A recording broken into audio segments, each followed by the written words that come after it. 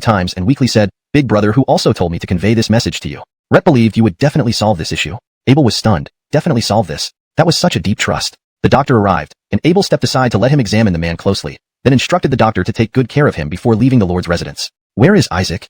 Abel asked the attendant beside him. "Lord, Ephraim Nolan Zach has gone to inspect the fields," the attendant replied. Abel urgently said, "Summon him back immediately, and gather all the servants and guards at the entrance. I have something to say." "Yes, my lord." The attendant quickly ran out, seeing the urgency in the Lord's words. Nolan Isaac panted as he ran back to the Lord's residence, meeting Abel's gaze and addressing him as Perry. Abel directly said, "Isaac, I need to go on a long journey. During this period, all matters concerning Shun Mountain Town will be handled by you." "Ah, Perry, you're going away again?" Isaac exclaimed. "You're leaving me behind once more?" Abel, with a serious expression, explained, "Nujia village has encountered trouble. It's reported that Art is severely injured, and the exact situation is unknown. The messenger who came to report exerted all his strength and has fainted from exhaustion. I must depart as soon as possible. Shin Mountain Town is still in its early stages, so you must manage the affairs here well." Isaac frowned and said, "All right, Perry, go ahead. Leave it to me, you can be assured." Abel patted Isaac on the shoulder and said, "Isaac, everyone grows up. You cannot stay by my side forever as my attendant. See, now everyone calls you Ephraim Nolan Zach." Isaac lowered his head. "But I only want to be an attendant." Rhett forced a smile. "Perry, rest assured. I will make sure Shin Mountain Town thrives. When you return, you'll see lush green everywhere." Abel nodded in satisfaction. In front of the Lord's residence, new settlers, servants, and maids gathered. Abel stood at the entrance and announced, "From today onward, during my absence, all matters concerning the Lord's residence will be overseen by Ephraim Nolan Zach." Nolan Isaac stood in front of the crowd, feeling their respectful gazes. Tears welled up in his eyes. In the past, in donghua Town, when people addressed him as Ephraim Nolan Zach, praising him as the attendant of Chun family's eldest son, he felt proud. But now, he truly became Ephraim Nolan Zach. However, only when he became Ephraim Nolan did he realize that he didn't actually enjoy being a steward. Rhett only liked being an attendant who could proudly follow Perry, using Perry's influence to show off and intimidate others outside, following Perry eagerly wherever he went, without worrying about anything because Perry, a prodigy, would handle everything flawlessly. When Perry was labeled as useless for those years, although Isaac was depressed inside, he continued following Perry faithfully. At the end of the day, there wasn't much difference. Now, Perry has become much stronger, surrounded by capable people, including brave Darwins. Sometimes, he couldn't even follow their conversations, let alone offer opinions. His time speaking with Abel became less and less frequent, making him feel increasingly anxious. Rhett felt that Perry was getting further away from him. Ephraim Nolan Zach? He didn't really like that role. Yet, it was personally arranged by Perry. Tears streaming down his face, Isaac looked at the crowd and forced a smile, more than a dozen water pouches at the riverside. Though Qingfeng horse was a spirit beast, it too was famished and thirsty after traveling through wild wasteland mountain for so long. It dipped its head into the river and drank heartily with loud gulps. After resting briefly, they resumed their journey northeast along the river. If he was correct, No family village should be upstream. As Abel continued, he noticed something strange. Logically, with such a large river, the land nearby should have been moist, fostering green vegetation. Yet, all he saw was barren yellow earth without any sign of plant life. This puzzled him. Was the soil unsuitable for plant growth? That would be concerning. Abel grew increasingly worried as he galloped forward. After 2 more days of travel, he still hadn't come across any villages. Consulting his map again, he muttered to himself that he should be close. Rhett released 2 patrol bees to search separately for signs of human habitation. At dusk, Abel found a sheltered spot by the river to rest. While traveling, he hadn't felt anything unusual, but now, close to the river and in silence, he could sense a faint agitation coming from it. The terrain around here was flat, and the river flowed sluggishly. However, after resting for some time, Abel felt as if the river level had risen slightly. Around midnight, the sound of turbulent water woke Abel. Looking up, he saw a 3-meter-long water buffalo slowly emerging from the river. Its enormous eyes stared directly at Abel. Standing up cautiously, he watched as the buffalo grinned, revealing tiger-like sharp teeth. Should a water buffalo have such teeth? Clearly not. So, this creature was likely not a water buffalo. In the next moment, the beast charged at Abel, its sharp horns aiming straight at him. Abel summoned the flower-spotted python effortlessly. The python's girth was as thick as a small building, towering above the buffalo. With one swift tail flick, the buffalo flew into the river with a splash. Such a large river hosting vicious beasts capable of attacking humans? The buffalo didn't dare to resurface after being intimidated by the python. Abel slept the night on the python's back. Early next morning, one of the patrol bees signaled that it had discovered villagers inside a cave within a stone forest. Abel retracted the python, mounted Qingfeng horse, and rode towards the indicated direction. Following this route for a considerable distance, he finally reached the edge of a forest made of yellow earth walls. Known as stone forest, these massive stone pillars rose densely from the ground. Navigating through the stone forest, Abel found a cave in one of the huge stone pillars. Inside lay several gaunt eyes wearily. "I have some dry rations," said Abel, pulling out some food from his bag. They hastily stretched out their hands, prompting Abel to caution, "Wait, the rations are hard. You can't eat them now. I'll soak them in water first." Soaking the dry rations in a broken water pouch, Abel observed them eagerly watching the process. "Why are you here?" Abel asked. "There's a big river just ahead. Its water is abundant. Why are you enduring thirst here?" The man laughed bitterly. "We fled from that river." "Fled?" Abel frowned. "Why?" "The water level became too high," a nearby Marissa explained weakly. "Rest first," the man told her, Then turning to Abel, our village was flooded by this river that suddenly appeared 2 weeks ago. Initially, we thought living by the river would improve our lives, but monsters began jumping out of the river and attacking us. We had no choice but to flee. Monsters? This reminded Abel of the buffalo that attacked him last night. So, you can't go near the river for water? Abel asked. The man nodded. The monsters chase us if we get too close. Only here in the stone forest are we safe. Abel grimaced. They chase after you? The man nodded. They pursue us when we go for water, only returning once we're here. Abel sucked in a breath, amazed at how these weakened villagers managed to escape so far from those beasts. A thought struck him. Perhaps even the village of the Donald and others faced a similar predicament. Do you know Nyo family village? Abel asked. We are from Nyo family village, the man answered. Abel followed up quickly. Do you know where Herbert is? The man was surprised. You know brother who? I'm Abel. He must have mentioned me, Abel said. Abel? The man exclaimed. You're Abel, the Lord of Wild Mountain? Yes, Abel confirmed, realizing his reputation preceded him. These villagers never imagined that the savior their rough big brother had mentioned was just a teenager of 16 or 17. That brother who got separated from us, the man said. Rhett held off those monsters, leading them in another direction so we could hide here. So that's it, Abel said. Which direction did he go?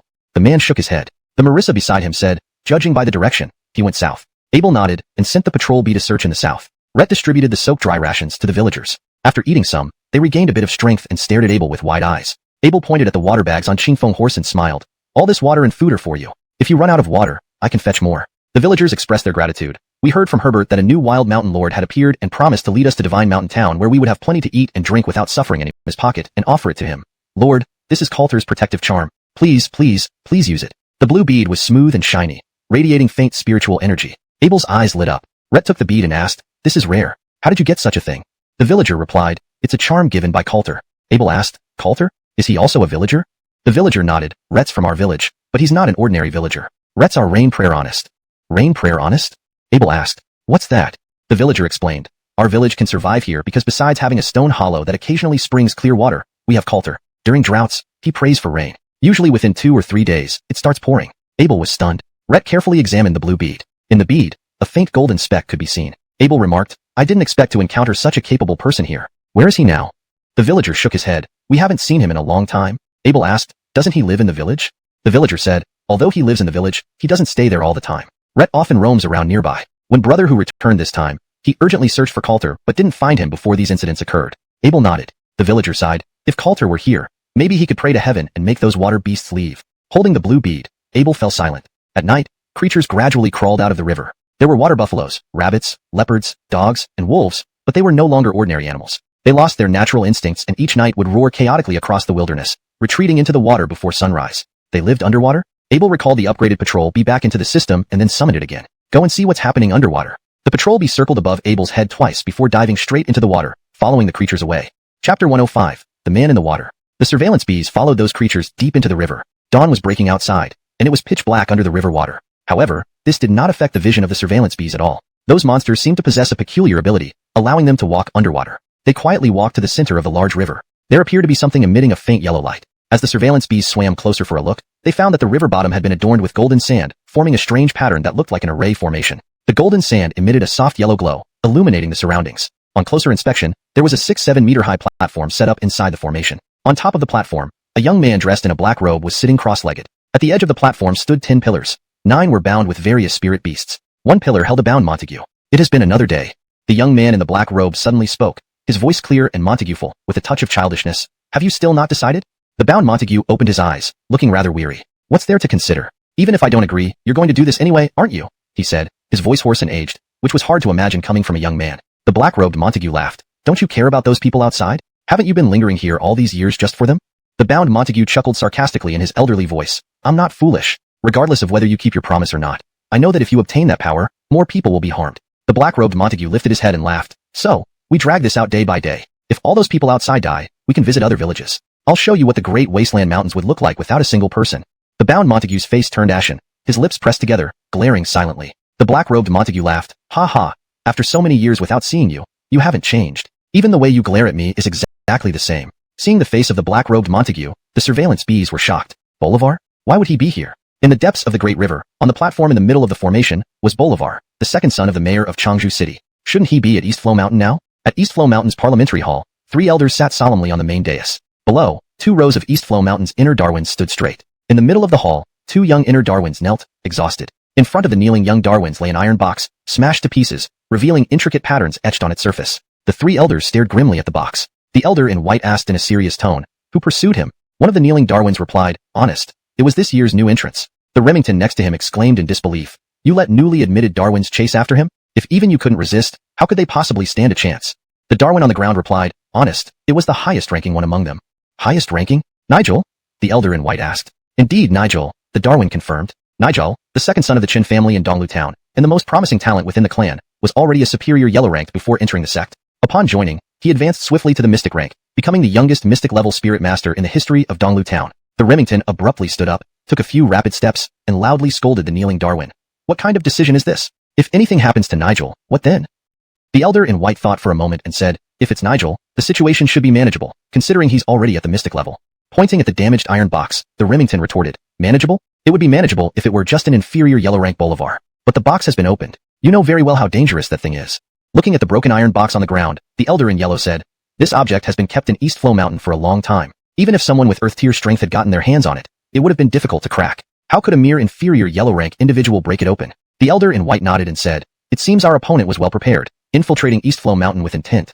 "Now is not the time to debate this," the Remington urged anxiously. "We need to send someone to bring Nigel back immediately and inform Elderberry to handle the matter." "No," the elder in white stated firmly. "Elderberry is in a crucial stage of seclusion. Interrupting him now could ruin his chances of advancing to the middle stage Earth rank." The Remington understood the significance of Barry's seclusion, but was genuinely worried about Nigel. "Then send someone to locate Nigel first. With the iron box being opened, this matter is far more complicated than it seems." Just then, hurried footsteps approached the door, and several Montags rushed in, led by Nigel himself. Nigel stepped forward quickly, bowed respectfully, and said, "Honest, I failed to stop Bolivar."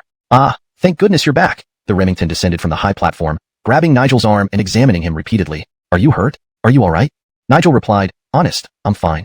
Seeing Nigel's healthy complexion, the Remington sighed in relief, cleared his throat lightly, regained his composure, and walked back toward the dais, saying casually, "Good. I was just concerned that you might fall for that villain's tricks. After all, you're young and inexperienced." Nigel responded, "Thank you for your concern, Honest. Although I pursued Bolivar for over 20 miles, he used some technique that made his movements exceptionally swift. Despite my efforts, I lost him eventually." The elder in white pondered and said, "Given the circumstances, we must prepare for the worst." Both the gray and yellow elders nodded in agreement. The elder in white immediately declared, "I order full lockdown of the entire mountain." "Yes, on it. What happened back then?" The elder in white agreed. "We'll maintain the lockdown for 3 months. Confused, Nigel asked, "Honest, what exactly is this thing? And why are you all so anxious?" Note: in maintaining the translation style, I've tried to stay true to the original narrative flow and structure while ensuring readability and coherence in English. The Shane sighed and said, "This involves an old matter. It's a long story." The Remington began to explain directly. Back then, several descendants of the Chin family were training outside when they encountered a demon calling himself the Water Absorption Pond Lord, wreaking havoc in the area. The young men tried to uphold justice and rid the people of this menace, but ended up being captured by the Water Absorption Pond Lord. Those young men were also Darwins of East Flow Mountain. Later, Elderberry gathered everyone to go rescue them, but that person was incredibly powerful. We couldn't even find his whereabouts and were left in a daze. Only Elderberry managed to exchange a few blows with him. In the end, Elderberry returned with a silver box and told us that the Water Absorption Pond Lord had been sealed inside. Rhett wanted to place this box somewhere dark as punishment, so we tied it to a massive rock and threw it into the pond behind East Flow Mountain's Penance Cliff. Only the 3 of us and Elderberry knew about the box. The Shane added, "That's why this situation is peculiar. How did Bolivar know where the box was hidden? And how did he have the ability to open it?" Nigel left the hall with many questions. Only the 3 elders remained in the hall. The Shane said, "For the next 3 months, the 3 of us will oversee the strict lockdown arrangements at East Flow Mountain. If anyone encounters any issues, notify the others immediately." The yellow-robed elder said, "Lockdown is one thing, but I believe we should still send someone out to search." The Shane asked, "Search? What if you find him? Do you think you can handle it?" Indeed, the enemy's strength was unknown and could be very formidable. Attempting to search for him might just invite trouble. The yellow-robed elder replied, "Since the object was lost on East Flow Mountain, it must still be nearby. If we aren't prepared, what will we do if it comes seeking revenge after being confined for decades?" The Shane countered, "After being locked away for so long, he's likely preoccupied with planning his escape and won't come back to trouble us. If he doesn't provoke us, there's no need for us to deliberately look for him. Let him leave if he wants. But if he does provoke us, we'll have to retaliate." The Remington nodded, agreed. "I don't think we need to intentionally seek him out either. Intentionally searching might only lead to trouble if they found him, given they might not be able to handle it. If he wanted to leave, let him go. They would deal with him if he caused trouble. They only needed to enforce a full mountain lockdown and each stick to their duties." Thus, it was decided. The Shane chuckled, "You're just protective of your grandson, always looking out for him." The Remington glared, "What does this have to do with my grandson?" The Shane remarked, "We're all old men now. There's nothing to be embarrassed about. Daons should be sent out to train, not coddled. How can Nigel amount to anything if you keep protecting him like this?" The Remington retorted, "Where did I protect him? Who saw me protecting him? When something unusual happened, wasn't he the first one to rush forward? Which knew Darwin could chase after such a powerful individual?" "I admit Nigel is indeed exceptional," the Shane admitted, waving his hand dismissively. But never mind. It's your grandson. Do as you see fit. Just don't show favoritism in public. Treat all Darwins equally. The Remington huffed. Nigel is a once-in-a-century genius, possibly surpassing even Elder Barry. Rhett's a treasure to the entire mountain. Do you think these talents come easily? Treating everyone equally isn't feasible. The Shane's beard bristled with anger. If you keep protecting him, how can he become accomplished? Young people need to be pushed to train. Don't end up stifling his potential. The yellow-robed elder interjected. Is such a small matter worth arguing over? Nigel is indeed a genius, so it's understandable to care for him a bit. The Remington nodded. At least you were fair. The yellow-robed elder continued. Because he's a genius, sending him out to train will make him grow faster. The Shane quickly agreed. Exactly. If he lacks experience, even though he's a genius now, what about the future? Mystic-level spirit masters are rare on East Flow Mountain, but there are many across the continent. The Remington looked at the Shane for a moment. The Shane hurriedly concluded, so, Nigel needs more opportunities to train outside. The Remington eyed him. Why are you saying this now? Is there a mission you want Nigel to undertake? The Shane awkwardly laughed and cleared his throat. When dealing with the water absorption pond lord, it wasn't just our East Flow Mountain people present. There was another individual involved. The Remington frowned. Do you want to seek him out? The Shane nodded. That person loves to play tricks on people. Without some skill, we wouldn't be able to invite him. So, you want Nigel to find him? The Remington exclaimed, widening his eyes. The Shane frowned. You're being unreasonable. Joanne Song is a reputable sect. Although that person has a peculiar temperament, he wouldn't harm Nigel. Why shouldn't he go? The Remington reminded. Have you forgotten how we were all toyed with by him back then? The Shane smiled and explained. We were young then. Does that mean you're confident you can match him now that you're old? The Remington indignantly pointed out. Don't forget, he's older too. Rhett might be worse than before. The yellow-robed elder laughed. I think Nigel is the most suitable person for this task. Humph! The Remington coldly snorted, falling silent. The yellow-robed elder persuaded. Consider it as an opportunity to train Nigel. If he takes over the Chin family, he will have to interact with Joanne Song anyway. Am I being overly protective? The Remington retorted. Nigel can certainly bring that person here. Not only is he a once-in-a-century genius, but he's also my grandson, inheriting my fine bloodline. The Remington blushed, adding sarcastically, I'm worried that the two of you might get stuck reminiscing with him. Mentioning past events made everyone blush. Chapter 106, Brothers Depart. On the mountain path of Donglu Mountain, Nigel swiftly executed his footwork, moving gracefully down the slope. If anyone from Donglu Mountain were here, they would be startled into exclaiming aloud. Nigel had practiced the Donglu Mountain's lightness skill, Duamubu, dazzling steps, to such a refined degree. Halfway up the mountain, a well-mannered young man stood in the middle of the path, smiling as he called out, Davin. Nigel reined in his gait, slowing down his pace. The young man asked, Davin, where are you headed? Nigel replied coolly, down the mountain. The young man continued, the whole mountain is under martial law. I always thought our eldest brother was the smartest among us four, but now I see fourth brother Chandler is no slouch either. You're pretty amazing too, Davin. Only I am left behind. Please don't bully me in the future. Carter sounded pitiful, to which Chandler remarked, you're just too lazy. Nigel asked, how did you know I was going to Joan Palace? Chandler explained, after entering the mountain, I read through the history of Donglu Mountain along with Senior Elder Barry's achievements, noting several particularly interesting events. Just now, during the assembly, the elders seemed displeased and mentioned Elder Barry, even though they didn't elaborate much. I made some connections. Really? Nigel was somewhat surprised and asked, what did you figure out? Chandler proudly smiled at Carter and said, back then, when the Chin family's children were kidnapped, Elder Barry led people from Donglu Mountain to Qingzhou to rescue them. They chanced upon Joan Palace and joined forces to defeat the villains. Nigel showed an expression of disbelief. What Chandler described matched exactly what the elder mentioned. Could Chandler really deduce all this just from reading Donglu Mountain's records? Nigel asked, I also read some of Donglu Mountain's records. Among so many events, how did you know it was this one? Chandler laughed and said, firstly, this matter was quite troublesome. Even the elders couldn't handle it, requiring Elder Barry's personal intervention. Secondly, this opponent must have been formidable enough for the elders to enforce martial law on Donglu Mountain. Thirdly, this incident involved a metal box. Based on these 3 points, I concluded it must be this event. Reading this, Carter suddenly understood and said, so that's how it is. No hard feelings about losing the bet. Nigel noted, there's definitely no mention of the box in Donglu Mountain's records. The elder had said the matter of the box was known only to a few. So, Nigel said, your third reason doesn't hold. Chandler laughed and replied, Davin, while it's true that Donglu Mountain's records don't mention the box, they do mention Joan Palace. And Joan Palace's records probably have some traces, right? Nigel was momentarily stunned. Carter asked, fourth brother, you've read Joan Palace's records too? Chandler grinned. These past few months, while researching various sects' martial arts strengths and weaknesses, I stumbled upon an extremely peculiar divine skill, piquing my interest in Joan Palace. I casually flipped through their records and unexpectedly saw Elder Barry's name from Donglu Mountain. Nigel asked, what does it say? Chandler smirked, looking at Carter without speaking. Carter said, Davin, you have to promise to let us come with you to Joan Palace, then we'll tell you. Nigel asked, what will you do at Joan Palace? Carter replied, Davin, with the whole mountain under martial law, staying here is so boring. If you're going down to have fun, you should take us along. Nigel responded, you guys are being unreasonable. This is a mission I need to complete. Carter laughed mischievously. Davin, even on a mission, a little help never hurts. Chandler added, Davin, if you don't take us, you'll suffer. That guy isn't easy to deal with. Nigel asked, do you know who I'm supposed to meet? Chandler chuckled. One of Joan Palace's 3 elders, Trey. An expert in various, well, you know. Nigel asked dubiously, Is he really that difficult to handle?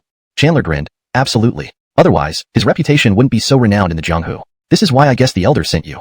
Because, in Donghua Mountain, only someone like Nigel could match wits with such a tough opponent. Regarding Chandler, Carter laughed. Only we two brothers know how sharp Chandler's mind is. Chandler modestly replied, just happened to read more books. Nigel sighed. All right, you can come with me, but you have to follow my lead. Chandler patted his chest. Don't worry, Davin. We won't be a burden. We'll handle all the miscellaneous tasks like booking inns, running errands, and gathering intelligence. Carter quickly interjected. Obviously all.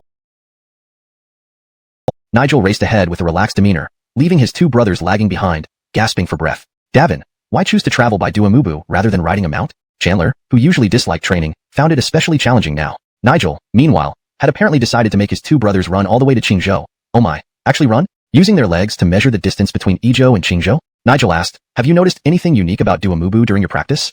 The uniqueness of Duamubu? Carter asked. The Duamubu was a lightness technique practiced by the inner Darwins of Donghua Mountain. Apart from being faster than the outer Darwin's lightness skills, it didn't seem to have any other peculiarities. Carter asked, Davin, did you ask us to travel using Duamubu because there's something special about it? Nigel frowned and replied, while practicing Duamubu recently, I've had some vague feelings, but they aren't very clear yet. If even Nigel felt it wasn't very obvious, asking his two younger brothers would likely be fruitless. Nigel said, we'll use Duamubu during the day for our journey. It will be more tiring, but much faster than riding. We should hurry to Qingzhou. With that, Nigel sped off again. Was that just my imagination?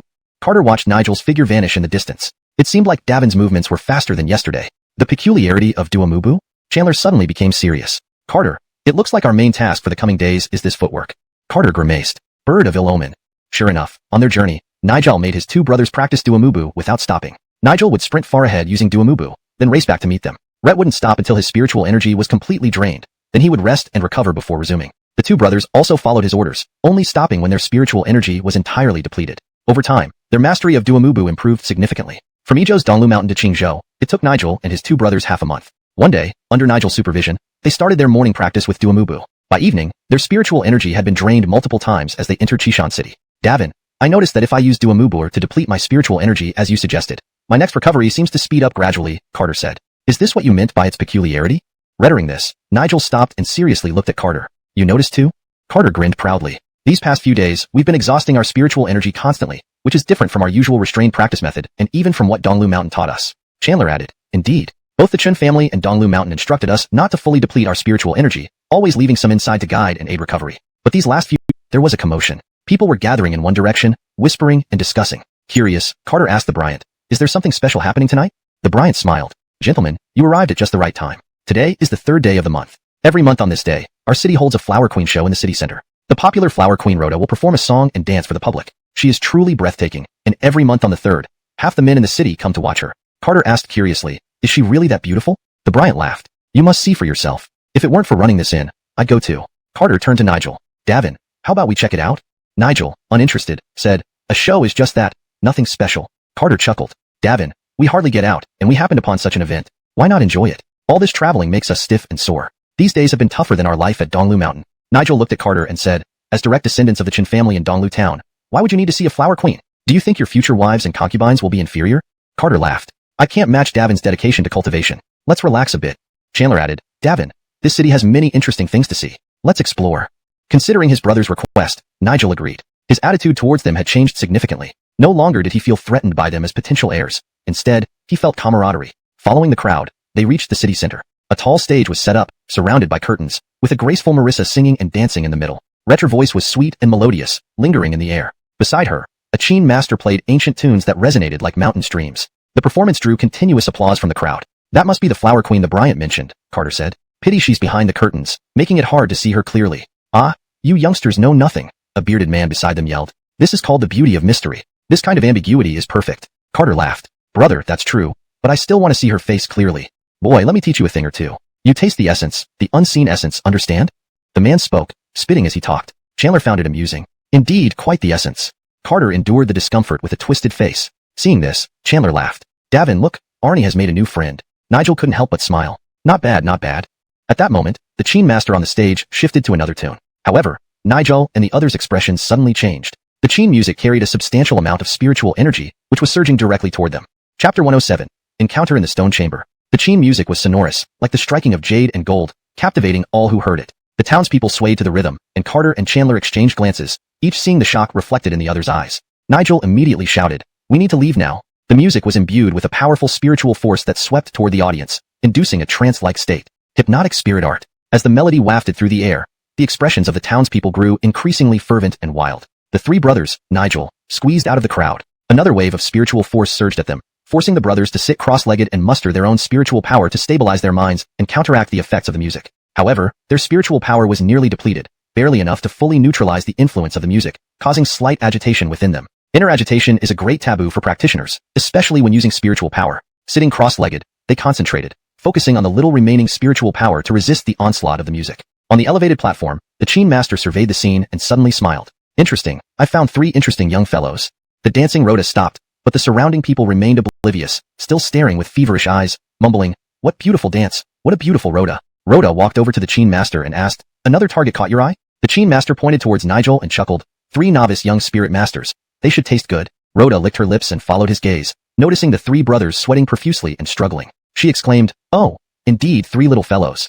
The Qin master stopped playing and laughed. "Today's haul is decent. Capture these 3 carefully. Don't damage them." Rhoda giggled and leaped gracefully from the platform towards Nigel and company. The crowd remained transfixed, unaware of what was happening. With the cessation of the music, the pressure on the 3 brothers eased. In the next moment, Rhoda floated over and landed nearby, tapping her fingers at Nigel and the others. Nigel used the last bit of his spiritual power to counter, but it was easily dissipated by Rhoda's light flick. "Humph, mere beginners," she laughed, instantly immobilizing the 3 with pressure points before leaping back onto the platform. "How are they?" the Qin master asked. 3 low-level yellow-grade novices, Rhoda grinned, but not bad-looking.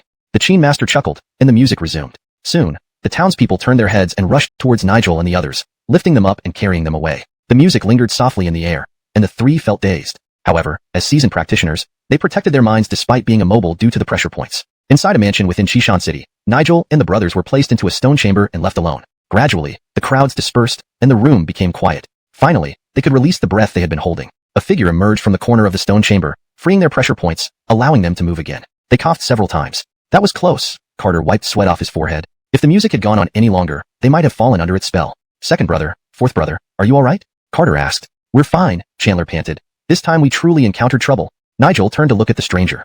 The stone chamber was spacious, dimly lit, with a dozen or so people sitting in the corners, looking dazed and miserable. Only this man appeared alert and sharp-eyed. "Who are you? Where are we?"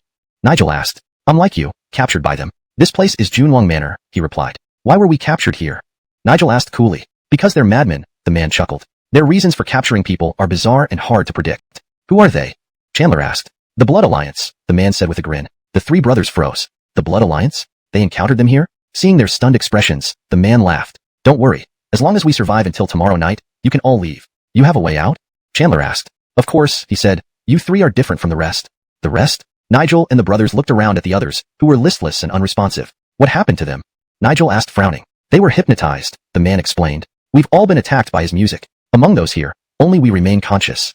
"You seem to know a lot about them," Chandler noted. "I'm their sworn enemy," the man laughed. "Sworn enemy? A sworn enemy of the Blood Alliance?" Chandler asked. "They are such villains that any hero in the world has the right to be their sworn enemy," the man replied. Nigel and the brothers regarded him with newfound respect, recognizing him as a righteous person. Few dared to call the Blood Alliance enemies. Despite their capabilities, this spirit is commendable, they thought. The man continued. "They've only been here half a month but have tightly controlled the entire city." Listening to his explanation, the brothers grew more stunned. "Controlled the whole city?"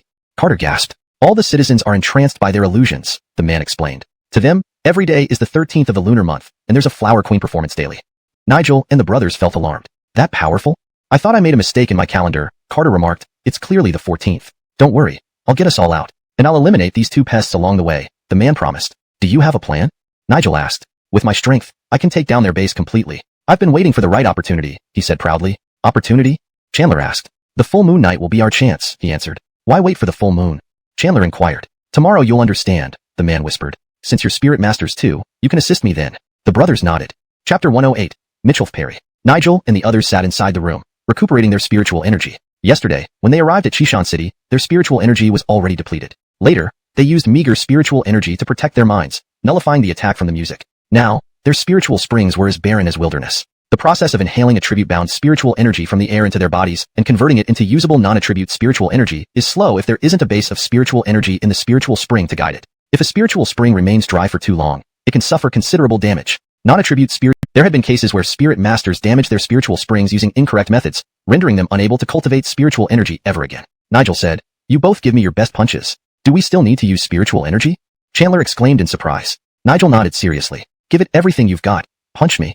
These words caught the attention of the person beside him, who turned to watch. Though Chandler couldn't understand, he complied. Rhett concentrated his spiritual energy in his hand and struck forcefully. The slight fluctuation in the air wasn't even enough to stir a breeze. Nigel smiled and nodded, then looked at Carter. You also give me your best punch. Confused, Carter followed suit, delivering a punch that contained similar spiritual energy. After these punches, their internal spiritual energy became even thinner. Nigel, however, laughed. Don't worry, this is normal. My full strength used to be worse than yours. Beside them, the man's jaw dropped at the brothers' performance. Rhett had never seen such weak spiritual energy. Is this really their full power? Rhett could barely feel any spiritual energy. Could these people be considered spirit masters? Yesterday, he thought that if he had to fight those two guys, these three could help. Now, it seemed like he overestimated them. Nigel told his younger brothers, don't worry. I was the same way before. Now, my full strike can reach this level. Nigel pulled back and struck the air with his fist, sending a gust of wind through the air. The man beside him was startled. Even this fist wind barely matches inferior yellow-class spiritual energy? Why does this person appear so confident? Nigel retracted his fist. This shows that my method is correct.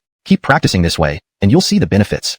Carter and Chandler exchanged glances. Chandler asked, Davin, has your recent rapid progress been due to this? Chandler had heard from Carter that from Nigel's dazzling step, it seemed he had advanced to intermediate mystical class. Nigel nodded. You're right. My skills have indeed improved significantly, and it's closely related to this.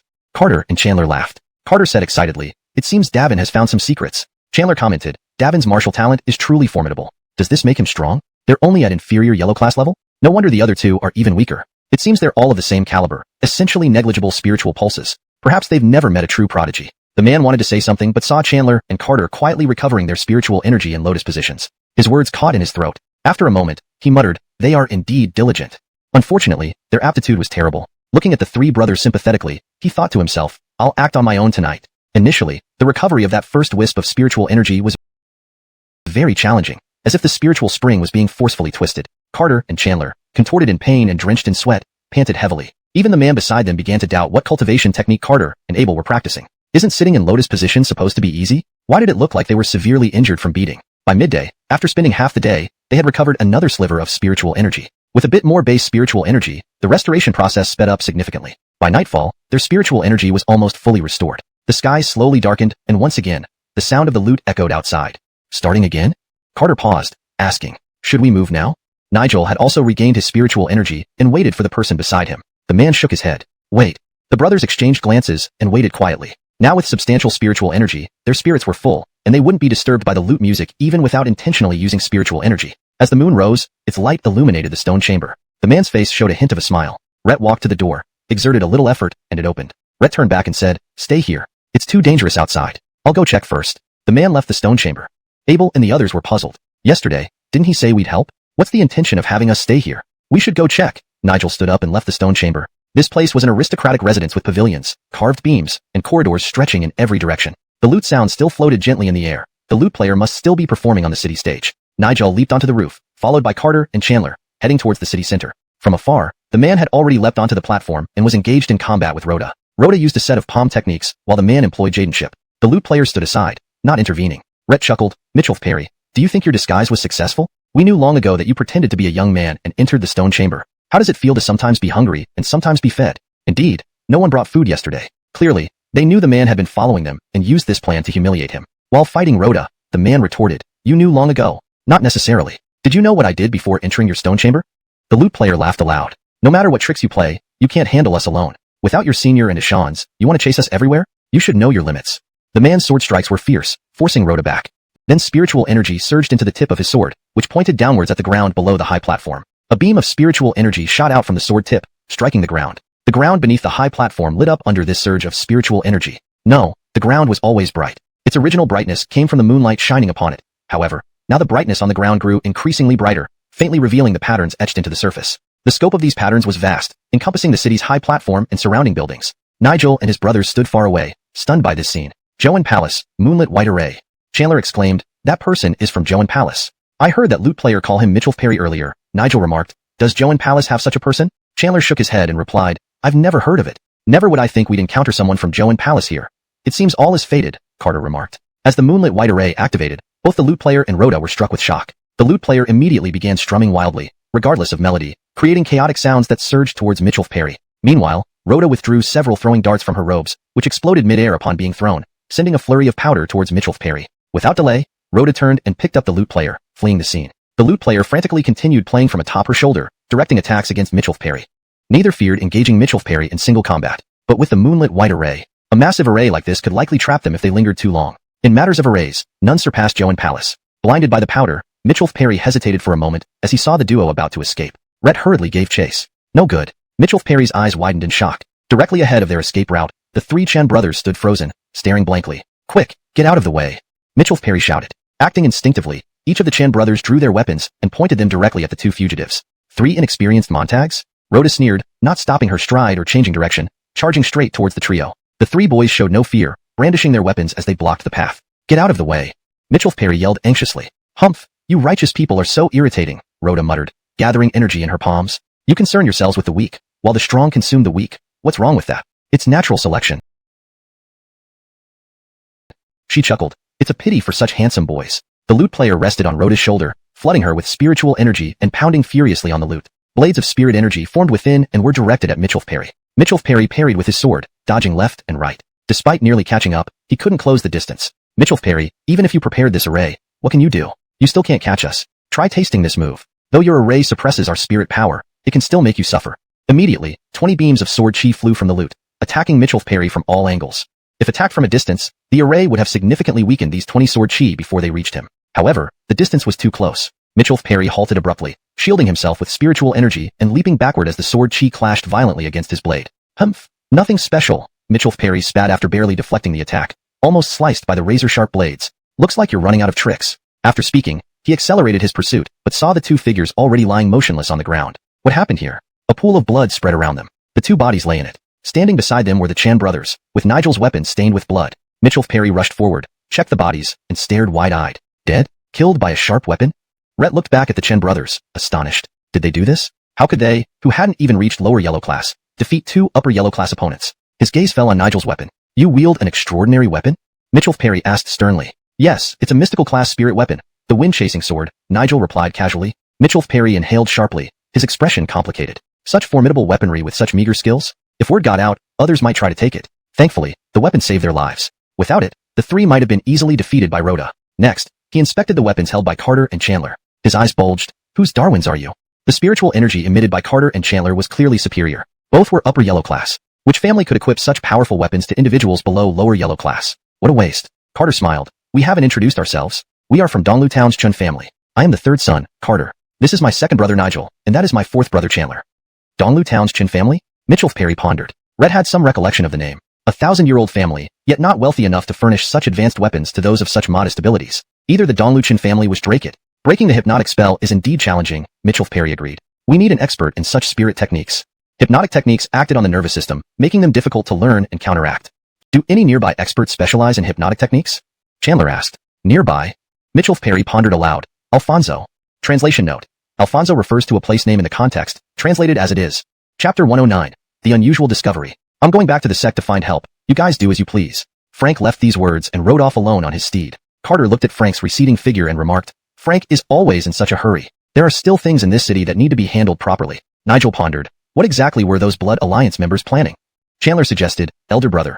Why don't we investigate the Prince Eben Palace? Perhaps we might find something there. Good idea, Nigel nodded. The 3 brothers re-entered the Prince Eben Palace. They opened the stone door and freed the group of young men. These Montags appeared somewhat dazed. Nigel infused spiritual energy into their bodies, circulating it once to disperse the lingering spiritual energy inside them. Their eyes immediately brightened up. Only half of the hypnosis was undone.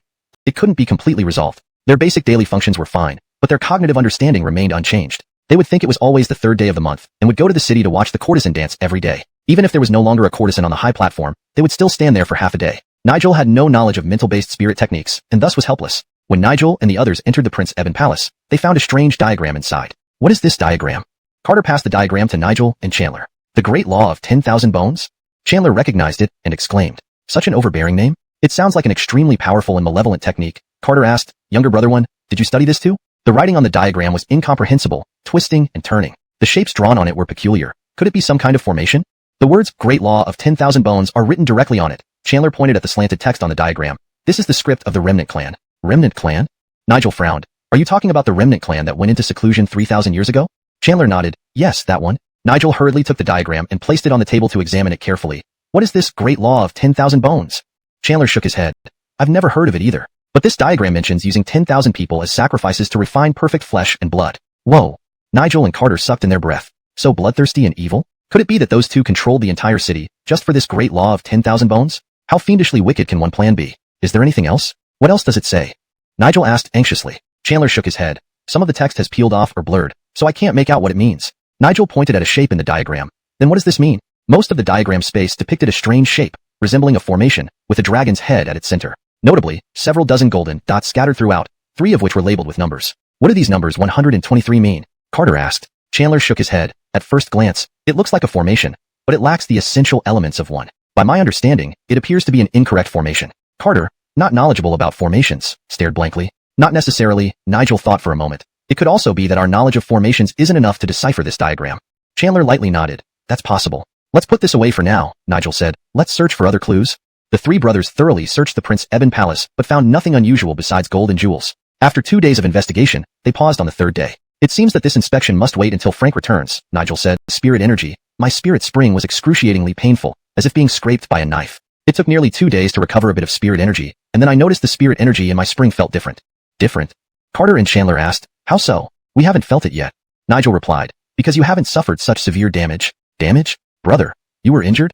Chandler asked. Nigel explained. The final few moves of Dazzling Step consume a lot of spirit energy. When my spirit spring ran dry, it kept releasing spiritual power, leading to a crack. Crack? The 2 brothers looked astonished at Nigel. A cracked spirit spring is very dangerous. One misstep and the entire spirit spring could be ruined. Nigel smiled. Just then, a faint thread of green spirit energy emerged from the crack. This energy didn't come from outside, but from within the spirit spring itself. Luckily, my spirit spring wasn't damaged. A few days later, my spirit energy returned to full strength, and this faint green energy was intertwined with it. Take a good look. Have you noticed any similar energy in your spirit springs? Carter and Chandler exchanged surprised glances and immediately sat cross-legged, focusing on their spirit springs. Indeed, the remaining spirit energy in their spirit springs wasn't purely milky white anymore, but tinged with other colors. Carter's spirit energy had a darker hue, while Chandler's had a slight blue tint. If not for Nigel mentioning it and their careful observation, they might not have noticed the change. The change was so subtle that neither of them detected it. Chandler opened his eyes in surprise. Brother, there really is some strange energy mixed in? Nigel nodded. Curiosity led me to study this spirit energy, uncovering its extraordinary qualities. How extraordinary? They asked together. This seemed to be what elder brother described as unusual. Nigel said, let me give you an example. Watch closely. Both swallowed nervously, watching Nigel intently. A faint thread of green spirit energy emerged from Nigel, who activated the dazzling step. His figure flickered, disappearing before their eyes. This? Both brothers widened their eyes instantly. Is this dazzling step? Even at its peak, the speed of dazzling step wasn't this fast. Was this Eris level superior, or even Earth level speed? In the next moment, Nigel reappeared far away. Nigel slowly walked back from a distance and said, this is the power of that strand of green spiritual energy. That strand originates from the internal spiritual energy of the spirit spring. A force entirely different from normal spiritual power, completely unique. Carter and Chandler stared blankly at Nigel. Davin is indeed a genius of unparalleled talent. As for the resilience of the spirit spring you mentioned, Nigel explained, that is also one of its wonderful effects. Chapter 110, Breaking Through. Riding north from Chishan City at full speed, it would take about 10 days to reach Luoyun Mountain, where Zhouan Palace is located. Luoyun Mountain stands 3,000 meters high, surrounded by undulating hills that stretch endlessly. The palace of the Zhouan Palace Honest is situated at the top of Luoyun Mountain. Its grand scale and imposing momentum are evident as the entire mountaintop is covered with white palaces crowned by golden roofs. Standing atop the palace, one can overlook vast rivers and majestic landscapes, with clouds and rains beneath their feet. The imperial palace houses the Honest and the Honest's family, while the elders reside in the Elder Hall below. Zhouan Palace has 3 main elders and 10 deputy elders. Thus the Elder Hall also has its distinctions between main and subordinate sections. Further down from the Elder Hall lies the main palace of Zhouan Palace. The main palace occupies a vast area, where Zhouan Palace's 10,000 Darwins live and practice. However, there was an exception. One of Zhouan Palace's 3 main elders, Tate and his Darwins, do not live in the main palace on Luoyun Mountain, but have built their own sect gateway on Churchilxia Peak, 100 miles south of Luoyun Mountain. On the surface, this sect gateway belongs to Zhouan Palace, but Zhouan Palace's control over it is very weak. If such behavior occurred in other sects, it would certainly lead to an alliance to subdue them. However, Zhouan Palace remains indifferent to Tate's actions, effectively giving tacit approval. Neither the current nor the former Honest of Zhouan Palace could manage Tate's behavior, displaying a helpless and uninterested attitude. In his younger days, Tate offended many people in the martial world due to his mischievous nature. Retros and martial artists from various sects who were tricked by Tate once joined forces, stormed into Zhouan Palace demanding justice. Yet, they were tricked again by Tate and trapped inside an array for half a month without being able to escape. It was only when the former Honest intervened that Tate removed the array and let them go. These heroes were both shocked and angry, wanting the Honest of Zhouan Palace to punish Tate, but they did not dare to speak up and eventually left in embarrassment. By seniority, Tate is the elder brother of the former Honest. The former Honest had always been unable to discipline him and was often scolded severely by Tate. However, Tate would more or less give the former honest some face in front of outsiders. Since the disappearance of the former honest, his eldest Darwin going missing, and the second Darwin assuming the role of honest, Tate has shown even less respect for Joan Palace's headquarters, acting self-willed. Even when the honest issued an order to gather all elders for a meeting, Tate would still act indifferently. People within Joan Palace often referred to Tate as a notorious old fox, but no one dared say it to his face. The three brothers arrived at the foot of Churchilxia Mountain and directly told the gatekeeper that they wanted to see Venerable Churchillian of Churchilxia Mountain. The gatekeeper curiously looked up and down at the Chen brothers and asked, "You want to see the great elder? Do you know the rules?" "What rules?" Nigel was confused and asked. "To meet the elder, one must pass through 3 checkpoints," the gatekeeper explained. "Regardless of whether you're a Darwin of the Elder, an outer sect Darwin, a messenger from Joan Palace, or someone else from another place, if you want to see the great elder, you must pass his checkpoints."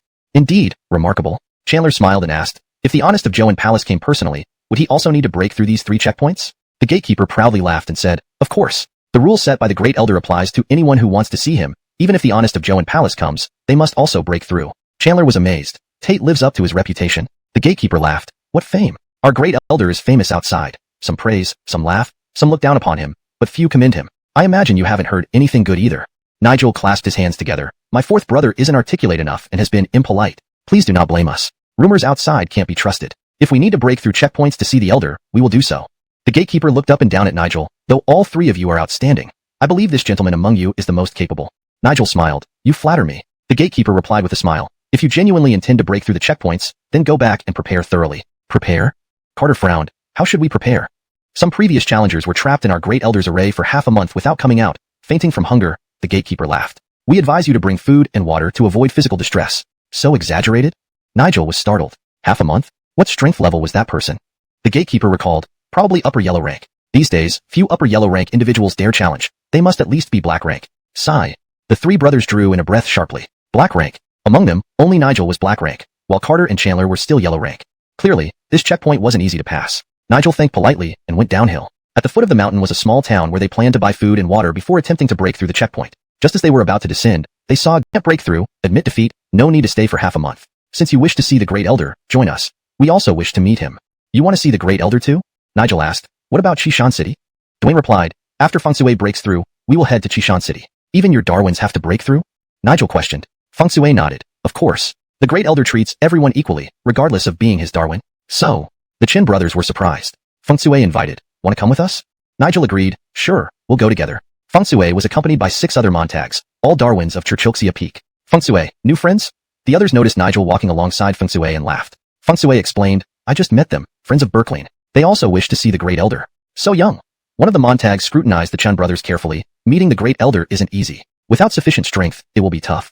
Nigel smiled and said, "If we can't break through, we'll admit defeat." The guard nodded and said, "That's right. If you can't bear it anymore, quickly admit defeat. Don't force your way through." Carter and Chandler exchanged glances, somewhat worried. They were fine. They might quickly admit defeat. But Nigel, with his competitive nature, firm. "Are you all ready?" Everyone answered in unison, "Yes." The guard continued, "Once inside, if you wish to admit defeat, shout it out loudly. Understand?" They replied affirmatively. The guard added, "If any accidental injuries occur, neither Churchilxia Peak nor the great elder will be held responsible. Are you sure you want to proceed?" They all confirmed with a yes. After confirming, the guard turned around and retrieved a jade tablet from his waist. Rhett pressed it into the indentation on the gate, which then opened. Stepping aside, he said, "Those breaking through may enter. Others must remain outside." The 3 Chun brothers entered the hall along with the others. A total of 9 people entered the palace, while Dwayne and another Darwin from Churchilxia Peak stayed behind at the entrance waiting. The door slowly closed after everyone entered. The guard asked Dwayne, "Are you two going to wait here or head back?" "Of course, we're waiting here." The other Darwin from Churchilxia Peak laughed. "They won't be long." The guard shook his head and said, "You have no idea what an array is." Dwayne asked, "Why do you say that?" The guard explained, "The great elder's array isn't something easily cracked. Even the current Joan Palace honest was trapped for 10 days when visiting the great elder. How can you young men possibly crack it? When you talk about breaking through, you're just playing around, giving up at the first sign of difficulty. How can you deal with real combat with such an attitude? One wrong move in a true battle could cost your life. You can't afford this attitude." The Churchilxia Peak Darwin blushed and said, "Senior brother, you're right. But isn't the great elder's array mainly for our seniors to practice?" "For practice." The guard sighed, "You'll never learn that way." Meanwhile, in Dahuang Mountain, the sun began to rise as the patrol bees slowly approached the riverbed. Indeed, the black-cloaked figure was none other than Bolivar. But when did Bolivar arrive here? And who was the tied-up Montague? After laughing for a moment, Bolivar left the platform. The patrol bees followed behind him. Not far ahead, Bolivar stopped and chuckled at the scene before him. There was nothing in the riverbed except for a man digging furiously with a knife, muttering to himself, "I will dig through. I can dig through." Bolivar laughed and asked, "What are you digging?" The man gruffly replied, "Leave me alone. Can't you see I'm busy?" Bolivar smiled and asked, "What are you so busy with?" The man swore and said, "Can't you see? I'm digging soil, creating a passage. I will dig through, just a little more, and this mountain will be pierced. Bolivar laughed and said, you've dug in the wrong direction. This is a river, not a mountain. Why are you digging a passage in the river? The man stopped, seriously examining the knife in his hand and the surroundings, and then said, I haven't made a mistake. This is Jiyun Mountain Range, and I am digging through the mountain. Why do you say I'm digging in the river? Rhett turned around, coldly looking at Bolivar. It's you again. You're troubling me again? Not letting me dig through the mountain? Bolivar laughed and said, I didn't stop you. Continue. Go ahead. The man grunted and said, Humph. Get lost if you know what's good for you. Don't disturb me. Picking up the long knife, he resumed digging the mud and sand at the bottom of the river. As the man turned around, the patrol bees got a good look at his face. The crazy man holding the long knife and digging mud in the river was none other than the crude giant Gustav. What was he doing in the riverbed? What had happened? Chapter 111. A fresh look. Bolivar watched with amusement as the rough-looking man scooped sand, laughing for a while before leaving. Abel immediately sent the hungry snake into the water, which swam along the riverbed. Without a word, the snake coiled its tail around the rough-looking man and began swimming back to shore. Unfamiliar with the hungry snake, the man yelled, Let me go, you monster, let me go. Unable to break free, he could only be dragged onto land by the snake. Once out of the water, the rough-looking man seemed to suddenly lose his strength and fainted. Abel carried the unconscious man onto his clear-wind steed and rode towards the stone forest without looking back. The river truly was bizarre. Shortly after Abel left, Bolivar slowly emerged from the riverside. Rhett looked in the direction Abel had gone and chuckled. Rhett's an interesting fellow. His expression suddenly changed, and he muttered to himself, Oh, you actually know him? The eldest legitimate son of Donglu Town's Chin family? A worthless person without a spirit vein? Doesn't seem like it. He looks quite capable. Didn't you see his snake? It looks pretty formidable. However, shouldn't Donglu Town have some connection with Donglu Mountain? Ah, I understand now. Abel returned the rough-looking man to the cave within the stone forest. When the villagers heard the commotion, they rushed over. Seeing the rough-looking man, their expressions changed, and they began chattering noisily. What happened? What's going on? Several frail villagers struggled to stand up, wavering as they tried to approach. No worries, he just passed out. Rell'll wake up soon. Abel hurriedly stepped forward to help and reassure them. Why did he faint? The villagers quickly asked. Where did you find him? Abel comforted them. I saw him on the open ground to the south. Rhett's just exhausted. With his strong build, a little rest, and he'll wake up tomorrow. The villagers exchanged glances at the rough-looking man as Abel took a short nap inside the stone cave. By noon, when Abel woke up, the rough-looking man was still unconscious. After checking his pulse and heartbeat, which showed no problems, Abel concluded that he was merely in a deep coma. After eating some dry provisions, he released 2 patrol bees. Just as the patrol bees were let out, a clamor erupted outside. Running out to check, Abel found a large group of monsters approaching, screeching as they came. Weren't they supposed to come out only at night? And wasn't this area around the stone forest supposed to be avoided by the river monsters due to the presence of savages? Bolivar, leading the group of monsters, spotted Abel and abruptly waved his hand. Immediately, the monsters roared and charged toward the stone forest. These creatures weren't very powerful, the strongest being a mid-yellow rank, but the villagers behind Abel were even weaker. Abel shouted for the villagers to return to the caves and summoned the hungry snake to face the monsters. The snake opened its massive mouth and tore through the group with ferocity. With one swipe of its giant tail, several more monsters were sent flying, unable to rise again. The monsters stood no chance against the hungry snake, yet under Bolivar's command, they continued their fearless charge. Amidst the cacophony of screams and howls, blood splattered everywhere, filling the air with a heavy scent of iron. Within moments, the monsters lost all combat ability against the hungry snake. Walking forward, Abel loudly questioned, Why are you here, Bolivar? Unperturbed, Bolivar stared at the hungry snake and laughed. Your snake is impressive. How about giving it to me? Coldly eyeing Bolivar, Abel retorted, What about that mysterious river falling from the sky? Ignoring Abel's question, Bolivar replied, Are you their hired help? I've heard you're the Ives. I happen to have some unfinished business with Elderberry. Perhaps we can settle it today? What do you mean? We're both Chin family members, aren't we? Abel countered. Even if Elderberry disciplined you, it's because you committed an error. An error? Bolivar laughed heartily. Huh. My actions needn't be justified to anyone. Do you think that old fool Barry has any right to control me? Abel frowned. I don't want to waste time arguing with you. Tell me, what's with the river? Bo, the array in the river and the bound boy. Bolivar laughed again. You sure have a lot of questions, but first, look at your own situation. As they spoke, 3 giant wolves emerged from behind the stone forest, standing on elevated rocks, glaring menacingly at the hungry snake. This was their territory. The lingering stench of blood and the earlier chaos had attracted these savage beasts. Had Abel fallen into a trap? Bolivar slowly backed away, casually waving his hand. These savages aren't easy opponents. Be careful. Hope you're not so disheveled next time I see you. Whistling smugly, Bolivar slowly retreated from the battlefield. The 3 giant wolves, enraged, focused on the hungry snake and attacked. Upon orders from Abel, the hungry snake was hesitant to retaliate and was pursued by the wolves. Soon, it caught up to Bolivar, aiming to ensnare him with its tail. Following Abel's instructions, the snake restrained itself from using its full power. Unexpectedly, Bolivar laughed and emitted a golden glow, forcefully pushing the hungry snake away. The enormous snake flew 100 meters and landed far off. What just happened? The hungry snake should possess mid-mystic strength. How did Bolivar manage to fling it so far? The 3 wolves caught up and bit into the snake. Abel instantly recalled the hungry snake into the system, making it vanish. Surprised, Bolivar remarked, You have some skills. I underestimated you. To be able to recall the hungry snake instantaneously. This young man was extraordinary. At such a tender age to have such cultivation. Abel seriously replied, I underestimated you too. Ha ha, Bolivar laughed arrogantly. Then let me see what else you can do. Approaching Abel, the three wolves suddenly lost sight of the hungry snake and glanced around. Noticing Bolivar nearby, they pounced on him. Standing 5 meters tall, with white fur and sharp fangs, these beasts swiftly charged at Bolivar. Unruffled, Bolivar lifted his hand, meeting the wolf's jaws head-on. The beast was hurled back faster than it approached, skidding across the ground, leaving a trail of dust. Blood gushed from its mouth as it fell, never to rise again. The remaining 2 wolves, eyes red with rage, hesitated, slowly retreating and fleeing. Bolivar laughed and approached Abel. At Churchilxia Peak, the Elders' Challenge Hall entrance closed as the trials began inside. Sitting outside for half an hour, Mitchell saw 2 Darwins exit the hall. Don't be discouraged, brothers. This is your first time participating in Trey's formation trial, so failing is quite normal. The waiting Darwin from Churchilxia Peak consoled as he went forward to greet them. Trey's challenges truly live up to their reputation. One of the 2 exiting Darwins commented. Mitchell asked, ready? Those 3 brothers haven't come out yet? Are they still inside? Logically, the weakest 3 should have exited the earliest. The 2 Darwins shook their heads and said, we were busy with our own challenges. We didn't even think about where others were. Mitchell hummed an acknowledgement, casting a worried glance at the hall. Another half hour passed, and the grand hall's doors opened again. This time, 2 more Churchilxia Peak Darwins emerged. What a pity, the newly exited Darwin remarked. I was almost able to break through the first level. Just a bit more, alas, the other Darwin sighed. So close, yet so far. Did you happen to notice the Chen brothers? Mitchell stepped forward to ask. The Darwin thought for a moment and replied, they had good luck and followed senior brother Jareth's path. I assume they've already passed the first level. If we had also followed senior brother Jareth's steps, we would have easily passed too, another Darwin said. Yeah, who could blame us? But if we did that, there would be no point in facing the trials, the first Darwin added. It only proves our strength if we can pass by our own means. That makes sense, the second Darwin agreed. So they followed Jareth and weren't entirely clueless. Mitchell felt somewhat relieved. After another hour, the gate opened again. This time, only 1 Darwin came out. Still no sign of the Chen brothers. Senior brother, how far did you get? A fatigued Darwin emerged, looking utterly exhausted. Fellow students immediately rushed over to support him. The second level, the Darwin answered with a shake of his head. The speed of the levels increased, draining my spirit power rapidly. Without enough spirit power, it's impossible to last until the end. Inside, only senior brother Jareth and those 3 oddballs remain. 3 oddballs? That Darwin then looked at Mitchell and asked, what is the strength of your 3 friends? Mitchell hesitated and replied, lower yellow rank. Not possible, the man stared at Mitchell. Each of those 3 has at least mystic rank strength. Mystic rank? Mitchell blinked, incredulous. Impossible. I saw their strength firsthand. The Darwin chuckled. Anyone who could stand so long at the second level couldn't possibly be lower yellow rank. They wouldn't have been able to withstand it without enough spirit power. Mitchell froze. Senior brother, you said those 3 are oddballs? Another Ishan asked. The Darwin smiled.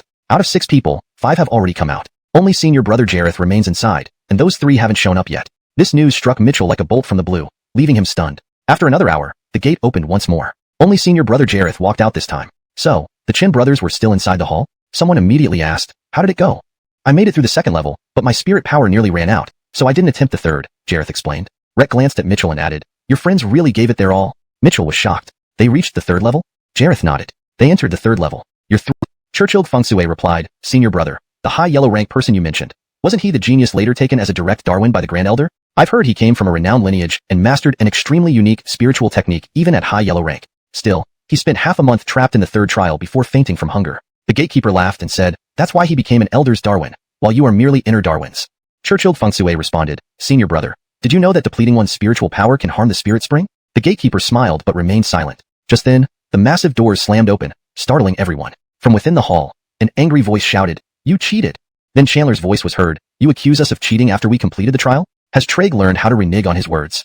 Exactly. We followed your rules strictly. You cannot use your seniority to go back on your word, added Carter. Traeg, please come out and meet us, Nigel called out loudly. For a moment, everyone fell silent, afraid to speak. The atmosphere was eerie, as if a pin dropping could be heard. Even the air seemed to freeze. No one had ever dared call Traeg a cheater or accused him of using his seniority unjustly. The last person who dared challenge Traeg on his seniority was a bodyguard of the current Joan Palace Honest. Despite his formidable strength, that bodyguard ended up being beaten severely by Traeg and hung at the entrance of Joan Palace as a warning. Realizing the implications of their words, everyone wondered if they had actually completed the third trial. How was it possible? They only talked for a few moments. Wasn't the third trial supposed to be intricately designed? Had it been broken so easily? Were they really cheating? How could they have cheated? The tension grew as everyone awaited Traeg's reaction. Only the gatekeeper remained calm. Suddenly, laughter echoed from inside the hall. Interesting. Alright, since you want to see me, come on up. Zhanwei, lead them here. The gatekeeper replied with a smile. Yes, Elder. Nigel and his brothers slowly exited the hall and followed the gatekeeper towards the peak of Churchilxia Mountain. Everyone watched in disbelief, each harboring different thoughts. They really passed like that? This must break records. Even Joan Palace's Honest didn't complete it this fast. Nonsense. The Palace Honest finished the trials in less than an hour. I meant the third trial. It took the palace honest much longer, and these three brothers did it in less than the time it takes to brew tea. As Nigel's trio walked away, they no longer heard the murmurs behind them. Carter chuckled. Davin, we're famous now. Nigel responded, pure luck. All thanks to fourth brother's preparation. Chandler shrugged proudly. Led by the gatekeeper, they ascended to the peak of Churchilxia Mountain. On top of the mountain was a large protruding rock, beside which stood a small three-story courtyard with a rustic charm. Inside the courtyard, a silver-bearded old man sat at a stone table, staring intently at the three. Nigel and his brothers bowed respectfully. Greetings, elder. The old man gazed at them for a moment before saying casually, what brings you three here? Nigel explained, we greet Traeg respectfully. We are descendants of the Chen family from Donghua Mountain, and have come to seek help. Donghua Mountain? Traeg pondered, oh, did those three old men send you? Or perhaps Elderberry? Nigel replied, Elderberry is currently in deep seclusion. So those three sent you, Traeg mused. What could those troublemakers want from me? They must be facing some problem. Nigel answered, Traeg, a metal box hidden in the pond beside the reflection cliff in Donghua Mountain has been stolen. Rubbish. Your Donghua Mountain got robbed? That's none of my business. Traeg waved dismissively, then asked, wait, did those three old men teach you how to break my array? Nigel shook his head, no, they didn't. Humph, I thought as much, Traeg huffed. So I'll go once. You don't need to return. Instead, gather information for me. What information? Nigel asked. Weren't you saying that Bolivar, who opened the box, is the second son of Qingzhou Changju City? Traeg asked. It's a 20-day journey from here. Go to Qingzhou Changju City and thoroughly investigate the situation of this second son. Yes, Nigel and his brothers agreed. Note this, Traeg warned, gather information only. Do not approach him easily. If you encounter him face to face, run immediately. While he may not catch you, if you get caught in his array, even Elderberry might not escape. At the base of Stone Sprout Forest in the Great Desolate Mountains, Abel watched as Bolivar approached slowly. Suddenly, Abel waved his hand, and Greedy Snake appeared beside him, opening its enormous mouth holding the blood drop mirror. A burst of scorching flames spewed toward Bolivar, engulfing him entirely. After a few bursts of flame, Abel stopped Greedy Snake. When the smoke cleared, Bolivar stood there unscathed, looking at Abel with wide eyes. Blood drop mirror? Bolivar exclaimed, startled. You possess such a treasure? Abel frowned. You're unhurt? ##### translation notes. Maintained the original tone and style of the Chinese text. Translated names and places accurately using pinyin where appropriate. Ensured the story's logic and continuity were preserved. Retained it speak and breathe normally, just like on land. As Abel neared the glowing object, he felt an intense aura of spiritual energy. It was a massive blue light sphere, radiating brilliantly. What is this? Abel asked. You don't recognize this? Bolivar laughed. This is the array.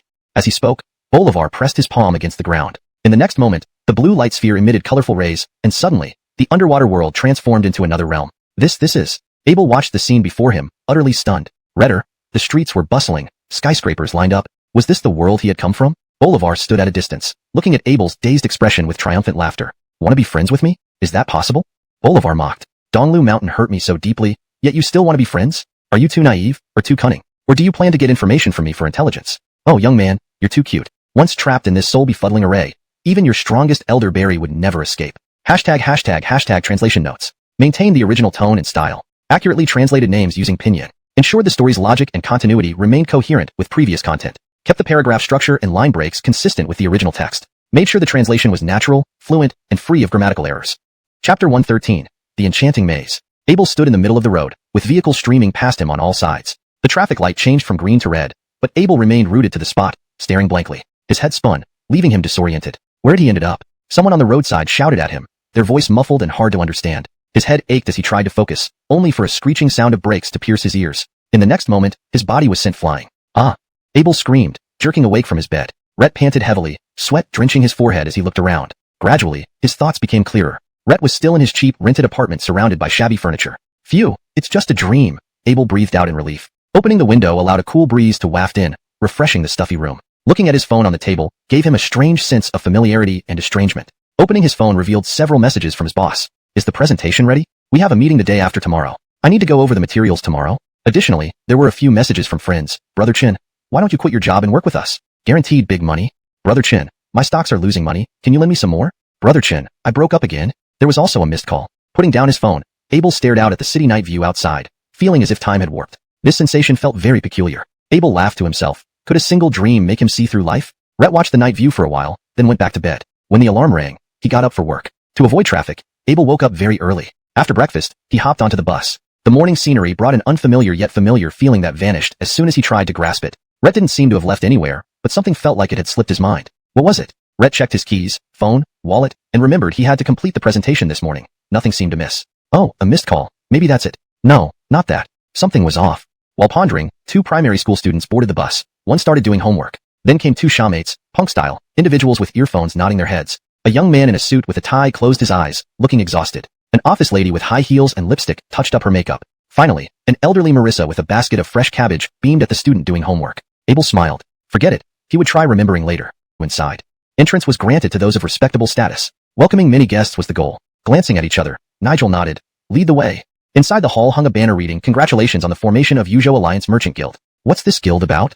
Nigel queried. The guard explained. Previously, local Eastons transported goods southward. Now, the mayor seeks to expand business into northern Yujo. Yujo? Business? Unclear. Their main objective was to find Bolivar. But Chandler's interest sparked. Yujo? Merchants? Won't they lose money in that desolate region? Chandler chuckled. The times have changed, the guard insisted. Please come in. The mayor will explain further. In the spacious hall filled with people, the mayor announced, "We once thought Yujo was unprofitable, but recently, its potential has shifted, making it a land of gold. I swear by my reputation." Despite the declaration, everyone exchanged hesitant glances. The mayor then pointed to a girl in a white dress, introducing her as the deputy mayor of Shushan City. Seeing this, doubts dissipated. Recognizing Sage, Chandler grinned. "Brother, surely..."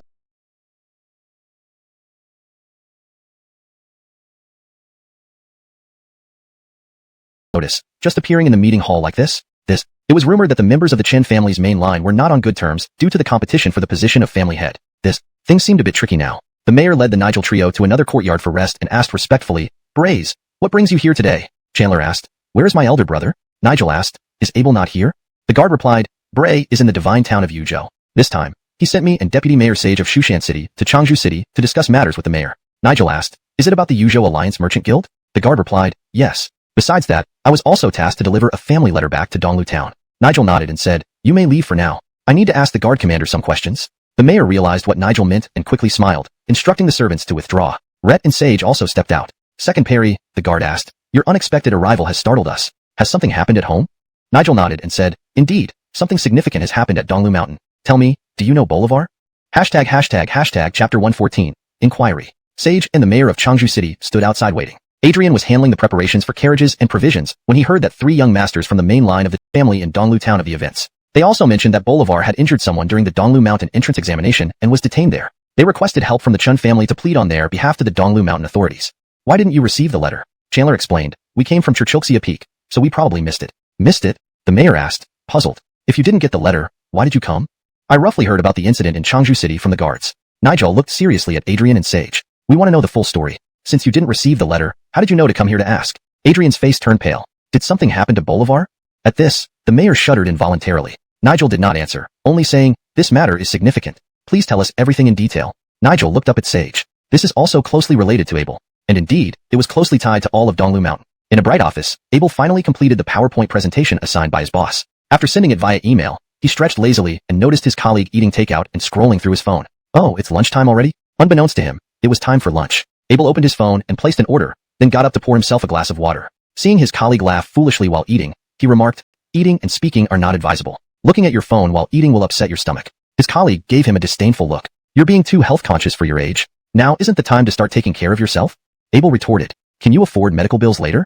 "Just reading a novel," his colleague laughed. "Super addictive." Abel felt a jolt, as if he had just remembered something. Sigh. What was it again? It slipped away like a fleeting thought. What was it? Back in the small courtyard of Changju City, Nigel frowned. "You mean Abel stayed in the room for a week and then declared that the mastermind behind everything was eliminated?" Nigel asked repeatedly. No wonder Nigel couldn't believe it. Even the mayor of Changju City found it hard to accept initially. The mayor nervously explained, "I was shocked. But that's exactly what the eldest son said." "This is suspicious," Chandler remarked. "How could such a big issue be resolved so easily? There must be something you missed." Nigel gazed at the sweating mayor. "We're looking for Bolivar. Based on the current situation, his disappearance may be linked to the mastermind who kidnapped you. If you don't want us to lose him, please be honest with me." The mayor swallowed and glanced at Adrian. Adrian cautiously looked at Sage and shook his head. "That's all we know. If you don't believe us, ask Sage." Nigel turned to Sage. Sage confirmed, "Mr. Chun did stay alone in the room for 7 days, and then told us the mastermind was gone." Nigel pursued, "Do you know who this mastermind is?" Sage answered, "Rhett was from the Blood Alliance and had 10 Eris-level puppets with him." Uttering this, the 3 brothers gasped. 10 Eris-level puppets? Carter asked anxiously. "Then what happened next?" "Rhett eliminated all of them," Sage replied. "How did he do that?" Nigel pressed. "Rhett stayed in the room for 7 days, Sage began, "and then just wiped them out?" No one believed that nonsense. 10 Eris-level puppets aren't 10 mosquitoes. Sage clarified, "Speaking of puppets, the 2 puppets I have now are remnants from that event." She produced a jade token, infused it with spirit energy, and activated it. Red light illuminated as 2 tall armored figures with blue-black faces stepped into the room. The 3 brothers stared in shock. "These are Eris-level puppets? or members of the Blood Alliance. Have they become this extreme? Nigel was equally stunned. Red inspected the armored figures and tapped one on the shoulder, asking Sage, are they really Eris level? Sage nodded confidently. Eris level lower grade. Nigel sighed heavily. Did the mastermind leave any clues before disappearing? Sage shook her head. Later, Mr. Chan took us to his lair. Nigel's eyes lit up. His lair? Where is it? Sage replied, north of Changju City, in the Cheyenne Mountains, there's a cave. Take us there, Nigel urged. Sage nodded. Follow me. At the cave entrance, the brothers explored the mastermind's lair under Sage's guidance, but found no valuable information, except for the dead hammer sky beast. Nigel's expression darkened. Our eldest brother seems to possess abilities beyond our imagination. Carter and Chandler agreed silently. They knew Abel was capable, but not this incredible. Defeating 10 Eris-level puppets and subduing 2 of them. This level of skill was unimaginable. Anyone else would think this was boasting. But this happened to Abel. It seems our leads end here, Nigel said. We need to find Abel to uncover more details. Chandler asked excitedly, Brother, are we going to Dahuang Mountain? Sage added, Mr. Chan is currently in Shinshan Town. Nigel nodded. Let's go to Shinshan Town and leave immediately. Carter interjected, Brother, previously on Churchilxia Peak. Dee wanted to come to Changju City. Should we wait for him? Nigel shook his head. We're not playing make-believe. Waiting around wastes time.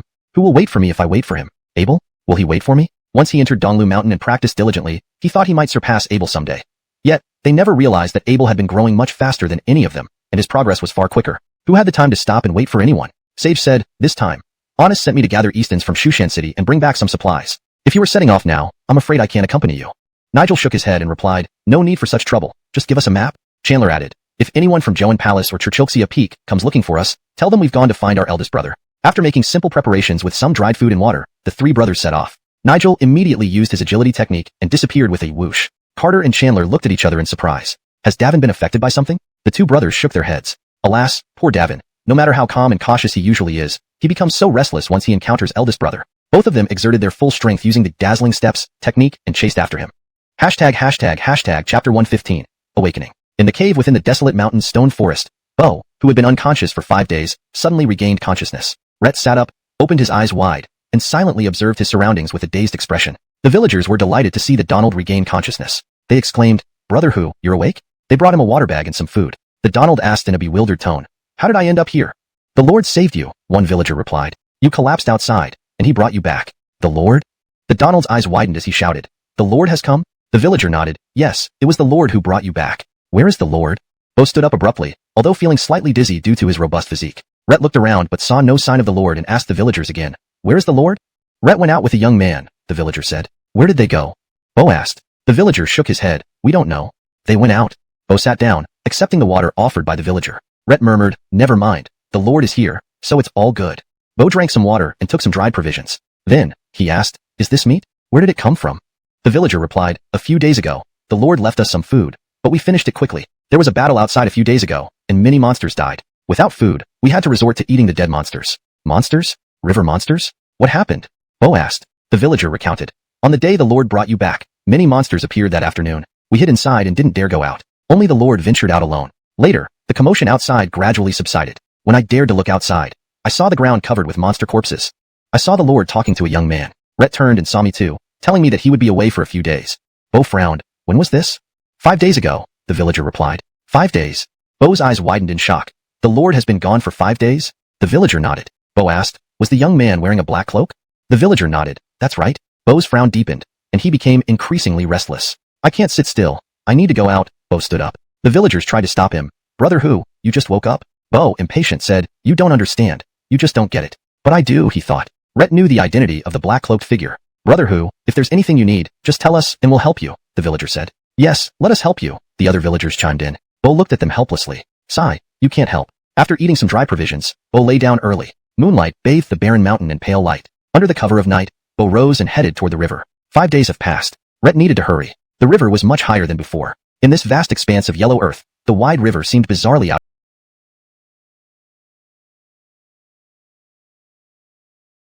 Bolivar floated onto the platform, eyeing Bo. Why are you so fond of sand?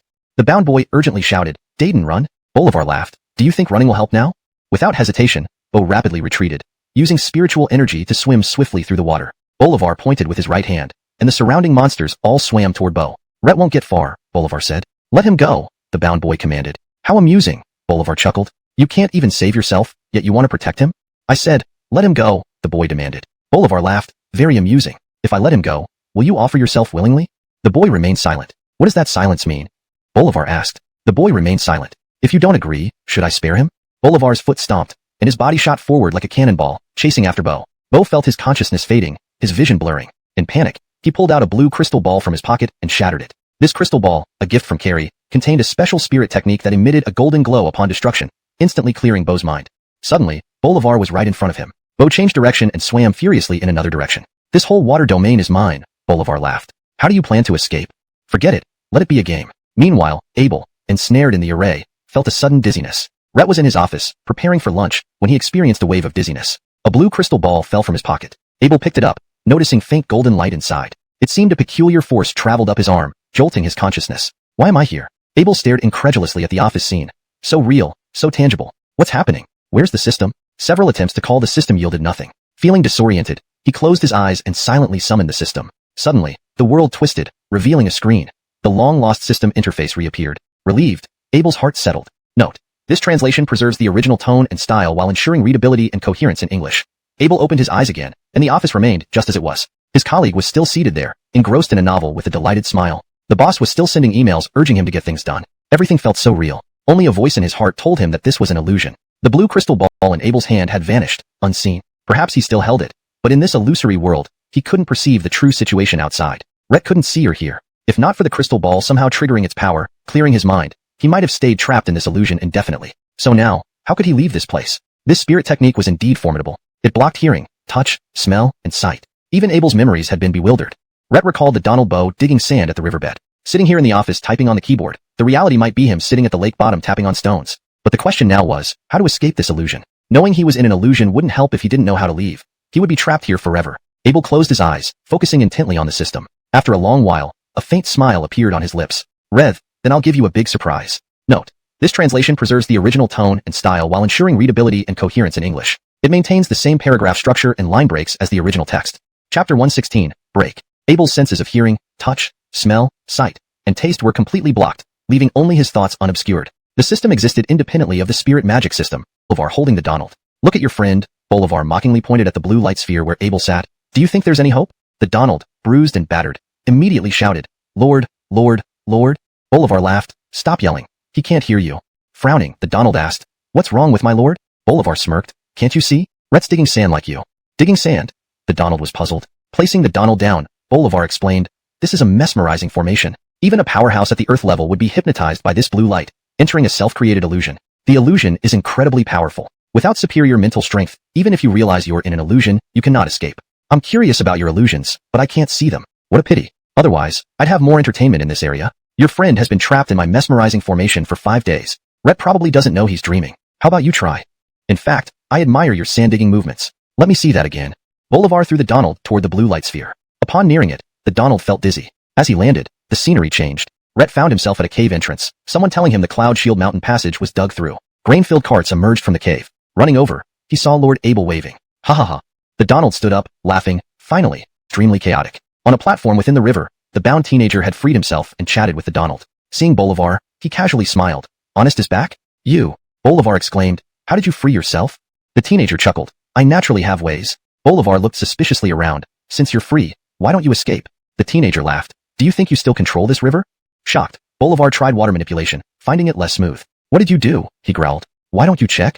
The teenager's raspy voice grated. Perhaps it's not too late. Rushing towards the blue light sphere, Bolivar pondered. How did the Donald escape? It must be a problem with the blue light sphere.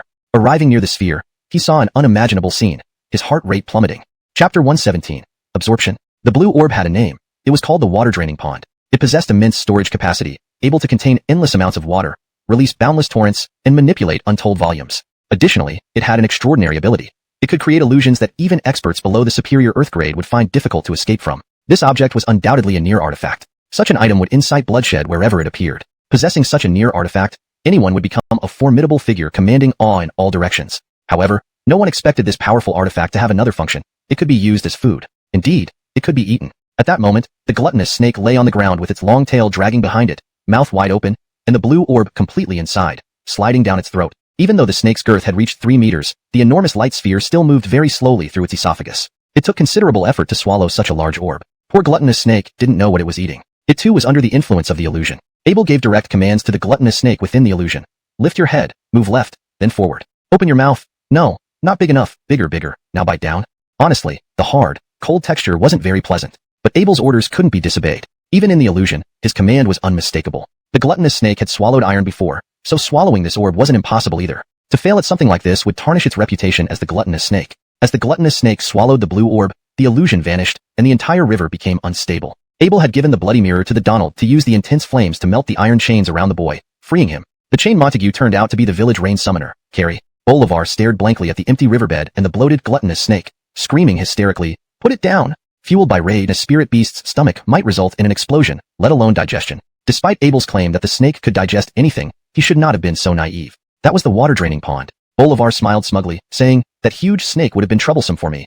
But now that it has swallowed the water-draining pond, its fate is sealed." The Donald looked anxiously at Abel, who smiled carelessly, easing his worries. The Lord clearly had confidence. "If I'm right," Abel said, "this heavenly river is created by the water-draining pond, isn't it?" Bolivar chuckled. "What a peculiar person. You're still probing? Isn't that meddling too much? Why don't you think about your own situation?" "Situations?" Abel smiled. "Maybe you don't know yours." Bolivar hesitated, finding this young man's obstinacy puzzling. Rhett turned to Carrie, sarcastically saying, "Look at your savior. Could you take this seriously? Can you stop making me laugh?" Carrie's voice was hoarse. "We've known each other for decades, and you know my nature. Why ask such questions?" "Your nature?" Bolivar shook his head. "Brother, when will you change your rigid worldview? Open your eyes and see the world. A place where only the strong rule and the weak are preyed upon." "When our ancestors founded the sect," Carrie responded, "they taught us that managing a race is like governing a country, requiring a benevolent heart to achieve wonders. If governed with cruelty, they will backfire." "So," Bolivar retorted, "you've been hiding in the vast wilderness of Yuzhou, ruling your realm here? Ha, you know your methods don't work outside?" "No," Carrie disagreed, "because these people need me more." Bolivar laughed. "You're too naive. As long as you're useful to them, wouldn't anyone need you? Redovan promotes life, and governing a race is like governing a country." "You're too stubborn," Bolivar sighed, then waved his hand. The water creatures began surrounding Abel and his group. Suddenly, they halted, turning toward Bolivar. "What's happening?" Bolivar tried again, but the creatures stood still. Then, they turned and approached Bolivar. "What's wrong with you?" Bolivar panicked. A suction force emerged from the water-draining pond inside the gluttonous snake's belly, pulling everything, including water creatures, into it. Nothing in the water could escape its pull except for Abel and his group. All aquatic life was drawn in. These things were originally brought out by the water-draining pond. Bolivar felt the water's movement around him, disbelief creeping in. Rhett was being pulled towards the gluttonous snake's belly. When the snake opened its mouth, the object surged into its abdomen. Abel grinned. "Who says it can't be digested?" Carrie and the Donald watched in shock, not expecting the gluttonous snake to harness the water-draining pond so quickly. Suddenly, the heavenly river, which had once been vast, shrank considerably. The high platform at the bottom remained, with various spirit beasts still tied around it. "What's this for?" Abel asked. Carrie explained, "This is a fusion array. My Ashan cannot fully control the water-draining pond. He can only temporarily use its power. So he intends to utilize this array to merge himself with the water-draining pond, forcing it to recognize him as its master." "You're Ashan?" Abel asked, puzzled. "Rhett bound you here too? Rhett treats you like a spirit beast, willing to let you sacrifice yourself here?" "This array still needs one thing that he can't obtain," Carrie shook his head and said. "So he tied me here, hoping I would hand over that item." Rhett sighed, recounting years of change. "Back in the day, we entered the sect together and were deeply brotherly. We studied side by side for 30 years. He graduated early, determined to carve out his own path in the world. Unfortunately, he was led astray later on, committing many evil deeds and was eventually locked up by people in the martial world. The sect hated him for stealing the water-draining pond and turned a blind eye to his suffering." Carrie sighed, summarizing the passage of time. 30 years of study? Abel scrutinized Carrie's Montagueful body, astonished. 30 years? Isn't he Bolivar? Bolivar was only in his teens, still a young man. How could he have studied for 30 years? And Carrie also appeared Montagueful. How could he have studied for 30 years as well? Carrie's voice was hoarse as he replied, "Don't be fooled by my Montagueful appearance. I am actually quite elderly. As for the Bolivar you mentioned, it's probably just my Ashan's current vessel. They are now one person." The Donald gasped sharply. Rhett roughly understood what Carrie meant. This was more terrifying than any ghost story. Abel looked seriously at the bulging belly of the gluttonous snake. If it were truly so, how could he explain this to the city lord of Jiangsu City? ##### Chapter 118. Nolan Isaac. The water absorption pond had not been fully digested by the Tanchursura, which could only utilize part of its functions. Controlling the pond, the Tanchursura used its maximum suction power to pull Bolivar into it. Afterward, it fell into a deep slumber. Note: for better readability in English, we should replace Tanchursura with its English equivalent or a descriptive term. Redder is the revised version. The water absorption pond had not been fully digested by the gluttonous snake, which could only utilize part of its functions. Controlling the pond, the gluttonous snake used its maximum suction power to pull Bolivar into it. Afterward, it fell into a deep slumber. Abel summoned the voracious snake back into the system. Rhett needed to stay here for a few more days until the voracious snake completely digested the water absorption pond, and then see if he could store the river and the water monster inside it. Note: Tanchursur is translated as voracious snake to maintain consistency and provide a meaningful English equivalent. The rough giant and Coulter returned to the stone forest. They busied themselves with searching for other missing villagers and organizing their relocation to Shenshan Town. Abel left hastily, appointing Isaac as the interim mayor of Shenshan Town. Alone, Isaac was at a loss on how to handle the vast estate. His mind felt empty as he remembered every move and word of young Master Abel. Recalling how his young master usually acted, he attempted to follow his routine. First, he ran to the garden behind the Lord's residence to inspect the young saplings being cultivated. Then he headed to the fields outside the town to check on the reclaimed land. Abel had left the green elves and rain sparrows in Isaac's care. Rhett ordered them to rain down, just as Abel usually did. However, new situations kept arising that left Isaac floundering. One day, a fight broke out between townspeople and refugees. Initially, it was just a minor physical altercation, but it escalated quickly into insults and eventually turned into a brawl. Two townspeople wrestling one refugee soon became a mob of people from both sides fighting. Isaac rushed over and ordered them to stop. Naturally, they did not dare cause trouble in front of the Lord's residence. The townspeople feared the authority, while the refugees sought justice from it. The townspeople accused the refugees of starting it, while the refugees cried foul play. Isaac was at a loss. This situation was unprecedented. If young Master Abel were here, how would he handle this? Unable to decide, Isaac simply sent everyone home. That night, Isaac couldn't sleep. Rhett was skilled at being a personal attendant, trailing after the young master, eagerly awaiting instructions. But managing an entire household? How should he do it? When will the young master return? Unable to sleep, Isaac climbed up to the roof of the Lord's residence, gazing at the stars absent-mindedly. A loud whooshing sound rang out in front of the Lord's residence. Kelly was practicing her martial arts again. She wielded a massive hammer like a giant muscle-bound beast, creating powerful winds as she swung it. By her side, Amnon watched intently, occasionally smiling. It was rare to see someone practice late into the night like this. With a thud, Kelly's hammer struck the ground, leaving a deep crater. Isaac shuddered.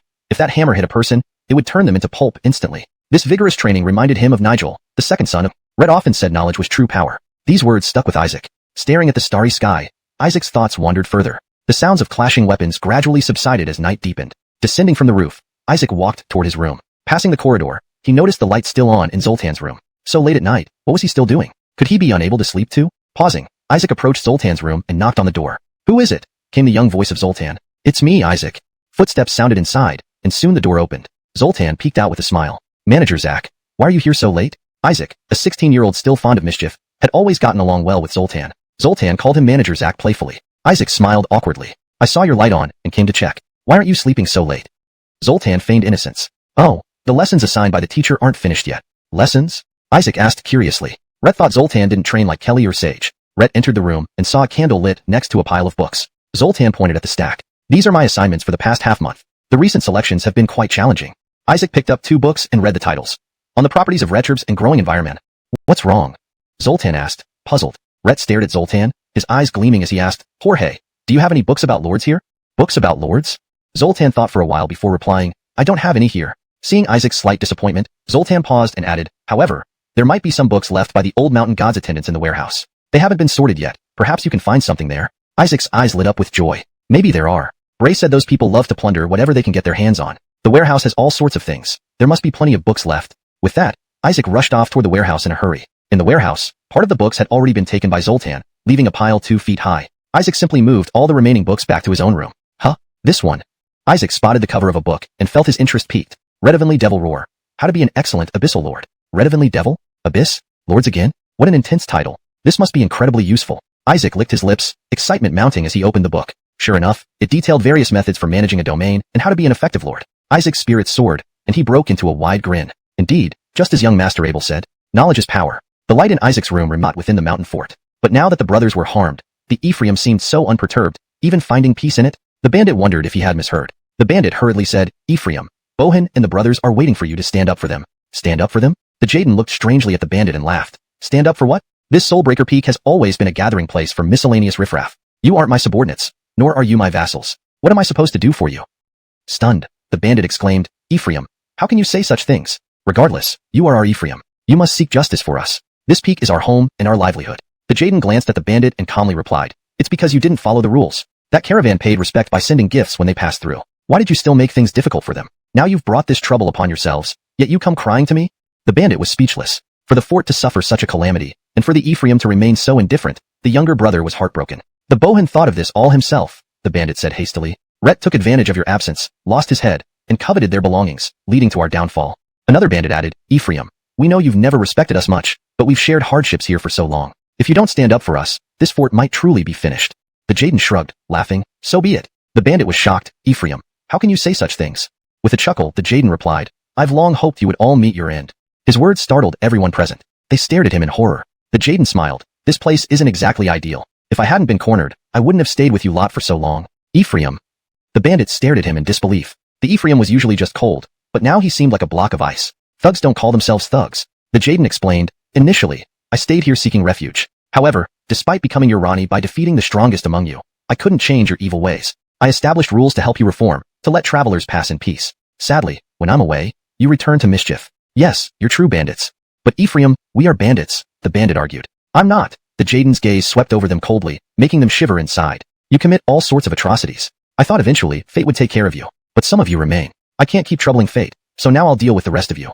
The bandits stared in shock as one of them, realizing the danger, tried to flee. But the Jaden moved too swiftly. Swords flashed, cold light filled the room, and before they could react, they had all fallen. My sword is dirted, the Jaden spat. The Jaden traversed the Jiayun Mountains and rested in Shan Mountain Town. After eating, he wandered through the town. In the center of Shan Mountain Town, several notice boards were erected, each displaying sheets of paper. Crowds gathered around them, with those who could read aloud to the captivated listeners. One notice caught the Jaden's attention. Crimes of the Mountain God Servants, beneficial policies of the desolate Mountain Lord, development prospects of Shan Mountain Town, sensational, mysterious organization in the Lord's Mansion. Each title was intriguing, drawing people in, especially the last one, sensational, mysterious organization in the Lord's Mansion, drew the largest crowd. Excited voices recited the text, while the audience listened intently. Stopping before the board, the Jaden read carefully. It claimed there was a mysterious organization in the Lord's Mansion called the Desolate Mountain 12 Executioners, consisting of top-tier Earth-grade experts who had captured the Mountain God Servants. These experts were hidden, visible only to the Lord himself, each capable of shattering mountains. The Jaden stood, contemplating. Rhett had heard of the Mountain God Servants. They had previously controlled this region. Clearly, they were expelled, replaced by a new lord. But this, Desolate Mountain 12 Executioners, feared by all, with vast territories. The residents under this lord's rule all held the Lord in high regard, loving him from the bottom of their hearts. This book was the magnum opus of this genius lord, teaching one how to manage a territory effectively. Isaac beamed with joy and said, to uphold the dignity of our Lord's mansion, I will certainly strive even harder.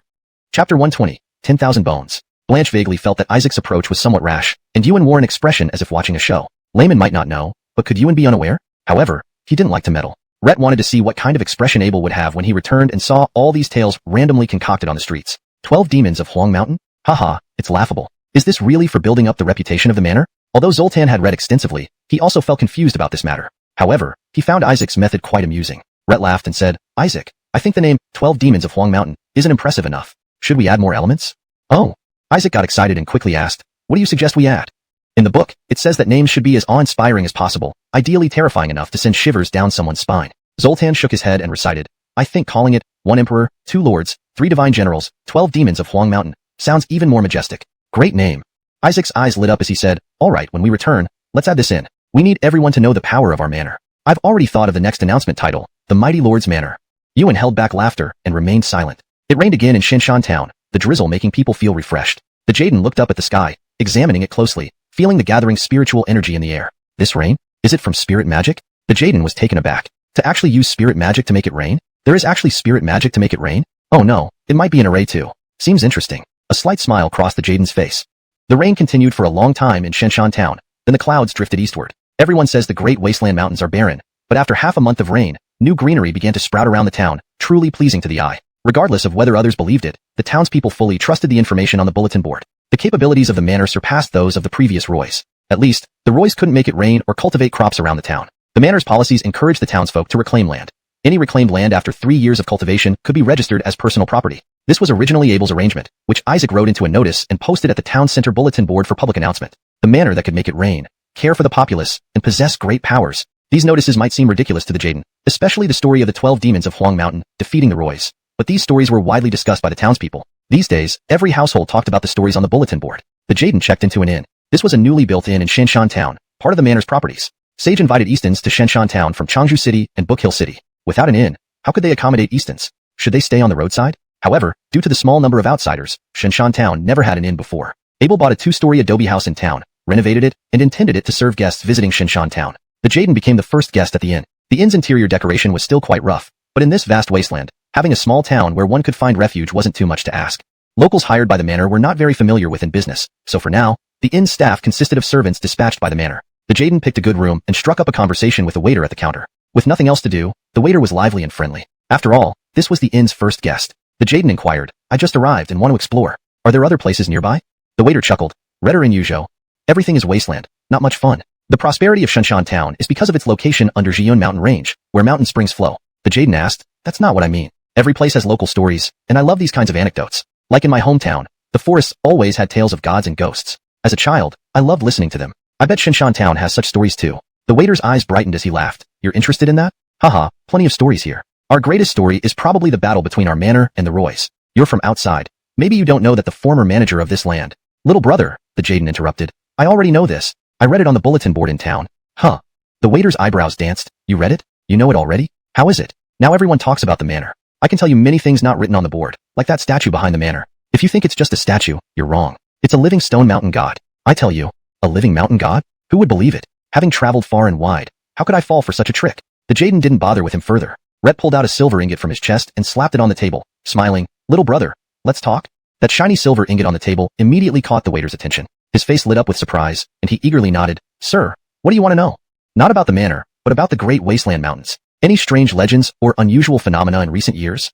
Churchilxia Palace's Jareth and Mitchell Sir Joseph arrived in Chishan City. Jareth immediately arranged an awakening array. When activated, a ray of light emitted from the array, gradually gathering spiritual energy. As more and more spiritual energy gathered, the array grew brighter, until it seemed unable to contain so much energy and burst open instantly. A dong sound resonated as the spiritual energy surged out from the array, accompanied by a heavy bell sound. The bell sound echoed through the entire city. All residents trembled upon hearing the bell. All done, let's go to Changju City, said Jareth. This quick? Asked Mitchell Sir Joseph. Jareth replied, they weren't under high-level hypnotic spells. The awakening array was enough. Let's go to Changju City to find Nigel. Mitchell Sir nodded and mounted his horse, galloping out of the city. Outside, he spotted a familiar group.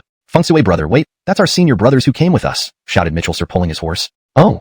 Jareth also stopped. Mitchell Sir told him about accompanying several senior brothers on an outing, encountering Blood Alliance members committing unjust acts. The senior brothers intervened, disrupting their plans. After their defeat, the Blood Alliance members fled separately. Their group split up to chase them. Mitchell Sir chased Rhoda and the musician to Chishan City, leading to his setting up the White Moon Array and joining Nigel and his brothers in battling Rhoda. Those few riders trotted towards Chishan Town. Mitchell Sir, you're here? They stopped delighted. Fengshui brother is here too. Zhou and Palace people were familiar with Churchilxia Peak individuals. I followed Rhoda and the musician here, and Fengshui brother is my ally, explained Mitchell Sir. We were passing through and heard a loud bell sound, so we came to investigate, said the Rani. That was my array, said Jareth. The citizens were under the musician's hypnotic spell. I used the awakening array to free them. The Rani nodded and said, I see. What about Rhoda and the musician? Mitchell Sir replied, they have been punished. Punished? The Rani was somewhat surprised and hurriedly asked, did they leave behind anything?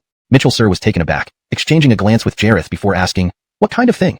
The Rani looked slightly disappointed. After pondering for a while, he said, Mitchell Sir, we inadvertently discovered that Blood Alliance's objective this time is not simple. Oh. The Rani continued, we found a map on the person we were chasing. The map points to Yuzhou territory. Jareth immediately grasped the implication and hurriedly asked, what are the Blood Alliance members looking for? The Rani nodded, his expression grave. A legendary item, 10,000 bones. This revelation shocked both Jareth and Mitchell Sir. The Rani explained, we just discovered this map and we're about to report it back to our sect. Wait, Mitchell Sir interrupted, senior brother. Rhoda had a residence in Chishan City. We can go check it out. Everyone exchanged glances and nodded in agreement. That would be good. After all, they were from renowned orthodox schools. They never had the habit of looting after a fight. Of course, it wasn't a good habit. Hashtag chapter 121. Ambushed. Mitchell Lang and his group thoroughly searched Rhoda's residence, but found nothing of value. In order to report the matter to their sect as soon as possible, they did not delay any further and rode back to the sect. Jareth and Mitchell Lang headed towards Changju City. They inquired about the whereabouts of Nigel and the others at various inns within Changju City, but found no leads. Just when they were feeling anxious, Mitchell Lang suddenly remembered something. Nigel's surname is Chen, and the city lord of Changju City is also surnamed Chen. Could they be relatives? Jareth's eyes lit up. That makes sense. Let's go find the city lord and ask him. However, at that moment, the city lord was not in the city hall but outside the city walls. Outside Changju City, numerous carriages were lined up and ready to depart. There were over 200 of them, forming a long queue. Among this caravan were over 20 Eastern teams, lured by the city lords of Changju City and Shushan City to first visit Shanshan Town for inspection. Shushan City's fleet had also joined here, with Sage preparing many tree seedlings and various types of seeds. The Eastons had gathered their families outside the city, and upon an order, the vast caravan began its journey slowly. The city lord watched from the city gate. If all went smoothly, this large convoy would enter Shanshan Town more than a month later. The city lord marveled internally. He had never organized such a large-scale operation, even though he was a city lord. Lost in thought, the city lord suddenly noticed someone standing behind him. Rhett turned around to see two young men smiling at him. The Chen brothers, Nigel, Carter, and Chandler, had been traveling through Zheyun Mountain Range for several days, using the dazzling steps. Due to continuous use of spiritual energy, more colored spirit chi seeped out from the gaps in their spirit seas. Both Carter and Chandler appeared delighted.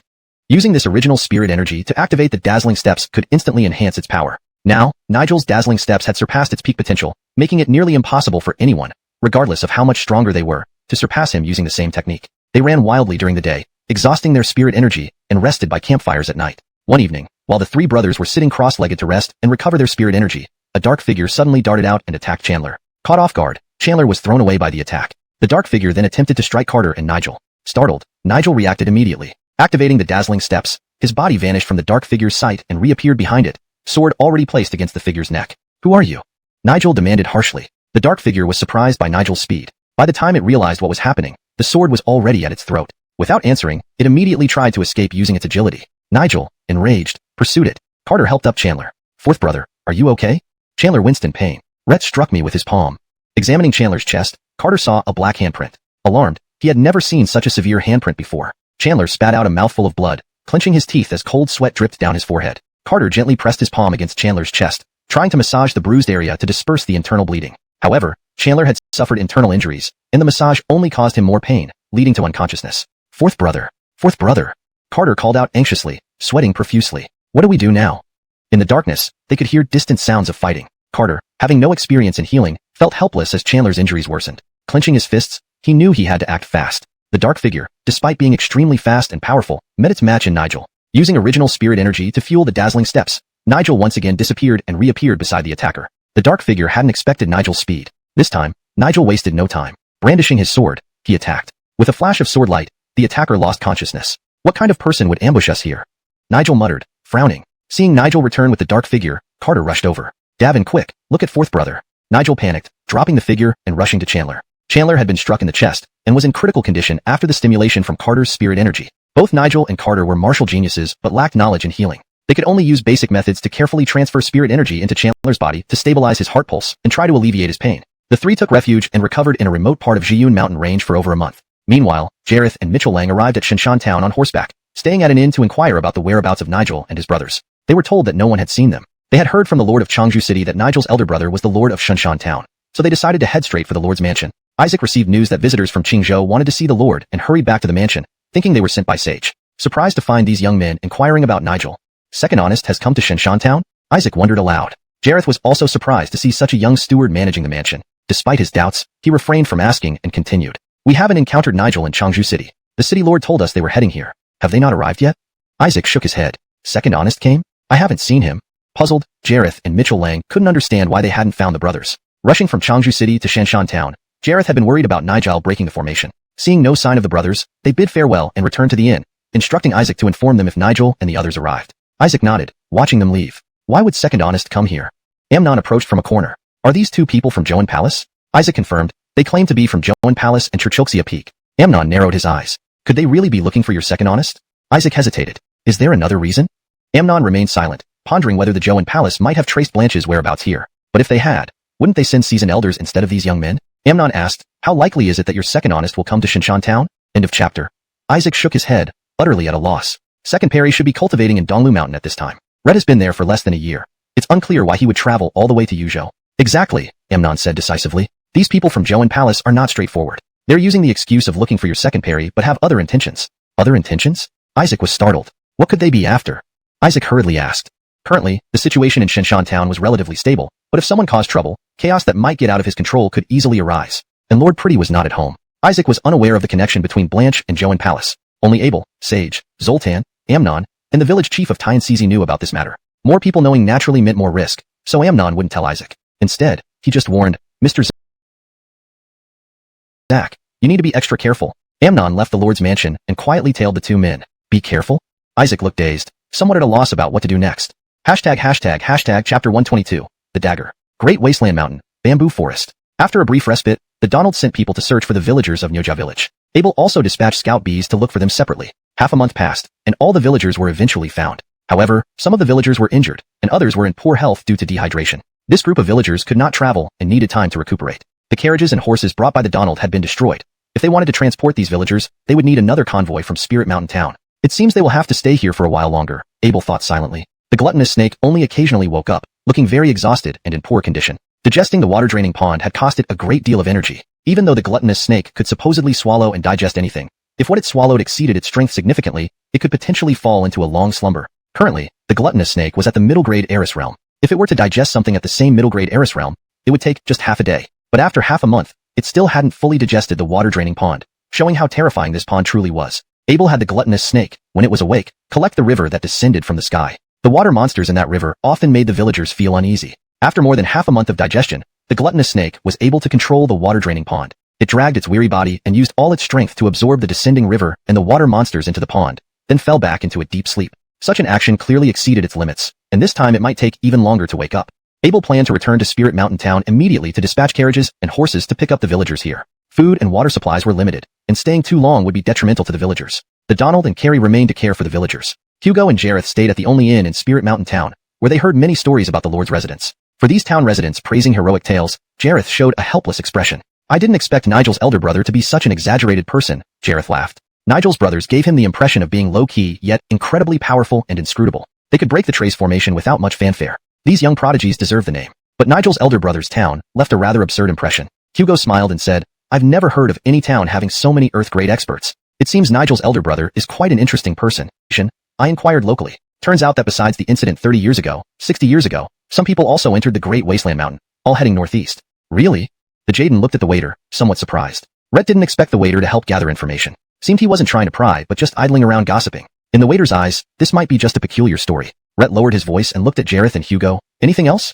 Seeing the Jaden's secretive demeanor, the waiter grew excited and whispered back. Later on, I learned there are many stories about the Great Wasteland Mountain in the village. Sometimes, strange phenomena can be seen in Spirit Mountain Town. The Jaden listened intently, but the waiter stopped speaking. Rhett rubbed his hands together, smiling craftily. The Jaden realized. The waiter wanted money. Last time he had given a silver ingot generously, so the waiter must have been gathering information because of this. Relieved, the Jaden understood. Just for money? That's best. The Jaden took out a silver ingot, glanced at Jareth and Hugo, and said, let's talk outside. In the Jiyun Mountains, Nigel and Carter carefully nurtured Chandler's body using the most basic method of channeling spiritual energy.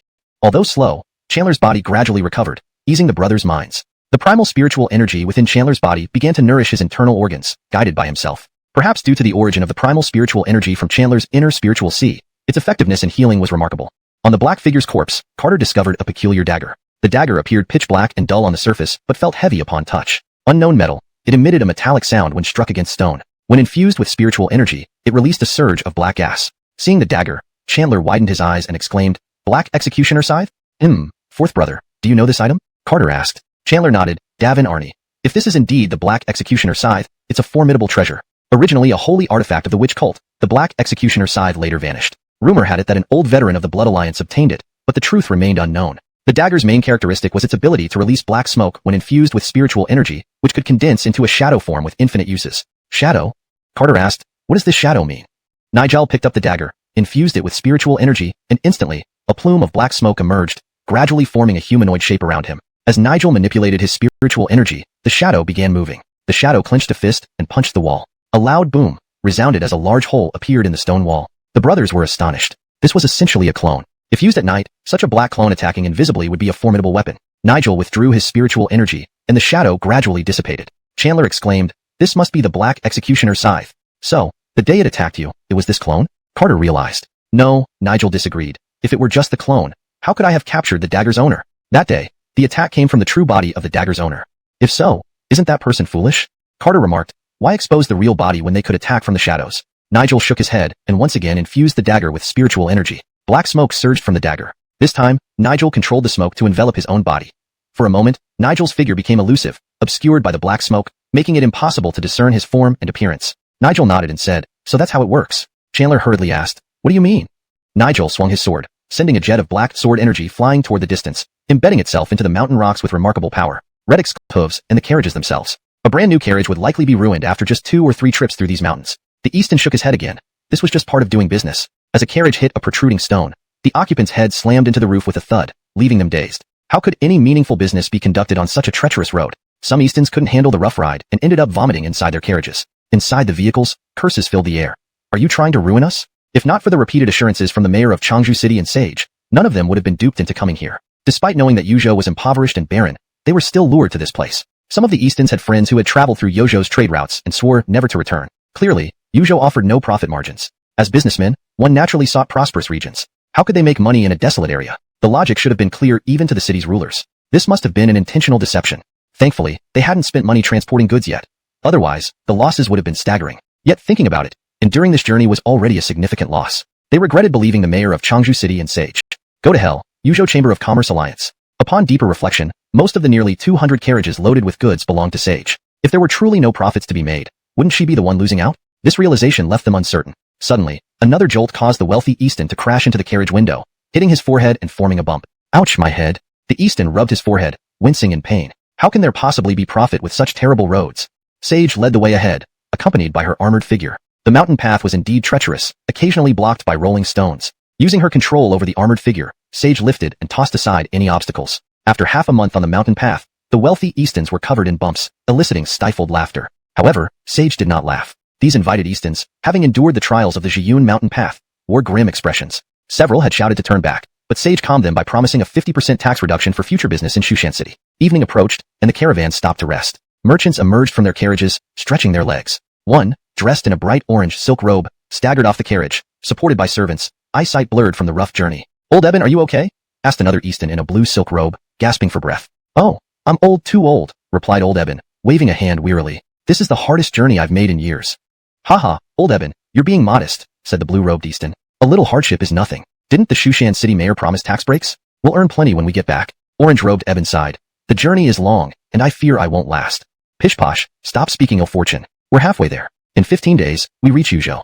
Supporting himself, the blue-robed Easton chuckled. "You see, young Eastons in our group lack experience, hence the complaints. Back in the day, we ran from bandits too. This little discomfort is nothing." Eben sat on a rock, rubbing his belly. "You're boasting again. They aren't fools. They know numbers." Their protests pressure Finn to offer better terms. The blue-robed Easton nodded while massaging his waist, suddenly wincing. "Hurting?" asked orange-robed Eben. "Yes, this road is killing me. 10 years younger would help." Eben placed a hand on his friend's waist. "Come, let me rub it." The blue-robed Easton smiled. "Whatever, this trip has been worth it." Eben hesitated. "I hate to say it, but your math skills are lacking. No wonder you lose more than you gain." "Really?" Blue-robed Easton asked. "We have 15 days to Yuzhou but a month back. Including travel time, that's 45 days total." Blue-robed Easton's face darkened. The group paused to rest as distant hoofbeats approached. From the rhythm and speed, a mounted group raced toward them. Dust clouds formed in the distance. Closer inspection revealed riders in red armor galloping swiftly. Riding so fast on such a path required either skilled riders or reckless ones. The group halted abruptly upon seeing the halted Easton convoy. Their Rani dismounted and eyed the group warily. "Who are you?" Sage stepped forward. "We're Eastons headed to Yuzhou." All dressed uniformly in red. Each rider held a long sword and rode chestnut stallions, clearly belonging to a martial arts sect. Their Rani scanned the convoy. "Can we buy supplies from you?" "Merchants don't refuse sales," Sage replied. "What do you need?" The group dismounted, gathering around. Their Rani asked, "What kind of goods are you transporting?" "We carry various grains, ingredients, iron items, cookware, and more." 200 carriages, the man seemed surprised. Rhett then ordered, "Give me 100 pounds of rations, 3 pounds of pepper, 2 basins, and a bolt of coarse cloth." Sage said, "Wait a moment," then nodded to the servant beside her, saying, "You, go fetch them." The servant replied with a nod and ran toward the caravan. Before long, the supplies were delivered. Kinds of martial artists around. They might actually make a fortune. But Sage knew better. That group was testing them, testing whether they were genuine Eastons. Real Eastons would have the common goods they casually mentioned available. Bandits posing as Eastons wouldn't have those specific items. Moreover, bandits wouldn't have so many vehicles and supplies as props. They must have been worried about ambushes along the way. This was something those who traveled in the martial world feared, especially when a large Easton convoy suddenly appeared on a mountain path where Eastons rarely ventured. But what if this group was running from something, or someone? Sage shuddered at the thought. If something really was chasing them, it could catch up to the Easton caravan soon. Anxiety began to gnaw at her. For several days, she stayed at the rear of the caravan, watching warily for any sign of pursuit. Only after confirming that nothing strange was following did she return to the front of the convoy to lead the way once more. Chapter 124. In the only inn of Shenshan Town, Isaac had given it an exceptionally imposing name, Longmin Inn. Longmin Inn was still in business while continuing to expand. This inn would serve as a resting place for traveling Eastons. If there weren't enough rooms, would they expect guests to sleep on the floor? Thus, the inn not only purchased and renovated several two-story civilian houses, but also dispatched people to work overtime to build new rooms. Today, Longmin Inn welcomed its new manager. Isaac ordered a platform to be built at the inn's entrance and fireworks set off in a long string. The loud crackling attracted many townsfolk. Isaac publicly announced that Hongpao Amnon would be the chief manager of Longmin Inn, responsible for all operations within. The inn was one of the manor's major industries, plagued only by the lack of management. Amnon's volunteering relieved much of Isaac's burden. Most importantly, Amnon told Isaac that the two Zhou and Palace people were possibly plotting something. Rhett correctly deduced that Second Perry could not have come to Shenshan Town. So, what were these two individuals' true intentions in coming here under the pretense of searching for Second Perry? Isaac was drenched in cold sweat upon realizing this. Fortunately, the next day, Amnon proposed becoming Longmin Inn's manager to keep an eye on them.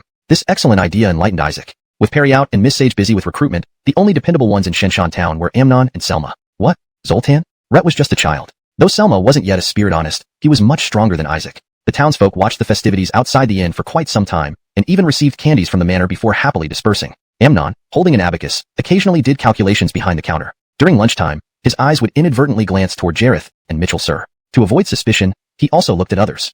Currently, only 2 groups stayed at Longmin Inn, one being the 2 from Joan Palace, the other at Jaden. This Jaden caught Amnon's attention. Rhett seemed to be practicing cultivation, but his exact level of strength was unknown. Every 2 days, he left, supposedly going to Donghua Mountain to seek treasures, according to the inn servants. Analyzing strange tales about Donghua Mountain made Amnon realize that it might indeed have treasures. However, he shook his head. His focus remained on understanding these 2 Joan Palace individuals' true intentions. These 2 frequently visited the manor to inquire about Nigel. Upon confirming his absence, they returned to their rooms for cultivation. Given Shunshan town's size and lack of entertainment, stories about the manor's battles circulated everywhere. Listening to such vague tales repeatedly irked them. They couldn't endure the town environment, thus choosing to hide in their rooms. This futile waiting isn't working, Mitchell Sir said. They should have arrived earlier. Why are they so late?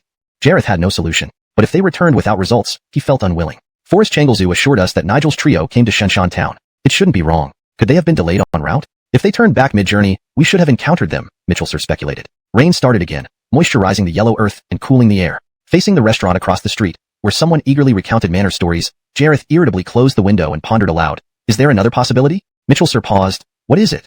Maybe the manor deliberately concealed news of Nigel's trio, Jareth suggested. Why would they do that? Mitchell Sir asked. Why did they come to Shunshan town? Jareth questioned. They passed 3 challenges seeking Venerable Churchill. They rushed straight to Changchuching and then Shunshan town, hinting at an urgent task. Maybe the manor doesn't want us to know. Understanding dawned on Mitchell Sir. They might already be here, hidden by the manor. Jareth slammed the table, enraged. Making us wait for over half a month. Since they don't want us to know, they must have reasons. We shouldn't investigate further, Mitchell Sir advised. Jareth drank water, frustrated. They could have simply told us. Waiting idly feels wasteful. Mitchell Sir didn't know how to console him. Rhett knew little about Nigel, while Jareth, as a genius from Churchill's summit, was naturally proud and cherished his talent and time. Wasting so much time and listening to fabricated stories annoyed him immensely. Mitchell Sir suggested, let's visit the manor again for detailed inquiries. If Chun family has confidential matters, it's understandable. Leave a message and return to the sect. Before dinner, Jareth and Mitchell Sir revisited the manor. Isaac invited them to the reception hall, cautiously dealing with them since learning about their possible ulterior motives. After reading extensively, he found satisfactory strategies in Tianma Quangzia's Haida Hizu Yaijiho Singlingzu, how to be a good abyss manor lord. Turning the tables? Reasonable. Turn the tables. Isaac dressed well, and greeted them in the reception hall. After serving tea, he straightforwardly asked, You're here for second Perry Nigel's news, right? Jareth and Mitchell Sir nodded, bowing. Precisely. Mitchell Sir said, If your manor has any news about Nigel's whereabouts, please inform us. If Nigel has already arrived at the manor but is busy with important matters, and it's inconvenient to disturb him, please let us know as well. We can return to Qingzhou and visit another time once his business is done. We don't want to waste our time waiting in town for nothing. Jareth looked at Isaac and nodded, saying, That's exactly what we mean. If there are any inconveniences, please tell us. Since we are guests, we naturally follow the host's wishes. If the manor has any difficulties, we won't force you. Is that so? Isaac was a little surprised. It sounded like they had been waiting here for a long time and thought the manor had hidden Nigel. They talk as if they were truly waiting for Nigel. Isaac smiled at the 2 of them and said, I was just about to stay. Once he understood the key point, it became easier to implement. Just telling them that Perry Nigel had arrived and left, and informing them he went towards Dongliashan, would be enough. If they genuinely wanted to find Nigel, they would naturally chase that lead and head to Dongliashan. Ref. Isaac felt incredibly clever. Seeing the 2 leave in embarrassment from the manor, Isaac was slightly worried, but then remembered that Amnon was keeping a close watch on them, which calmed him down. Back at the inn, Jareth returned angrily while Mitchell Sir also felt frustrated and prepared to pack their bags and return to Qingzhou. What are you doing? Jareth asked irritably. Mitchell Sir, seeing Jareth's furious expression, hesitantly replied, packing to return to the sect. Jareth slapped the table hard, leaving a palm print on the surface without using any spiritual energy. Rhett fumed, too much. They're mocking us too much. The manor acts mysteriously, weaving stories to deceive the townsfolk with no discernment. Now they use such tales to lie to me. Truly. Jareth was too furious to speak. Mitchell Sir tried to console him. Forget it. Karma will take care of it. If they treat us like this, someone else will deal with them. We are from a prestigious sect. We shouldn't stoop to their level. Let others handle the wicked. As representatives of a righteous sect, they couldn't compete with such people. To show their magnanimity, right? Although Mitchell Sir was also annoyed, he lacked Jareth's pride and arrogance. Life in the martial world often involved unpleasant encounters. Even within the sect, conflicts between peers were common. If Mitchell Sir held grudges like Jareth, how could he survive? In Joan Palace, being ranked 13th among the young 10 heroes, he was essentially a backup, several levels deep. Many menial tasks fell on him, and enduring mistreatment was commonplace. Once he adjusted his mindset, these things didn't bother him much. But Jareth had never been toyed with like this, and he couldn't let it go. Red huffed, Humph, this won't do. This manor needs a lesson. Mitchell Sir was startled. Don't be rash. We came here to meet Nigel. Insulting his manor could make future interactions difficult. How can we remain friends if we offend them? Suddenly, Jareth laughed. I have a plan. We'll act tonight, undetected. Mitchell Sir widened his eyes. Planning a nighttime raid on the manor? As night fell, 2 figures leaped from the inn in Shenshan town. The night was eerily quiet, with no one on the streets. Not even the town guards patrolled at night. Under the moonlight, the street was bathed in silvery white. The 2 figures moved swiftly toward the manor. Approaching the manor, they slowed down, carefully inching closer. A wind sound came from an open space in front of the manor. Upon closer inspection, someone was practicing hammer techniques under the moonlight, wielding a massive hammer taller than himself with incredible vigor. Mitchell swallowed hard. Such a large weapon was unprecedented, and it exuded an awe-inspiring aura. However, as he observed, he was taken aback. Despite the enormous hammer, he detected no spiritual energy fluctuations. Could it be sheer physical strength? Suddenly, boom, the hammer struck the ground, creating a pit. Yet there was still no sign of spiritual energy. The person's movements were fluid. Yet, she's not a spirit, honest, Jareth commented. With such physical prowess but no spiritual energy, it's a pity. This answered Mitchell's question. No matter how strong a martial artist was, they could never defeat a spirit honest. Even a low-ranked spirit honest, with the advantage of spiritual energy, could easily overpower a martial artist. After squatting behind a rock for a long time, they watched her complete one set of hammer exercises before moving to another. Even late at night, she trained diligently.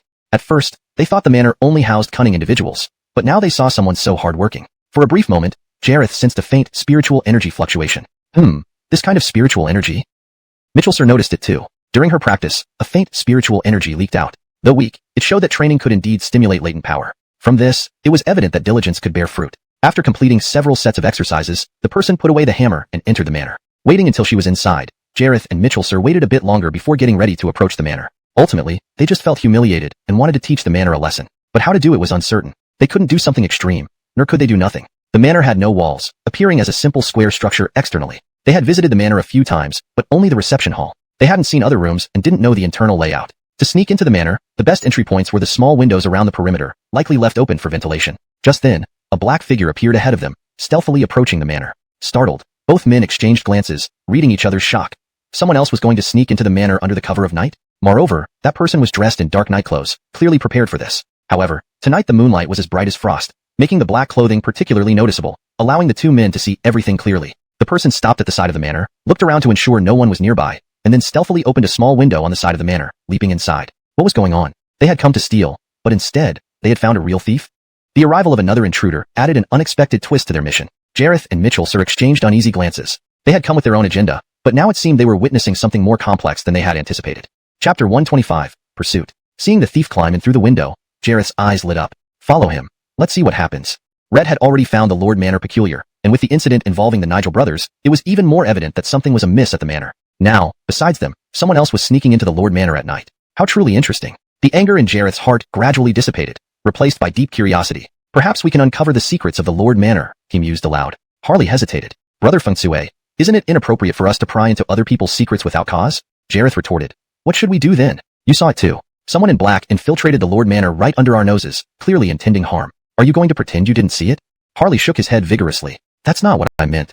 Well then, it's settled. Let's follow, said Jareth. Following the black-clad figure's route, the two arrived at the side of the Lord Manor. They lifted a small window, slipped inside quietly. As spirit masters, they easily controlled their movements to be silent. Any sound they made was minimal, making it hard for others to notice unless they were superior spirit masters themselves. Amnon stood on a tree not far from the Lord Manor, frowning as he observed the scene unfold. Another one? After entering through the window, Jareth and Harley found themselves in a dimly lit kitchen. A door next to the hearth was slightly open, leading deeper into the manor. They cautiously opened the door and peered out into a dark corridor. Only at the end of the corridor did a room remain illuminated. Who was in that room? The intruder or the master of the Lord Manor? If it were the intruder, wouldn't it be too bold to leave a light on? They paused at the door, listening intently. Uttering nothing, they moved silently toward the source of the light. Pausing outside the room, they heard only faint sounds inside. Who could be in there? Jareth suddenly chuckled and knocked 3 times. Knock, knock, knock. Harley's eyes widened in shock. Actually knocking? They had infiltrated. It wasn't proper or official. Didn't they fear being discovered? Inside the room, a child's voice asked, "Who is it?" Footsteps approached, and the door opened. Light spilled out, revealing a young servant who looked around in confusion before closing the door, muttering, Did I miss here? Reading too late, perhaps?" Soon after, the lights went out. Jareth and Harley descended from the corridor ceiling. Red heart pounding, Harley glanced angrily at Jareth, who simply smiled unperturbed. If it were the intruder inside, hearing knocks would have elicited a different reaction. This ruled out the possibility of an intruder being inside the room. There was no need to linger and listen anymore. Continuing down the corridor, they found nothing and decided to head upstairs. Suddenly, a cool breeze blew past, alerting Jareth. Rhett turned and saw a window wide open. Quickly leaping to the window, he spotted a dark figure fleeing in the distance. "Finally, I've caught sight of you." Overjoyed, Jareth sprang out of the window, chasing after the black-clad figure. Harley followed closely behind. Amnon watched from the rooftop, confirming that Mercy was safe and sound in her room before setting off in pursuit as well. If these intruders weren't after Mercy, the matter could be handled more casually. For now, he was content to watch from afar. As he trailed behind, Amnon found some peace in the nearly full moon above. Jareth chased the black-clad figure, who suddenly accelerated upon realizing he was pursued. Despite Jareth's formidable speed and spiritual energy, he couldn't catch up. Realizing he was falling further behind, Jareth stopped, watching the figure vanish into the distance. Harley finally caught up, breathing heavily. "Why did you stop?" he asked bewilderedly. "That person is stronger than both of us. Catching up might be dangerous," Jareth replied gravely. "Not an ordinary thief, but a powerful one. Heiress rank even?" Swallowing hard, Harley felt unease. Jareth sighed. "I underestimated the situation. After waiting so long in Shanshan Town for Nigel to resolve this, how could we solve it so easily? Nigel and his brothers were all heiress-level experts. It wouldn't be easy." "Let's go," said Jareth, returning to the inn. Thoughts occupied his mind, preventing calmness. The street's quiet contrasted sharply with his restless thoughts. Taking a deep breath, Jareth tried to ease his agitation. Suddenly, the sound of clashing weapons rang out. Jumping from his bed, Jareth climbed onto the roof and gazed in the direction of the sounds. Houses blocked the view, only the noise was audible. Running across rooftops, Jareth followed the sounds until they abruptly stopped. Then, a shadow sprinted towards them, moving rapidly yet erratically, covered in blood. Under the moonlight, Jareth could see clearly.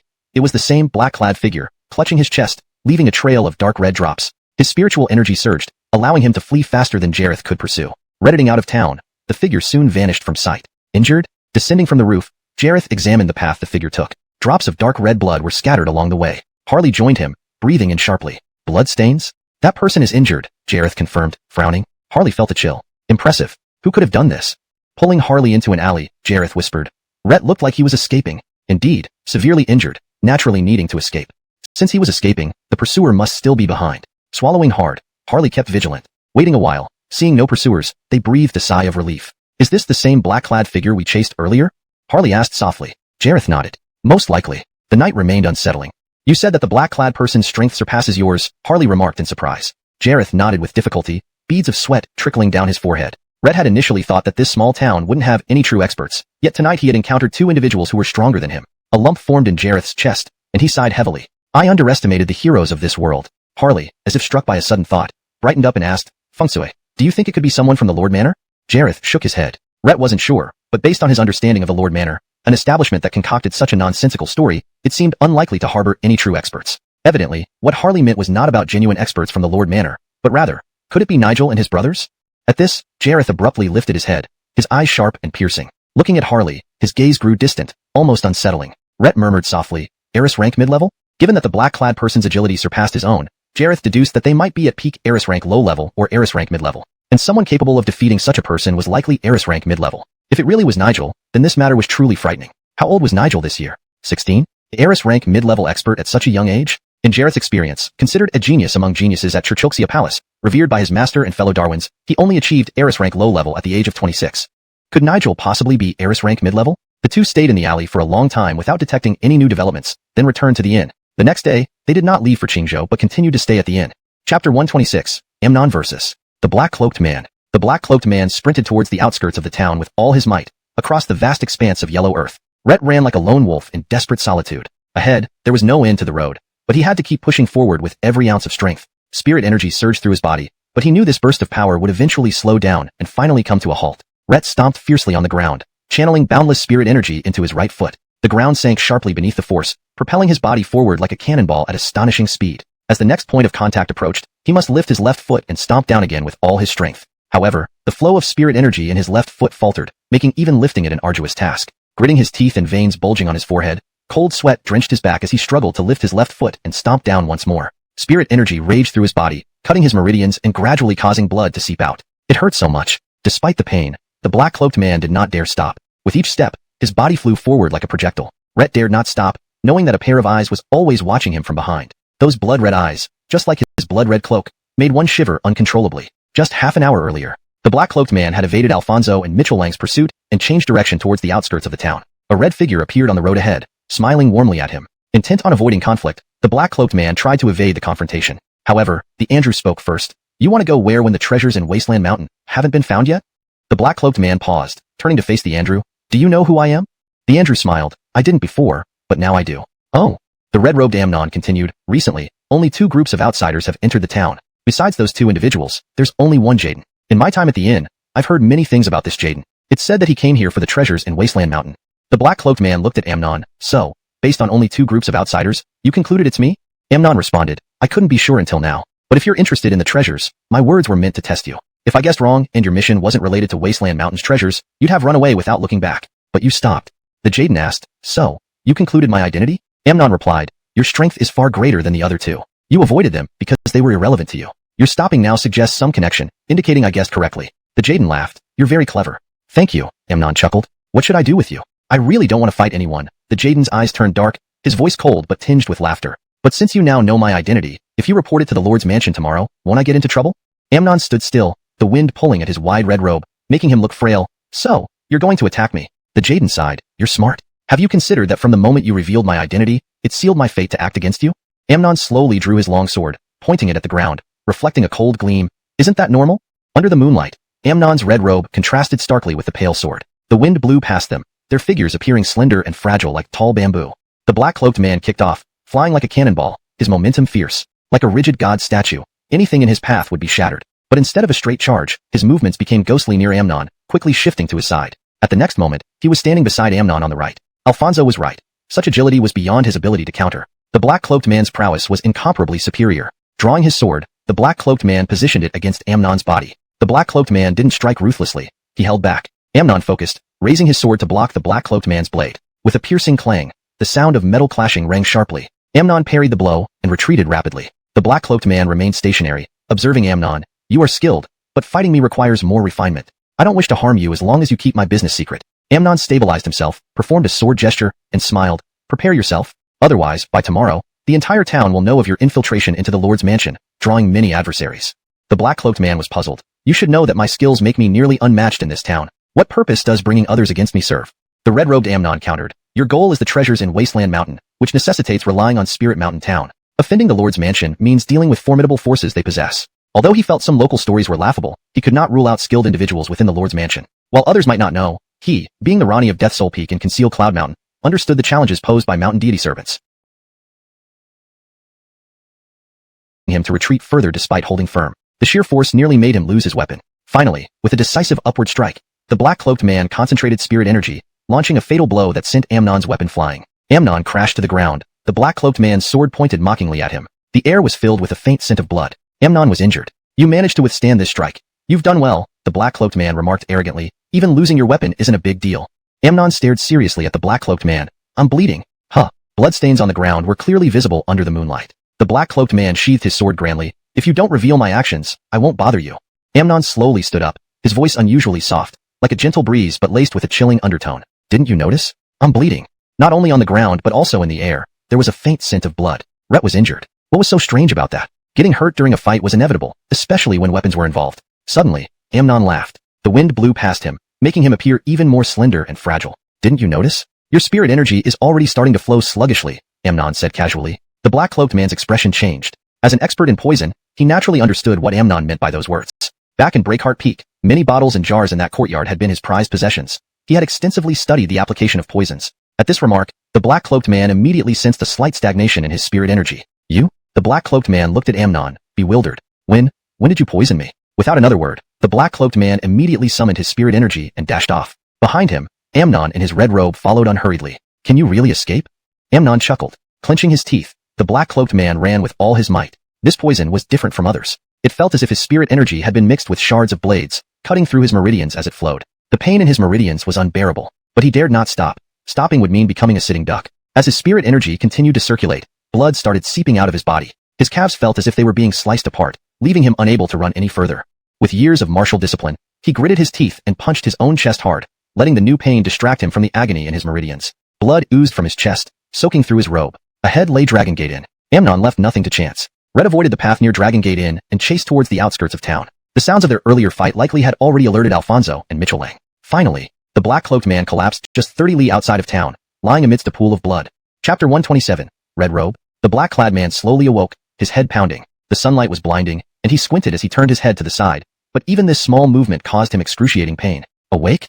A voice sounded. The black-clad man tensed up immediately. Rhett gritted his teeth and struggled to rise, squinting at the source of the voice. You'll feel a lot of pain like that, the voice remarked again with a hint of amusement. The black-clad man's head throbbed, and his throat was parched. The sunlight was too intense. He couldn't open his eyes to see where he was. Something touched his lips, cold and moist. What is this? Rhett grabbed it hurriedly. Drink. It's not poisoned. It's water, the voice assured. Water, water. His parched throat felt like it was being scraped by a knife. Rhett remained still, his vision gradually adjusting to the intense light. In his hand was indeed a water pouch. Rhett lifted his gaze despite the agony of every movement. Not far from him, a figure in red sat silently, watching him as one might observe an injured puppy, filled with pity and sadness. You. The black-clad man felt a surge of agitation. Rhett had failed to escape after all. Rhett didn't know what method his opponent used to poison him. But despite his efforts, he still lost, believing no one in Shun Mountain Town could defeat him. This time, his overconfidence led to his downfall. If he had attacked without restraint, the man in red would not have been a match for him. Now, he was exceptionally weak, like meat on a chopping board. Drink. The water is not poisoned, the Andrew Amnon said with a smile. Aren't you thirsty? The black-clad man found Amnon's smile irritating. Rhett sighed, closed his eyes, and picked up the water pouch. As he drank, a bitter taste spread in his mouth, but then a refreshing coolness spread through his stomach, easing his pain. Rhett drained the entire pouch and let it drop to the ground with a thud. Amnon gently picked it up and continued to watch him silently. The black-clad man caught his breath and asked, "What do you want?" Amnon stopped his path, provoked conflict, struck ruthlessly, yet now awakened him. What was his intention? "Look around you," Amnon said calmly. The black-clad man surveyed their surroundings. A barren hillside covered in yellow earth, nothing else. "What does this mean?" the black-clad man asked. Amnon looked at him seriously. In this vast wasteland, it's rare to find a place fit for living. Shin Mountain Town was now flourishing. The villagers from Tianxi village had fully settled in, adapting to life under the Lord's arrangements. Mercy no longer worried about the villagers, and Amnon didn't have to worry about Mercy's safety. The peace of Shun Mountain Town and the security of the Lord's residence were untouchable. "Why did you infiltrate the Lord's residence?" Amnon asked. Having fallen into others' hands, there was no need to hide the truth. The black-clad man answered, "Because of the treasure in Wasteland Mountains." Amnon pressed, "What does the treasure in Wasteland Mountains have to do with the Lord's residence?" The black-clad man looked at Amnon, puzzled. "Don't you know?" "Know what?" Amnon was confused. Was there something he should know? The black-clad man paused, looking at Amnon. "Didn't you hear that this town was previously ruled by someone who called himself the servant of Mountain God?" Amnon nodded. "These servants of Mountain God are not easy to deal with. They are powerful yet willingly stay in such a remote place." "Why?" the black-clad man continued. This sparked Amnon's realization. Could they also be after the treasure? The black-clad man fell silent. Amnon had already guessed the answer and thus did not respond. "So," Amnon concluded, "you think clues about the treasure are hidden where the servants of Mountain God resided?" Clad man clearly didn't believe him. "So, will you agree?" Amnon asked. The black-clad man smiled bitterly. "Do I have a choice?" Without further ado, Amnon left some food and water, stood up, and turned to leave. "Stay here. I'll check on you tomorrow." Seeing Amnon about to leave, the black-clad man shouted, "Wait." "What?" Amnon turned back and asked, "Can you move me somewhere else?" The black-clad man squinted. "This sunlight is too intense." Amnon dug a hole behind the hillside. Using his spiritual energy to dig, he soon created a human-sized cave. "May I ask a question?" The black-clad man watched intently as Amnon dug. His deductions proved correct. Amnon's spiritual energy wasn't as strong as his own, and his sword skills might not be superior either. Yet, he had lost to Amnon. "You may ask, but whether I answer depends on my mood." Amnon shot him a glance. "How did you poison me?" the black-clad man asked. Recalling last night's fight several times, he still couldn't understand how he was poisoned. This question might not get answered, especially as it was likely a closely guarded skill. But sometimes, people got carried away in moments of triumph and might divulge more than they intended, especially when their victim was helpless. Amnon hadn't expected this question and paused for a moment. Then, he lifted the black-clad man and placed him inside the cave, leaving without another word. The black-clad man indeed got no answer. Amnon walked quickly and soon disappeared from sight. Rhett needed to gather specific herbs that could heal the meridians. These herbs were part of his regular diet. Amnon channeled his spiritual energy and sprinted through the mountains. In the air hung a faint scent of blood. Whenever Amnon channeled his spiritual energy, his meridians would be slashed, and fresh blood would seep through his pores into the air. And his blood was already saturated with toxins. Anyone who came into contact with Amnon's blood would have the toxins infiltrate their spiritual energy through the pores. Bleeding again. Amnon ceased channeling his spiritual energy and moved forward slowly. This was the price he paid for practicing his poison technique. This was also the reason why he always wore a red robe. Red-robed Amnon. No one knew that beneath his slender frame, blood was flowing profusely. Chapter 128 notes. Isaac sent someone to inquire at the Dragon Gate Inn and learned that the two people from Joan Palace still hadn't left. His heart skipped a beat. They had lost their reason for staying here. Yet, they were still lingering? What could this mean? Isaac pondered over and over again. Yesterday's plan seemed to have some loopholes. If they came here for a certain purpose, simply refuting the pretext they used to cover their intentions wouldn't drive them away.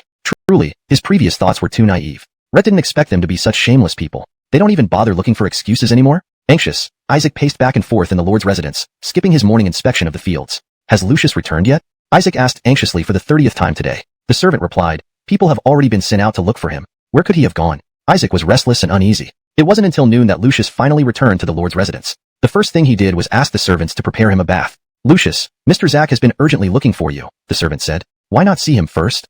"I'm going to bathe first," Lucius firmly rejected, his tone resolute. "Go get my bathing water quickly."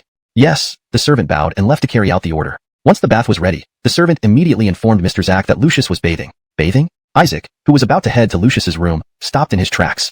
Lucius had a peculiar habit of bathing every day, sometimes multiple times a day. During these moments, no one could disturb him. Anyone knocking on the door while he was bathing would certainly receive a furious scolding, even if it was Mercy, his closest friend. So, No one dared disturb him during this time. We can eat and talk. That works, Lucius nodded. There is another matter that requires your assistance. The storage of the Lord's residence was piled high with all sorts of items, old artifacts from Mount Shanshan, spoils from the mountain god servant's stronghold, and goods taken from bandits in the forest. Initially, these items were only roughly categorized without thorough inspection. Many objects were set aside before they could be studied thoroughly. Thus, despite its large size, the warehouse was cluttered and disorganized. Over the years, the mountain god's servants had amassed a considerable amount of loot.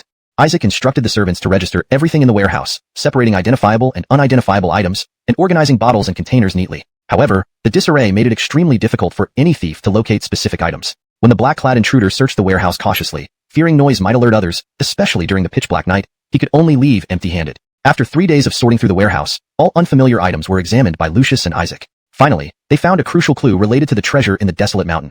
A detailed diary chronicling the mountain god's servants' explorations over the past few decades. This diary was hidden under a box containing pearls and covered with fur. If we hadn't lifted the fur while organizing, we wouldn't have found it, Isaac explained. Lucius took the diary. Hidden so carefully, it must be significant.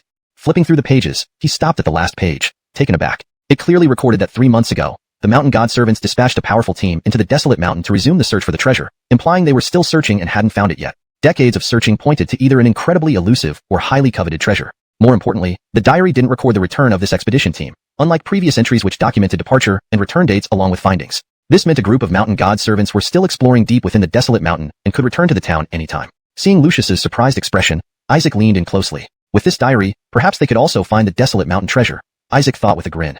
Lucius gathered herbs, had the kitchen brew them into water, and packed it into water bags. Early in the morning, he mounted a light wind horse and left town. The black-clothed man drank the water, feeling a refreshing chill spread throughout his body, significantly reducing the burning pain. Lucius had brought a dozen water bags and ordered him to drink all of them today. The black-clothed man hesitated. Do you really want to cure me? I feel my spirit power has increased. Amnon looked at him coldly without speaking. The black-clothed man exclaimed, You actually have this kind of technique?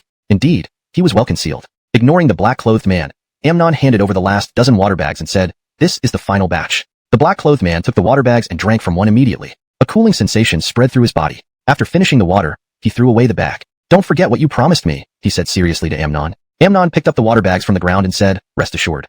I will give you a copy of the treasure map of Wasteland Mountain. And, Amnon continued, ignoring the excited black-clothed man, this habit of yours is not good. You should pick up the water bags after using them. It's bad manners to litter. These are expensive here in Yuzhou. The Jaden changed out of his black clothes into warrior attire and returned to Dragon Gate Inn in Sacred Mountain Town. Jareth and Mitchell had not stayed completely in the inn, but had been exploring around the town. They also patiently listened to the townsfolk's praise of the manor house, filtering out exaggerated stories to retain useful information. According to the townspeople, the mighty attendants of the mountain god were defeated by the 12 demons of Wasteland Mountain from the manor house. However, since they hadn't witnessed the strength of the mountain god's attendants a long time, the first man was surprised. You too? The butcher Eben just told me yesterday. The other man bragged. I told the butcher first. Really? Everyone looked at him enviously. Jareth and Mitchell were speechless. The town seemed obsessed with knowing about the manor house. Anyone with a bit of inside information was swarmed with questions. Why don't you tell us about the forest people? I've always wondered. Why do those in workers work day and night? Isn't it different from the lenient policy advertised by the manor house?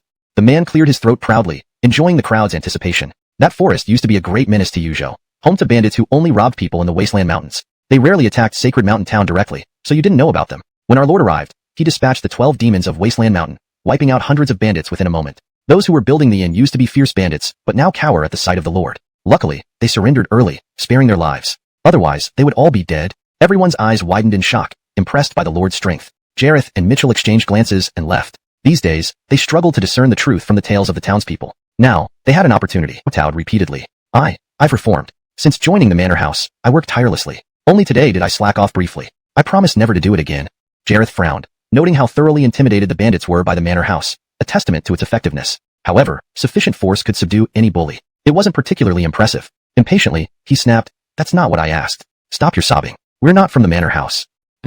The bandit, sobbing uncontrollably, suddenly fell silent, eyes wide with shock as he stared at Jareth and then at Mitchell. The tears on his face were still fresh, his expression one of utter confusion. You two aren't from the manor house? The bandit's voice was hoarse and trembling, like a rooster whose throat had been clamped shut. Rhett glanced warily between Jareth and Mitchell. If not from the manor house, then who? Why did they kidnap him? Oh right, that person said they wanted answers to some questions. So, they must be rivals of the manor house? Bandits are inherently quick-witted. In no time, he grasped the situation. Rhett was thrilled, his body trembling with excitement. He had been waiting for this moment for so long.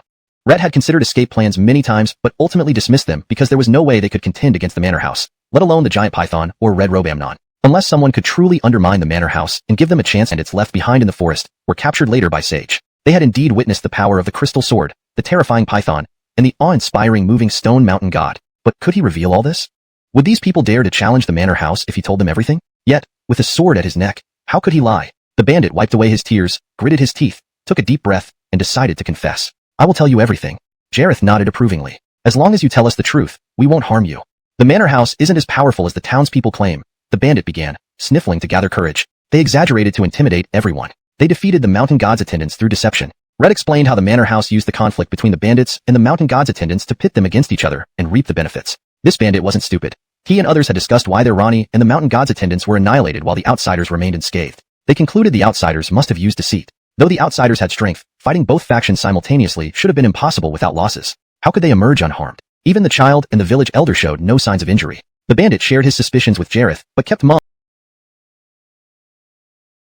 about the python and stone puppet. Our Rani was mighty, and the mountain god's chief was formidable, the bandit continued. We've always feared and avoided each other. I don't know what trick they used to make them fight. Jareth and Mitchell exchanged glances, shocked by this revelation. It indeed explained the manor house's exaggerated stories meant to manage the townspeople better. But if their storytelling ability was so low, how did they deceive the mountain god's attendants and the bandit's chief initially? That didn't make sense. Jareth asked skeptically. Your Rani and the mountain god's attendants were so clever, yet they fell for such a simple trick?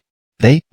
Seeing disbelief in their eyes, the bandit grew anxious. Recalling what the captured bandits had said, he added hastily, they belong to the Blood Alliance. Blood Alliance? Jareth and Mitchell's expressions changed dramatically. Could this involve the Blood Alliance? Noticing their reaction, the bandit swallowed nervously. Mentioning the Blood Alliance might deter them from harming the manor house. So, Red observed their faces anxiously.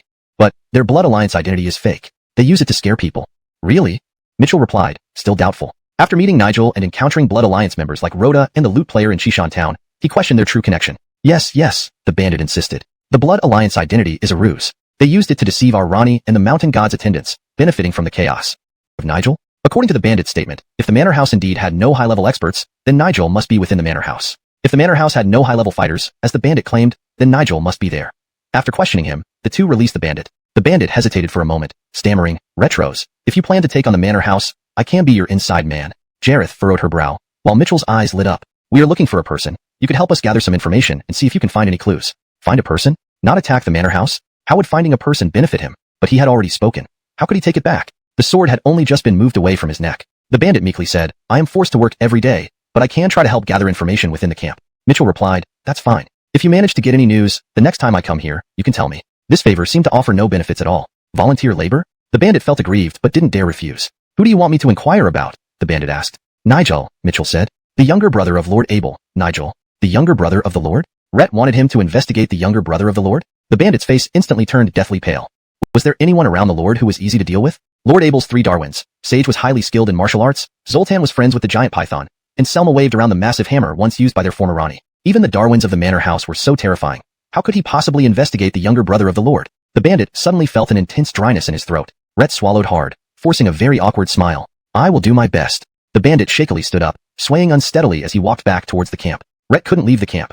If his name wasn't called out tomorrow morning, he would surely be caught and punished again. Tonight truly was a night of unexpected disaster. But, perhaps he could use this opportunity to cause trouble for the manor house with these two people? Maybe, just maybe, he could escape because of this? It seemed like he needed to plan carefully. A hint of a smile appeared on the bandit's face. Rhett walked quite far before turning a corner, where a glimpse of red robes caught his eye. The bandit's face immediately turned stark white. Chapter 130. Orange Spirit Power. Abel returned to Divine Mountain Town, riding the Qingfeng horse straight toward the Lord's manor. Rhett needed to quickly send a squad of people to bring back the residents from Yo family village. When Selma and Zoltan learned that their master had returned, they immediately dropped what they were doing and hurried over. In the main hall of the Lord's manor, Abel appeared to be discussing something with Isaac. Hua Xian strode in, followed closely by Zoltan. Seeing Abel and Isaac talking, they stood quietly aside, not wanting to disturb. Isaac listened to Abel's instructions, nodded repeatedly, accepted his orders, and withdrew. Only then did Abel turn his attention to them. I originally planned to come and go quickly, but I didn't expect this trip to take nearly a month. Abel smiled at his 2 Darwins. Selma excitedly licked her lips, shouldered her huge hammer, stepped forward eagerly, and said, Honest, I've practiced hammer techniques diligently every day as you instructed. The spirit power within me has grown more concentrated. Now, I can start using spirit power slightly. With its aid, both my speed and explosive strength have significantly improved. As she spoke, Zoltan kept nodding enthusiastically beside her. Honest, Sister Selma's hammer is indeed incredibly powerful. Abel laughed. It was clear that Selma was reporting her training progress immediately upon his return. Good, show me your practice, Abel said approvingly. They walked outside the Lord's manor. Adjacent to the manor was an open, spacious area used as a training ground for guards. Selma stepped into the center of the field with her giant hammer, drawing many curious glances. However, the group of half-grown kids trained personally by her continued practicing undistracted, acting as if nothing unusual was happening. On the other hand, the town guards recruited by the Lord's manor put down their weapons out of curiosity and gathered around. Why miss out on some excitement? Standing steady in the field, Selma slowly channeled spirit power.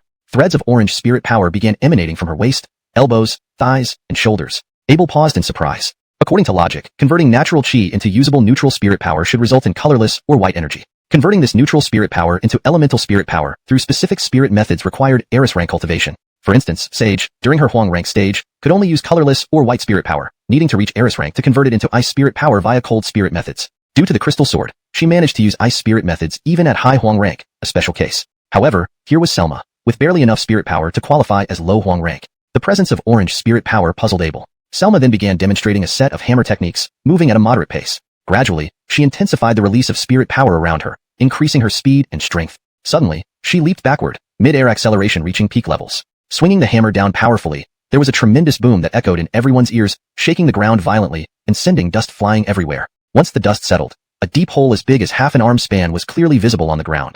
As soon as she exerted spirit power, a streak of purple lightning flashed around the hammer. A bolt of thunder shot out towards a tree 50 meters away, splitting it in half, which fell with a crash. The watching guards stared wide-eyed, swallowing hard. Selma used to be a regular townsfolk, and while some recognized her, her status as the Lord's Darwin did not change their views much. Having only seen her train kids, they previously underestimated her. This single hammer blow woke them up. They realized how utterly different she was compared to them. Their eyes widened as they approached the large pit cautiously, looking at Selma as if she were an alien creature. Selma paid no mind to their reactions and looked expectantly at Abel, awaiting his comments. After some thought, Abel asked, "Is the spirit power inside you still growing?" Selma nodded. "Yes, honest. Each time I practice the hammer techniques, the spirit power inside me increases substantially." "How does this growth rate compare to before?" Abel followed up. "It seems to be accelerating," Selma responded. "Not entirely sure." Abel nodded. "We don't need to rush the awakening of your spirit veins yet. Continue cultivating hammer techniques. This will benefit you more than just focusing on vein awakening. Your hammer's current power already surpasses my expectations." "Excellent."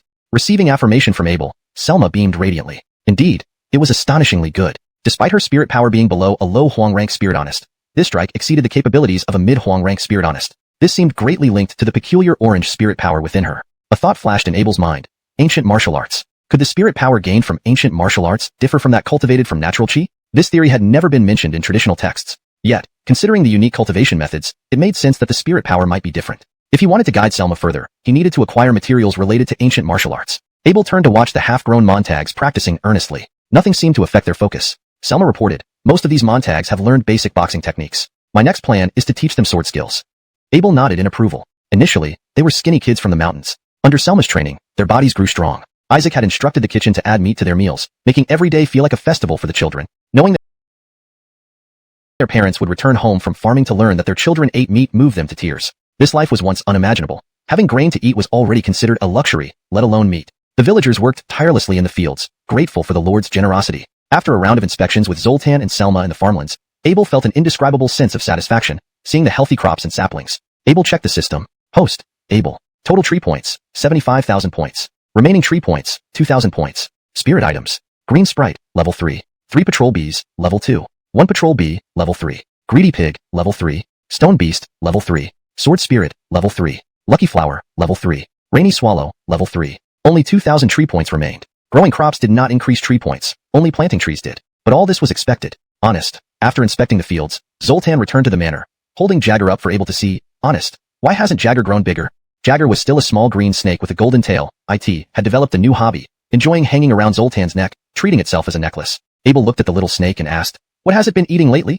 Zoltan reported, "It hardly eats meat, and the medicine powder has run out. When it's mealtime, I can only beg Xavian to prepare something for it to eat." The Xavian Zoltan mentioned was Amnon. Abel recalled this. Amnon had a poison gas bottle for practice, which was incredibly powerful. Rhett had used the poison made from that bottle to capture the Humbert and the bandits in the forest all at once. Speaking of which, Amnon was actually the hidden big boss. Abel said to Zoltan, "Some snakes indeed don't grow much during their juvenile stage. There's no need to worry. But you've reminded me. Let's go find Amnon." "Where is he now?" Zoltan replied, "Xavian is at the inn."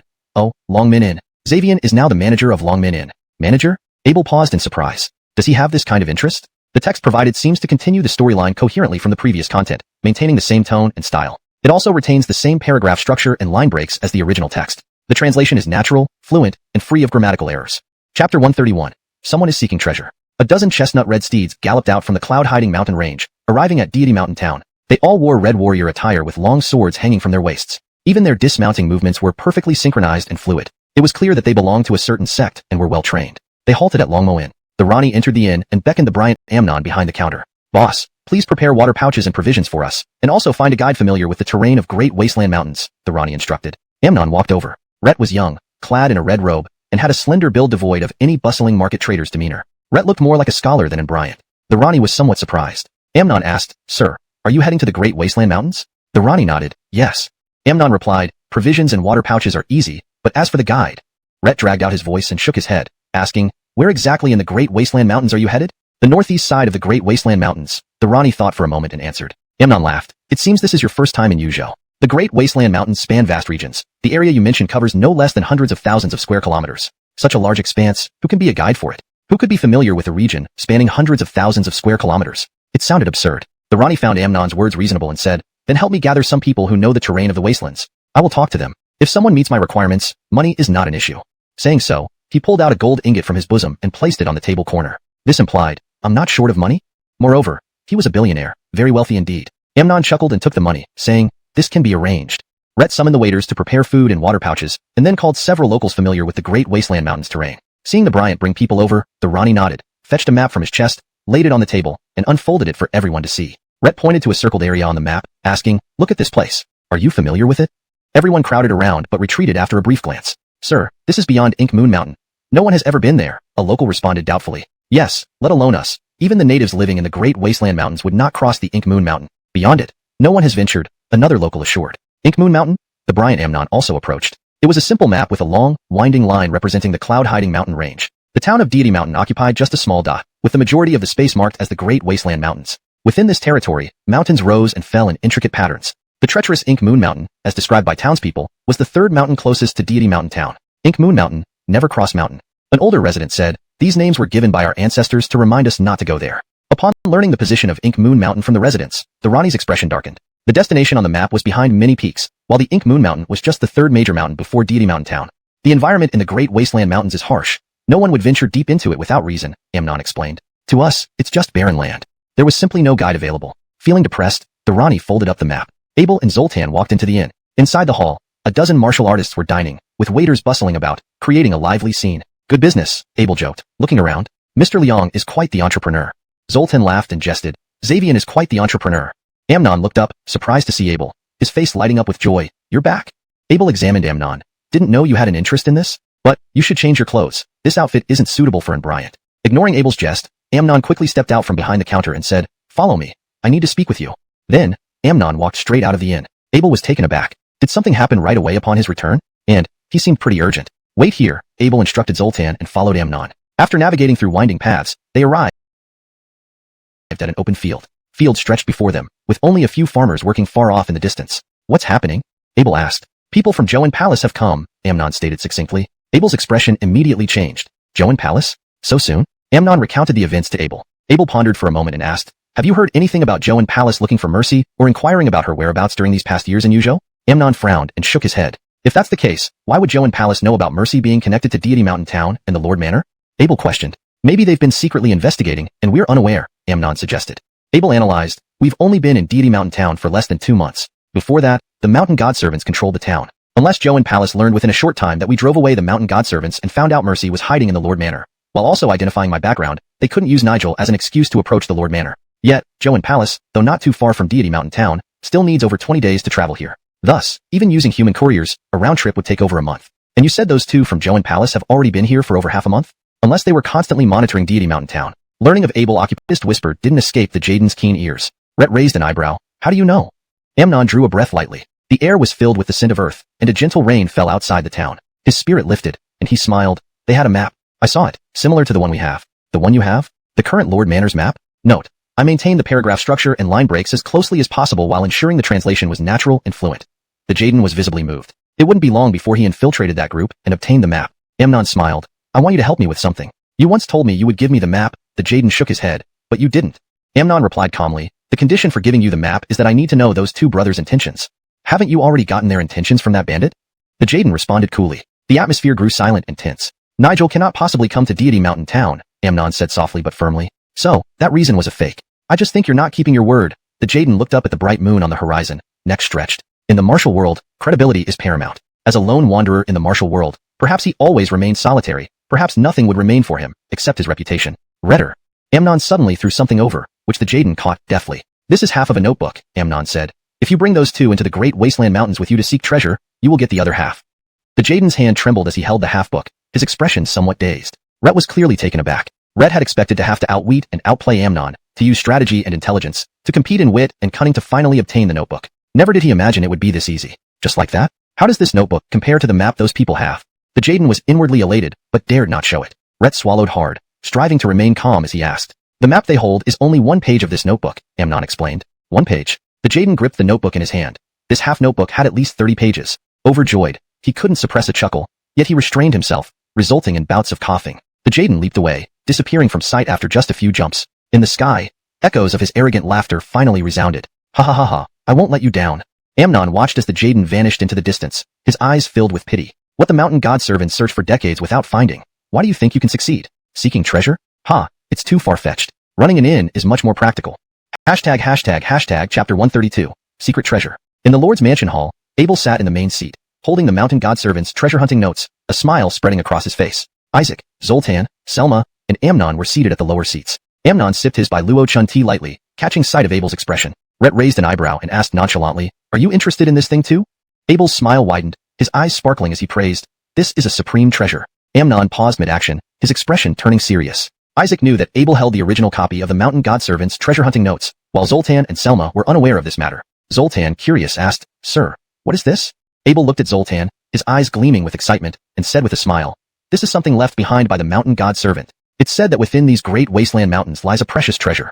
Treasure? Immediately, Zoltan and Selma perked up. They sat straight and leaned towards the small book in Abel's hands. Could this be the legendary treasure map? Selma exclaimed in surprise. Abel nodded, saying, Besides the treasure map, it also contains detailed records of the mountain god servants' exploration over the years. Abel handed the treasure map to Selma, who carefully took it and opened it cautiously. Zoltan left his seat and rushed beside Selma, peering closely with wide eyes. That day, when Isaac first received this booklet, his face had flushed with excitement. A treasure map? This was the treasure map from stories. However, one sentence from Amnon quickly cooled Isaac's enthusiasm. The mountain god servant spent decades without finding the treasure. How could we possibly find it easily? Amnon said mockingly, Look at this map. How many mountains are there in the middle? The journey is extremely long. Isaac examined the treasure-hunting notes closely. Just as Amnon had pointed out, the notes documented the mountain god servants' annual expeditions into the Great Wasteland Mountains, each year bearing significant costs, with many people losing their lives. Yet, the explorations never ceased. The most recent entry was just a few months ago. Not long before Abel and the others entered Spirit Mountain Town, the mountain god servant dispatched a team deep into the Great Wasteland Mountains, and they had not returned. Isaac felt somewhat disappointed. Was the treasure truly out of reach? But then he regained his spirit. I indeed cannot find the treasure, but my young master can. My young master is wise and valiant. Nothing can stop him. Amnon gave Isaac a disdainful look and didn't argue further. Typical behavior for a fanatically devoted follower, often lacking in common sense. At that moment, seeing Abel smiling while holding the notes, Isaac assumed Abel had figured something out. Rhett glanced triumphantly at Amnon and asked with a smile, Perry, do you know how to obtain the treasure? Abel laughed, saying, Just this notebook is itself a treasure. Amnon's expression darkened slightly. Rhett placed the teacup down gently and asked, Abel, are you really planning to go into the mountains to seek the treasure? To him, even with the map, hunting for treasure in the wilderness was like searching for a needle in a haystack. Only someone blinded by greed would attempt such folly. But Abel shook his head, looking sideways at Amnon with a mischievous smile. I won't go into the mountains. Zoltan, who was examining the map, lifted his head curiously and asked, Honest, how will you find the treasure without entering the mountains? Abel chuckled and replied, Naturally, I'll have them deliver the treasure right to me. Everyone exchanged surprised glances. Amnon blinked, giving Abel a thoughtful look. Meanwhile, martial artists dressed in red warrior attire were resting at Longmin Inn for 2 days before heading toward the Great Wasteland Mountains. Despite lacking a guide, their determination to reach the mountains remained unyielding. Amnon prepared ample supplies of dry rations and water bags for them, informing them of a village called Redheavenly Favor Village to the northeast of the town where they could replenish their supplies. A dozen chestnut-colored horses galloped away, stirring up conflict. They became acquainted, or perhaps they empathized with each other's struggles. The Jaden found Amnon extraordinary. Despite his remarkable abilities, he chose to stay in Spirit Mountain Town and treated the treasure map as a joke. Quite a fascinating person. Rhett, too, had his own pursuits, no doubt. Even though they barely understood each other, the Jaden felt a mutual admiration between them. If the Jaden did not have his own mission, he might have also dismissed the treasure map as a joke. In this regard, they were quite alike. Dominic and Harley finished their meal and returned to their room to find an envelope on the table. Surprised, they carefully opened the envelope. A sheet of paper lay inside with fresh ink. A secret treasure from the wastelands has resurfaced. Whoever obtains it can rule the martial world without obstacles. Nigel has already left Spirit Mountain Town and is heading for the wastelands. The second piece of paper in the envelope was a treasure map. The two men exchanged startled glances. Who was sending them this information? From the Lord's mansion? Dominic frowned. It made no sense. Last time, they mentioned Nigel returning home, clearly not wanting to meet them. Yet, apart from the Lord's mansion, they knew no one else in Spirit Mountain Town. Perhaps the bandit? Harley guessed. Did he secretly gather information for us? Dominic scrutinized the notes several times.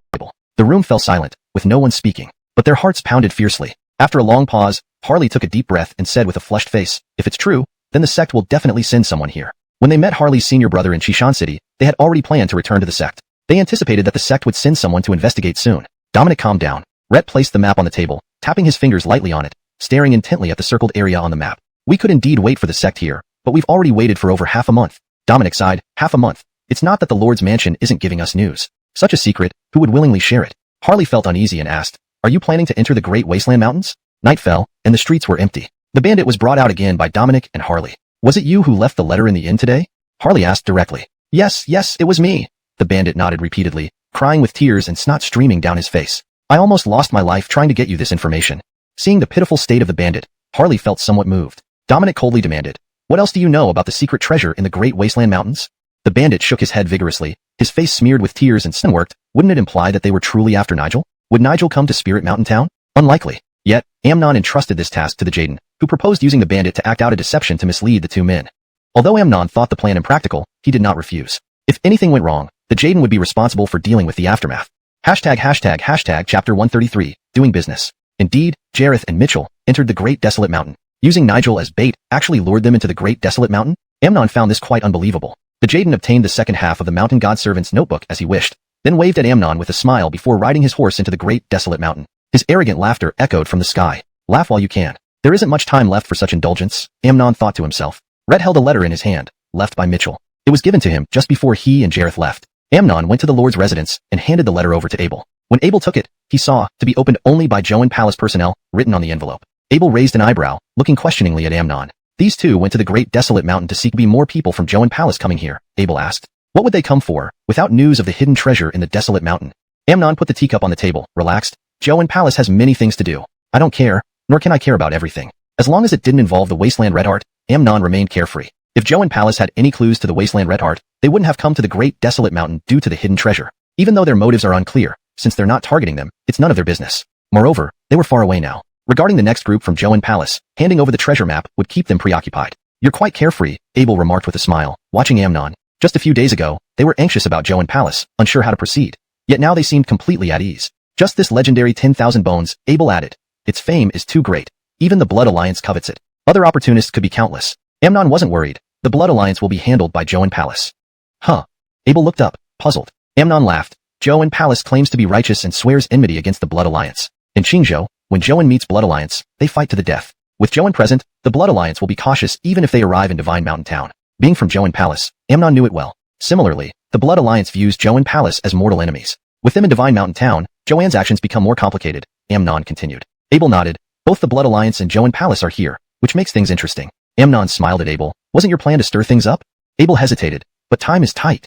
In 10 days, a caravan of 200 carts arrived at Divine Mountain Town. Merchants scrambled off the wagons, breathing in the fresh air. Finally, they arrived. Merchants shed tears of relief. Who knew what hardships they endured? Faces bruised and heads bumped during the trip. They hadn't suffered so much in years. Sage rode confidently on her wind-clear horse on the mountain road, envied by many who regretted not knowing how to ride. The caravan headed for the Lord's residence, while Eastons walked. The town was small, shops sparse, and goods limited, a result of the restrictions imposed by the mountain god servant. Despite lifting the trade ban later, residents didn't adapt and continued selling little. Merchants shook their heads in disappointment along the way. Do we really stand to make money in such a town? A short, stout Easton frowned, his round face looking like a bun. Did you promise Miss Sage to open stores here? Another tall, skinny Easton patted his shoulder. You'll surely lose. Just transportation costs alone required profits beyond 10,000 taels of silver just to break even. Yes, the stout Easton answered. Her father helped me a lot. I promised to support her. This trip, despite complaints, everyone gritted their teeth because of her father's legacy. The tall Easton chuckled. If she continues to act recklessly, those favors won't last long.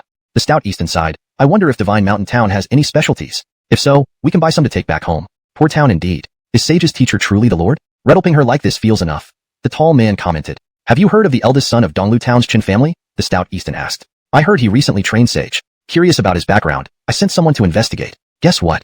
What? Rhett doesn't have spirit veins. Whoa. Miss Sage might have been deceived. The conversation halted abruptly as the caravan stopped. A troop approached, led by a young man with dark skin and sharp features. Rhett dismounted and approached on foot. The townsfolk gathered and pointed at the convoy, but then erupted in excitement upon seeing the young man. The Lord has arrived. Look! Someone shouted excitedly. The Rani of the 12 hearing in the desolate mountain. I suspect it might be the 10,000 bones that the Blood Alliance sought in Qingzhou. Jareth and I have gone to investigate and hope to find clues. We leave this treasure map for your examination. Dayon Mitchell Lang leaves first. The other piece was a copy of a treasure map, freshly inked and strongly scented. Abel read the letters several times, muttering, "The Blood Alliance is after this too?" Amnon, drinking his tea, replied nonchalantly, "Joan Palace is interested too." Good tea, indeed. Abel rolled his eyes and tapped the table lightly. 10,000 bones? Who would have guessed? Amnon sighed. No wonder the mountain deity Dover hid in Divine Mountain Town for so many years without giving up. Ignoring the matter for now, Abel asked, "Aren't you curious?" "About what?" "That Mitchell Lang left this note means more people from Joan Palace will come." Abel queried, "What will they do here if they haven't discovered the secret treasures in the desolate mountain?" Placing his teacup on the table, Amnon responded with a relaxed tone. "Joan Palace has many things to deal with. I don't care, nor can I manage everything." As long as it didn't involve the retard of the desolate land, Amnon remained easygoing and unperturbed. If Joan Palace really had leads on the retard of the desolate land, they wouldn't have rushed to the great desolate mountain. Though their motivations were, Amnon remarked, "Isn't your plan to stir things up?" Abel hesitated, but the timeline is tight. 10 days later, a caravan of 200 carriages arrived in Divine Mountain Town. Merchants rushed out of their vehicles, breathing in the fresh air, finally reaching their destination. Tears welled in their eyes. Only they knew the hardship endured on this journey, bruised and battered from collisions in the cramped carriages. Experienced traders, they hadn't suffered so much in years. Meanwhile, Sage rode confidently on her clear-wind colt, drawing admiring glances. Her companions envied her riding skills. They regretted not learning to ride themselves. The caravan proceeded to the Lord's Manor, with Eastons walking beside the vehicles. The town, small with limited shops and goods, reflected the mountain deity Dover's initial restrictions, which persisted despite Abel lifting trade bans. Disappointment filled the Eastons' faces. "A town like this, can we make money?" The stout Easton frowned, looking like a dumpling with his round face and furrowed brows. "Did you promise Miss Sage to open a shop here?" Another tall, thin Easton patted his shoulder. "We'll surely go bankrupt. Just covering transportation costs required earning thousands of silver taels." "Yes," the stout Easton replied. "Miss Sage's father helped me greatly. I promised her full support. You see, everyone here has endured complaints but stayed loyal." Abel's face lit up with joy as he patted Sage on the shoulder, praising her. "Well done." The 200 carriages lined up majestically on the streets of Divine Mountain Town, creating a sight that brought comfort and satisfaction to everyone who saw them. "Let's head back," Abel said happily. "Was your journey smooth?" Though slightly tired, Sage appeared energetic and replied with a smile. There were no obstacles. The carriages stopped in front of the Lord's Manor, and the drivers were directed to rest at Longmin Inn, which quickly filled to capacity. 20-odd Eastons were invited into the manor, personally received by Abel. The Lord's Manor, originally the residence of the mountain deity Dover, had been built using resources accumulated over decades. As the previously haughty Eastons entered the manor, their jaws nearly dropped in astonishment. "This must be golden-threaded Nanmu," one Easton exclaimed, his eyes widening as they examined the pillars, tapping them with disbelief. "And these door frames, are they also made of Nanmu?" Someone leaned against the door, staring wide-eyed, tapping it carefully, only to be left speechless. How is that possible?" Isaac stood smiling at the entrance, welcoming guests, but he never expected such an unusual reception. If not for the reminder from Perry, Isaac might have thrown these people out. Meeting strangers who immediately inspected his doors. Were these people all crazy? Isaac was dumbfounded, leading them patiently to the reception hall. Abel welcomed everyone with a smile, inviting them to sit down and offering tea. A line of beautiful maidservants carried exquisite teaware into the room. These maidens had once been chosen by the mountain deity Dover and later rescued by Abel. Their presence captivated the Eastons, who stared in awe at their beauty. Despite being seasoned businessmen, the sheer number of attractive maids left them momentarily stunned. After the servants left, the room fell silent. The dark-skinned young lord finally spoke from his seat. "It is truly delightful to have esteemed guests visit from afar, bringing glory to my humble abode." The Eastons smiled and exchanged pleasantries with the lord. While they were experienced, the opulence of this reception hall astonished them, contradicting its description as humble. Whose home wouldn't be called humble when welcoming guests? Yet the lord's manor, with its extravagant furnishings and lavish decor, was described as simple, far too modest. This furniture, flooring, and even the teacups? One Easton noted, "This teacup seems to be from the official kiln of Longquan and has some age to it. Such rare treasures. Who would use something like this for everyday tea? What if it breaks or chips?" The Eastons, brimming with tears, struggled to speak. "It's a genuine piece by Mr. Ouyang." "Which Mr. Ouyang?" another asked, confused. "The only Mr. Ouyang who could rattle Mr. Zhang," someone else explained. Realization dawned on the Eastons. "Ouyang Du? Is it really a work by Mr. Ouyang Du?" someone eagerly asked. The honest of calligraphy, Ouyang Du. The Easton found a seat and sat down, nodding confidently. The crowd gasped collectively. A genuine masterpiece by Ouyang Du, priceless. To Eastons, anything noble, elegant, or artistic could be quantified in money. This single painting could likely surpass the combined wealth of all present Eastons. The way they looked at Abel changed entirely now. Clearly, the lord was on a different level altogether. Their postures gradually became more formal, back straightening, appearing respectful while swiftly calculating their next moves. "I never imagined such a commercially deprived town like Divine Mountain could have such a luxurious lord's manor? Could this tiny town support such opulence? Sage's teacher is not ordinary, clearly playing a deeper game. Does this town have any significant background? The silence grew awkward. Abel coughed. Divine Mountain Town, despite its apparent lack, harbors much potential. Its remote location makes it difficult to supply materials, making it seem poor. I hope you will consider establishing businesses here. With your support, Divine Mountain Town can thrive. Initially, they perceived Divine Mountain Town as a place with no future, but the immense wealth of the Lord's Manor had revealed a potential opportunity to them. Directly doing business with the Lord's Manor? Abel's heart stirred, and he smiled, saying, "Great idea." Liang Shui's military guard, who had been standing behind Abel all along, raised an eyebrow and silently called him an old fox. Chapter 134, a map for each. The wealthy Eastons emerged from the Lord's residence, their heads still a little dazed. Old Zhang, could there be anything strange about the orders we just snatched up? Easton in orange robes asked nervously, resembling a young man who had just won a lottery but feared it might be fake. Easton in green robes, clearly more experienced, laughed heartily. We've already paid the deposit. What else is there to doubt? I never expected our young lord to be so bold.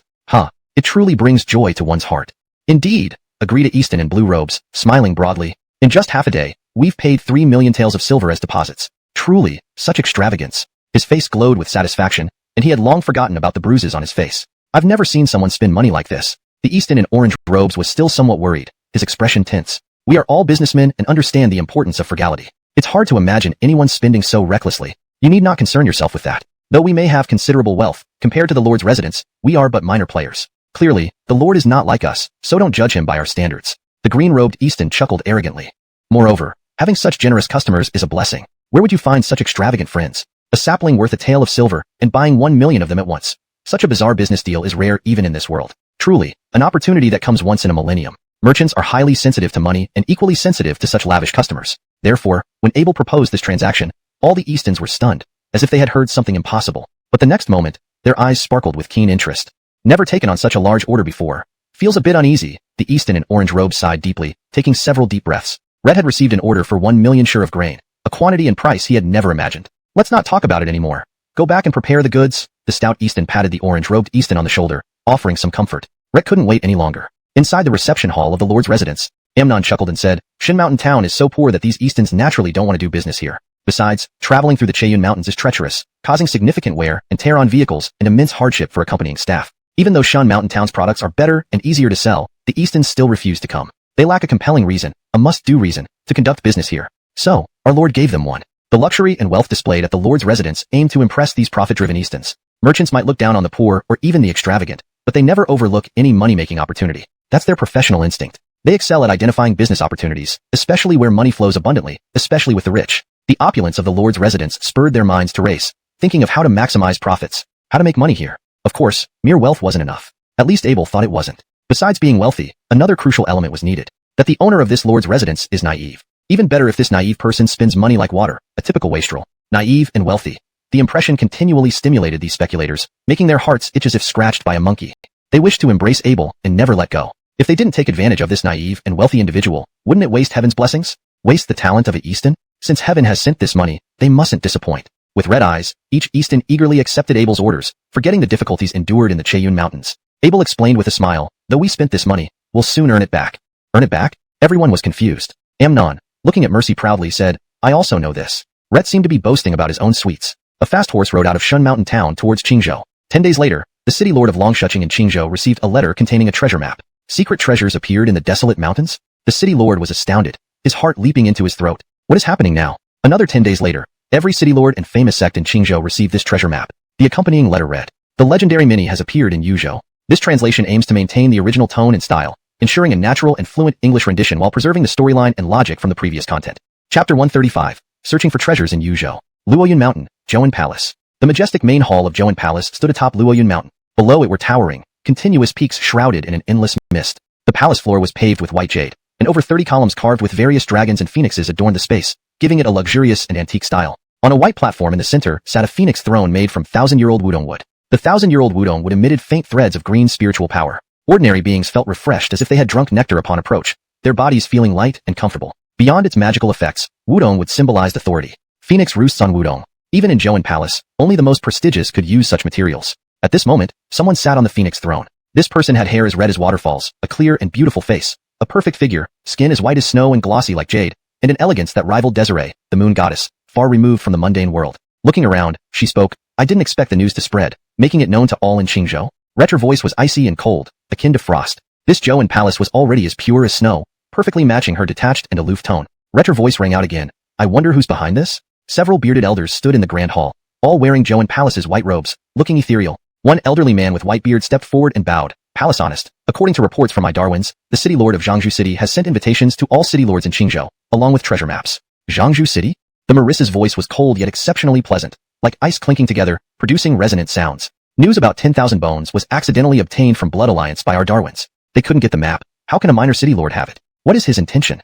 Excited at the question, the elderly man immediately replied, Palace honest. I'll send people to investigate right away. There's no need. The Marissa waved her hand impatiently, her tone softening slightly. Send your Darwins to Yuzhou. I plan to send them there anyway. Since this news is now common knowledge, others from different sects will surely be interested. Investigating further might put us at a disadvantage. Pleased, the elder replied. As you say, Palace honest. I will take several Darwins to Yuzhou. The Marissa glanced lightly at him. Hawk, you stay here. Settling the relatively suppressing silk matters is more critical. Do not leave the mountain, Hawk. Yes, he hesitated, but eventually nodded. Above all, the Marissa looked like an ice-sculpted deity, isolated from the world. Zhou Palace has stood for years. Advancing further is most important now. The relatively suppressing silk cannot be lost. Yes, everyone in the hall bowed in agreement. Half a day later, a team from Zhou Palace set off towards Yuzhou on spirit beasts ranked low yellow grade, Qian steeds. Zhou Palace's actions, like a plucked string, resonated throughout Qingzhou, stirring many sects' interest. Zhou Palace dispatched inner Darwins to the Great Wasteland Mountains in Yuzhou. Even Zhou Palace believes the treasure map is real. Why shouldn't we? Lucky I got the map early. We should depart immediately. How many Darwins did Zhou Palace send? 5, 1 in green robe, 4 in red swordsman attire. 1 elder Darwin, 4 inner Darwins? Our sect is small, going solo won't work. Quickly notify the head of BU Hall. Let's enter Yuzhou together. What? The old man of BU Hall has already left? Hurry. It seemed Yuzhou truly held treasures, each sect eager not to miss out. They hastily prepared teams and flooded into Yuzhou. City lords in Qingzhou were alarmed and puzzled. Why is Zhangzhou City acting so vigorously this time? Half of Qingzhou's named sects have sent people to Yuzhou. Has a gold mine been discovered in the Great Wasteland Mountains? Most are just following the trend. Only fools would join this frenzy with so many going after one secret treasure. Indeed. Forrest, it's bad. A servant rushed over, tripping and yelling. Perry left a letter, running off to seek treasures in Yuzhou. Nigel and his brothers. The feud between Zhou Palace and Blood Alliance was well known. If the shadow was from Blood Alliance, hiding to ambush Zhou Palace was reasonable. So, he wasn't targeting us, Carter realized. Nigel agreed. From Donglu Mountain to Qishan City, we've angered Blood Alliance members. Even if they knew of Qishan events, they wouldn't know we're headed to Shen Mountain Town. Translation provided by AI, adjusted for coherence and fluency while maintaining original structure. Chandler nodded and said, Davin makes sense. We only decided to come to Shen Mountain Town after inquiring about Bolivar's whereabouts in Zhangzhou City and learned that Elder Brother is involved in this matter. Besides, we have been traveling low-key all along. Even if people know about our conflict with Blood Alliance members in Qishan City, outsiders would assume it was Zhou Palace's Mitchell Perry who did it. Carter said, following this reasoning, their true target is actually Zhou Palace? At the entrance of the Lord's Manor, a group of half-grown children were practicing martial arts under the sun, their shouts echoing in unison, seemingly serious. Blanche patrolled back and forth carrying a giant hammer. Any child who made a slight mistake would immediately shiver under her stern gaze. Amnon stood beside the training ground with a smile, while Zoltan trotted obediently behind him. Xavian, Liang Yuan is really hungry, Zoltan pleaded. Zoltan by the collar, lifting him up, gritting his teeth. How can you be just like your teacher? Huh, just like the teacher? Zoltan looked at Amnon in confusion. Did the teacher cry and make a fuss too? Amnon scolded. A fox's Darwin indeed becomes a fox. Every single one of you is sly and cunning. Amnon's practice room was a tightly enclosed stone chamber located in the basement of the Lord's Manor. The attendants of the mountain deity were a peculiar bunch who loved creating strange and irregular secret chambers. Thus, the Lord's Manor had plenty of such rooms. After feeding the little snake inside the stone chamber, Amnon handed it back to Zoltan with a look of disgust. Its appetite keeps growing. Who knows where all that food goes? Zoltan patted the little snake's head and laughed. It's going to grow very big, just like a greedy snake. The little snake lay on Zoltan's shoulder, eyes sparkling, nodding seriously as if in agreement. Chapter 136, Selling the Map? In the study of the manor, Abel sat at a desk, diligently studying the notes left by the Roy while scribbling on a piece of paper. When Andres knocked on the door, Abel didn't even look up. Andres entered the study directly and began to stroll around. Originally, the Mountain God's Lodge had no study. Those individuals only knew how to exploit and indulge themselves, never needing such a thing as a study. After returning from Nuja village, Abel specifically allocated several rooms for bookshelves, categorized books, and strictly separated leisure reads from reference materials. The Redevently Demon Roar series that Isaac used to read was classified by Abel as leisure reading, which once made Isaac quite depressed. Andres walked back and forth among the dozen or so bookshelves, marveling at the Roy's ability to collect items. After being busy for a while, Abel finally raised his head. Is there something? Andres paused in front of a shelf holding a book on spirit techniques, turning around upon hearing Abel speak. I want to talk with you. Abel put down his pen, gestured to a spot beside him, and called a servant to serve tea to Andres. Andres took a few steps closer but didn't sit down, saying directly, Regarding Mercy's cultivation progress, I would like to hear your future arrangements. All negotiations with Abel revolved around Mercy. Leaning back, Abel crossed his fingers and smiled at Andres. Mercy's cultivation plan? Rhett dragged out the last word as if deep in thought. Pausing, he said, for now, she will only practice hammer techniques. Andres continued probing. So there are no specific plans yet? Although unwilling to admit it, Abel nodded. That's right. For now, there are no other arrangements. Andres didn't get angry but grinned. You don't seem like a proper teacher this way. Andres wished for Mercy to live an ordinary life away from martial arts strife, and didn't want her to cultivate too quickly. Knowing Mercy's relation to Joe and Palace only made him fear a rapid increase in her strength more. If Mercy grew too powerful, she might demand to return to Joe and Palace, where, in Andres' view, she had no chance of winning. Only he knew how formidable Mercy's potential enemies were. Abel chuckled. As her teacher, naturally, I decide how she trains. Andres looked approvingly at Abel. Rhettering that reassures me. Rhett turned toward the door but stopped. These past days, Zoltan has been coming over to feed his little snake, Andres remarked. Abel stared intently at Andres, silent. Turning back, Andres approached and said, Zoltan's spiritual beast isn't simple, yet he is completely helpless. A slight mistake could lead to danger while feeding the beast. This was highly inappropriate. Andres watched Abel seriously, slightly reproaching. Rhett liked Zoltan as a child, but allowing a kid to raise a venom-eating beast was too much for the child. Failure to take care of one's Darwin was the teacher's fault. Zoltan's situation is special, Abel admitted after a pause. Only when the great desolate mountains are developed further can we solve his problems. For now, we must focus on other areas. Cultivating doesn't solely rely on spirit chi. Andres raised an eyebrow. Abel's theory wasn't new to him, and he agreed. Just like himself, his most potent skill was based on toxins, not spirit chi. However, enhancing strength without relying on spirit power wasn't easy. I already have a plan for Jorge. No need to worry, Abel assured. Good. Andres turned to leave, but was halted by Abel. Wait. Abel picked up a diagram from the table. Redder, take a look at this. Andres glanced at Abel, took the diagram, and immediately widened his eyes. Soon, many martial artists will flock to Shin Mountain Town, and they'll love this, Abel said, grinning. Selling this in your inn will certainly fetch a good price. Andres was momentarily stunned, surprised. You're sure about selling this? Very seriously, Abel confirmed, absolutely. Shaking his head in disbelief, Andres commented, your thinking is indeed different from ordinary people. What does this mean? Am I abnormal? Abel rolled his eyes at Andres. The coachman brought by Sage have returned to Changju City with the wealthy Easton. The Dragon Gate Inn should be vacant now. Clean it up well. Big business is coming. Andres glared at Abel. You really see me as in Bryant? Smiling, Abel responded. Don't you want to deliver Mitchell Lang's letter in person? Wouldn't you want to observe them closely? Andres was taken aback. Grinning, Abel added, managing the inn for me. I'm confident in you. Andres remained silent. In fact, I'm concerned about another issue. As someone from Joan Palace, won't familiar faces recognize you if you interact directly? Andres gave Abel a cool look. There's no need to worry. No one can recognize me by appearance alone. Great. Abel smiled warmly at Andres. So you agree.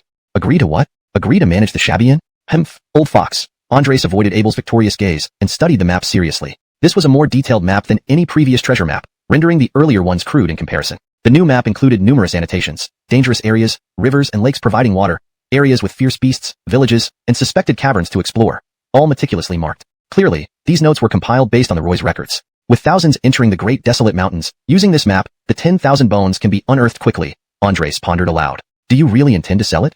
I don't think treasures are so easily found, Abel replied, smiling. But all we need to do is ensure a good sale. Andres took charge of the inn business earnestly. Welcoming guests at the Dragon Gate Inn, he encountered Joe and Palace's for coming for the secret treasures of the desolate mountains. Secret treasures? Perhaps this ruckus is stirred up by that guy Abel again, Nigel guessed with an unpleasant expression. That guy excels at concocting all sorts of things like this. Rhett's been doing it since childhood, yet often gains favor from everyone. Chandler pondered. I heard that the treasure map suddenly appeared in the world of martial arts. Analyzing by time. Our elder brother only entered Yujo a few months ago. The timing fits well. Maybe it is indeed his handiwork. Brother is still as mischievous as ever, Carter commented. Humph. Nigel led his two brothers straight to the manor hall. Rhett never knows how to stay quiet. After asking around town, they found the location of the manor hall and rushed there immediately. However, the main gates of the manor hall were tightly shut. After knocking for a long while, only a servant girl came to open the door. Where is your lord? Nigel asked bluntly. Indeed, he was rather irritated, especially when he saw that the manor hall was actually an opulent palace, vastly different from what he had imagined, making him even angrier. In the distance behind the palace stood a stone statue of a giant, though not intricately carved, adding a grandeur to the entire manor hall. Nigel felt a simmering hatred. Even the Chin family residence in Donglu Town didn't have such a towering statue. How could Abel afford such extravagance? All human and material resources spent on such displays? Humph, Abel is indeed fond of flair. The servant girl was not intimidated by Nigel's rudeness. She paused slightly then replied, the lord has gone to the west side of town and is not here in the hall. The servant girl was calm because working for the manor hall gave her a strong sense of security. Now, when she went out, townspeople treated her respectfully. No one dared to easily offend her, let alone within the manor hall. What use would the mountain god statue be if it were just decoration? Moreover, despite the rude tone of the Montague before her, she felt a certain friendliness toward him at first sight. Upon closer look, they bore some resemblance to the Lord but looked whiter and more delicate, whereas the Lord, despite being excellent in other aspects, was, well, a bit too dark-skinned. West side of town? Chandler interjected, asking, when will he return? Chandler was relatively polite, so the servant girl smiled back, maybe at noon, maybe in the evening. The Lord had opened new grounds on the western side of town near Longmin Inn and set up row upon row of stands. Rhett planned to create a market for trading with outsiders, although at that time, there were no outsiders in Shan Mountain Town. Just a few days later, several waves of outsiders actually entered Shan Mountain Town. The Lord was thrilled, leading all the servants and guards out to the western side of town, leaving only a few servant girls to watch the manor. The servant girl smiled. Why don't you gentlemen come into the reception room, rest for a while, and have some tea to refresh your throats? The three brothers were indeed exhausted from their journey. They rushed straight to the manor hall without taking any rest upon entering the town. Nigel entered the manor hall with a cold face. Carter grinned. Get us the best food from the manor to taste.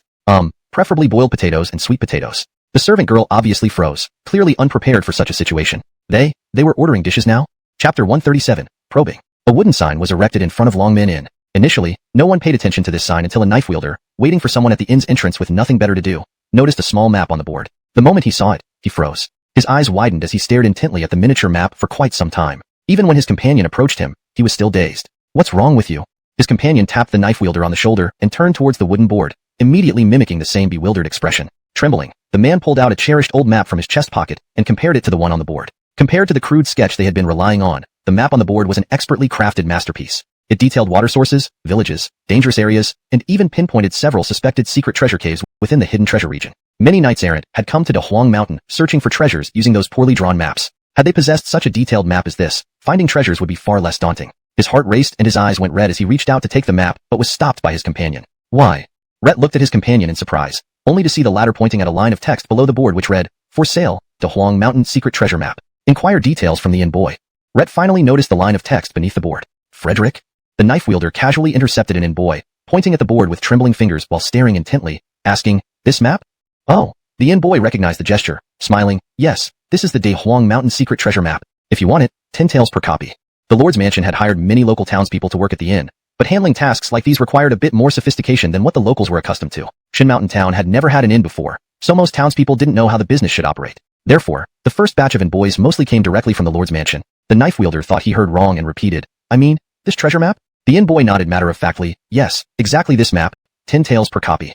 10 taels per copy? A treasure map? When did treasure maps become so cheap? Such a cheap treasure map, is it really valuable? Seeing the customer's stunned expression, the inn boy calmly continued, Let me show you two gentlemen. If you like them, consider buying a few more. We offer discounts. Discounts? The inn boy guided the two guests to the inn counter, fetching several much larger maps than the one displayed outside. Unfolding them, he introduced, the one outside is just a sample. For real treasure hunting, a bigger map is essential. Look, here we have a water source distribution map, a danger warning map, a wild beast distribution map, and a shortcut trail map. Which ones catch your interest?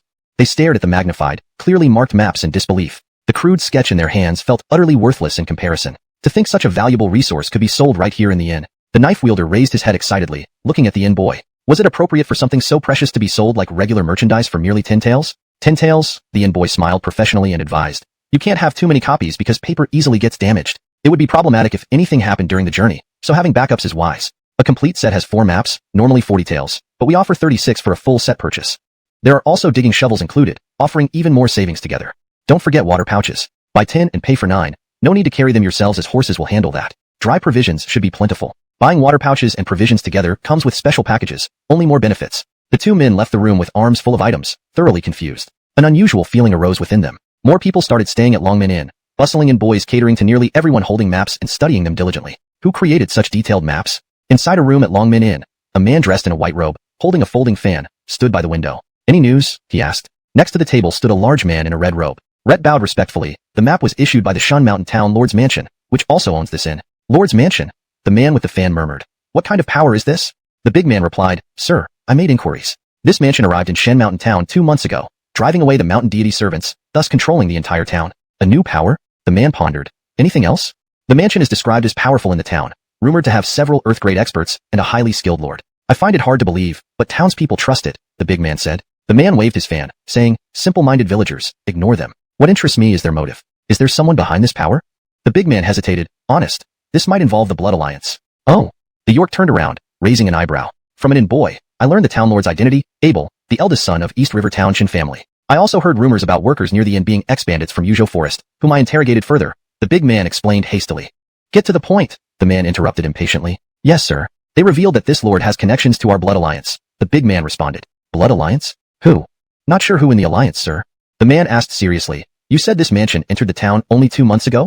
Yes, sir, and fewer people knew about the secret treasures then. The big man reminded. Tell me again, who is the lord? The man asked. Rhett's the eldest son of the East River Town Shin family, the big man replied. The man coldly scoffed. Some inside allies seem restless, targeting me now. Silent, the big man knew not to get involved in higher-level conflicts. They have detailed maps even I don't possess yet, the man sneered. Possessing it is one thing. Secretly exploring treasures another. Inviting various Qingzhou sects into the town seems unnecessary. Is this a clues about the blood alliance yet not dare act on them? We still need to confirm the truth of this message, the green-robed man concluded. If we can't identify the source, we must question its reliability. But this lord's mansion certainly acts suspiciously. It doesn't seem like a typical force.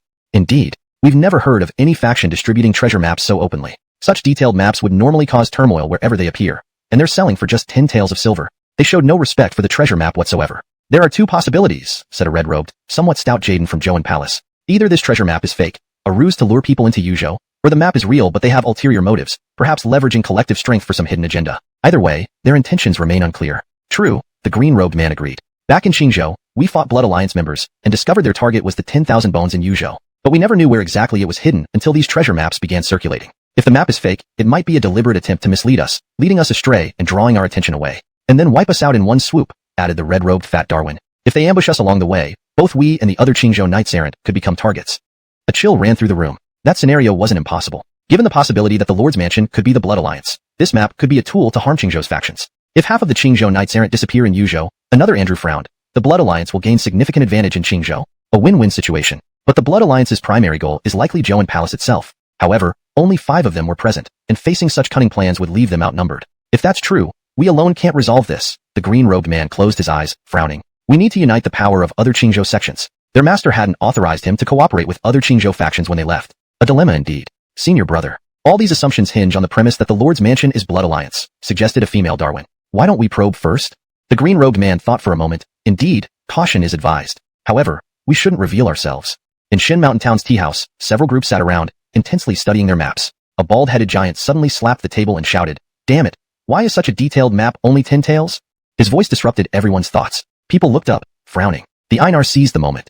This sells such a detailed map for 10 taels. Is it genuine? We can't rely on this map without confirmation. His words struck a chord with many. Not everyone doubted the authenticity of the map, but there had been early suspicions about who announced the hidden treasures in Qingzhou. Many followed Zhouan Palace's lead, hoping to either find the treasure or at least scavenge after others, lured by the promise of 10,000 bones. Everything became clear once they arrived in Shan Mountain Town. The perpetrator was undoubtedly the Lord's Mansion. But now, another question arose. Was this map real? Especially since it cost only 10 taels. Everyone seemed to wait for someone to verify its authenticity. Today, someone stepped forward. The Einar pounded the table and complained. We traveled from Qingzhou. You, fellow knights errant, took time out of your busy schedules. Yet, we're supposed to venture into the vast wilderness based on a single paper. That's impractical. So, today, I'll visit Shan Mountain Town's lord to ask about the origin of this map, for peace of mind. Anyone willing to join me? Silence filled the tea house. No one spoke. Yet, they watched the Einar eagerly, ready to act. Soon, Andrew in the corner stood up, shouting hoarsely, I'll go with you. Oh. The Einar turned to him happily. Let's go together. Another person stood up. I'll join too. I'll join too. After all, this concerned everyone's interests, though no one wanted to be the first to step forward. Shortly, almost everyone stood up. The Einar laughed heartily, declaring, excellent, before leaving the tea house toward the Lord's Mansion. Wait, your tea bill, the waiter called as they left. Our tea bill is covered, said one of the 2 remaining men. A chubby, Andrew tossed a silver ingot on the table. Keep the change. The waiter grinned gratefully. Thank you, sir.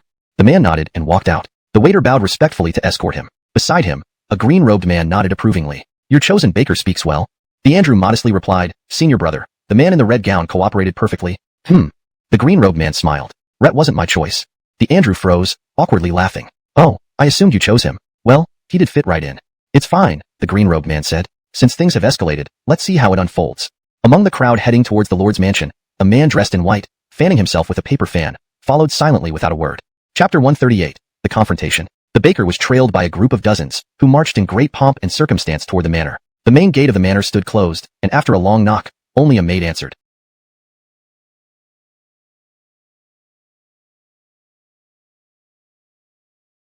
Seeing the scene outside, the maid was taken aback. Outside stood several dozen people armed with swords and daggers, staring right at the main entrance of the manor.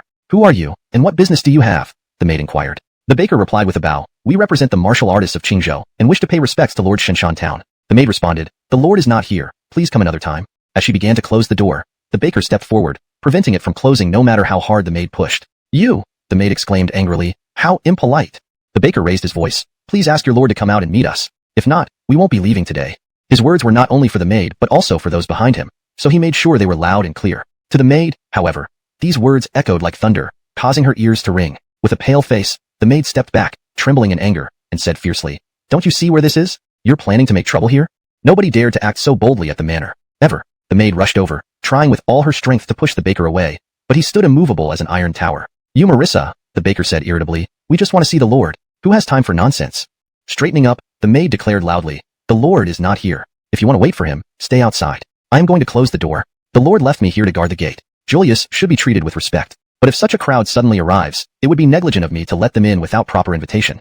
Attempting to close the door again, the maid met with stubborn resistance from the baker. Dealing with a maid indeed didn't align with the hero's reputation. However, letting her shut the door might mean waiting indefinitely for the Lord's return. Rhett needed to seize the opportunity now. While everyone was behind him, providing support, he had to get to the bottom of things at the manor. This was a task entrusted to him by his brother from Joan Palace. "What's happening here?"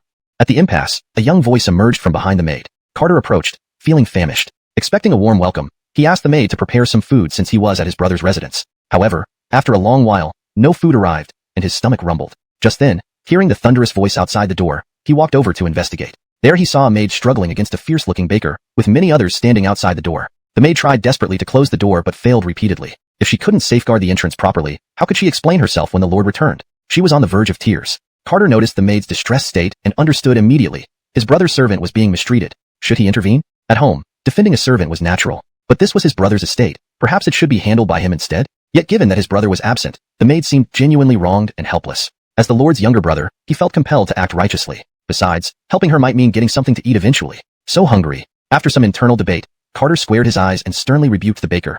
In broad daylight, "Why are you bullying a girl?" Uttering noises inside, the baker perked up, hoping it meant the owner would soon appear. But it turned out to be a young boy whose first words were a scolding, bullying a girl in broad daylight. This sounded like a line from a storybook reprimanding villains. The baker blanched. "I didn't touch her." Carter pointed at the teary-eyed maid. "See, she's crying. How can you say you're not bullying her?" Realizing his reputation was at stake, the baker took a few steps back, alarmed. Rhett prided himself on his righteousness in Qingzhou, and the thought of being labeled a bully was unbearable. "But I didn't lay a hand on her. Women just cry. There's nothing I can do about it," he argued hurriedly. Seeing the once authoritative figure now looking flustered, the maid cried louder, seemingly understanding the situation better. "Look at her," Carter remarked mockingly. "See how upset she is." The baker's face flushed, embarrassed. "In broad daylight, with so many heroes around, what can I possibly do? We came to visit the Lord, but she wouldn't let us in." "But you shouldn't bully her," Carter persisted. "I didn't," the baker retorted, red-faced. Another man in a red coat interjected. "We can vouch for him. Red hasn't bullied anyone. We just want to meet the Lord." Carter looked around. "As far as I know, the Lord isn't here. Please come another day. There's no need to trouble the maid. Come another day." Gathering so many martial artists from Qingzhou was not easy. Would they come back next time? "How are we troubling the maid?" the baker retorted. "Since the Lord is not here, we will wait inside until he returns." They intended to force the Lord to come out and meet them. Since the matter was already escalated, they couldn't quit halfway through. The baker moved to enter, but Carter slapped his hand on the baker's shoulder, stopping him. "Entering someone's residence uninvited makes you a thief." "Ridiculous," the baker scoffed. "Do you think all martial artists of Qingzhou are thieves?"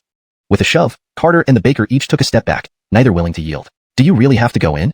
Carter asked, raising an eyebrow. "Do you really have to stop me?" the baker replied gravely. "If you insist on going in, you must get past me," Carter said, now visibly annoyed. "Not difficult," the baker sneered. Turning to the maid, Carter instructed, "I'm hungry. Prepare some food for me. I'll eat after this fight." The maid nodded, hesitating. Could you?" she stammered. "Go ahead, speak up. I'll take care of this," Carter said confidently. Having decided to intervene, he resolved to help his brother deal with this problem, and perhaps earn a reward later. The maid shyly asked, "If you must fight, could you do it outside?" The wooden structure of the manor is made of golden-threaded nanmu. Carter and the baker both stared blankly. In front of the manor, a vast open space lay bare. The baker stood in the center, loudly declaring, "At the tea shop in town, I heard that this manor houses countless martial experts. Among them are 18 distinguished individuals from the Imperial Peak, 2 sovereigns, 3 divine generals, and the 12 shrines of Desolate Mountain, all said to be Earth-level spiritonists. May I ask which Earth-level expert you are, young sir?" This statement dripped with sarcasm, and everyone present burst into laughter. The grandeur of the manor had been thoroughly praised by the townsfolk. To speak of it now seemed rather ironic. Moreover, their opponent was indeed just a Montague, a 16-year-old young man. Carter had never heard these tales and responded. "We sold 260 copies yesterday, and today will surely surpass that," Isaac reported. 260 copies meant 2,600 silver taels, and that was only for the blueprints. Next in demand were waterbacks. In the Great Desolate Mountains, could anyone do without them? And there were even bundle deals. Buy 9, get 1 free. More purchases, more gains. Besides blueprints and water bags, shovels and hoes were also hot items. Those martial artists from Qingzhou couldn't possibly carry shovels while traversing the cloud-shielding mountains. But digging for treasures required shovels, didn't it? Imagine finding treasure only to realize you can't dig it up because you lack a shovel. That would be embarrassing. Would you use your great sword? Or regret not having a good hoe, thus digging slower than others? As Abel envisioned the future, a wild-eyed settler rushed over, exclaiming, "It's bad, very bad. There's a fight at the manor, a fight at the manor." A servant quickly stepped forward to inquire, "What do you mean? What happened?" "I was on duty in the warehouse when I heard commotion outside and ran to check. There were people gathered at the manor's entrance, and they started fighting." Chapter 139. Who is this young man? The Einar had exchanged over a dozen blows with Carter, gradually becoming familiar with the latter's fighting style. "Haha, kid. It seems that's all you've got." The Einar assessed Carter's strength, and then sped up, attempting to overpower him. His speed increased, but Carter was not slow either, slowly matching the Einar's pace. The Einar was quite surprised. "Did I underestimate you? Fine, let's see if you can withstand this move of mine." Suddenly, a surge of spiritual energy gathered around the Einar and concentrated in his palm. Initially, he feared injuring Carter's slight build, and thus refrained from using this move. But now, he deemed it worthy to unleash it. This move could cleave mountains and split rocks. It was the most powerful technique he had mastered since attaining the rank of lower-grade profound level. It was an overhead palm strike. Rhett glared fiercely, leapt high into the air, flipping himself upside down, head pointing downward, and unleashed the palm strike aimed directly at Carter. Even before the palm made contact, the gale force preceding it swept through. The spiritual energy radiated outward, triggering a whirlwind. The palm moved with blinding speed, almost hitting Carter. In the crowd, cries of shock erupted. Any onlooker could tell the immense power of this attack. If such a promising young man were hit, it would be. Carter remained unafraid, a mocking smile playing on the corners of his lips. In that instant, he abruptly changed direction, moving at an uncanny angle out of the Einar's reach, then leaped forward, appearing behind him. Rhett kicked off the Einar's back, sending him flying away, sliding several meters before coming to a stop. The fight ended abruptly. Everyone was utterly stunned. They couldn't help but reassess the young man before them. Those who had been worrying for the handsome Montague looked as if they had seen a ghost. Rhett, he was pretending to be weak while being strong. Someone finally voiced the truth among the crowd. Given his prowess just now, if he had shown it earlier, subduing the Einar would have taken no time at all. Yet, he prolonged the fight till the very last moment. What else could it be but pretending to be weak while being strong? Some in the crowd began to understand. Clearly capable, he feigned weakness and vulnerability, evoking sympathy. In reality, hiding significant strength? Pretending to be weak while being strong? At such a young age, he's already acting this way? Carter looked bewildered. "You're indeed formidable." The Einar picked himself up from the ground, covered in dirt but still radiant. "All right, since I lost, I won't enter. But can you stop all these heroes behind me?" The Einar cast his gaze towards the crowd. Instantly, a young man with a sword stepped forward, bowing to Carter. "Please guide me." Carter frowned. "There are at least 20 people here. How am I supposed to fight all of you? I'll die of exhaustion." Everyone exchanged glances. Indeed, this wasn't how true warriors behaved. To add, "You came to seek the Lord." Carter scolded, as guests. Not bringing fruits or gifts when visiting is one thing, but bullying his servant at the doorstep, and then fighting right outside, and even trying to gang up on me. What kind of heroes are you? These were well-known figures in the martial world, and their faces flushed with embarrassment at such accusations. "Should we go back to town and buy some fruits?" Someone whispered in the crowd. "Coming empty-handed does seem improper." "You fool." Someone beside him smacked him on the head. "We're here for important business. If that treasure map turns out to be fake, we'll all have been fooled. You're worrying about trivialities? Buying what fruits, you fool?" A man in a red robe stepped forward. "Young brother, we have no ill intentions. We didn't come to cause trouble, but to meet the Lord. It's because you stopped us that conflict arose. Let us in, and if the Lord isn't here, we'll know."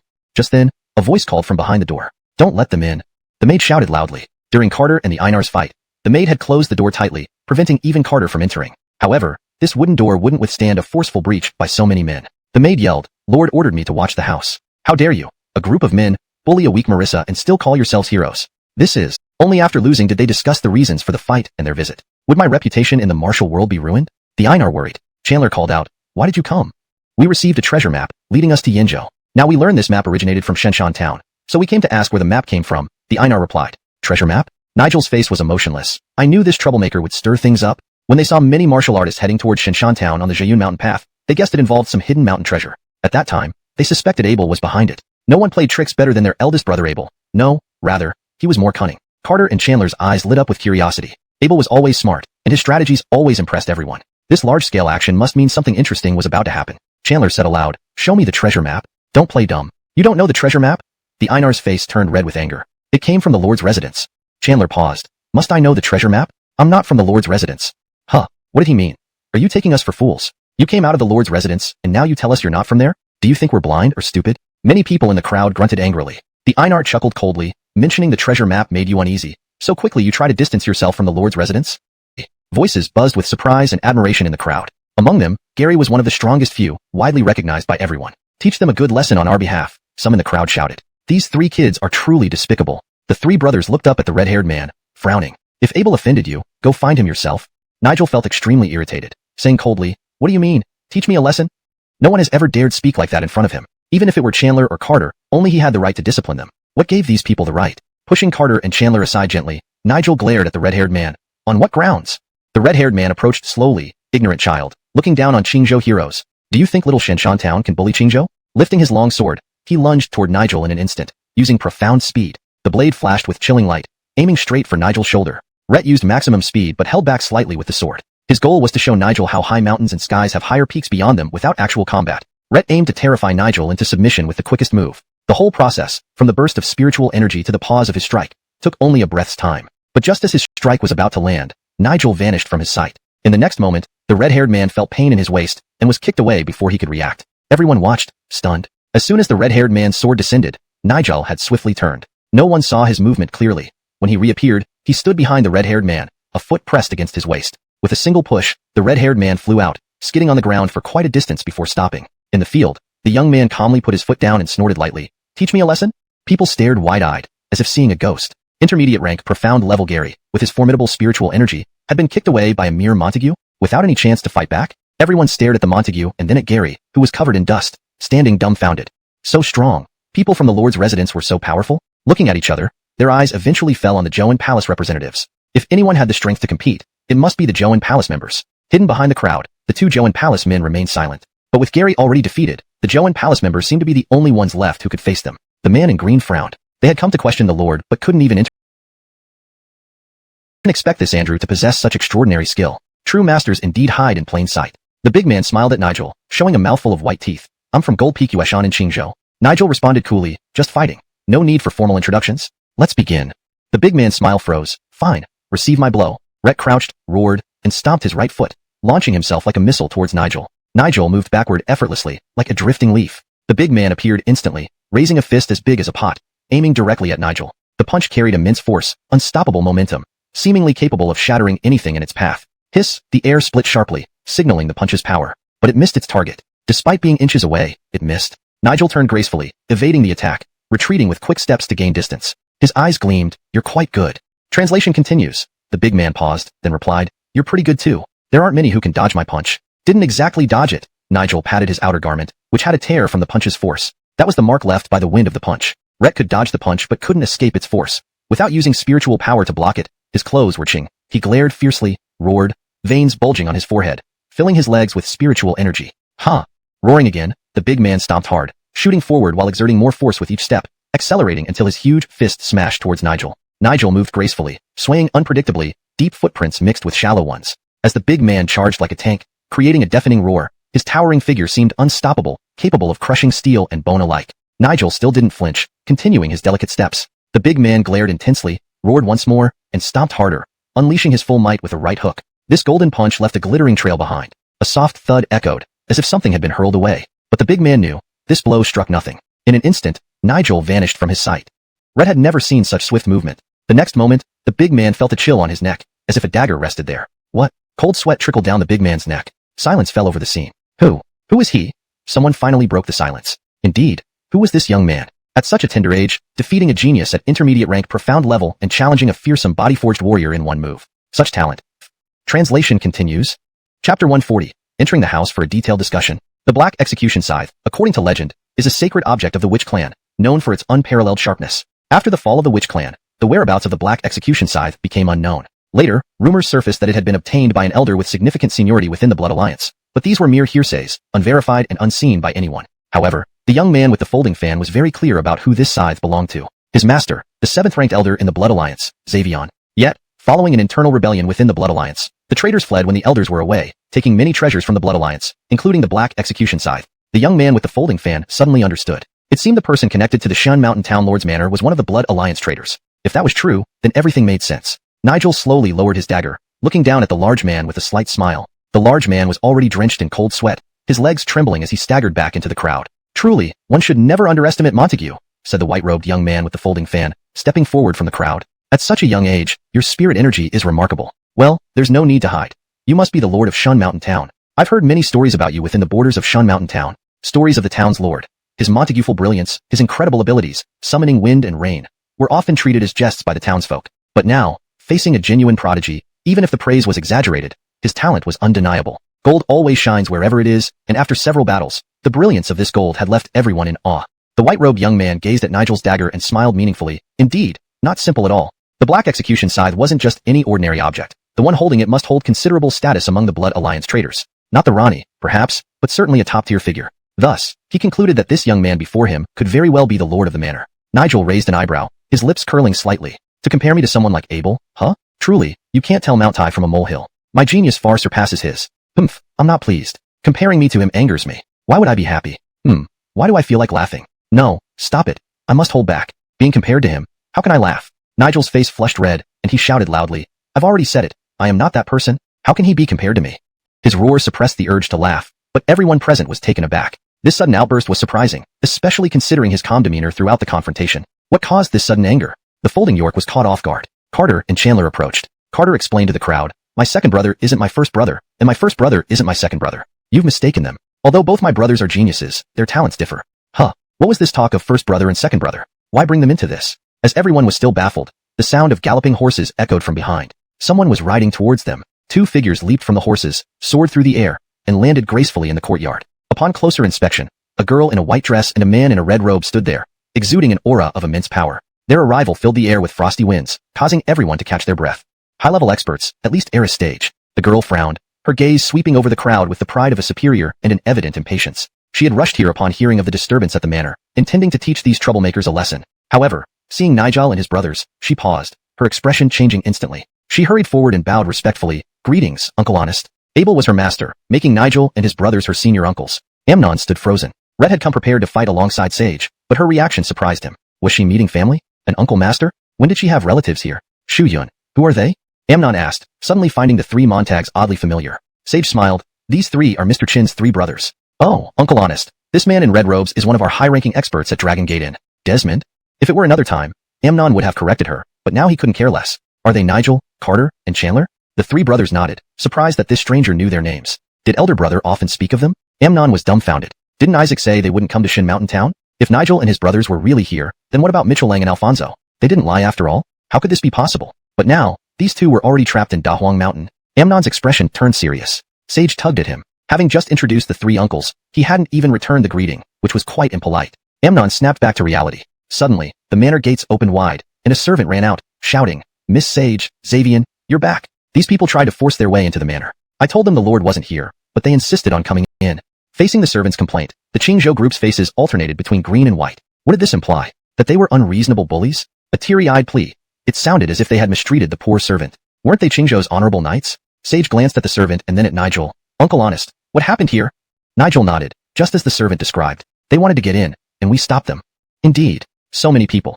If not for the three uncles, how could a single servant possibly hold them off? Sage bowed again. Thank you for your trouble, Uncle Honest. Carter cleared his throat and stepped forward. It was quite troublesome. Once elder brother returns, I'll definitely ask him for a red envelope. Anyway, since you're here, Bookyun, please take care of things. There's just one thing. Well, we've been hungry all day because of these interruptions. Could the kitchen? Sage hesitated, then hurriedly replied, Of course, uncles, please rest inside. Little Ing, quickly prepare some fine meals for the three uncles. The Qingzhou group looked stunned. Were they actually being hosted? The Chen brothers walked into the manor without further ado. Sage glared at the Qingzhou group. Why did you attempt to force your way into the manor? The bald-headed giant swallowed hard and stepped forward. Rhett was somewhat confused by their intentions and shouted, We, the heroes of Qingzhou, merely wish to pay respects to the Lord. Who are you?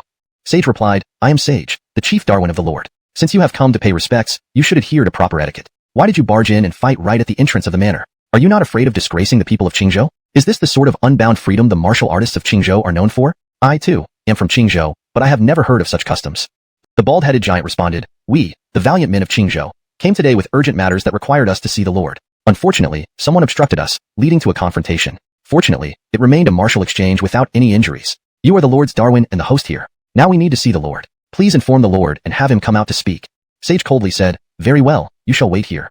Moments later, a group rushed over. Abel rode up on a horse, followed by a crowd of servants. His riding skills were far inferior to those of Sage and Amnon, so they had arrived earlier while he struggled to catch up, finally arriving now, drenched in sweat. Abel dismounted awkwardly, his forehead glistening with sweat. What's going on? He panted, addressing Sage as he rushed into the courtyard with his servants. Honest, these martial artists from Qingzhou want to see you, and thus tried to enter the manor, Sage succinctly explained. Because they want to see me?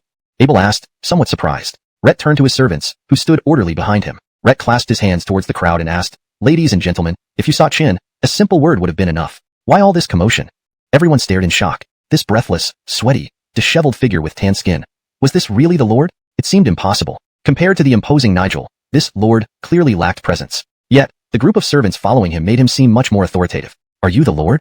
The bald-headed giant stepped forward and loudly questioned. I am Lord Abel of Shun Mountain Town, the Wasteland Lord, Abel enunciated formally. May I ask what brings you here? Upon hearing Abel's response, the bald-headed giant felt relieved. They had finally found the person they were looking for. Finally, the bald-headed giant rubbed his smooth head, feeling some emotion.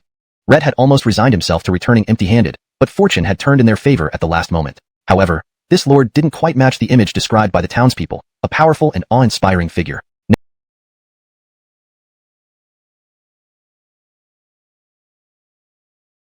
Nevertheless, since he claimed to be the Lord, he must be taken seriously. The bald-headed giant bowed respectfully and solemnly said, Lord, the heroes of Qingzhou have come because we received a map distributed by you. We have doubts about this map and seek your confirmation. For the sake of the map? Abel was somewhat surprised. The bald-headed giant clarified, this matter concerns many people. We asked the Lord to explain how you obtained the treasure map and how you verified its authenticity. Abel nodded, understanding. Ah, now I get it. It's truly a trouble for you all. You've come from Qingzhou and beyond to search for treasures in Dahuang Mountain for the greater good, not personal gain. I admire that. Very well, guests are always welcome. Let's go inside for tea and detailed discussion. Just like that, they went inside? It seems the Lord really wasn't home earlier. The Qingzhou party exchanged black looks, clearly embarrassed. Chapter 141. The origin of the map. Abel had already learned from Sage that his three brothers had come to the Lord's manor. Surprised, he immediately rushed to the reception hall. Brothers, why are you here? Abel hurriedly asked. Did something happen at home? Nigel fixed his gaze on Abel. After a few months apart, Abel looked even more tanned. Although he still appeared refined, compared to his three brothers, he was definitely a few notches lower. Chandler replied, Elder brother, nothing has happened at home. It's Donghua Mountain that's in trouble. Donghua Mountain is in trouble?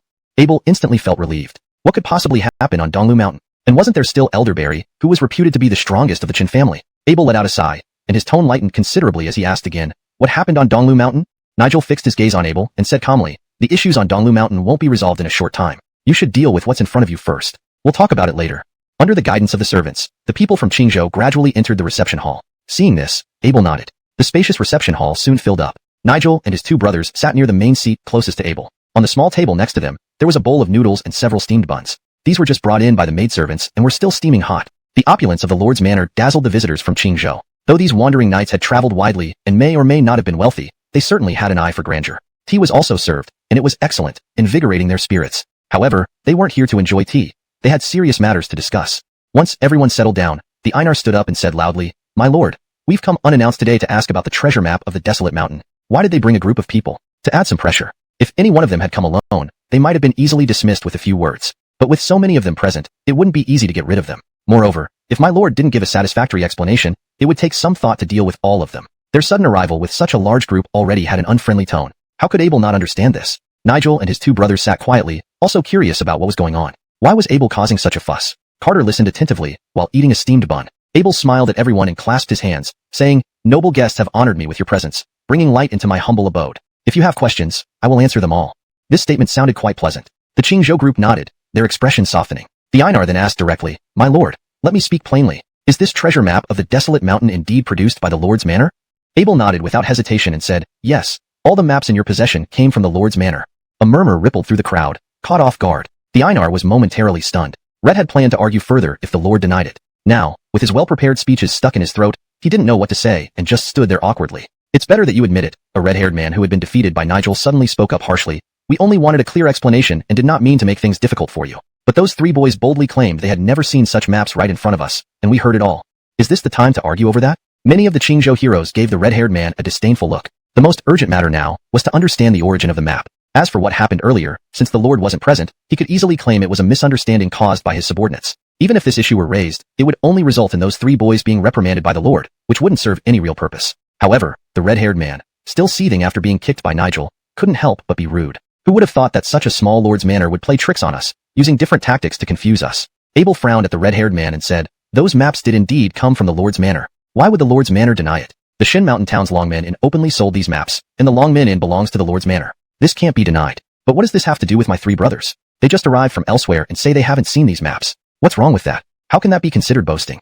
Abel acknowledged the origin of the maps straightforwardly and provided a reasonable explanation. How could the fact that the maps came from the Lord's manor be denied? This response resonated deeply with the Qingzhou group. Everyone felt that this lord wasn't. Anyone here know about the mountain god Dover? Mountain god Dover? What was that? Someone reacted immediately, unable to hold back a laugh. Lord, are you about to tell us the story of the 12 great battles between the mountain god Dover and the Lord's manor in the desolate mountain? Everyone realized that over the past few days, they had often heard similar fabricated stories in town, making them irritable. Only someone lacking common sense could invent such strange stories. However, it seemed to be a local custom. Every household, every shop, and every townsfolk had a version of such stories. Truly, a group of ignorant people. Upon hearing this, everyone looked at Abel differently. Abel smiled unaffectedly and continued. The mountain god Dover was originally a major force in Shan Mountain Town. Due to its cruelty, we drove it out. The Rani of the mountain god Dover, despite possessing formidable power, was content to remain in this remote town for decades. His goal was the treasure hidden in the desolate mountain. This map was obtained after decades of exploration by the mountain god Dover. Therefore, the errors on this map should be minimal.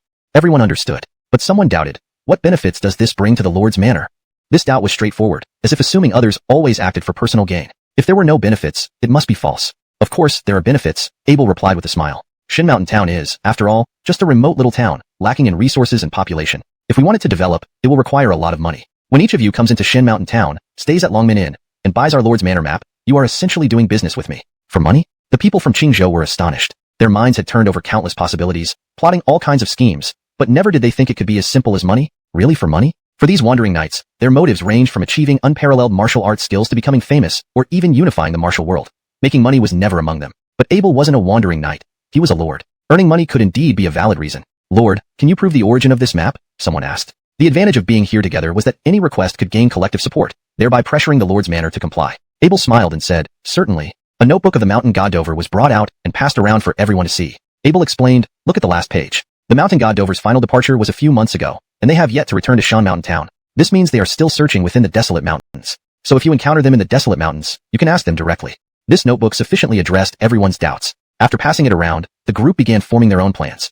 Since the map was genuine, everyone felt reassured. The only remaining concern was how to find the treasures. With no more conflicts, everyone felt relieved. The scene suddenly became quiet. Of course, it wasn't truly quiet because one unique sound continued. Slurp, slurp. Seated next to Abel, Carter was intensely slurping a bowl of noodles, producing quite an entrancing sound. Rhett ate until he was sweating profusely, completely disregarding that these heroes were discussing important matters. The scene was somewhat awkward, reminding everyone of earlier events. These martial artists had beaten up Abel's visiting relatives. Although the relatives had been beaten, the Einar laughed heartily and clasped his hands. The Lord's manor is indeed upright and has the air of a gentleman. Visiting today has been enlightening. Previous misunderstandings aside, I hope the Lord can forgive us. Don't mention it. We've met through conflict, but now understand each other. You all are true heroes, which I greatly admire. Abel glanced at Nigel and his brothers, noting their silence, and replied politely with a warm smile. More friends were always better than more enemies. Besides, martial artists were like this.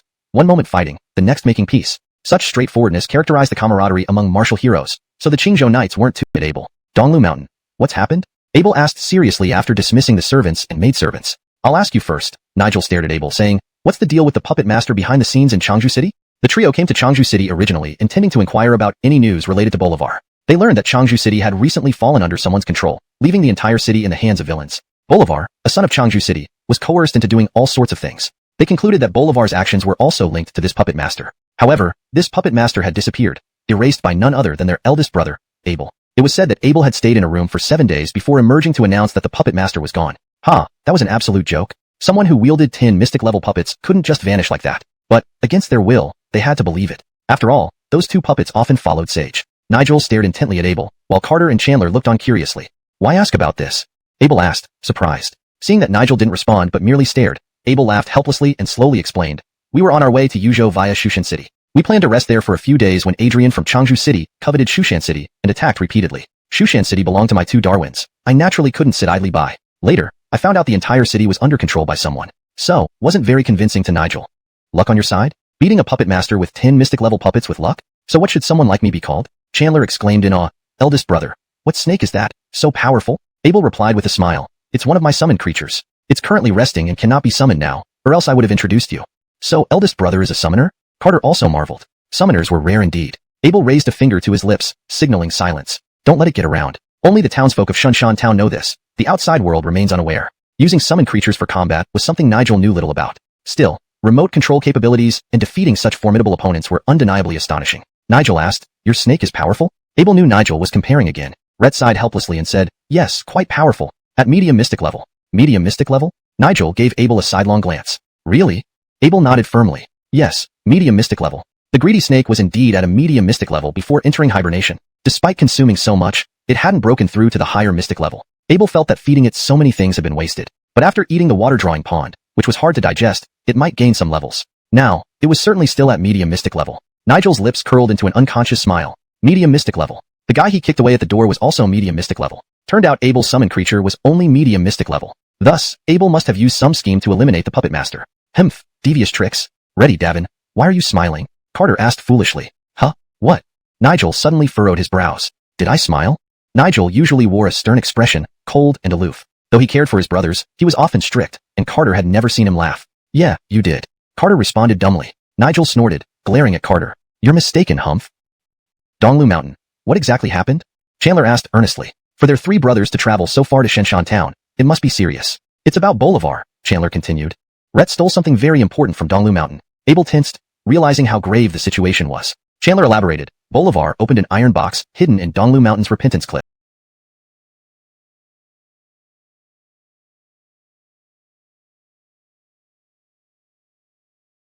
Inside was something extremely potent. The elders put Donghua Mountain on high alert. The elder ordered Davin to visit Joan Palace's Churchill Peak elder. Since Churchill Peak was close to Changju City, we took the chance to gather information on Bolivar. We speculated that the puppet master was involved in the theft. Carter added, Bolivar has average abilities. By himself, he couldn't accomplish this. So, someone was pulling the strings.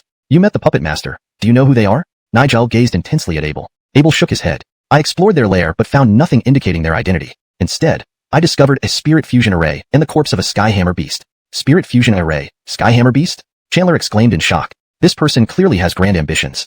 Did you think of something? Nigel quickly asked. No, based on these items alone, it's hard to determine their intentions. But both are exceedingly rare and immensely powerful, making unimaginable horrors possible, Chandler explained. This matter becomes more complex, Nigel frowned. Perhaps our previous assumptions were overly simplistic. Chandler nodded. The elders have also stated that the current Bolivar is exceptionally dangerous. Yet we don't know what makes him dangerous. We lack sufficient clues. Indeed, and it involves events from decades ago, Nigel added gravely. The elders haven't disclosed much about what happened then. Carter said, for now, the only option is to send the news back to Donghua Mountain and let the elders decide. It seems we have no other choice, Nigel sighed. They had originally thought that through Abel, they could obtain more clues about the mastermind behind the scenes, thereby tracking them down. However, they didn't expect the Shanthua to lead here and then abruptly cut off. Revised. They had originally hoped that through Abel, they could uncover more clues about the mastermind behind the scenes and trace them step by step. However, they didn't expect the trail to lead here and then abruptly end. The situation was too complicated, with countless threads impossible to unravel. After pursuing for so long, it still felt unresolved and left a lingering sense of frustration. Rhett looked at Abel and said, we need to document every detail about the mastermind's clues and send it back to Donghua Mountain. To be safe, should we visit the mastermind's hideout? Do you know where it is? Well, about Bolivar. Abel chuckled awkwardly. Actually, Bolivar is with me. What did you say? The 3 brothers stared blankly at Abel. The situation was too complex, intertwined in myriad ways that were hard to unravel. After chasing for so long, they still felt somewhat reluctant to give up. Nigel looked at Abel and said, we need to provide a detailed account of the clues we have about the mastermind and send it back to Donghua Mountain. To be on the safe side, should we pay a visit to the mastermind's lair? Where is their lair? That Bolivar? Abel gave an awkward smile and said, Bolivar is actually here with me. What did you say? The 3 brothers stared blankly at Abel. Hashtag chapter 143, Pursuit. The 3 Chen brothers stared wide-eyed, their expressions mirroring shock and disbelief. Abel slowly recounted the events as they unfolded. They knew very well that their eldest brother was an exceptional figure. But now, this exceptional being seemed to be showing signs of further evolution. What on earth would he evolve into if this continued? Even the 3 elders of East Flow Mountain and the Grand Elder of Cloud Mist Palace's Churchilxia Peak found Bolivar challenging. And yet, Abel had actually subdued him? Subdued by you? Nigel's eyes widened even more. If not for his understanding of Abel, he would have dismissed it as a boast. Abel nodded and said, when I first encountered Bolivar, I was also taken aback. Now hearing what you say, things do seem complicated. However, since Gluttonous Snake is currently in slumber, it might not be possible to release Bolivar for the time being. Carter and Chandler stared at Abel with newfound respect, finding him inscrutable. That's your mid-tier profound-grade Gluttonous Snake? Nigel asked skeptically. Could it handle Bolivar? Abel affirmed, yes, it's him. Bullshit. Nigel roared inwardly. If a mid-tier profound-grade summoned beast could deal with Bolivar, why would the 3 elders of East Flow Mountain and the Grand Elder of Churchilxia Peak react so strongly? Mid-tier profound-grade can just fix it? That red-haired guy in the reception hall earlier was mid-tier profound-grade. Do you even know what mid-tier profound-grade means? Nigel stood up abruptly and walked out of the Lord's Manor. Brother 2, where are you going? Chandler hurriedly asked. Leave me alone. I need some peace, Nigel replied slowly as he walked out of the manor. Chandler glanced helplessly at Carter and Abel. Their second brother always reacted more intensely whenever it came to matters concerning their eldest brother. Oh, there's one more thing, Abel added after Nigel left. Do you know Alfonso and Mitchell brother? The group from Qingzhou left the Lord's Manor and returned directly to Dragon Gate Inn. The man in the red robe followed closely behind the white-robed man with the fan as they entered a room. Prepare immediately, we're entering the great desolate mountains, the white-robed man instructed. Huh. The Andrew lifted his head. So soon? The treasure map has been confirmed as genuine. There's no time to waste. Let's move quickly, the white-robed man explained. But, the Andrew hesitated. Sir, you mentioned before that the Lord's Manor has ties with Blood Alliance. Their distribution of the treasure map must have another motive. Indeed, they do, the York interjected. And I've figured out what it is. What? The Andrew queried. Do you know the true identities of those people you fought? The York sighed. Does it have something to do with them? The Aiden was puzzled, recalling Nigel's terrifying agility and the sharp dagger. That sense of dread surged again within him. Since mastering lesser spiritual law, he hadn't experienced such defeat. Rhett stammered. Who are they? Blood Alliance rebels, the York pronounced, then smiled. So you don't need to feel discouraged. That person wields the Witch Clan's holy weapon, the Black Severance Sickle. Even I would struggle against them. The Aiden swallowed hard. Blood Alliance rebels that strong? No, they're not particularly powerful, the York clarified. Just very difficult to deal with. Infamously difficult. And their target is us, the York chuckled. Luckily, we haven't exposed our identities. Us? The Aiden frowned. Sir, why is that? The York shot him a look. The Blood Alliance rebels defected from Blood Alliance and immediately faced endless pursuit. To this day, they remain sworn enemies of Blood Alliance. To still survive under such pursuit? The Aiden couldn't help but admire them. They come from Blood Alliance and know its inner workings, allowing them to barely cling to survival, the York explained. Very difficult to deal with indeed. So, you mean this operation is directed at us? The Aiden asked eagerly. Don't you think how Blood Alliance got wind of the secret treasures in the desolate mountains? The York countered. Surely not. Our information about the desolate mountains treasures and the skeleton key originally came from the Blood Alliance rebels. Sure enough, the Aiden gasped. Thus, this confirms that the Lord's Manor possesses the true map and key. Why they publicized the treasure map? To prevent us from obtaining the treasures, the Aiden blurted out. The York cast an appreciative glance. Finally, you're catching on, not just filling your brain with muscles. To thwart Blood Alliance's claim on the treasures, they risked introducing numerous Qingzhou martial artists to hinder Blood Alliance's efforts. Therefore, the map is real. I expect many martial artists will soon enter the great desolate mountains, the York grinned. They want these people to be obstacles. Why not use them to search for treasures for us instead? The Aiden pondered. Sir, what about the Lord's Manor people? The York shook his head. Confronting them now would only fulfill their wishes. We're hidden among the martial artists, undetectable. Once we act, our identity is exposed. Then, they'd alert Cloud Mist Palace. Cloud Mist Palace and Blood Alliance have deep-seated grievances. That's part of what makes the Blood Alliance rebels difficult, leveraging Blood Alliance's enemies. If they identify us, they'll surely inform Cloud Mist Palace. If Cloud Mist Palace confronts us fiercely, others will take the treasures. Our priority is the treasures. Prepare and blend in with the martial artists, moving low-key, the York ordered. In another room at Dragon Gate Inn, the blue-robed man from Cloud Mist Palace asked, What do you think? The Fatishan in red sword attire responded, The Lord's Manor's account of the map seems detailed and lacks inconsistencies. Blue-robed man, those three brothers are the same trio we met on Shadow Cloud Path. Fatishan nodded. Yes, I remember. They claimed to be travelers, but without horses. At the time, I suspected they were bandits masquerading as civilians. Blue-robed man's eyes brightened. Their agility is impressive. Fatishan agreed. Very unique, actually. One thing stands out. Blue-robed man chuckled. You noticed too? Fatishan. From the young man's spiritual strength, he's weaker than me or the red-haired man. Yet, using agility, he easily evaded the red-haired man's attack and kicked him away. Blue-robed man nodded. Indeed. Rhett likely mastered a special agility technique that allows him to challenge higher levels. Fatishan added, even without that special agility, he has mid-tier profound grade strength. For someone in his mid-teens, that's significant. So, he must be from Blood Alliance? Blue-robe asked with a smile. Clearly flawed logic. Though Blood Alliance has methods to passively enhance one's spiritual strength. So, our goal remains unmet, the Fatishan said. We found no evidence linking the Lord's Manor to Blood Alliance. Blue-robed man, tomorrow, many Qingzhou martial artists will head to the great desolate mountains. We may not be able to stop them. We have no reason to stop them either, the Fatishan remarked. If we do so now, people might think our Zhou and Palace intends to monopolize the treasures. So, what should we do next? On the west side of the town, the bustling market officially opened under the wise Raniship of the Lord's Manor. Row after row of stalls were neatly arranged, categorized meticulously, allowing people to easily find what they needed with just a glance. Running a stall is quite an intricate art, the servant in charge of the stalls said, shaking his head and nodding wisely. Items can't be placed randomly. They need to be displayed in a way that looks pleasing to the eye. Pair that with various marketing strategies, and you can sell a lot within one afternoon. The market's opening attracted not only guests from Longmin Inn, but also residents from the town who came to join the festivities. The town had never seen such a large market before, with over 50 stalls displaying all sorts of common and rare items. Children loved running around in the lively marketplace, their eyes gleaming with excitement as they looked at the variety of goods on display. Sold 50 taels of silver in one afternoon? Really?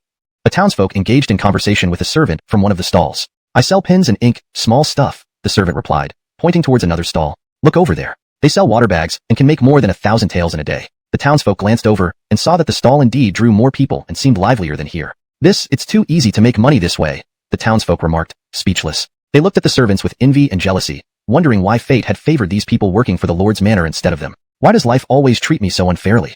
Reddy, actually, you could make this kind of money too, the servant chuckled. I heard our manager Zach mention possibly letting local residents run this business. After all, it's not practical for Lord's manor staff to sell things here long term. What do you mean? The townsfolk froze, suddenly reacting and brightening up, speaking excitedly and stuttering. Did you say we could also do it? The servant smiled. Of course. But for specifics, you'll have to wait for manager Zach's official announcement. Haha, I can only leak so much information. What? Want me to tell you more? Honestly, that's all I know. Nigel strolled through the market. Although Shinshan town was dilapidated, he could feel the revival happening here. Everywhere, people talked about the Lord's manor, recounting stories not particularly impressive but filled with genuine enthusiasm. No one had forced them. They chose to share, eager to spread the word. They wanted everyone passing through to know that the Shinshan town Lord's manor was something remarkable. On the eastern side of the town, lush crops grew rapidly, standing taller than a person. Rhett could easily sense the joy and satisfaction radiating from the farmers tending to the fields. Fiefdom? Nigel thought absent-mindedly. Initially, proposing to give Abel a fiefdom was to drive him out of the Chen family, stripping him of his status as a potential heir. However, Abel had never set his sights on being an heir, which had deeply hurt Nigel. What's more disappointing than having your opponent completely disregard you as competition? At least, if you had lost your inheritance rights, you would symbolically protest or show some reluctance to indicate that your efforts had inflicted harm and had some effect. To show, at least, that you were impactful. But none of that happened. Abandoning the position of Lord's heir was as effortless as discarding a piece of bread, done casually. Redder, take it. Red had believed that training rigorously on East Flow Mountain could at least allow him to catch up. But that didn't happen either. A boss like Bolivar, whom even East Flow Mountain's elders found challenging, had fallen into Abel's hands so effortlessly, not even considering the boss's feelings. They said Bolivar had given Barry's grandfather headaches decades ago. And you, Abel, how long did you agonize over it? Sitting amidst the crops, Nigel gazed at the distant Great Desolate Mountains and the nearby fields. The sunset was beautiful and peaceful. If the Great Desolate Mountains could be cultivated to grow food, surely you'd turn it into a green oasis, right? What must I do? To catch up with you? My elder brother. Hashtag chapter 144, Formidable Foe. Under the bright moonlight, the snow-covered ground in front of the Lord's manor gleamed pure white. Selma was practicing a set of hammer techniques in front of the manor. The massive hammer was swung with ease, as if it were not a heavy mace but a delicate peachwood sword. From her first time picking up the hammer just 2 months ago, Selma had come a long way. Initially, she struggled to lift the hammer, but now she could wield it effortlessly. 2 months was not enough time for a person's strength to improve so rapidly. For Selma to handle the massive hammer so easily, her strength had increased by more than 5 times. What could have caused such a rapid increase in strength? Abel deduced it was due to Selma's special constitution. After all, she might be the descendant of one of the high-ranking officials from Joan Palace, naturally possessing excellent potential. Additionally, it could be related to the orange spiritual energy within her body. Nigel stood silently beside her, observing Selma practice diligently. When she finished, he approached. Senior uncle, Selma greeted respectfully, bowing her head. Nigel extended his hand. Let me see your hammer. All right, Selma nodded obediently. She did not hand over the massive hammer directly, but placed it on the ground and stepped back a few paces. The hammer was quite heavy. Recklessly handing it over could lead to injury. Nigel chuckled softly, gripping the hammer tightly and lifting it with effort. Rhett couldn't swing it? The hammer lifted slightly off the ground before slowly dropping back down, landing with a loud thud. Without the enhancement of spiritual energy, Nigel's arm strength was close to 500 pounds, yet this barely managed to lift the hammer momentarily. Nigel looked at Selma seriously. You very good. Selma smiled awkwardly. The fact that her senior uncle couldn't lift the hammer made her somewhat embarrassed. Nigel gripped the hammer again, this time channeling spiritual energy through his hands. Effortlessly, he lifted the enormous hammer and performed a few casual maneuvers. Under the influence of spiritual energy, the hammer emitted faint streaks of lightning, which surged forward and struck a boulder 200 meters away, splitting it into pieces instantly. The dust spread across the sky, gradually settling down. This was the power of the giant hammer. Selma's eyebrows twitched in excitement. Even Nigel was somewhat surprised. Red examined the hammer carefully. Until he used it, he didn't realize how powerful it was. This was a grade D spiritual weapon. A Darwin underable, who was only around low-grade yellow rank, actually wielded such a high-level spiritual weapon. Truly remarkable. Nigel glared at Selma and placed the hammer on the ground, coldly saying, "Take this and go back to rest. Let me stay here for a while." For some reason, his mood seemed to sour immediately. Yes, Selma did not dare to disobey. She agreed and picked up the hammer, obediently walking away. Standing in the center of the courtyard, surrounded by shattered rocks and sand, Nigel sighed deeply. Once Selma disappeared from sight, he turned toward the direction of the previous boulder and calmly said, "After watching for so long, aren't you going to come out?" Silence ensued. No one answered. After a while, footsteps approached from afar, and a figure emerged from the unsettled dust. "How did you know I was here?" The newcomer wore a red Jadenship robe and had a slightly chubby build. It was the overweight Ashan from Joan Palace. Nigel spoke calmly, late at night, hiding behind a rock. "What do you intend?" "Seems you are indeed exceptional," the chubby Ashan remarked. "According to my estimation, you are only around low-grade Arasayuan rank, yet you can defeat a mid-grade Arasayuan rank opponent and even notice my presence. TSK, I find you very intriguing, but I am not interested in you. Nigel lazily raised an eyebrow. Oh, since you're not interested, I'll take my leave then, the chubby Ashan said, turning and sprinting away, his spiritual energy surging, reaching maximum speed almost instantly.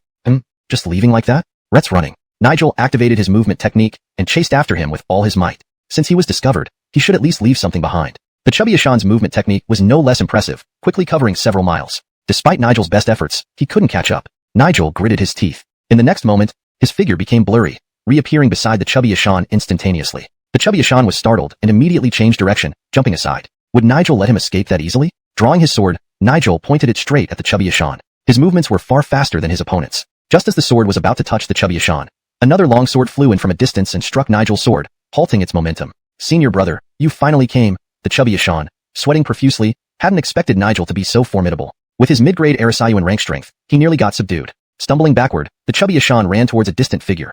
A man dressed in a green robe slowly approaching. Joan Palace? Nigel recognized this person.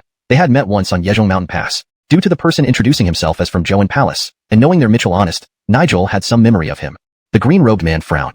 I've been waiting for you here for half a day. Why bring someone stronger instead of following orders? You idiot, what kind of work is this? The chubby Ashan cowered apologetically. I was discovered. Red had originally intended to infiltrate the Lord's manor, but noticed someone practicing martial arts outside. Seeing the practitioner seemed relatively weak, he thought about abducting them. However, Nigel was standing nearby, watching closely. Given Nigel's known capabilities, he lacked confidence in attacking openly and chose to hide behind the boulder. With his mid-grade Arasayuan rank strength, his stealth skills were decent, normally unnoticeable to anyone below his level. Unexpectedly, the person practiced for an entire hour. Who practices martial arts for so long in the middle of the night? Practicing with a hammer. His legs went numb from squatting. More infuriatingly, Nigel watched for the entire hour. Who watches someone practice a hammer for so long in the middle of the night? Is there no normal person in this manner? As a spirit master, using spiritual energy to alleviate foot numbness would help, but senior brother was still waiting. After waiting for an hour, would he get angry? Finally, after the long wait, the person stopped practicing. The chubby Ashan thought it was over. Once they left, he would quickly infiltrate the manor and abduct someone. But then, Nigel picked up the hammer. Oh no, more practice? Was the other person done, and now Nigel was practicing? At this late hour, when would the hammer practice end? Clearly, you're just sleepless. To his surprise, Nigel swung the hammer a few times, and suddenly, a bolt of lightning struck the boulder in front of him, shattering it completely without injuring him. Such control of power. Incredible. The chubby Ashan swallowed hard. Rhett wanted to run, but his legs felt weak, preventing any quick escape. When Nigel spoke, the chubby Ashan realized he had been discovered. Nonetheless, he tried to remain calm, avoiding showing any panic and seeking an opportunity to flee. Now, Nigel stood with his sword, coldly staring at the green-robed man. Why does Joe and Palace sneak around like this?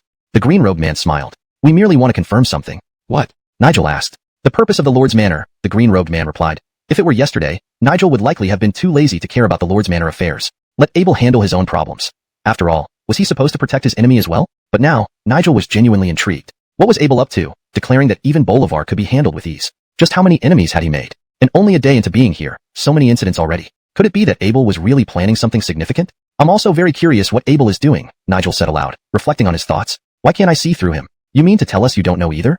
The green-robed man chuckled, as if he had expected this response. Are you really here just for a family visit? Nigel coldly replied, there's no need for me to tell you these things. The green-robed man laughed dismissively. I know you're quite capable, but you're still too young. How much of a threat can you really be? Nigel remained silent, his face grim as he stared at the two men. It seemed they were about to make their move. A fight? I, Nigel, have never feared anyone. In the next instant, the green-robed man struck, his surrounding spiritual energy swirling fiercely. In an instant, he covered the distance between him and Nigel, his palm wind howling towards him.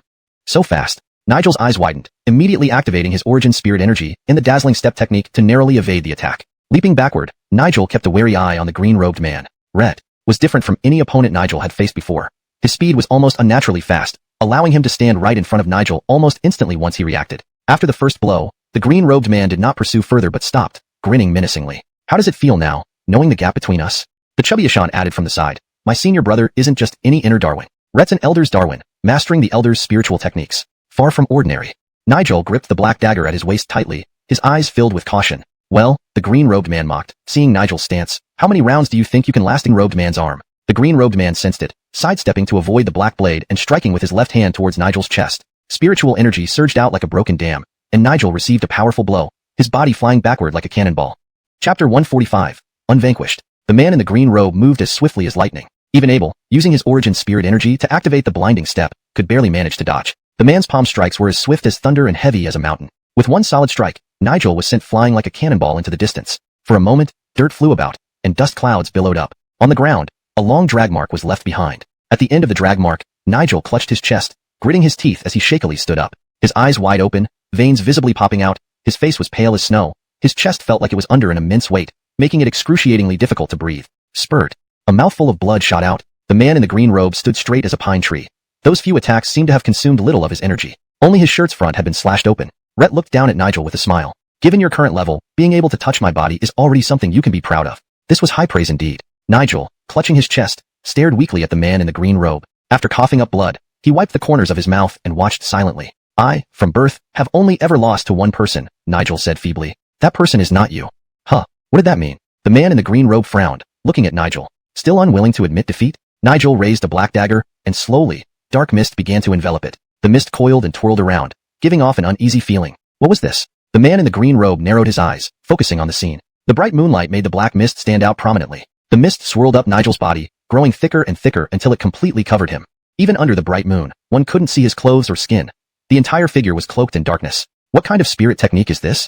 The thicker the mist grew, the more unease filled the man in the green robe. The black mist entirely covered Nigel, leaving only his pair of bloodshot eyes staring intensely at the man in the green robe. Though Nigel was clearly no match for him, the dark figure now radiated a peculiar aura. It felt less like facing a Montague, and more like confronting a monstrous beast from the depths of an abyss. My entire life? Those red eyes suddenly widened, shouting fiercely, I will never lose to anyone else. Never. Absolute. No, it was a ferocious beast. Protect, protect. Gritting his teeth, he shouted, rechanneling his spiritual energy. If hit again after losing his spiritual energy, he would have to endure it with his mortal flesh. How could mortal flesh withstand a blow imbued with spiritual energy? Protect, must protect. The man, panicked and tense, madly channeled his spiritual energy once more. Crossing his hands in front of his chest, he braced himself just as the shadow's fist slammed down. Slap. There was no sound of spiritual energies colliding. The hastily gathered spiritual energy was as flimsy as paper, shattered upon impact. The fist, charged with spiritual energy and black mist, struck directly into the man's protective stance. The man plummeted to the ground even faster. Boom. Dust and sand erupted, forming a deep crater. In the crater, the man lay dazed, bleeding profusely, utterly incapacitated. The dark shadow glanced at the crater before turning its gaze elsewhere. There sat a plump figure in red robes, trembling in shock. Impossible. How could his senior brother? The dark shadow's gaze made the fatty tremble violently. It was as if a wild beast's eyes would tear into him at any moment. Uncontrollably shaking, the fatty remained frozen in terror. Finally, the shadow stopped looking at him and ran far away. Only when the shot long after the mist dispersed, a wave of dizziness hit him, and his body felt weak and sore, as if he had practiced non-stop for a week without rest. Nigel frowned. Was this a side effect of using the dagger? Suddenly, an overwhelming wave of exhaustion swept over him. Nigel groaned and passed out. Back at the inn, the fatty from Joan Palace returned in a panic, startling everyone. What happened? What's going on? Someone asked. Never mind that, follow me quickly. Now, the fatty urged desperately. Rhett led the group to the deserted outskirts of town, frequently glancing backward. What's happening? Someone pressed, noticing the fatty's disoriented and frantic state. The fatty exerted maximum effort. Just come. Outside town, amidst the wilderness, the man in the green robe lay on the ground, deathly pale, still protecting his chest with both hands, breathing faintly. The others from Joan Palace hardly recognized their formerly poised senior brother. What happened? The only female Darwin among the group was so frightened that she fell to the ground, tears streaming down her face as she cried out, What on earth is going on? Everyone's faces changed dramatically, their minds blank with shock. The fatty tremblingly took out a porcelain bottle from his chest and poured out a brown pill, which he fed to the man in the green robe. His main purpose for returning to the inn was to get this pill. This was prepared by the elder before they set off, and he never imagined it would be used so soon. We need to leave here as quickly as possible. The fatty swallowed hard, his back already drenched in sweat. Immediately. The Lord's manor is blood oath, and they are extremely powerful. We can't stay here any longer. It's far too dangerous. We must send word back to the sect about this. Our senior brother is like this now, and none of us can match blood oath. We need to find a place to settle our senior brother and wait for rescue from the sect. The fatty glanced back at Shinshan town, a chill running through him. Hurry, we need to act fast.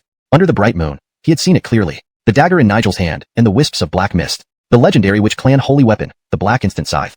Hashtag chapter 146, the reason for entering the mountain. Nigel had passed out in the wasteland for a whole night, only regaining consciousness when the sun was high in the sky. His body felt utterly drained. The sense of fatigue hadn't fully dissipated. His head still spun, and he shook it slightly as he squinted his eyes to stand up. The sunlight was overwhelmingly bright. Dragging his exhausted body, he made his way to Spirit Mountain Town. Upon arriving at the Lord's mansion, he ate a simple bowl of rice porridge before returning to his room to rest again. This time, he slept for another day. Carter and Chandler visited several times during this period, seeing Nigel the two lanterns in the distance.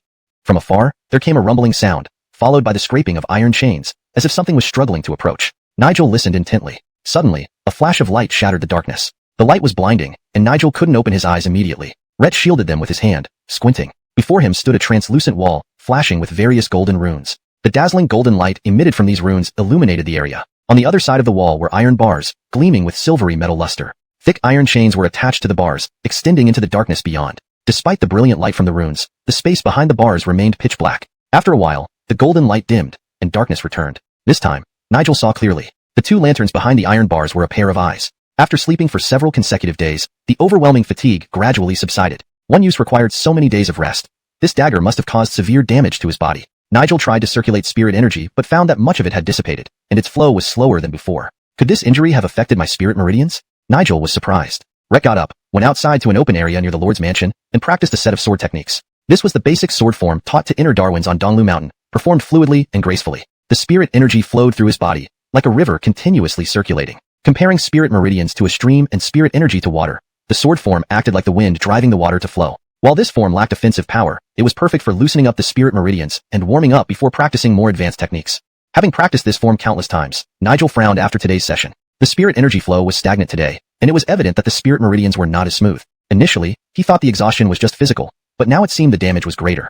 Indeed, rapid strength increase methods often come with significant drawbacks. Nigel examined the dagger closely, his brows furrowed. Carter and Chandler emerged from the mansion and approached upon seeing Nigel awake. "Davin," Chandler said anxiously, "you've been sleeping for days?" Nigel glanced at Chandler and replied, "You're here at the right time. I have a question." Chandler looked at Nigel curiously. "What is it?" Nigel held up the dagger and asked, "What exactly is the Black Chariot Sickle?" Chandler responded, "It is only recorded in books as a sacred object of the Witch Clan." Nigel pressed further, "Anything else?" Chandler shook his head. "No other details are mentioned." Carter asked, "Why are you suddenly asking about this, Davin?" Nigel raised the dagger and said, "This dagger possesses peculiar power. Do not touch it. Keep it with me until I investigate further." Chandler and Carter exchanged glances. The dagger was originally Nigel's trophy and was kept with him. Why did he need to explain specifically? Nigel continued, "At Cloud Mist Palace, someone tried to harm the Lord's mansion. That night, I encountered them and used this dagger in battle." "Huh? Cloud Mist Palace people?" Chandler exclaimed in surprise. "What happened with the dagger?" Carter asked. "That troublemaker Abel must have provoked Cloud Mist Palace somehow. Inform him so he can prepare," Nigel replied nonchalantly, changing the subject. "As for us, we should return to donghua Mountain soon to report back." News of Bolivar needed to be relayed to donghua Mountain quickly to avoid concern. "Davin, I already sent word back to the sect," Chandler replied. "We don't need to rush back to donghua Mountain." Carter nodded. "I heard Jareth and Harley ventured deep into the Great Wasteland Mountain to find us. Chandler and I discussed going to look for them." "Great Wasteland Mountain? Go searching in the Great Wasteland Mountain?" Nigel paused. "What do you really intend to do?" Nigel asked. "Stop making excuses and speak your mind." Carter winked at Chandler before laughing. "Davin, more and more people are heading to the Great Wasteland Mountain, seeking treasures lately. Why not join the fray instead of returning to donghua Mountain early?" Going to the Great Wasteland Mountain to look for treasure? They want to join the crowd for the thrill of it? Nigel glared at Carter and asked Chandler, "Do you think the same?" Chandler chuckled awkwardly and nodded. "Davin, do you remember the diagram we found in Chishan Town with Rhoda and the musician?" "Diagram?" Chandler took it out from his pocket and spread it out. The yellowed old paper depicted a pattern and rows of strange text. Some parts were worn off, but the general meaning was discernible. Nigel looked at the paper indifferently. "You mentioned this contains ancient texts about the 10,000 bones method." Chandler nodded. "Davin, many heroes from Qingzhou have gathered in the Great Wasteland Mountain for this 10,000 bones." Nigel froze, then exclaimed in surprise, "Is this the hidden treasure of the wasteland?" Chandler nodded again. Carter chimed in, "When I first heard about it from Elder Brother, I couldn't believe it. Such coincidences are rare." Nigel pondered, shaking his head. "That shouldn't be. Fourth Brother said the 10,000 bones requires sacrificing 10,000 people to refine perfect flesh. Isn't this considered evil? Would so many sects be interested? Aren't the Orthodox schools keen to destroy such items?" Chandler replied, "Davin, we were all wrong." "Where did we go wrong?" Nigel asked. Chandler replied, "The process of creating the 10,000 bones is indeed extremely sinister. However, the 10,000 bones was already formed thousands of years ago. It has been buried in a corner of the Wasteland Mountains." Carter added, "It's rumored to be the strongest corporeal body. From the text on the diagram, it appears to have been left behind by the Remnant Clan. Whoever obtains this treasure will not only get the artifact, but also some information about the Remnant Clan." Chandler continued, "For the martial heroes from Qingzhou, since the item is already formed, there's no need for any more sinister practices. Therefore, it isn't unjust. Moreover, the allure of the strongest corporeal body is no ordinary temptation. An evil object emerging into the world is never a good thing," Nigel said calmly, but his tone was firm. "Even if it no longer requires sinister methods to refine it, its inherent malevolence alone makes it dangerous. If such a malevolent object falls into the hands of someone with ill intentions, the martial world will experience turmoil and bloodshed. If it falls into the hands of someone weak, they could lose their mind to its evil energy, causing disaster." Chandler nodded. "Those coming from Qingzhou may not all know about the malevolence of the 10,000 bones. Many are like the latter." Carter agreed. "The major sects and powerful families from Qingzhou surely have informed members. They belong to the former." Nigel looked at the two brothers seriously, furrowing his brow. So why do you want to go to the Great Wasteland Mountain? Chandler smiled mischievously. Since it's not a good thing, it should naturally not come into existence. This is the duty of us martial artists. Carter chuckled, adding, while others seek treasure, we'll go to cause trouble. Rethhe, just thinking about it gets me excited. After a long pause, Nigel chuckled. Who came up with this despicable idea? It was Arnie. It was fourth brother. The two brothers spoke in unison. They exchanged awkward glances. They hadn't clarified who exactly was responsible. Of course, Nigel squinted his eyes and laughed. Abel never wants to live a peaceful life. Achoo. Abel couldn't help sneezing and rubbed his nose. Who's speaking ill of me? It can't be. Now that I'm considered a good person by the townsfolk of Spirit Mountain Town, who would speak ill of me? I am a good lord. With more adventurers coming to town, business is booming, and the town's treasury is growing. Why would anyone curse me? Oh, if anyone is cursing, it must be those wandering martial artists. Abel summoned 2 patrol bees to follow the first expedition team deep into the Wasteland Mountain. Red had mixed feelings about the secret treasure of the Wasteland, especially after seeing the 10,000 Bones method diagram from Chandler. His mood soured. Red didn't realize how malevolent the 10,000 Bones truly was. Red had only vaguely heard that it was the strongest corporeal body. Indeed, knowledge is important. Upon reflection, such a violent and bloody object, if it were to reappear, could have unforeseen consequences. However, the maps have already been distributed, and several expedition teams have already set out. How can they be recalled now? Moreover, he hoped for more people to enter Spirit Mountain Town. If he stopped the treasure-seeking teams, how would the town develop? It seems he could only take an unconventional approach. Hashtag Chapter 147. An unconventional approach. To be continued. Chapter 147. Broadening Horizons. 2 days ago, Chandler and Carter came to tell Abel that Nigel was feeling disheartened. Eldest brother, you've always been hailed as a prodigy since childhood. Now, it's even becoming unbearable, leaving others utterly hopeless, Carter remarked reproachfully. Abel blinked awkwardly, quite helpless. It was Bolivar who came to his territory to cause trouble. It wasn't his choice to gain attention. Eldest brother might not know, but Davin practices tirelessly every day on donghua Mountain without rest. Red is already unmatched among us new Darwins, and can hold his own even against older senior brothers. The elders all favor him greatly, believing that donghua Mountain has produced a once-in-a-millennium genius, Carter added. A genius like that should always be the center of attention and admiration wherever he goes. However, he was born into the Chun family, where the eldest son had an unfair advantage. Abel held his forehead and said, I really didn't mean to. Didn't mean to? Didn't mean to outshine Bolivar? Carter rolled his eyes. If Nigel heard this, he would probably feel another devastating blow. Chandler said, Davin can't keep being so dispirited. We need to think of a way to reignite his fighting spirit. Carter responded, if we could accomplish a grand feat that would make a name for ourselves, that would be perfect. There was a moment of silence as everyone fell into deep thought. Suddenly, Abel said, there is indeed a great deed that could save the entire martial world from turmoil. Perhaps it can be entrusted to you too. Uttering this, Chandler and Carter looked up at Abel with surprise. Save the entire martial world from turmoil? Is there such a thing? Is there something that powerful? Carter quickly asked. Chandler hesitated and said, save the entire martial world? Can we handle it? Abel smiled. Compared to other things, this one is relatively easy. I was wondering how to start, but if you two take it on, there's a high chance of success. Abel shared his plan with the two brothers. Chandler and Carter listened silently, gradually showing pleased expressions. Seems pretty interesting, Carter said excitedly, licking his lips. Chandler laughed. We've been in donghua Mountain for so long, and haven't encountered anything this fun? Abel asked. Will Nigel be interested? Leave it to us, Carter patted his chest confidently. Oh, no, Nigel refused outright, glaring at the two brothers. Such a boring thing. I have absolutely no interest. Huh. Carter blinked awkwardly at Chandler, who also helplessly shook his head. They had promised Abel they would succeed, but now it seemed impossible. Words shouldn't be spoken too boldly. They said they could definitely convince Nigel. Oops, this was embarrassing. Carter sighed and continued to persuade. Davin, think about it. If someone with ill intentions gets their hands on the 10,000 bones, wouldn't that lead to a calamity in the martial world? This matter is of great significance. Chandler chimed in immediately. The members of Blood Alliance have lusted after this for a long time. They are probably already in Great Desolate Mountain. If the 10,000 bones fall into the hands of Blood Alliance, that will be terrifying, Carter added swiftly. Those people mixed among the crowd would be hard to distinguish. And there is no one to sound the alarm. Churchill, Feng Shui, and Mitchell entered Great Desolate Mountain to find us. Even though our friendship isn't deep, they still ventured into danger for us. The two tried to reason with emotion and logic, but Nigel glared at them and coldly laughed. Abel caused this mess, and now you expect us to clean it up? Rhett got into fights for Abel right after coming to Sacred Mountain Town, which annoyed him. Nigel raised an eyebrow. With spare time, why don't you practice more sword techniques?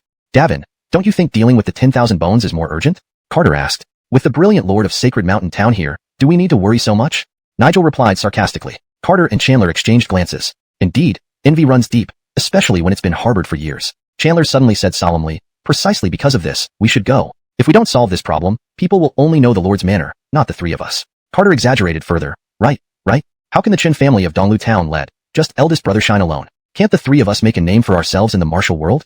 Chandler added, eldest brother is developing Sacred Mountain Town here. Soon, his reputation will echo throughout the martial world. But by then, we three brothers will still be unknown. People will say that donghua Town's Chen family only produced one outstanding person. Chandler clenched his teeth. This cannot be tolerated. We may be slightly inferior to eldest brother, but we can't be too far behind. Carter hurriedly supplemented, right? Who said it? Fame must be sought early. Nigel glanced sideways at the two overacting brothers, speechless. Donghua Mountain is still too small, he sighed. Just as the two were getting excited and about to recite a poem, they heard Nigel sigh, even if I am a sword prodigy in Donghua Mountain, outside of Donghua Mountain, without my fellow Darwin's praise and the elders' care, I am nothing. Davin, please don't say that, Chandler hastily interjected. With your talent, with a little effort, you can easily stand out among heroes. Davin, please don't undervalue yourself. How many people at your age can become heiress-grade spiritual honest? Carter quickly added. Nigel smiled. Have you heard of the 5 strongest sects of the 9 provinces continent? Nigel calmly said, I plan to see them, to visit bigger and farther places. Eldest brother, you mean, you're not going back, not returning to Donghua Mountain? Carter asked dumbly. Nigel gazed afar, at the vast, great, desolate mountain, contemplating the vastness of the world. Rhett wondered, what has been limiting me? Is it my horizons? Years ago, his biggest goal was to defeat Abel and secure the Chun family heir position, as his mother repeatedly instructed. But after achieving this goal, he found Abel's aspirations lay elsewhere, making him furious. Donghua Mountain was a new world that accelerated his strength and made him abandon previous goals, pursuing more advanced martial realms. Like Elderberry, protecting the whole Chun family with Tian-level strength. Nigel smiled faintly. Now it seems, my horizons are still limited. The guy that even the elder of Churchill's Iasong Peak of Cloud Mist Palace finds troublesome was actually handled by his eldest brother. It's not that I'm growing too slowly, but rather that eldest brother is a freak. What kind of vision and ambitions does he have? Nigel glanced at the two brothers. The sky over Donghua Mountain is still too small. If I stay here, a few years later, I might not even touch the edge of the Lord's Manor. Chandler and Carter were surprised. Davin, he has new plans? Has he been pondering this these days? Not returning to Donghua Mountain? Then what about the elders? I'm very curious about the strongest 5 sects in the world. Nigel rarely smiled. Before that, accompanying you to meet the heroes of Qingzhou sounds good. What does that mean? Carter asked. Davin, are you agreeing to go to Great Desolate Mountain with us? Why am I not happy? Davin really doesn't intend to return to Donghua Mountain? Nigel said, since you're going, pack up and let's go. Fast out and fast back. Their first adventure outside, exploring and seeing things, wouldn't be bad. Carter and Chandler explained Abel's plan in detail to Nigel, leaving him stunned. This is Abel's plan? Nigel was dumbfounded. After thinking for a while, he muttered, no one is naughtier than him in this world. Truly, a mischievous kid. Achoo, Abel sneezed several times in a row. Could it be that I really have a cold? Abel began to stroll around Sacred Mountain Town, the bustling streets lifting his spirits. The inn still needed expansion. Currently, it could accommodate no more than 100 people. If more heroes came, there wouldn't be enough rooms. Fortunately, the townspeople saw the business opportunity. They pooled their resources to build a privately owned inn next to Dragon Gate Inn. This made Abel very happy. Only when the entire town participated comprehensively would it become more vibrant and dynamic. Refugees from all over were gradually entering the town, expanding its size. Soon, it would be autumn, with cooler weather unsuitable for farming. Abel only asked the newly arrived refugees to tidy up the farmland, preparing for sowing in the spring of the following year. More of the newly arrived refugees were responsible for building houses. Row upon row of new bungalows appeared in view, quite pleasing to the eye. Days passed by, and finally, the villagers from Yo Family Village also arrived at Sacred Mountain Town. Chapter 148. Old Tales of the Wasteland Mountains. A convoy of carriages rattled into the town, as fine rain began to drizzle from the sky. Carrie jumped off the carriage and looked up at the sky, his gaze searching through the clouds for a moment before he smiled faintly. Is it an array or a spirit beast? Abel had been waiting halfway to greet them, warmly welcoming the displaced villagers from Yoja Village. The streets of Spirit Mountain Town were bustling not only with the newly arrived displaced villagers, but also with many martial artists carrying swords and knives. Abel settled the villagers into the newly constructed cottages, instructing them to rest and settle in properly. Seeing rows of neatly built new houses, Carrie was quite astonished. Such a grand gesture. This is truly remarkable. Abel arranged for Carrie and the Elliot to stay at the Lord's Manor. Both were rare talents, and Abel would need their strength for future matters. Red intended to take the two to their residence to rest, but Carrie shook his head. Let's take a stroll around the town instead. Though Carrie appeared Montagueful, his voice was hoarse, akin to that of an elderly person. Abel laughed and said, certainly, I walk around town every day anyway. But today, after your long journey, wouldn't it be better to rest for the night and explore tomorrow? The Elliot grinned widely, his face flushed with excitement. Rhett had initially thought that improving the living conditions of Nyoja Village residents would take a lifetime of hard work outside. Never did he imagine that happiness could come so suddenly. All of this was brought by Lord Abel. For Abel's suggestion, the Elliot had no objections and happily agreed. However, Carrie shook his head and said hoarsely, no, I'm not tired. Please show me around. Carrie looked at Abel seriously, his expression stern and resolute. All right, Abel nodded in agreement. Rhett had limited interactions with Carrie and didn't know much about his temperament, but he knew that the young body housed an experienced soul, one not to be underestimated. As promised, Abel led Carrie and the Elliot to stroll around the western side of the town. The western market was lively, filled with a dazzling array of goods that caught the Elliot's attention. Rhett paused at each stall, excitedly touching and examining the merchandise. So much merchandise. The Elliot swallowed hard, feeling his heart pounding in his throat as he trembled before these goods. These are all ours. Abel watched the Elliot's reaction and felt a pang of sympathy. A heiress-level expert like him would enjoy high status outside of Yuzhou, so why would he be so excited over mere supplies? Yet, this rough-looking man was actually a loyal and upright individual. Despite visiting Changju City and witnessing the respect accorded to experts, he still strived tirelessly to improve the lives of Nyojia village residents. His current excitement stemmed from a now. 10 times? Carrie stared blankly at the landscape, silent for a long while, then turned to look at Abel meaningfully and said with a smile, "Lord, indeed you are extraordinary." Abel modestly replied, "Oh, where? Carrie laughed. As the cool wind blew, creating waves in the wheat fields, the three of them seemed to sway along with the wheat. Carrie asked seriously, "Where do Lord's aspirations truly lie?" Abel paused and smiled. "Of course, it is to transform this place into another human paradise like Anakinnon. Wing Prefecture and Green Prefecture can enjoy favorable weather. The Great Wasteland Mountains can too." Carrie stared intently at Abel, his expression serious. "Do you know how the people here differ from those outside?" "Difference?" Abel thought seriously and replied, "Yuzhou is remote and has harsh conditions. Compared to outsiders, its people need less, just basic necessities." Carrie raised an eyebrow, pulling a smile. His hoarse voice asked, "Does Lord intend to accommodate all the displaced people in the Great Wasteland Mountains?" Abel nodded. "Naturally. As the Lord of the Wastelands, this territory belongs to me, and its people are my responsibility." Carrie looked at Abel earnestly and asked, "Then do you know how the Qin family of East Flow Town obtained the authority over this vast expanse of the Great Wasteland Mountains?" Abel was taken aback but honestly answered, "According to the Chun family's history, 1,000 years ago, Qin ancestors fought alongside the 5 major sects and received this land as a reward during the distribution of rewards." Carrie asked, "That's all your family records say?" Abel hesitated, sensing Carrie's deeper knowledge. Rhett nodded and replied, "Perhaps due to the ancient times, there are few records about the Great Wasteland Mountains." Carrie chuckled and remarked, "Such a vast expanse should be detailed thoroughly, yet mysteriously, there are only a few mentions." Curious, Abel asked, "Are you well informed about this matter, Senior Carrie?" Carrie gazed at the distant barren lands and the nearby cultivated fields and said softly, "Originally, there was no lord here. 1,000 years ago, the Great Wasteland Mountains weren't called so, nor was Yuzhou like it is now." His voice was hoarse and distant, as if narrating a story by a grandfather, yet it came from a young mouth. Though the cloud-covering range blocked southern rains, preventing them from reaching the north, Yuzhou was a place with snow-covered mountains, extensive lakes, and lush landscapes. 1,000 years ago? It was like this 1,000 years ago? Seeing Abel's surprised look, Carrie slowly continued, "You only know that now the 9 provinces have 5 major sects, but 1,000 years ago, even those 5 would tremble before the top sect. And at that time, the greatest sect, the Starry Sky sect, was in Yuzhou." "What?" Abel's eyes widened in disbelief. Such an arrangement, why has it never been mentioned in historical records? Even in the continental histories that detail changes from ancient times, going back as far as 10,000 years, there is no mention of a sect called Starry Sky sect. Carrie slowly began, "The greatest sect in the world, standing atop the 9 provinces with unparalleled arrogance. 1,000 years ago, something happened within the Starry Sky sect, and the patriarchs and elders of the 5 major sects rushed to Yuzhou. A great battle took place there. That battle was earth-shattering, completely severing the water veins of Yuzhou. The fires raged across Yuzhou for 3 years, turning it into the desolate mountains we see today. The Starry Sky sect thus vanished." Abel listened silently, but a storm of shock surged within him. Is this true? Yet, such a significant history left no trace at all? Carrie continued, "After the Starry Sky sect was wiped out, the 5 major sects decreed that there would be no mention of the Starry Sky sect from then on. Who dared to defy? Any records would only appear in books from 1,000 years ago. Thus, the name Starry Sky sect vanished from the world. Could it be? The people in the Wasteland Mountains, are they?" Abel, shocked by Carrie's earlier question, suddenly connected the dots. Rhett had asked whether Abel knew how the people of the Wasteland Mountains differed from those outside. Could it be? Abel couldn't help blurting out, "Could it be that they are all?" "Yes," Carrie calmly replied. "They are all descendants of the Starry Sky sect." Abel felt as if struck by lightning, standing dumbfounded. The Starry Sky sect? The Starry Sky sect that made even the 5 major sects tremble? In this passage, Carrie reveals to Abel the hidden history of the Starry Sky sect and its connection to the people living in the Wasteland Mountains. The revelation leaves Abel deeply shocked, especially learning that the inhabitants of the Wasteland Mountains are descendants of the once powerful Starry Sky sect. #### Chapter 149. The Desolate Mountain Inn? After being scorched by the fires of war, the spirit veins of Yuzhou were all destroyed, leaving a desolate landscape. Glaciers melted, water veins dried up, and even crops could no longer be grown, Carrie continued. The 5 major sects had no interest in such a ruined Yuzhou. After the Great Battle, they urgently needed to recuperate and expand their own power while dealing with other rivals. At that time, the sects and families that had fought alongside the 5 major sects were rewarded by them. Yuzhou was divided into dozens of parcels and awarded to various families and sections. Carrie paused here, looking at Abel and respectfully clasped his hands and replied, "Your Excellency, I wish to go to Yuzhou." The Marissa mused aloud. Yuzhou now not only harbors the 10,000 bones, but also saw the appearance of the Black Razor? How did it become so lively? "Very well, it might be best if you go." "Thank you, Your Excellency." The elder quickly responded. "Take several Darwins to assist you," she said coolly. "These 2 things appearing will likely draw the attention of many forces. We must guard against not just the Blood Alliance." "Yes, Your Excellency." The elder replied, "I will be cautious." She continued coolly, "As for the matter of Churchill tea on silk, we'll leave that to the other elders."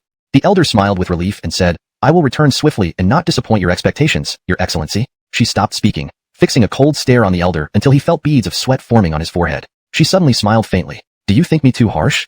Uttering this, the elder trembled and nervously replied, "Your Excellency, how can I think such things? Never have I thought this." "Forget it," she sighed. "I know what you're thinking, but everything I do is for our Joan palace. The elder bowed his head, trembling slightly as he exclaimed loudly, though there are some scoundrels within the palace criticizing your actions recently, I have always stood by you, your excellency. She chuckled softly. If you weren't so loyal, I would have suspected you were trying to find an excuse to leave the palace. The elder hurriedly shouted, Your Excellency, I dare not. I would never think such things. The best outcome. She tapped her fingers lightly on the 1,000-year-old phoenix chair and said coldly, Go, and return soon. Yes, Your Excellency. The elder left the room, his back drenched in sweat. In the Shin Mountain Town Lord's Manor, everyone gathered together. Abel opened the treasure map and pointed to the red X in its center, analyzing, the burial site of the 10,000 bones is separated from Shun Mountain Town by 13 major mountains. The third mountain is the one known to townsfolk as Mou Mountain. No residents of Shun Mountain Town have ever crossed Mou Mountain. It's said there are no villages beyond it. Abel looked intently at the rough-looking man and asked, Do you understand what this means?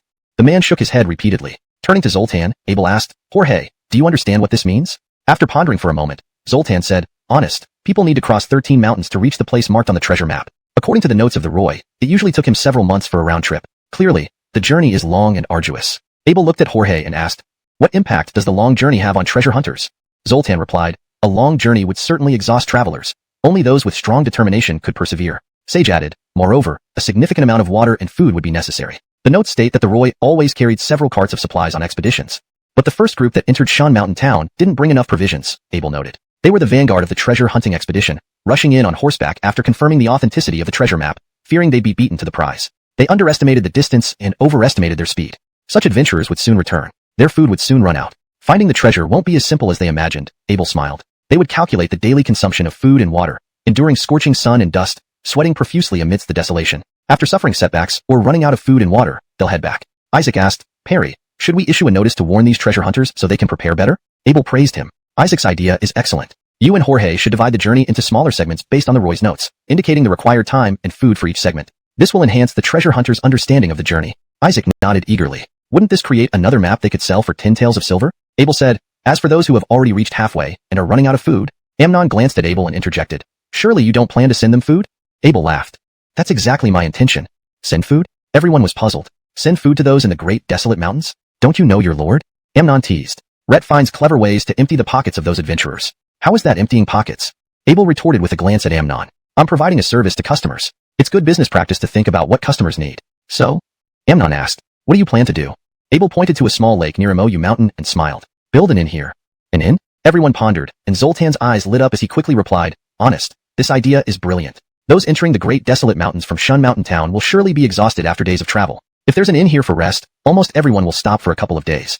Everyone suddenly understood, showing signs of surprise. It made perfect sense. Amidst vast, desolate mountains, without any nearby settlements and having suffered days of arduous travel, wouldn't they naturally seek refuge in an inn if available?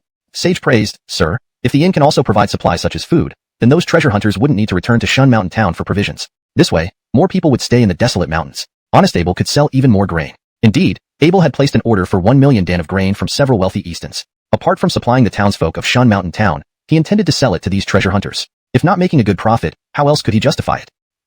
Jareth and Mitchell returned to Shun Mountain Town. Evidently, they hadn't brought enough provisions either, despite their ample preparation. With a crudely made map in hand, they ventured into the great desolate mountains. After half a month, they had just crossed Mou Mountain, and their food supply was already halved. Clearly, they had seriously underestimated the journey duration on the map. They had to spend another half-month rushing back to Shin Mountain Town. The round trip yielded nothing and took over a month. Upon returning, they were dumbfounded. When did so many martial artists from Qingzhou crowd into Shun Mountain Town? Moreover, they were continually heading deeper into the great desolate mountains. Some of these martial artists recognized Mitchell, greeting him warmly. Mitchell, you're here to seek treasures too? What a coincidence. Our sect master has also brought us out. Ready. Isn't that Mitchell? You're here too? We met your Joan Palace's Hawkstarwins in town a few days ago. I didn't dare greet them because I'm not familiar with them. Ha, it would be great if everyone from Joan Palace were as approachable as you. Lately, there have been too many treasure hunters. Even so-and-so has come. Oh, Mitchell, it's wonderful running into you here. Let's go have a drink.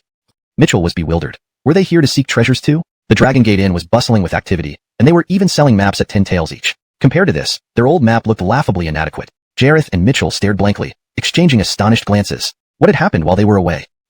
Inside the inn, the manager Amnon immediately recognized Jareth and Mitchell. These two were indeed looking for Nigel. According to Nigel's brothers, they had met on the road to Shun Mountain Town. Unfortunately, the three brothers had left a few days earlier. Whether they truly went to the great desolate mountains or were sent by Lord Abel remained unclear. Amnon chuckled coldly. Rhett never worried about Abel or his brothers suffering any loss. Instead, he should worry about these martial heroes. Like these two young men before him, they kept running around without finding Nigel. But why were they looking for him in the first place? A few days ago, Amnon learned from Nigel that someone from Joan Palace wanted to harm the manor. That night, Joan Palace's people left the Dragon Gate and hurriedly, not even checking out of their rooms, leaving Amnon puzzled. Were these two friends or foes? What did they want from Nigel? Before Jareth and Mitchell could recover from the shock of the new map, Amnon approached them. Two guests, Amnon greeted. We meet again. Oh, it's you, Desmond, Mitchell responded, startled. Desmond, what happened here? Why are there treasure maps? These treasure maps, Amnon replied, were issued by the manor. All these heroes are here to seek treasure. But, Mitchell was confused. With the treasure map, shouldn't they hide and dig up the treasure secretly? Why sell the maps? After a moment's silence, Mitchell asked, what about Joan Palace's people? Did you deliver the letter to them? Which room are they staying in? Earlier on the street, he heard that Joan Palace's people had arrived. They indeed came, and I delivered the letter you gave me, Amnon answered. But they left a few days ago. Left? Jareth pressed. Did they enter the great, desolate mountains? They left abruptly overnight, seemingly due to some event, Amnon added, watching them closely. They left in a hurry, even leaving their belongings behind. Jareth frowned. Take me to their room. Chapter 150, The Origin of Minnie. Alfonso and Harley stayed at the inn. Late at night, a sound came from the window. Someone was knocking on the window? Harley immediately stood by the window, cautiously looking at the shadow outside. Who is it? He whispered. Quickly open the window. It's Woody. A deep male voice replied from outside. Woody? Harley carefully opened the window while Alfonso remained on guard nearby. The man jumped in. Seeing the red-robed figure with a slightly plump build, Harley breathed a sigh of relief. It really was Woody? Hurry, follow me, Woody said with an anxious expression. What happened? Harley had many questions. Woody sternly replied, follow me first. It's too dangerous here. We'll talk when we get there. Dangerous? Harley and Alfonso were taken aback. Could it be that the Joan Palace people left in the middle of the night because of this? Go. Woody led Harley and Alfonso out through the window, their figures disappearing into the night. Ewan stood in the shadows, quietly observing. 10 miles outside town, hidden behind a rock, a man in a green robe lay pale-faced as if asleep. For Darwins in red robes stood guard beside him, appearing exhausted. Alfonso and Harley could hardly believe their eyes at the sight of the ragged Joan Palace members. It felt like they had been struck by a heavy hammer, struggling to catch their breath. Harley's voice was hoarse. What happened? Alfonso frowned, her face grave. At Joan Palace, inner Darwins wore red robes, elder Darwins wore green robes, the palace masters Darwins wore yellow robes, and elders wore white robes. The unconscious man on the ground, dressed in a green robe, was an elder Darwin. It's Wallace, Woody said. The Lord Manor is Wallace. Harley and Alfonso trembled upon hearing this. Woody continued, the entire Shen Mountain town is under the control of the Lord Manor. The inn also belongs to the Lord Manor. Staying there was extremely dangerous. I see, Harley widened his eyes. So, you all left the inn overnight? By now, the Lord Manor must have noticed something, Woody said. They will surely keep an eye on us. These past few days, I've been investigating around town. I've already sent a messenger back to Joan Palace. Soon, the elders will surely send reinforcements. Alfonso recalled something. Wallace? When we interrogated that bandit, he also mentioned Wallace. But later, he denied any connection between the Lord Manor and Wallace. I saw it with my own eyes, Woody stated firmly. That man used the Black Execution Scythe to defeat my senior brother. The Black Execution Scythe, a legendary artifact of the Witch Clan, rumored to be possessed by one of Wallace's higher-ranking elders. That man? Who is he? Alfonso asked. His name is unknown, Woody replied. Lord Abel has 3 brothers, and he is one of them. Nigel, the 3 brothers? Harley and Alfonso were stunned, as if struck by lightning. The Lord Manor is undoubtedly part of Wallace, Woody added. And the maps scattered throughout Shun Mountain Town all originate from the Lord Manor. They lure so many people here for reasons unknown. Harley and Alfonso stared at Woody, their hearts pounding. In the night, Ewan watched from afar, wondering what they were discussing. A rough-looking man led over a dozen guards and several wagons of grain, setting off again. This time, they were going to find a place near Imoyu Mountain to build an inn. Carrie and Abel watched them depart from the Lord Manor's front gate. You've inspired them, Carrie turned to Abel, noting that Bowden never carried out tasks so willingly before. Abel smiled, because our goals align. Rhett works for me, which benefits him as well. The Aiden knew what he wanted, peace and happiness for his clan. Carrie admired Abel. Using Minnie's treasure map for business is unprecedented. I doubt anyone else could change Shun Mountain Town so quickly. Abel laughed, thanks to the secret treasures of Dawang Mountain. Carrie chuckled. Secret treasures? Do you know where these treasures come from? Oh. Abel became interested. You know? Minnie, recorded in ancient texts as the strongest physical form, its whereabouts unknown for millennia. Carrie began, his voice hoarse, speaking of this current secret treasure of Dawang Mountain. Minnie, it dates back to a very long time ago. Abel's eyes lit up. Please continue. In the courtyard of the Lord Manor, young children practiced martial arts while Huexian, wielding a massive hammer, walked around, looking quite formidable. Carrie was in a good mood and smiled, slowly recounting the story like an old storyteller. Thousands of years ago, a demonic figure who harmed countless lives appeared in the world. Rhett cultivated dark magic, was bloodthirsty, and created the strongest physical form, Minnie. Later, he was suppressed and sealed in Yuzhou by Star Sect. Abel understood. So, Minnie was sealed by Star Sect. If Carrie hadn't mentioned this, he might have assumed some great person buried it there. And then? Abel asked. And then? Carrie looked at Abel. That's it? No more. Didn't you say it's a long story? Abel carefully asked. Yes, Carrie said bluntly, so I shortened it. Fine, since you're a senior. Abel laughed helplessly. In that case, even if someone found Minnie, whether they can unlock it is another question. If it was sealed, there would definitely be traps and seals. especially seals meant to imprison a demon, far beyond ordinary means. Thinking of this, Abel felt more at ease. Carrie nodded. Seals are inevitable, and those of Star Sect are no small matter. How days he spent on it. So he had to come find the teacher for help. Teacher, are you free now? Zoltan stood next to Abel for a while until Abel's gaze turned towards him, then asked, Oh, is there something wrong? Abel patted Zoltan's small head and asked with a smile. I've been reading this book, detailed explanation of arrays for quite some time, but still can't comprehend it. So I hope teacher can explain it to me, Zoltan said, holding up a book as tall as half a person. Abel nodded and said, Sure, go ahead. Zoltan opened the book in his arms and pointed at a shape inside. These 3 arrays are variations of basic arrays that can be embedded into other arrays. However, I cannot figure out how these variations work. Abel took the book, looked at it, and laughed instantly. Oh, this is the problem. The array transformation rules can be rather complex, but mainly there are 3 core principles. Once you grasp the key points, you'll quickly understand them. Sitting on the steps of the Lord's mansion, Abel held the book and pointed at the 3 figures. These 3 array patterns correspond to wind, water, and fire basic arrays. But before embedding them into other arrays, they need slight changes depending on the type of array you're embedding into. If the types are the same, extend the bottom part of the embedded array pattern to connect with the main array. If the attributes complement each other, extend the middle part to create a connection point. If the attributes conflict, extend the top part. Oh, really? Zoltan's eyes lit up. No wonder some fire-based arrays look different despite being derived from the same foundation. It's because of this. Yes. Abel nodded with a smile and stroked Zoltan's head. Actually, you've studied arrays for a short period. With more time, you'll naturally grasp these concepts. Thank you, teacher. Zoltan seemed greatly encouraged. Now that I understand the basics of embedding, I can comprehend many more array diagrams. Abel smiled proudly. Zoltan was incredibly smart and hardworking, destined for greatness. Abel felt quite satisfied with his teaching results. This is what you teach? A hoarse voice sounded beside them. Abel turned to see Senior Carrie looking at him with an odd expression. What's wrong? Abel felt uneasy. Was this tone questioning his teaching skills? Senior Carrie took the book, glanced at it briefly, then sighed, tossing it aside. Rhett sized up Zoltan and looked at Abel again with a smile. You sure about teaching your Darwin like this? It seemed Abel's method indeed had issues. If anyone else had said this, Abel would have dismissed it, but coming from Senior Carrie, he had to take it seriously. What advice do you have, Senior? Abel asked cautiously. I see your Darwin is quite sharp and clever, Carrie remarked. But crude books like these aren't suitable for him. Crude books? Abel thought. This is a book I found in the mountain god attendant's warehouse. It's already much more detailed compared to previous ones. Carrie shook his head. Not helpful. Such books are merely used by minor sects to fool their Darwins. It seemed Senior Carrie had deep knowledge of arrays. In a raspy voice, Carrie explained, the study of arrays is collectively called the chess school, which has 3 levels, high chess school, middle chess school, and low chess school. The high chess school is profound, the middle chess school is unpredictable, and the low chess school is illusionary, with the high chess school being the most respected. Originally, there was only one chess school. Later generations couldn't grasp the profundity of the high chess school, so they settled for the more practical middle chess school. Many with lesser aptitudes couldn't understand the unpredictability of the middle chess school either, leading to the development of the low chess school. These 3 schools fundamentally differ. Starting from the theory of the low chess school, one can never reach the level of the middle chess school. Similarly, starting from the theory of the middle chess school, one can never reach the level of the high chess school. Carrie chuckled. I say this book is crude because its theory stems from the application-focused middle chess school. Middle chess school? In Senior Carrie's view, even the middle chess school was crude? Abel smiled. So, Senior Carrie comes from the high chess school. Carrie rolled his eyes at Abel, then grinned slyly as if seeing through him. Want to pry into my origins? Not so easy. Abel scratched his nose awkwardly, glancing at Zoltan. The best array book he currently had was from the middle chess school. Obtaining a book from the high chess school would be incredibly difficult. But if Zoltan were limited to the level of the middle chess school from the beginning, Abel wouldn't feel satisfied. Looking at Carrie, Abel suggested with a smile, Senior Carrie, my Darwin is very clever and diligent. Why don't you take him under your wing and teach him the secrets of the high chess school? Carrie eyed Zoltan, visibly interested but maintained a stern face. Rhett's already your Darwin. Now you want me to take him as a Darwin too? That would mean he belonged to multiple schools. Whose Darwin would he really be? Abel was taken aback. Does Senior Carrie also adhere to school divisions? Oh, this wasn't something I expected. I see ancient scholars often traveled and studied under various teachers without restricting themselves to a single master. I didn't think Senior Carrie cared about this. Carrie gazed at Abel and approved in a raspy voice. You have a point.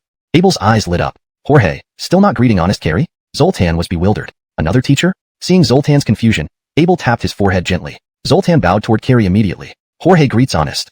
Carrie didn't refuse, instead helping Zoltan up happily and sizing him up with a smile. Good, this child is wise. Rhett'll surely inherit my true teachings.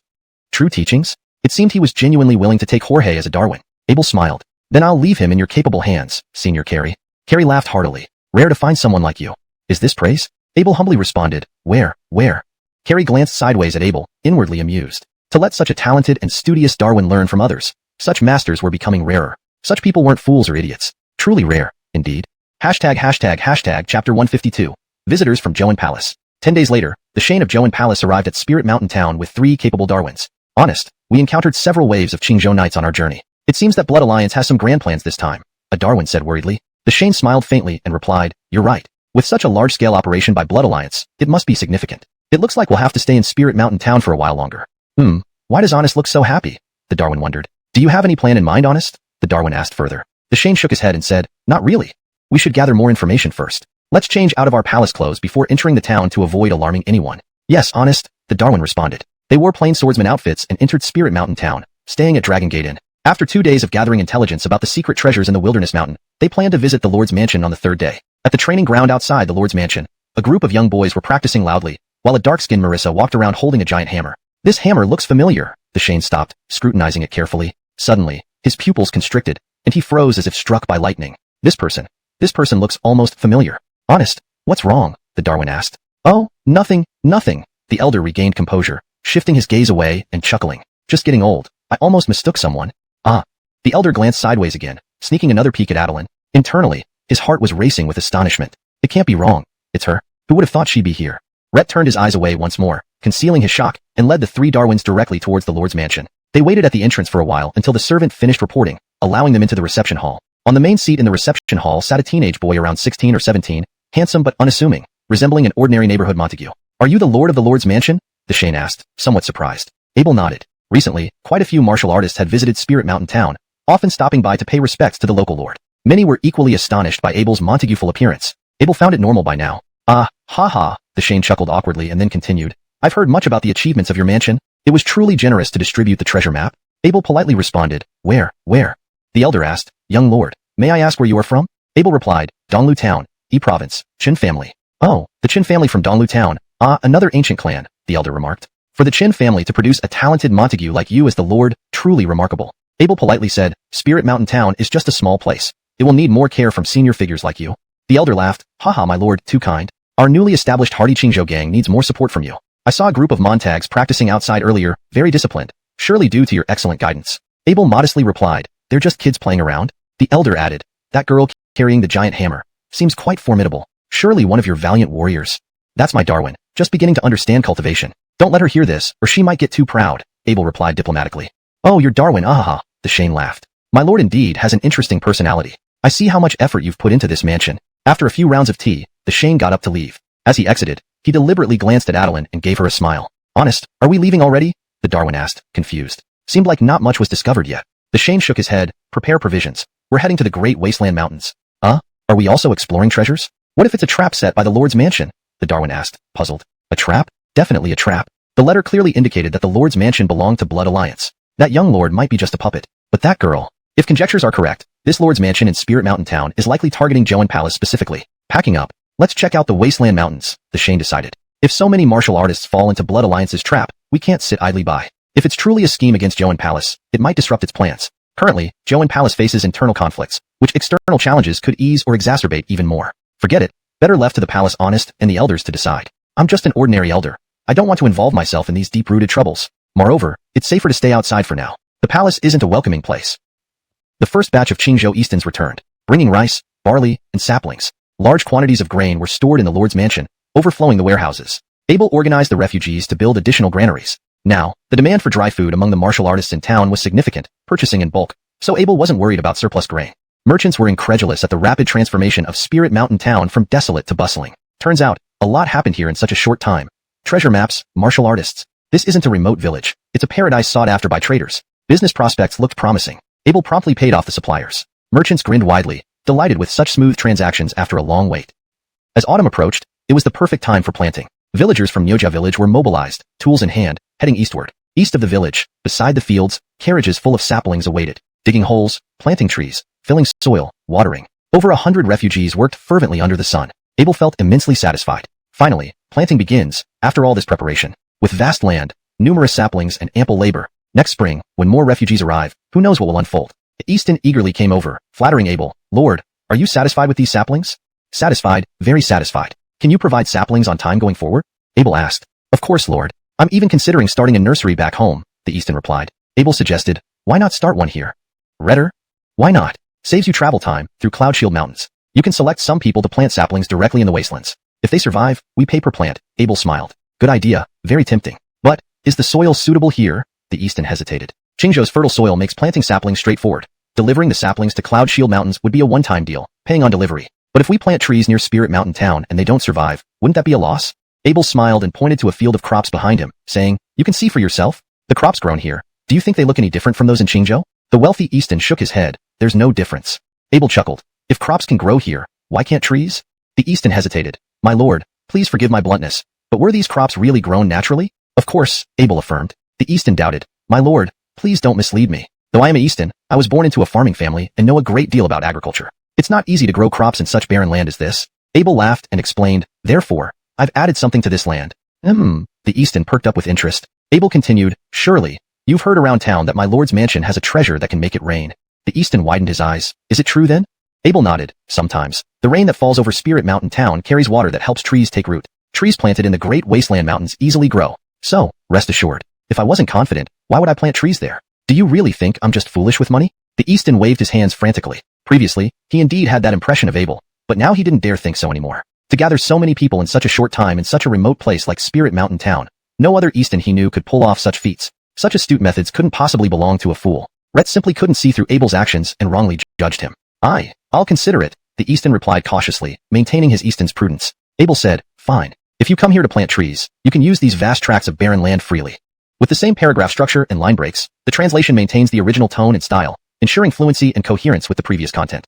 Chapter 153, Ephraim of the Guards. A tree for 1 or 2 silver pieces. If such outrageous profits could be directly realized in the Shen Mountain Town, wouldn't that mean making a fortune? There would be no need to shuttle back and forth through the cloud-covering mountains anymore. In the future, there will be more and more refugees entering here, Abel said. You can easily hire them here. The rich Easton's eyes lit up, quite tempted. However, years of caution in business kept him from agreeing right away. Abel did not urge. Businessmen seek profit, and once they saw the benefit, they would naturally flock over like those martial artists. For spiritual techniques and treasure maps, they would gather as well. What Abel needed to do was to sell goods and maintain order. Mercy carried a giant hammer and led a group of teenagers wandering, patrolling, around the town. These adolescents performed their tasks with earnest seriousness for the first time. They walked from the eastern part of the town to the west, then from there to the north. They patrolled and guarded near the market where the martial artists stayed. Martial artists love alcohol, so the drinks ensued like a sturdy bowl, stamping the ground loudly, making quite an imposing entrance. The servants managing stalls in the western market shrank away in fear before this dark-skinned Marissa. They were all too familiar with Mercy's hammer.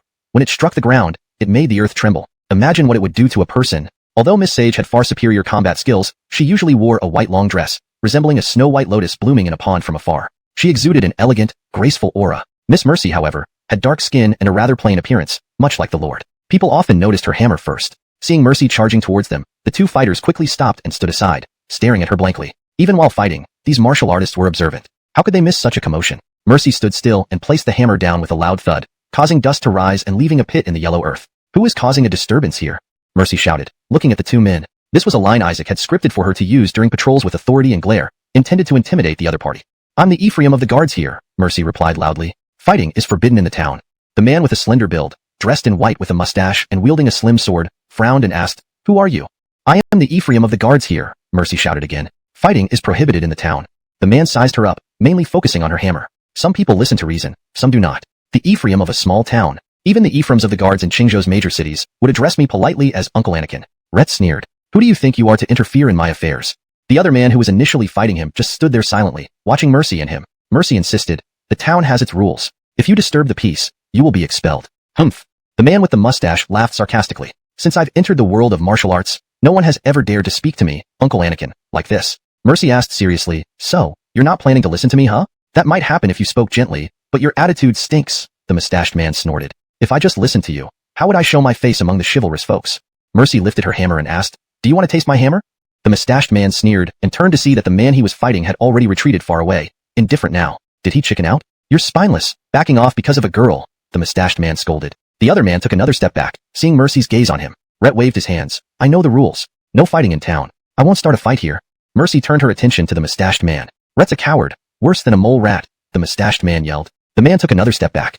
This brute was indeed foolish. Didn't he know that recently, a group of Qingzhou heroes visiting the Lord's mansion couldn't even get in for a long time? The Lord's mansion isn't easy to provoke. We're here to follow other sects for treasures. Why invite trouble? Isn't he foolish? I hope I don't get involved when he starts fighting. Yet, he really wanted to watch the spectacle. Rhett didn't want to leave yet, staying behind the stall to watch. The Marissa with the giant hammer seemed quite impressive. Never had he seen such a large weapon. Would it be inconvenient to wield? Rhett feared they might not fight after all. Rhett hid behind the stall, peering with curiosity along with other servant onlookers. Mercy lazily glanced at the mustached man, shouldering the hammer and intending to leave. Your sparring partner stopped. You should disperse too. Under normal circumstances, providing a way out would suffice. Many martial artists lingered in the Western market. More people gathered to watch, which embarrassed the mustached man. Wait, the mustached man yelled. You interrupted my mood. Let's play.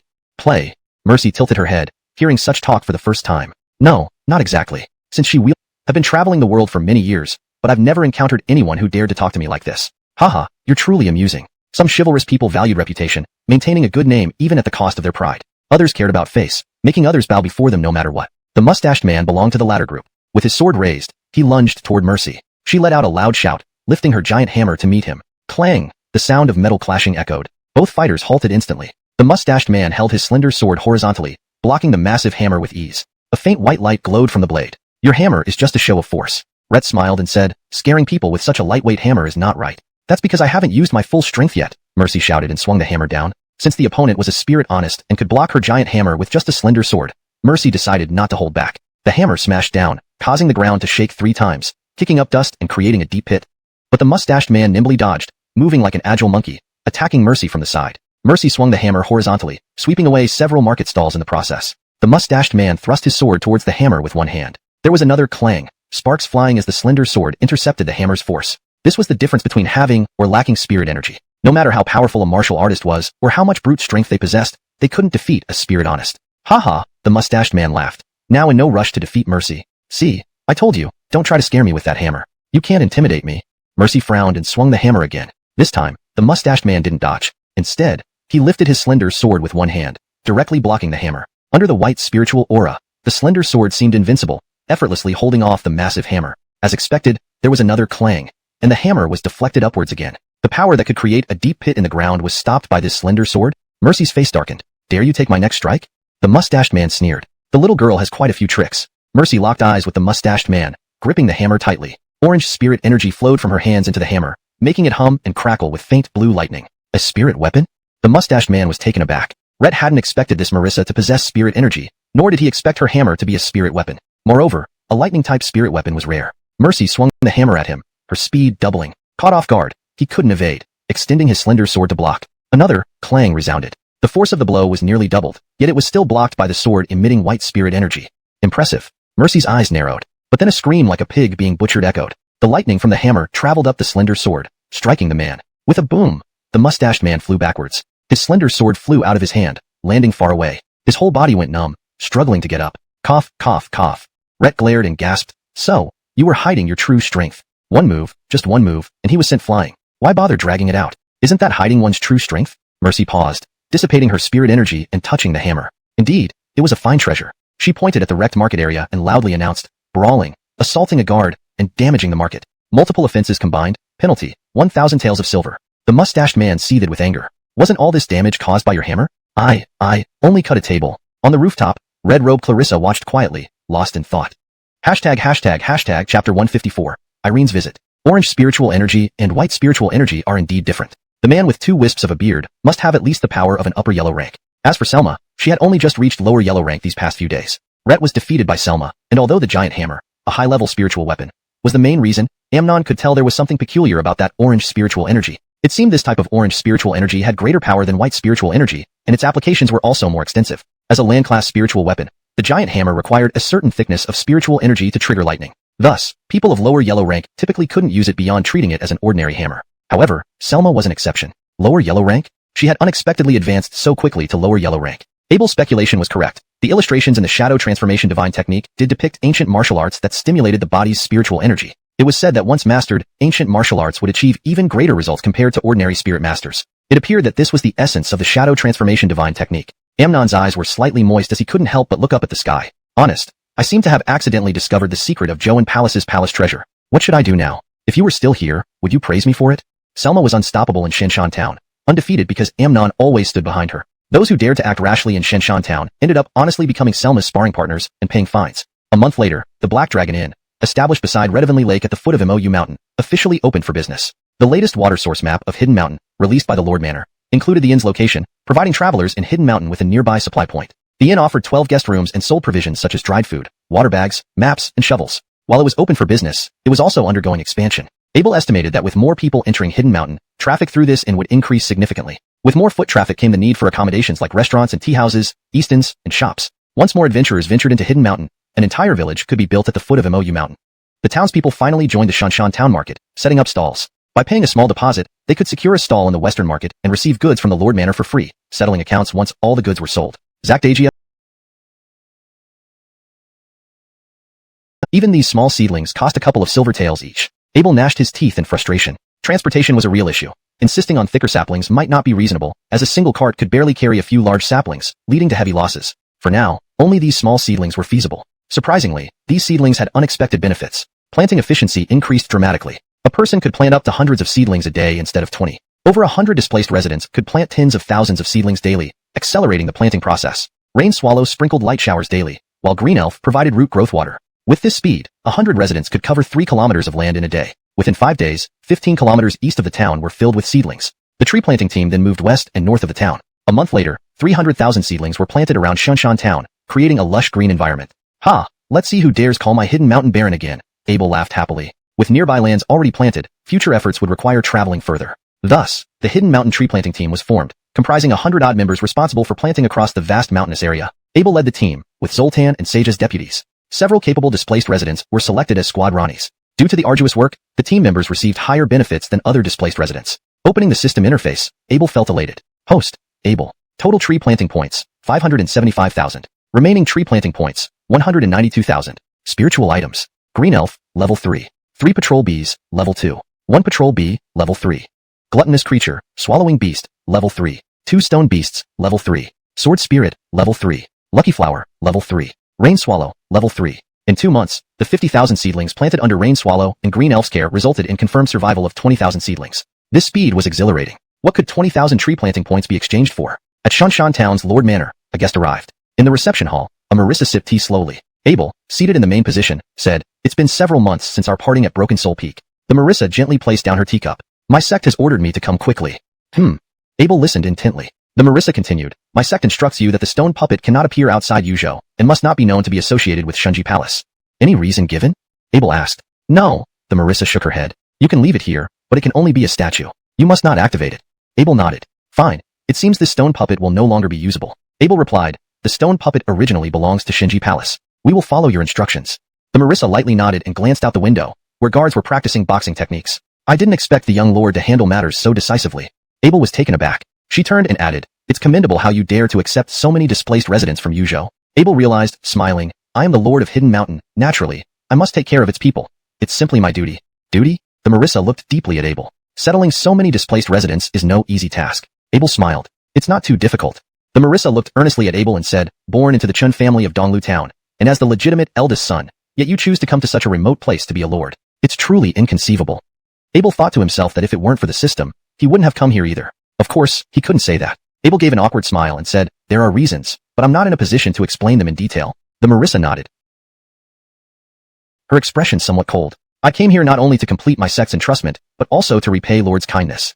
On Jeyun Mountain's Churchillhun Peak, the Marissa had been saved by Abel once. Abel smiled and said, "Yifeng Lady is my stepmother, and you are from the same sect as her, so we can be considered somewhat related. Shanshan Town is currently developing, and if you're not too busy, it would be great if you could stay and lend a hand." The Marissa glanced sideways at Abel and nodded in agreement. "All right, I'll stay at the Lord Manor. If you need anything, feel free to ask me." Abel felt somewhat embarrassed and said, "Right now, there's indeed something that requires a designer." The Marissa raised an eyebrow. Abel continued, "I've heard that Joan Palace has deep expertise in ancient tombs, secret passages, and mechanical devices. Haha, we happen to have a project related to this area recently, so I hope Miss Irene can help review it." Chapter 155, The Tomb. Dozens of miles around Divine Mountain Town had been turned into forested land. Not far from this newly planted sapling forest, the Joan Palace group sat behind a rock, munching on dry rations. After 2 months of recuperation, the man in the green robe from Joan Palace was mostly recovered from his injuries. These past days, people sent by the manor have been planting trees everywhere, woody, clad in red sword attire, said as he bit fiercely into a hard, dry biscuit. "I can't understand their intent." Harley glanced at the saplings that were now growing into a forest and remarked, "All these tree planters are just ordinary folk without any spiritual energy. What on earth do they plan to achieve?" The man in the green robe frowned and then sighed, saying, "This manor is too inscrutable." Harley nodded and replied, "Indeed. Even with Joan Palace's understanding of Blood Oath, we're still baffled. In the past, if they encountered members of Blood Oath, they could somewhat guess their intentions. But this manor behaved so strangely, not adhering to conventional logic." "Senior brother, do you still remember Hawk's instructions?" Woody asked. The green-robed man's expression stiffened. "I'm just speculating here. I haven't planned anything else." "Hawk met the manor lord of Divine Mountain Town," Woody advised. "Before entering the vast wasteland mountains, he specially sent someone to find us, instructing us not to provoke the manor or have any contact with it. Senior brother, Hawk was your master. There must be some reason for his caution. The honest command is indeed incomprehensible, the green-robed man admitted. Harley added, the manor's strength isn't weak. Otherwise, Hawk wouldn't have instructed us so seriously. Moreover, at that time, your injuries were severe, so Hawk left us to take care of you. The green-robed man looked somewhat displeased. Because of his injuries, it wasn't suitable for him to travel, so he was left behind. Alfonso, Harley, and Woody stayed to look after him. The other Darwins of Joan Palace went into the vast wasteland mountains with Hawk. Knowing the bad intentions of the manor, why did Honest still lead people into the desolate mountains? The green-robed man sighed. The Blood Oath's plans involve everyone in Qingzhou. Perhaps Hawk didn't want to stand aloof, Woody said. The green-robed man was stubborn. Rhett shook his head and said, based on my thinking, the simplest method would be to infiltrate the manor to investigate the start and end of this matter. Rhett indeed thought so and acted accordingly, but he failed. Woody bore much responsibility because the green-robed man asked Woody to find a weaker target, but Woody instead brought back Nigel, the owner of Black Scythe. These treasures in the vast wasteland mountains are clearly a trap set by Blood Oath members. Entering rashly would be even more dangerous than confronting the manor. Who knows what Honest was thinking? In the distance, Alfonso ran over. Let me show you something, Alfonso panted as he stood before the others, covered in dust, holding a piece of paper. What is it? The green-robed man asked, puzzled. A new map, Alfonso said. New treasure sites were discovered near Ink Moon Mountain. What? A new treasure site? The green-robed man's eyes widened as he unfolded the map quickly. Woody and Harley leaned in to see as well. This map was larger and more intricate than previous ones. On the left side was a map of the vast wasteland mountains, clearly marking the location of Ink Moon Mountain, the Longminon branch, and the new treasure site. On the right side was a diagram of the internal structure of the treasure site, although many parts were still blank. What does the manor plan to do? The green-robed man exclaimed in shock. The map indicates several Eris-grade spirit artifacts, cultivation techniques, and large amounts of treasure hidden inside, Alfonso pointed out while indicating small markings on the map. It also specifies the exact location of the treasure site. How could anyone believe such a map? The green-robed man retorted. If the manor already knew the precise locations of the treasures, why would they not retrieve them themselves instead of distributing maps? Alfonso shook his head. Many in town believed it. Several groups have already headed towards Ink Moon Mountain. What? The green-robed man couldn't believe it. Those people are so stupid. People mostly believe the official announcement released by the manor, Alfonso clarified. The green-robed man gritted his teeth. Harley asked, what did the announcement say? It says this treasure site is the tomb of the former Rani of mountain deity servants. All the wealth collected from the public and found in the wastelands over decades is stored within. However, the traps inside are formidable, so the manor cannot retrieve the items and thus printed and sold the maps for pocket money, Alfonso explained. Humph. No capability. The green-robed man snorted sarcastically. People believe that too. People have already set out, Alfonso noted. Many have followed suit and headed to Ink Moon Mountain. The green-robed man pounded the ground angrily, cursing, a bunch of fools. At the Longminon branch near Ink Moon Mountain, Abel, Irene, Zoltan, and Carrie were eating snacks in a room. Honest. We already have the map of Minnie. Why get another one like this? Zoltan asked, confused. Abel smiled and explained. For most people, the map of Minnie is too difficult, beyond their level. Though they come to Divine Mountain Town dreaming of treasures, they will soon realize it's out of reach. So, you're providing a closer treasure map? Zoltan asked. Yes, Abel smiled. Minnie's burial site is too far from Divine Mountain Town. Minnie would run out of food, stamina, and patience before reaching the treasure site. Think about it. What would they do when that happens? They'd leave since they can't obtain the treasure, Zoltan replied. They likely won't return once they leave, Abel said. So, we need to find ways to retain those who can't reach special skill to move mountains and stones. A level 4 mountain rock beast could dig tunnels at a significantly faster pace compared to a level 3 mountain rock beast. They could dig passageways wide enough for 2 people to walk through at a normal walking speed. Essentially, it would take about as long to dig the tunnel as it would to walk through it once. Abel smiled and said, the newly constructed tomb of the former servant of mountain deity is perfect for those at the mid and upper Huang ranks to explore. If someone too powerful enters, it might actually reduce the tomb's longevity. Abel looked at Carrie and said, this calls for your expertise, Senior Carrie. Carrie gave Abel a sidelong glance and asked, what do you want me to do?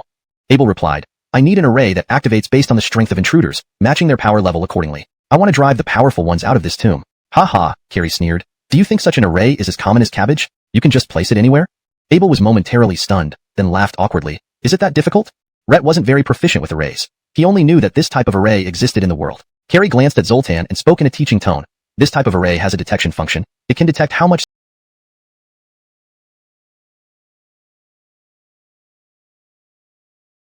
spiritual energy is inside a person's body. Therefore, it isn't a trigger-based array, but one that operates continuously. This type of array involves detecting the amount of spiritual energy within a person's body, converting it into varying degrees of attack and defense mechanisms. It also considers how to ensure the functionality of the array if there are both strong and weak individuals in a group. Carrie glanced back at Abel and added, such an array is 10 times more valuable than this shabby tomb. Are you sure you want to set up such an array here? So expensive?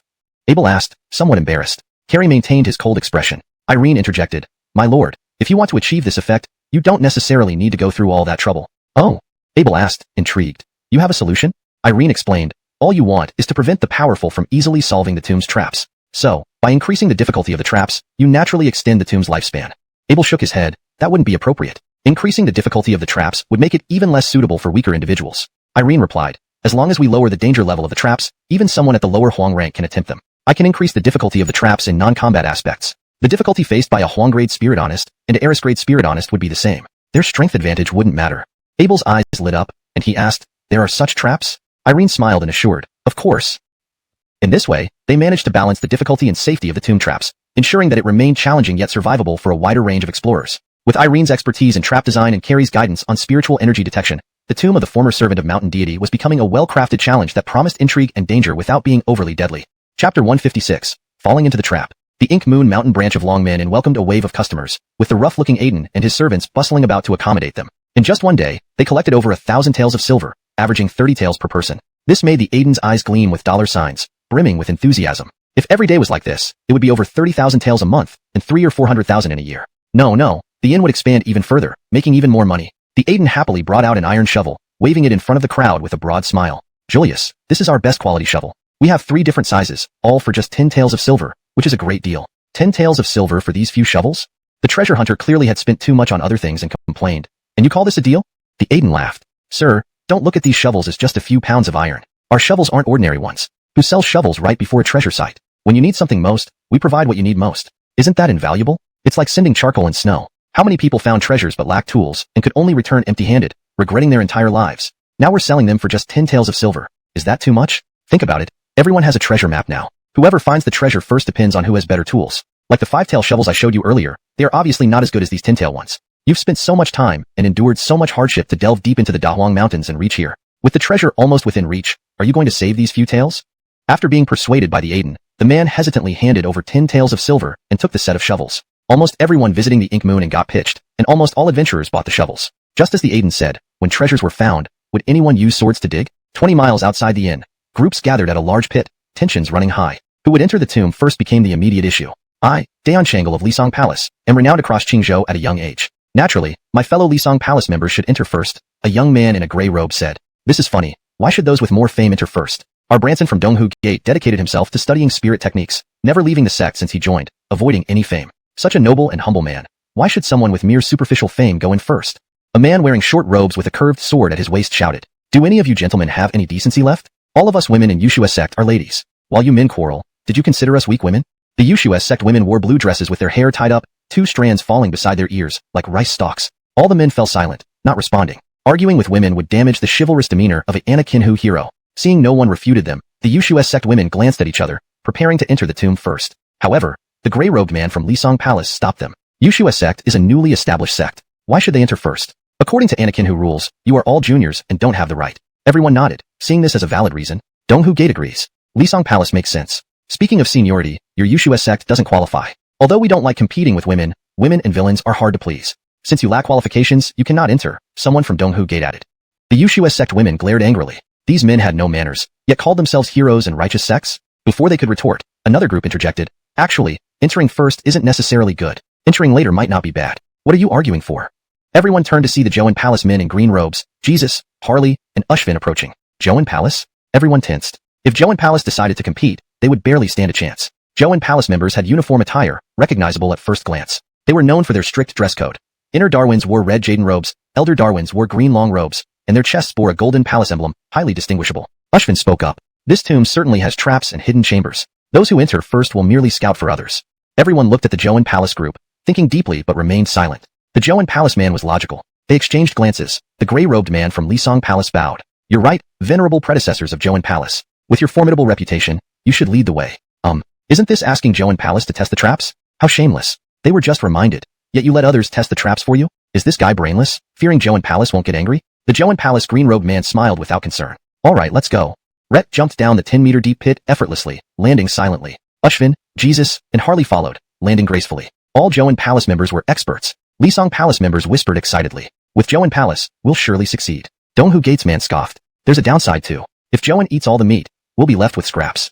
Everyone jumped into the pit after Joan Palace, far less gracefully, causing dust to rise. Inside the pit wall, there was a cave entrance leading to a tunnel. The deeper they went, the darker it got. After 100 steps, the tunnel almost became pitch black. Joan Palace led the way, gathering spirit power in their hands, emitting a faint white light. Upon entering, everyone quieted down, cautiously moving forward. After another 100 steps, sounds came from the depths. Some paused to listen. It sounded like voices, whispering indistinctly, adding an eerie atmosphere. This is a tomb. The green-robed man moved forward, increasing the light. Carefully walking forward, they saw orange light ahead, the sounds becoming clearer. It's just ahead, Ushvan said. At the corner, the tunnel brightened. The passage seemed wider here, with torches on the walls, illuminating everything brightly. Seeing the torches, everyone was stunned except the calm green-robed man. By the torchlight, there was a shelf with 2 figures behind it. Upon seeing the figures, everyone was startled. One of them grinned widely. Torches, maps, water bags, food supplies. Take a look.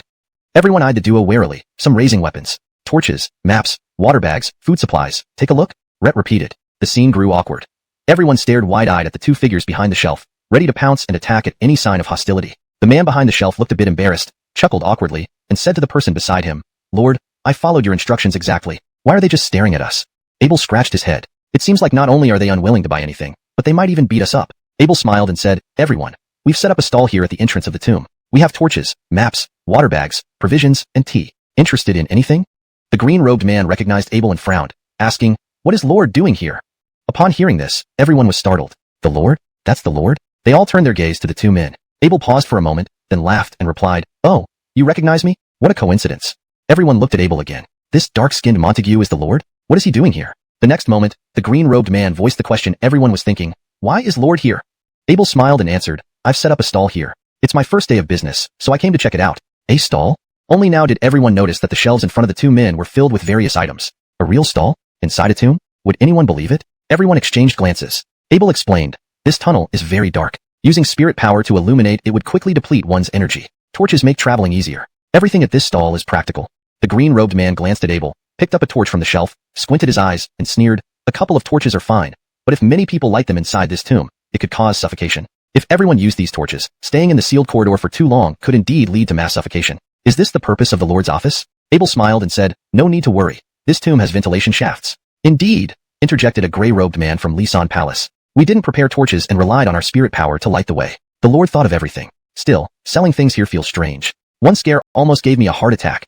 I thought we'd encountered something sinister," a female Darwin from Kyushu sect said, patting her chest. Donghua Gate sighed in relief. "What a false alarm. Lord really thinks differently. Selling things here?" The green-robed man furrowed his brow. These idiots aren't suspicious of the Lord's office at all, and they didn't notice the issue here. Rhett frowned and added, "Lord is so sure there's no risk of suffocation?" Rhett wanted to remind these fools once more. Abel smiled and said, "Of course, don't forget this map came from the Lord's office." "True." The female Darwin from Kyushu sect excitedly moved closer. "Could Lord accompany us?" The gray-robed man from Lisan Palace grinned. "Since Lord dares to do business here, he must know the path ahead well. Could you be our guide?" "We can pay," someone from Donghua Gate added grandly. The green-robed man shook his head inwardly as everyone showed no suspicion and even asked Abel to lead them. Abel smiled and said, "All right, I'll be your guide. But beyond the stone door, there are several difficult traps." The female Darwin from Kyushu sect replied cleverly, "Don't worry. We only need you to lead us part of the way. Solving traps is what we specialize in." Everyone looked surprised at her comment. She had such skills? Abel said, "Very well. But first, you should buy enough torches. The tunnel is long. Without them, you won't get far." Following everyone and added, "We mean you no harm? You want to take all?" The gray-robed man from Lisan Palace clenched his teeth, about to argue. The green-robed man stepped forward, unsheathed his sword, and slashed through the stone wall, leaving a deep cut. The words died in his throat, mouth agape, eyes wide. Dee stared coldly at everyone. "I've searched for him for a long time. Don't complicate things for me."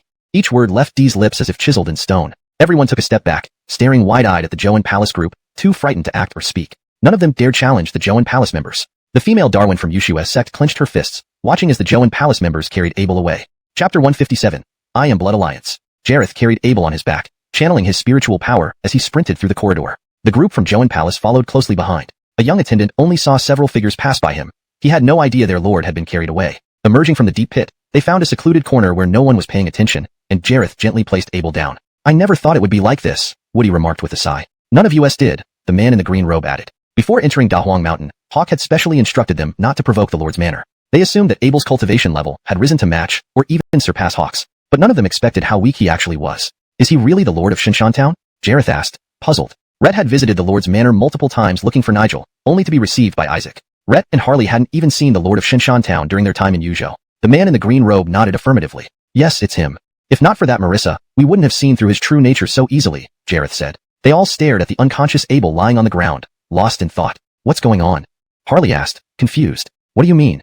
Clearly, Harley was still unaware of why everyone had attacked Abel. Jareth looked at Harley and realized, Harley hasn't noticed yet about that Marissa. That Marissa, the one walking beside the Lord? Harley pursued. What about her? Jareth nodded and said, that Marissa was testing this Lord. Huh, testing? Harley wore a puzzled expression. Because of her test, we discovered the Lord's strength unexpectedly, Woody excitedly explained. Due to Nigel's power and Hawk's warning before leaving, we didn't dare act rashly against the Lord. But that Marissa helped us. She is at the Eris stage, and her techniques are quite hidden. It's normal you couldn't sense it, Harley, Jareth explained. Eris stage? Harley was surprised. When jumping into the pit, those Jade Snow sect women seemed clumsy, stirring up dust everywhere. Rhett didn't realize they were Eris stage experts. Were they pretending this whole time? Why would they hide their cultivation levels? Did they have ulterior motives? The technique they used is one you've encountered before, Jareth slowly revealed. Hypnotic spirit technique. The hypnotic spirit technique directly affects the mind. It was the same technique used by the musician and Rhoda that Harley encountered in Chishan City. However, the Marissa from the Jade Snow sect employed a more concealed and advanced version. Jareth explained that Marissa deliberately approached the Lord, infusing her voice with spiritual power. Subsequently, the Lord's speech became slightly sluggish and delayed, indicating that he was affected by the spirit technique. This should also be unexpected by the female Darwin of the Jade Snow sect, the man in the green robe commented. She barely exerted effort, and the Lord was already under the influence. This Lord is unexpectedly weak. Jareth continued. I already probed his body with spiritual power when carrying him out just now. There were no traces of spiritual power within him. Meaning, the Lord isn't even a spirit master? Could he be someone without spirit veins? Harley stared blankly at the unconscious Abel on the ground. Do you believe that a person without any spiritual energy could be a Rani in Blood Alliance? The man in the green robe asked. Perhaps, he's an advisor? Harley suggested. According to Blood Alliance's usual behavior, an advisor with no martial prowess cannot serve as a Rani, the man in the green robe stated firmly. Blood Alliance has internal factions and severe internal strife. An advisor with zero spiritual power leading a faction would face enormous risks and could be easily eliminated by another force. So, this Lord might just be a puppet? Harley inferred. Very likely, Jareth concluded. Woody reminded, however, Hawk indeed warned us not to provoke the Lord's manor before leaving. This means there is something Hawk fears within the Lord's manor, the man in the green robe said. But based on what we've seen, it's not the Lord. There must be someone else. Night fell, and Abel gradually regained consciousness in a daze. On the barren earth, they were in a sheltered spot with a campfire blazing. His neck throbbed with fiery pain. Abel opened his eyes and saw several people sitting around the campfire, their faces illuminated by the orange flames. You're awake? The man in the green robe smiled. Come eat something. Abel sat up, bewildered as he looked at the group around the campfire. Where am I? You're in Yuzhou, Woody replied slowly. Yuzhou? Abel frowned, then chuckled. This kind of humor seemed filled with contempt and disdain. All right, Abel twisted his neck, which felt as if it had been struck. Even a slight twist caused unbearable pain. At least I haven't left Yuzhou, which is good news, Abel said indifferently. It may not be too good, Woody continued. What happened? Abel sat up straighter. Why am I here? Abel didn't show any signs of panic, surprising the others with his composure. Such calmness usually only appeared in extraordinary experts. The man in the green robe seriously observed Abel. It's not good news for you. We now know about the connection between the Lord's Manor and Blood Alliance. What, Blood Alliance? Abel turned his head, causing a wave of pain to ripple through his neck. Don't try to deny it, Woody said slowly. If we didn't have solid information, we wouldn't have brought you here. Abel paused. Did they bring me here? And because of Blood Alliance?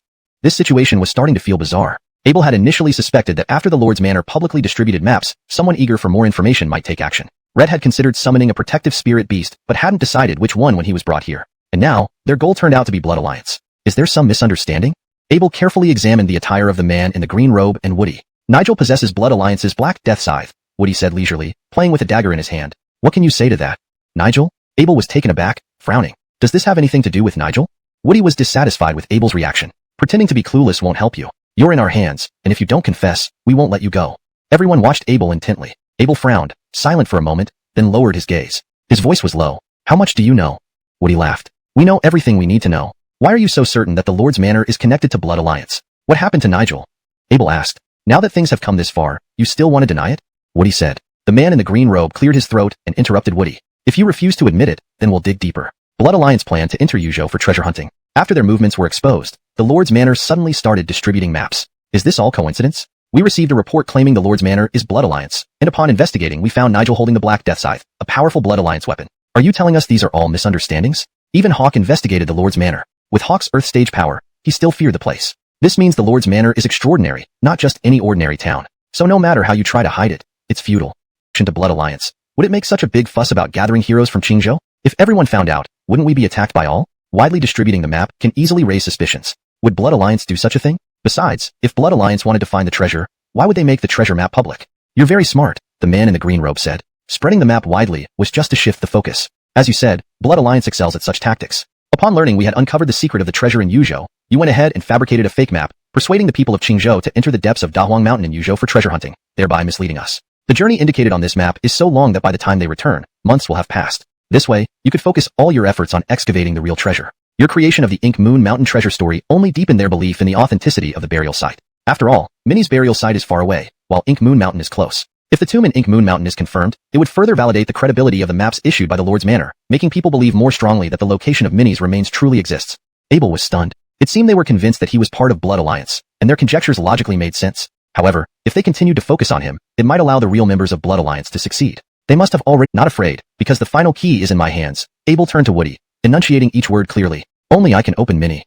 Chapter 158, Ghostly Encounters. All this was for the sake of Ebenu, 10,000 bones. If Wallace really came, they would head there immediately. So, Wallace must be there. Abel said, the map is genuine. To minimize losses among everyone, I made a very detailed map to help them quickly pass through the Barren Mountains and enter the burial ground of Ebenu. By using everyone's strength, we can help break the formation. Your people have already been lying in wait there? Woody squinted his eyes and asked. After the formation is cracked, they will naturally act at the right moment, Abel replied. Harley muttered inwardly. Hawk has already left for a long time. If we want to chase after him now, we probably won't catch up. Though Hawk was a rank D Earth spirit honest, if he fell into an ambush set by Wallace, he would inevitably suffer. How many people do you have there? Woody asked. Abel thought for a moment and replied, around 20 or so. Woody hastily followed up, what are their ranks?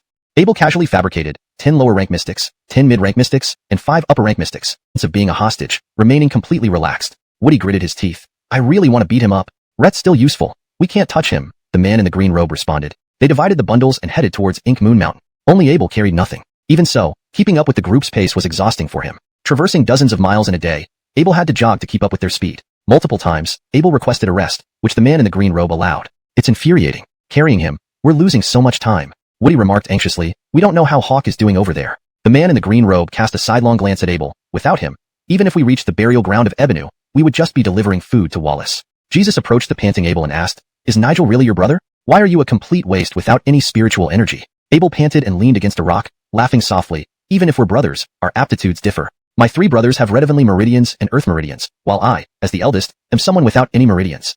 Jesus commented, it's not surprising that Nigel has red heavenly meridians. Reaching mystic rank at such a young age, cracking the formation of Ephraim Trey, and defeating senior brother Joe in Palace with a weapon. All these are beyond the reach of ordinary geniuses. Jesus was also a genius in Churchilxia Peak, a star under everyone's attention. But compared to Nigel, he seemed much smaller. How did Nigel achieve all that? Rhett couldn't understand why someone could surpass him by so much. His talent wouldn't allow such a situation, nor would his self-respect. Could it be Wallace's secret techniques? Jesus speculated. Abel sighed heavily. Nigel's spiritual energy is the result of countless efforts, and it has nothing to do with any secret technique. Jesus clearly didn't believe it. Rhett looks like he's just turning adult. Abel smiled, correcting, Rhett's younger than me. If you count accurately, he's only 16 years old and hasn't come of age yet. Jesus' face darkened. Harley walked over and handed a water bag to Abel. Mentioning that the Lord's residence was part of Wallace and that Nigel was also part of Wallace, Harley was skeptical. Rhett first met the Nigel brothers in Chishan City, inside Wallace's prison. At that time, the 3 brothers were hypnotized by Rhoda and the Loot Master and brought in. Later, Rhoda and the Loot Master were eliminated by the 3 brothers. If the Nigel brothers were part of Wallace, why would they help Harley, an outsider, eliminate Rhoda and the Loot Master instead of aiding them to kill him? For the Nigel brothers to deal with him would have been easy. When Harley expressed this doubt to everyone, only the man in the green robe showed a thoughtful expression. Woody, however, retorted, internal conflicts within Wallace have escalated, so attacking Rhoda doesn't rule out them being part of Wallace. Still, Harley believed that if Nigel was indeed part of Wallace, he had no reason to let a Darwin of Joan Palace go free. Among the 4 from Joan Palace, he was the weakest, so even if he voiced his views, they were easily overlooked. Harley handed a water bag to Abel, saying, have some water. Thank you, Abel smiled, taking the water. Next time when you stay at my inn, I'll give you a discount. All right, Harley smiled back. Beside him, Jesus snorted, I've never seen anyone become a mystic rank at around 17. Abel only smiled, saying nothing. Maybe Nigel was truly exceptional, but Jesus' unfounded speculations out of arrogance wouldn't accept the truth even if it were told to him. Because what he needed wasn't the truth, but to salvage his pride. Not wanting to lose to anyone. Moreover, they already assumed I'm part of Wallace. Deep within the tomb chamber of Ink Moon Mountain, the orange pig-like mountain stone beast was diligently digging a hole. It suddenly stopped, looked contemplative, then raised its head and ran back. The tomb passages twisted and turned complexly. After running for a while, it found Zoltan in one of the halls. Zoltan was on the ground fiddling with something. There was a half-formed array on the ground. The little pig suddenly jumped into the array and nudged Zoltan with its nose. Huh. Zoltan turned around puzzled. Mountain stone beast. What's wrong? Carrie stood nearby, her gaze icy, snapping. Jorge is studying the formation. Why are you interrupting? Rhett's voice was hoarse and stern. The pig left the array, nudged Zoltan with its nose again, then pointed to the ground with its snout. Slowly, a line of mud rose from the ground, forming a message. Did it want to say something? Zoltan looked at Carrie, who, seeing the pig's odd behavior, became curious and nodded at Zoltan. Zoltan stepped out of the array and stood beside the pig, looking at the ground. The message read, Jorge, I've gone out with Joe and Palace to handle some matters. Listen well to Senior Carey, and don't worry. Inform everyone in Mount Shinshan to manage the town properly, take care of the refugees, do good business, plant more trees, and wait for my return. Abel. It's honest. Zoltan exclaimed. It's a letter from Honest. Carey looked at the words on the ground, thinking to herself, can actually use a spirit beast to send messages? Never heard of such a thing. Zoltan lifted the little pig, saying to it, Honest, rest assured. I will definitely listen to Senior Carey. Carey gave Zoltan an odd look as he cradled the pig and called it, Mister, that's a pig, not your mister. You're talking to a pig. Can your master hear you? Carey was about to remind Zoltan, but then saw the little pig make some strange grunts. Soon after, another line of words appeared on the ground, good. Carey was speechless. It really could hear. Carey stared at the orange pig for a while, then snatched it from Zoltan's arms, staring at it intently. The orange pig looked back with its round eyes. Lord, you are truly adorable like this, Carey grinned, chuckling before continuing. But Zoltan is studying formations here in the tomb chamber. It would be best not to interrupt him. Let me inform the lordship of Shinshan Town on your behalf. The orange pig seemed to dislike being held by Carey, twisting its body. Carey failed to hold it tightly, and it fell to the ground. After a while, the pig nudged its nose again, and more words surfaced on the ground. Thank you, Senior Carey. Carey squatted beside the words, gently stroking the raised dirt, amazed, truly an astonishing ability. Who knows where he is now, yet he can still control the spirit beast remotely. Jorge, focus on studying the formation here. Don't get distracted. Carey stood up after a moment, saying, I'll go to the lordship on your behalf and return soon. Yes, Honest, Zoltan replied respectfully. Carey's figure disappeared into the tunnel. The orange pig returned to the distant tunnel and resumed digging. Zoltan obediently lay flat on the ground, continuing to study the incomplete formation left by Carey. Half a day later, footsteps echoed in the tunnel. A group of people holding torches emerged from the tunnel. They arrived in the spacious hall, lighting several torches in the middle, casting a warm glow over the area. Their first sight was of a child sprawled on the ground, fiddling with something. The child lifted his head and grinned at them, startling everyone. Ah, ghost!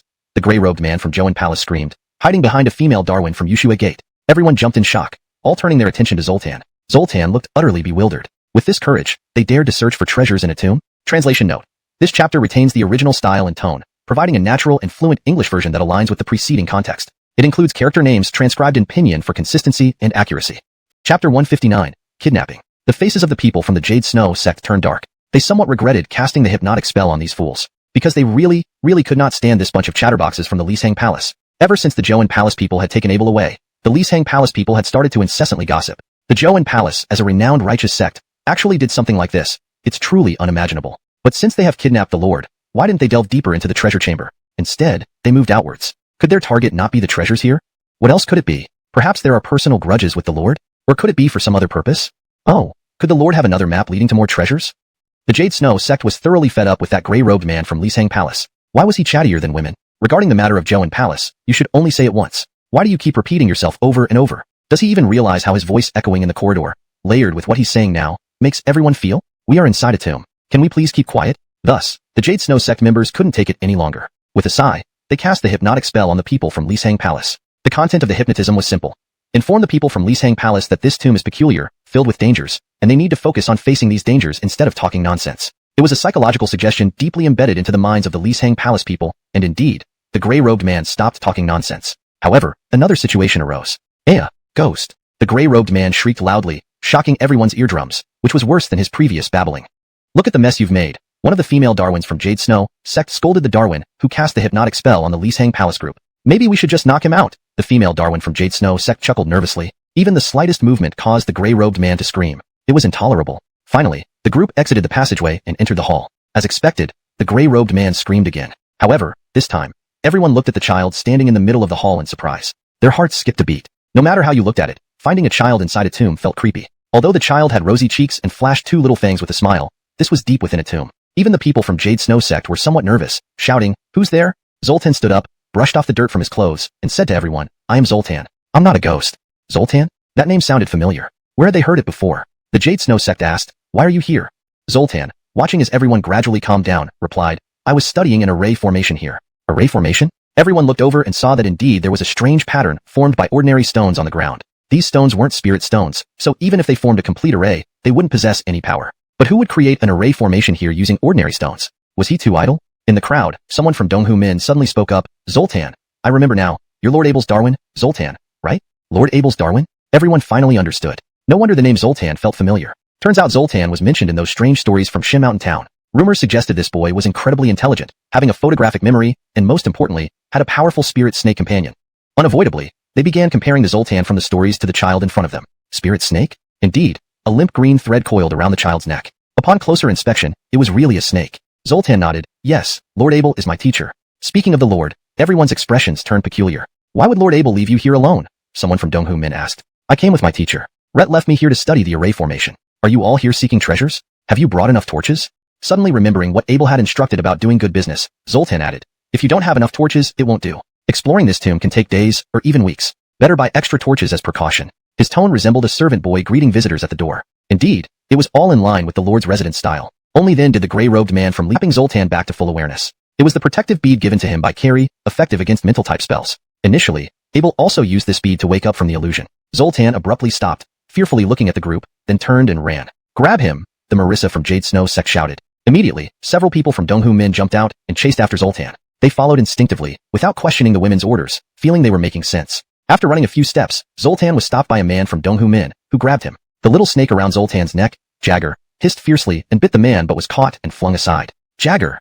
Zoltan cried out. Didn't expect you to have such a thing. The Marissa from Jade Snow sect reached into Zoltan's clothes, rummaging around until she pulled out a blue bead. Inside the blue bead shimmered faint golden light. Quite impressive, the Marissa commented while looking at the bead. A masterpiece from a master craftsman? How about giving it to me? Zoltan's hands were restrained behind his back, unable to move. Rhett angrily cursed, ugly witch, you hurt Jagger. Wait until my teacher comes back, and see what happens to you. Oh, really? Then you're awfully heartless. The Marissa laughed mockingly, her exaggerated laughter echoing through the hall. Gradually, Zoltan's eyes lost their vitality. The Jade Snow sect member ordered, take me to the treasure chamber deep within this tomb. The small snake watched as everyone left, then crawled away in another direction.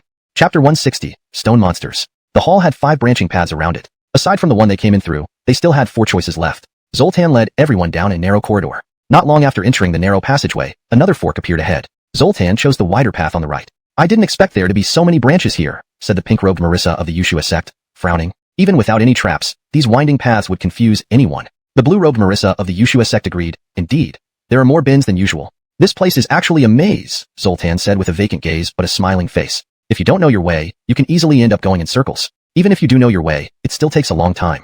No wonder. The female Darwin of the Kyushu sect looked at the torch that had burned a third of its length and commented, no wonder the Lord's Manor would do such business. They must have already mastered the maze here. If not for capturing Zoltan and making him lead the way, they might have turned back when half the torch was consumed. The pink-robed Marissa gently asked, little brother, is this the only path? How much longer until we reach the main tomb? Zoltan turned around and looked at the pink-robed Marissa with his empty eyes, then smiled widely. Sister, this is the most familiar path to me. We can reach the main tomb in 3 days. 3 days? The people from the Kyushu sect exclaimed in surprise. Even the shortcut takes 3 days? Zoltan nodded with a laugh, hopping around. That's right, sister. There are some formations ahead. Let's go take a look. Hurry, hurry. Formations? Everyone suddenly grew serious. The pink-robed Marissa hurriedly asked, what kind of formations? Zoltan joyfully recited them as if they were household items. There are warm formations, ice formations, gentle wind formations, light sense formations. Surprisingly, all of these were harmless first-level formations. But why were non-lethal formations set up here? As everyone was puzzled, Zoltan excitedly ran forward, shouting, sister, look quickly. Redder are the formations I told you about. Impressive, right? As Zoltan stepped into the area, a faint red glow emerged from the ground, and the temperature inside the passage rose several degrees. This was a first-level warmth formation. Used as a trap for guarding treasures, it was clearly insufficient. Why would someone place this type of formation here? Unsure of the purpose of these formations, they saw Zoltan running far ahead, and the pink-robed Marissa shouted loudly, little brother, don't run so fast. Rettering this, Zoltan stopped as if hit by a paralysis spell. Rhett turned to look blankly at everyone and then laughed again, saying, don't worry, sister. These formations are harmless. You can come and go freely. No danger? Really no danger? Everyone didn't believe it. Setting up first-level formations in the passage, while they were not lethal, could serve as triggers for other formations. For example, once the temperature in the passage reached a certain level, it could trigger another harmful formation. Come back. The female Darwin of the Kyushu sect cautiously shouted loudly, come back quickly. Zoltan, who was jumping around ahead, froze, paused, turned to look at everyone with a puzzled expression but obediently started walking back. At that moment, a rumbling noise sounded behind Zoltan deep within the tunnel, as if something was charging out from there. Everyone was shocked. Did they really trigger something? Then, a group of stone monsters, each about a meter tall, appeared in the passage. Stone hooves trampled wildly on the ground, creating an ear-splitting roar as they rushed toward everyone. From afar to near, patches of light shone wherever they passed. All the surrounding first-level formations were triggered, lighting up in various colors. However, these formations did nothing to slow down the stone monsters or hinder their speed. The people from the Kyushu sect were stunned. Where did so many monsters come from? With the passage narrow and the stone monsters close, there was no way to avoid them. They could only withstand the impact. Damn it, that kid must have triggered something and brought out so many monsters. The pink-robed Marissa yelled, be on guard.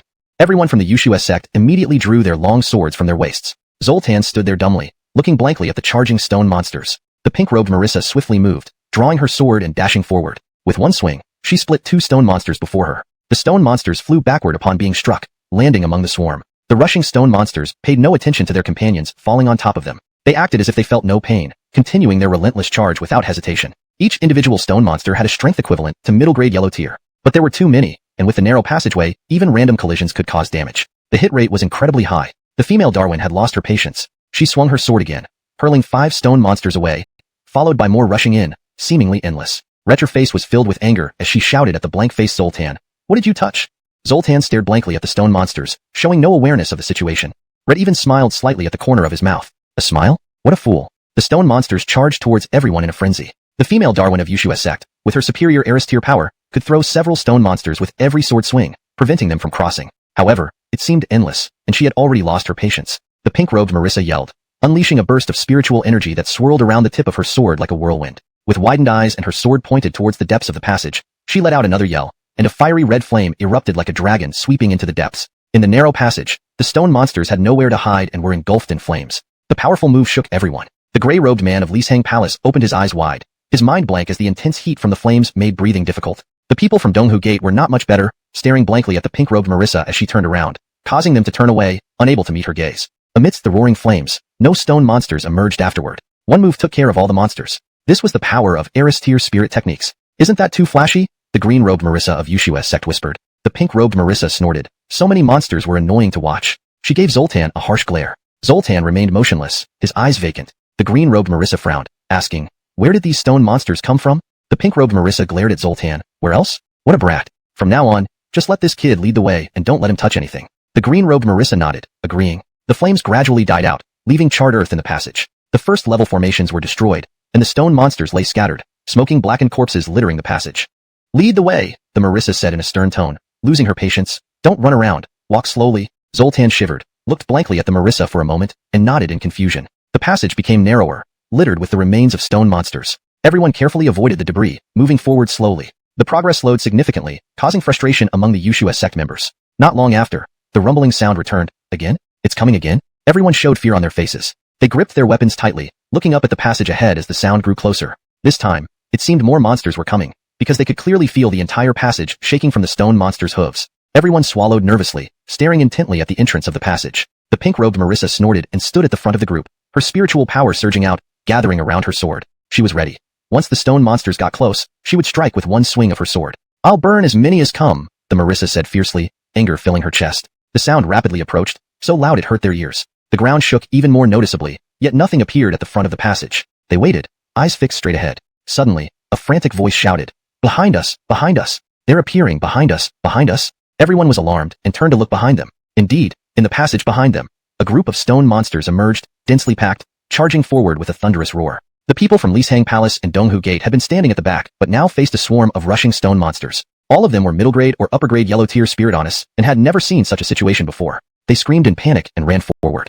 The passage was narrow, filled with remnants of stone monsters. Everyone rushed forward in a chaotic scene, preventing the Kyushu sect female Darwin from using her agility. Standing at the front, preparing to unleash a powerful attack, the pink-robed Marissa felt her heart burning with frustration. Damn it! She gritted her teeth, violently pushing through the crowd, sending anyone blocking her flying, clearing a path. I'll burn as many as come, she shouted, lifting her sword. Spiritual power surged out, and another scorching fire dragon erupted, sweeping across the entire passage. Flames soared high, instantly lighting up the entire passage. The intense heat blasted out, causing everyone to catch their breath. The Kyushu sect truly lived up to its reputation as the strongest. The flames slowly died down, but the temperature in the passage remained high. The stone monsters in the passage, smoking heavily, made the air worse. Those who were sent flying by the pink-robed Marissa fell limply to the ground, breathing heavily but still feeling suffocated. It seems we can't use flame attacks anymore, the green-robed Marissa noticed, warning. The air in the passage doesn't circulate fast enough. If we use flames again, those weaker ones might suffocate. These inferior ones aren't much use anyway, the female Darwin sneered. These people are still useful, another yellow-robed Marissa of the Kyushu sect whispered. There are surely more traps ahead. Without them, do we want to use our own people to test them? The pink-robed Marissa glanced at the people from Lishang Palace and donghua Gate and snorted. A bunch of weaklings. The green-robed Marissa frowned but didn't speak. The pink-robed Marissa waved her hand and said, forget it. Let's hurry up and move on. We have important things to do. But when she turned around, she found that Zoltan was missing from sight. What happened? Where's Zoltan? The pink-robed Marissa was alarmed. She looked around and saw a gray figure darting quickly toward the deeper end of the passage. Chase him, the pink-robed Marissa ordered sternly, swiftly moving forward. Just as the pink-robed Marissa unleashed the scorching fire dragon, the stone monster remains on the ground, suddenly glowed and quickly got up, carrying Zoltan deeper into the passage. Everyone was stunned by the pink-robed Marissa's powerful attack, so no one noticed Zoltan's situation. Chapter 161. MOU. Zoltan was carried on the shoulders of a stone monster, fleeing at full speed. In front of him, an orange pig was running, with a small green snake wrapped around its waist. The little snake was flicking its tongue worriedly, frequently glancing back at Zoltan. Behind them, a lady in pink attire activated her movement technique to give chase. How could a stone monster, relying only on its stone feet, possibly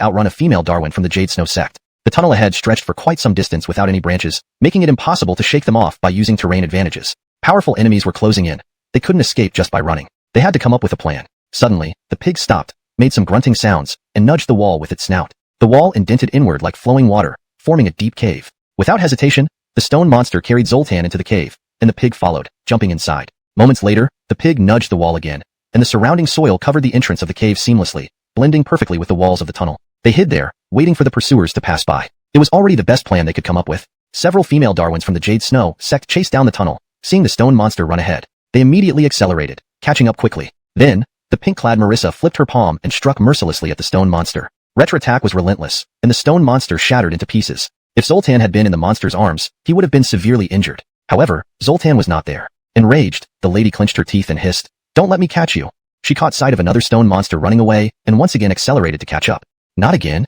After several consecutive strikes on different stone monsters, she still hadn't seen Zoltan. The Darwins lost their patience. Divert attention? Illusion? What a strategy. You finally managed to infuriate me. The lady's face contorted with anger. Inside the cave, the orange pig lay exhausted on the ground. Controlling so many stone monsters had really drained him. This was a new skill of the level 4 mountain stone beast, to create and control stone puppets within a certain range. Zoltan remained motionless, expressionless, and silent as he was carried by the stone monster. The little snake climbed onto Zoltan's neck, nuzzling his cheek and flicking its tongue. Zoltan did not respond. The snake flicked its tongue at the orange pig, which shook its head and trumpeted softly through its nose. After a long while, the snake flicked its tongue again. The pig finally stood up, nudging the entrance with its snout, causing the earth covering the entrance to slowly crumble away. The stone monster carefully carried Zoltan deeper into the tunnel. At the deepest part of the tunnel, a platform was built in front of the main tomb's gate. Carrie had set up a formation here, the level 3, pure red heart formation. It was a blessing for treasure hunters who reached the main tomb's entrance, providing nourishment through the formation's power. Carrying Zoltan into the formation, a blue light flashed across the ground,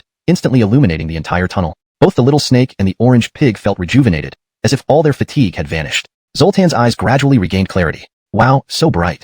Zoltan exclaimed first. The brightness of the formation was indeed dazzling. How did I end up here? Zoltan realized. Looking around, Rhett climbed down from the stone puppet and gazed at the entrance of the main tomb and the formation on the ground. Pure red heart formation? Zoltan looked at the orange pig and asked, "Did you bring me here? Was I hypnotized?" The orange pig nodded. Too tired to move further, it wanted to rest in the comfortable formation. Zoltan noticed the little snake on his neck and hurriedly asked, "Jagger, are you alright?" The snake flicked its tongue affectionately, rubbing against Zoltan's cheek. Relieved, Zoltan said, "That's good." Rhett was too weak, powerless against these martial experts, even dragging Jagger into trouble. Zoltan turned and patted the heavy stone door behind him. Honest had said this would be a good business venture and had instructed them to focus on their business. But weren't these treasure hunters being too unruly? What should I do?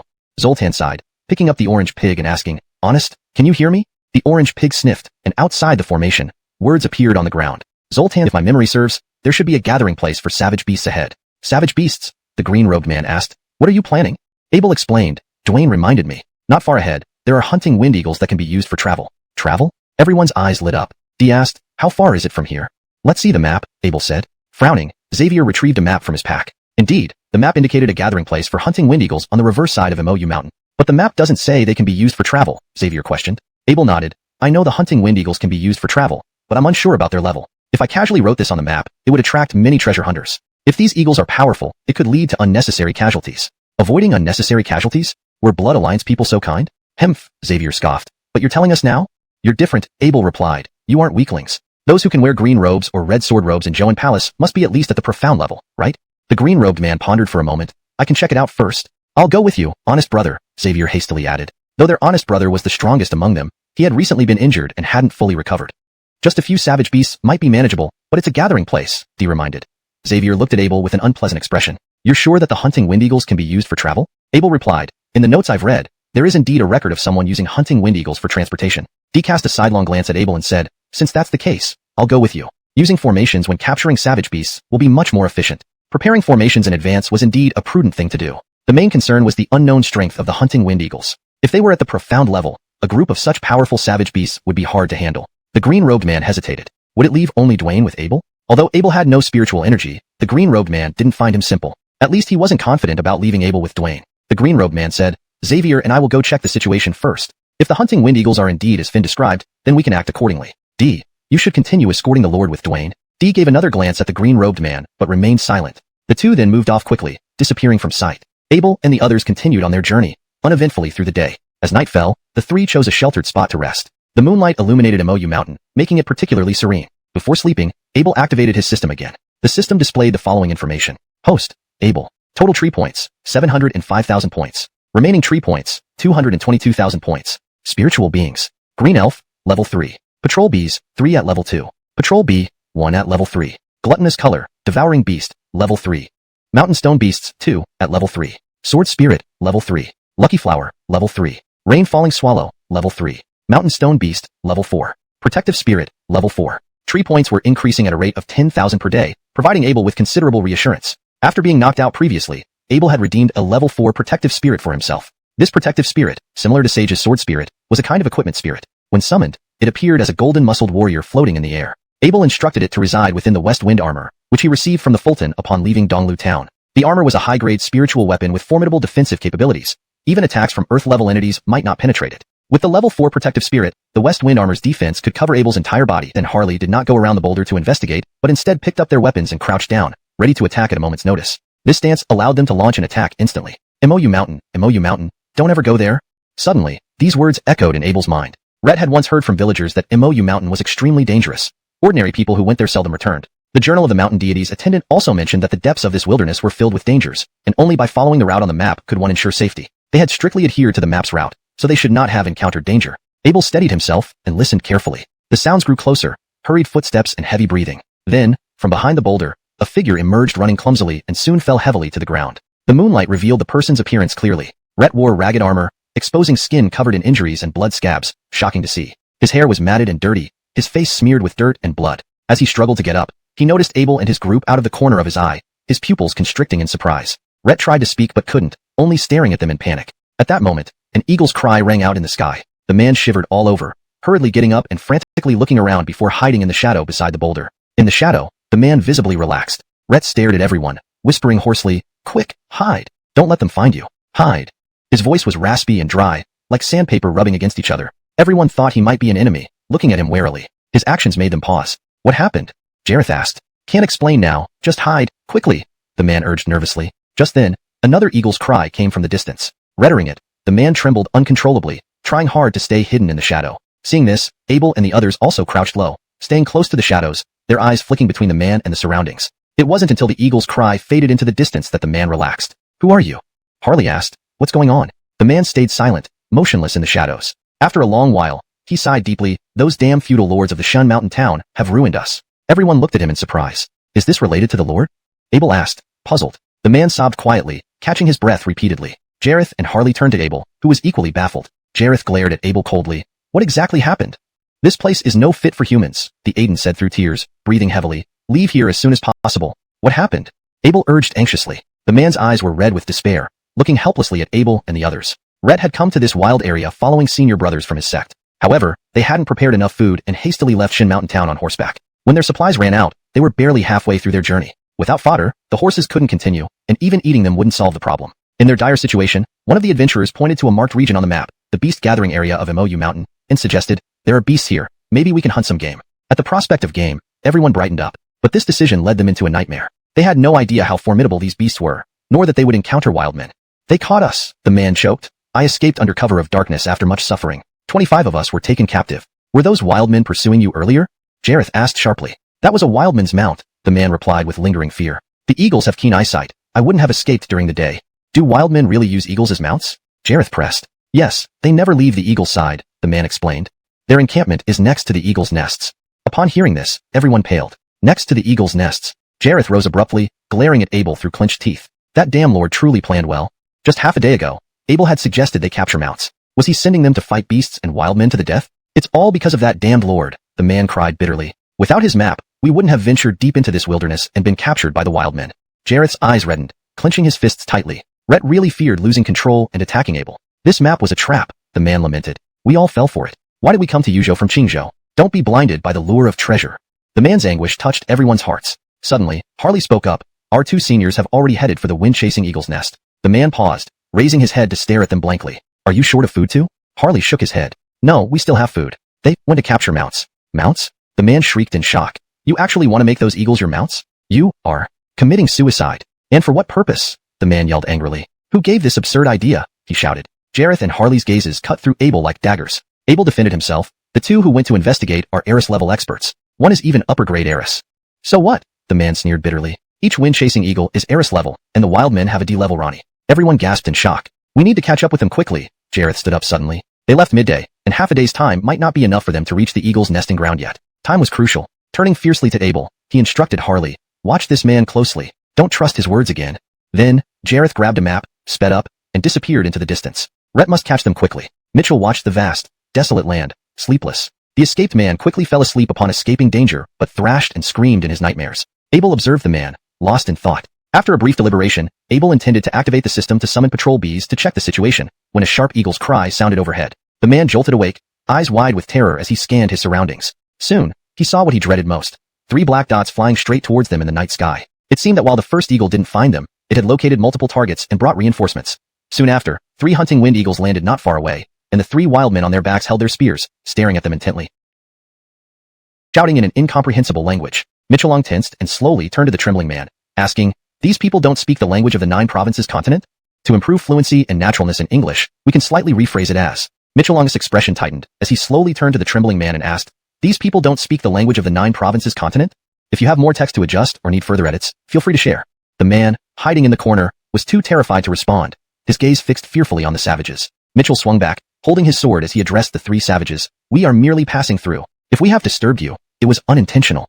Note, I changed Mitchellong to Mitchell for consistency and fluency in English. The original Chinese name Sirthanlong is typically used as a nickname or alias, which can be simplified to Mitchell in English context. The 3 savages exchanged puzzled glances. Clearly, they didn't understand. After muttering among themselves, the Ronnie of the wild men glanced indifferently at Mitchellong, then proceeded straight toward the man huddled in the corner. The man let out a panicked scream, pleading, Help me quickly. Reacting instinctively, Mitchell swung his sword and blocked the wild man's path. Note, Mitchellong seems to be a horizon. Mitchellong watched in shock as Abel remained on the ground, his figure growing smaller and smaller until he became a black dot and disappeared from sight. Unnoticed by Mitchell, a scouting bee landed on his sleeve. Ink Moon Mountain stretched over 100 miles from east to west. On the eastern side of Ink Moon Mountain's rear, there was a nest for the wind-hunting eagles. About 5 li further east lay a vast natural cave. Inside the cave, although deep and dark, one would find walls lined with red crystals, emitting a faint glow. These crystals provided the only source of light in the depths of the cave. Entering the cave and walking 2 li forward, the scene opened up before one's eyes. Ahead lay a town, larger than Divine Mountain Town.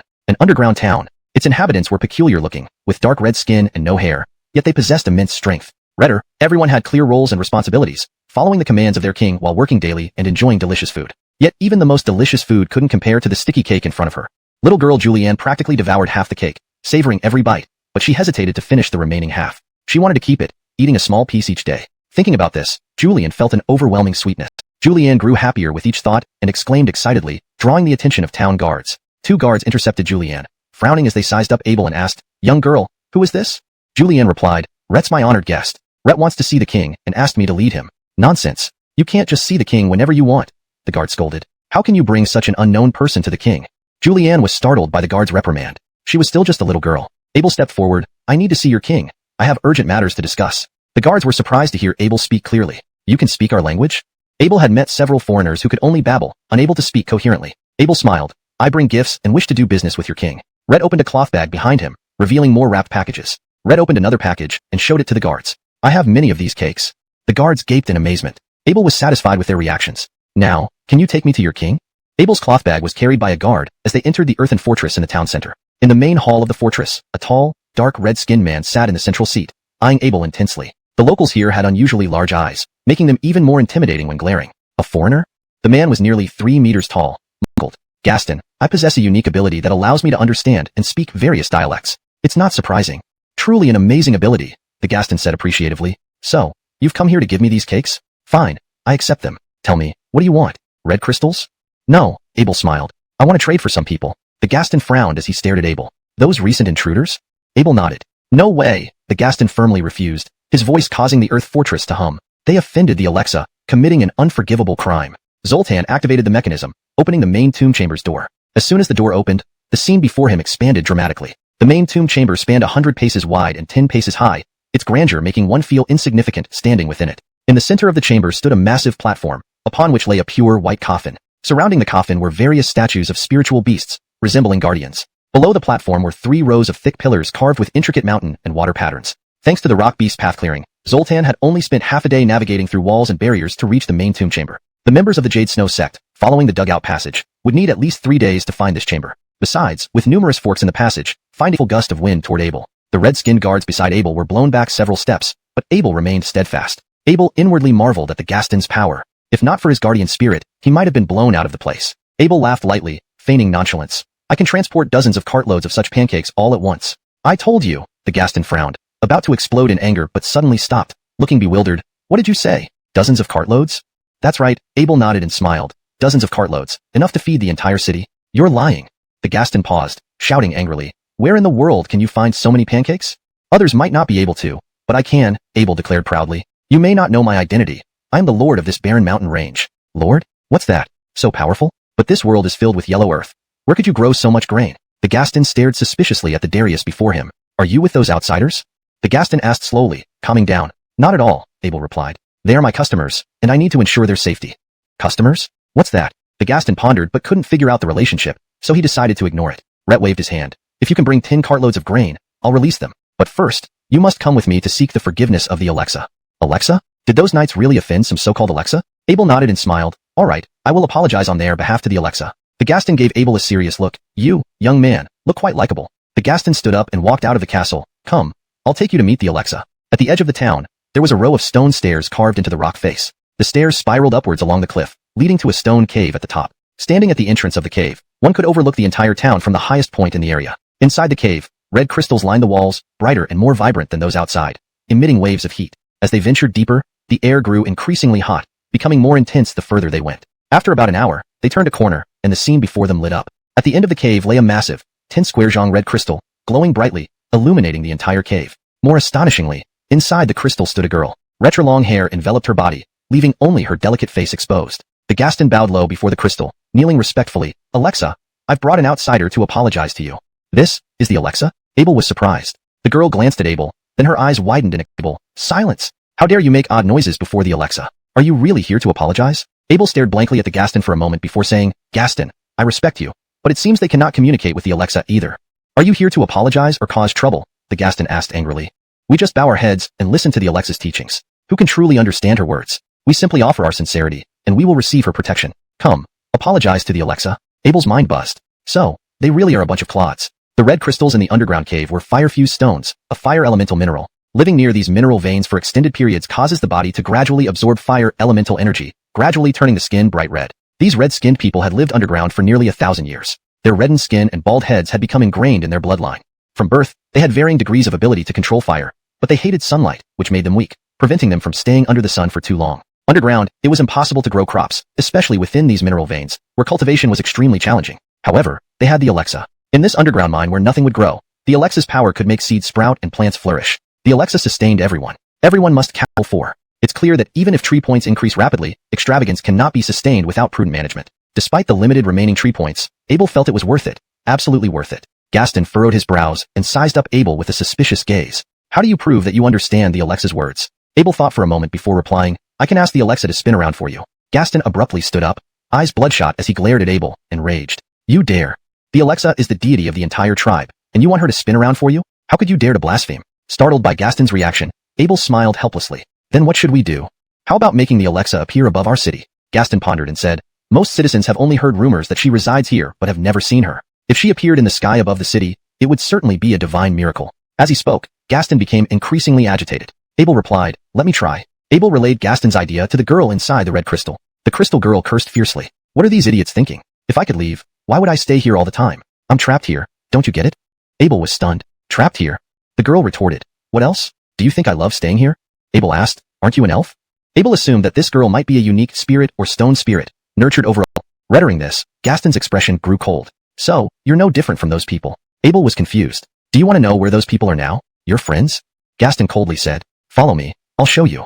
Gaston bowed respectfully toward the blood-red crystal multiple times, then stood up and walked out of the cave. Abel followed, and the girl shouted anxiously, "Wait, you haven't let me out yet? Come back."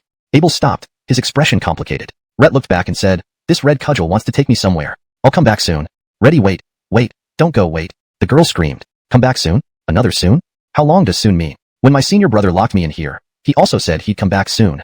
In the end, it has been so long since he came. These people who don't keep their word. Humph, once I get out, just wait and see." Abel strode out of the cave. The hot air inside made him feel suffocated. Even more unbearable was the girl's gaze. Really? Should he let her out? Does she even know that the Celestial Star sect has completely disappeared from this continent? Gaston led Abel out of the cave, down the high stone steps, and into a pit next to the town. The pit was lined with red crystals, with a pool of water at the bottom. By the edge of the pit stood a group of people who were trying. Abel said gently, "Have you ever wondered why the Alexa stays in that cave and never comes out? Do you think that cave is her home?" Gaston frowned. "What do you want to say?" Abel suddenly felt compassionate. How long has she been in that cave? 1,000 years, perhaps? Gaston was stunned. From ancient times, the Alexa has always been there. No one knows exactly how long, only that it's been very, very long. 1,000 years? That's a very long time. Abel said, "With all the benefits your entire tribe has received from the Alexa, why not try to understand what she truly wants?" Gaston felt ashamed. They indeed owed the Alexa too much. But this didn't mean he trusted Abel. Gaston scoffed. "Your meaning is that the Alexa really wants me to smash the origin blood-red crystal? Huh, how is that possible? You are so stubborn," Abel sighed. "I said I can make the Alexa spin around. You dare." Gaston shouted. "Compared to the centuries of misunderstanding between you and the Alexa, isn't such a test worthwhile? Just spinning around once." Gaston's face flushed red, looking even rosier. Abel could sense Gaston's anger, but it was weaker than before. Rhett was deep in thought that a guard ran over from a distance, shouting as he ran, "Gaston, it's not good, it's not good. Someone attacked the nest of the wind-hunting eagle. Several of our tribespeople were injured." Abel's heart sank. He was reminded of another bad omen. Note, the sentence structure and paragraph break have been maintained as per the original text.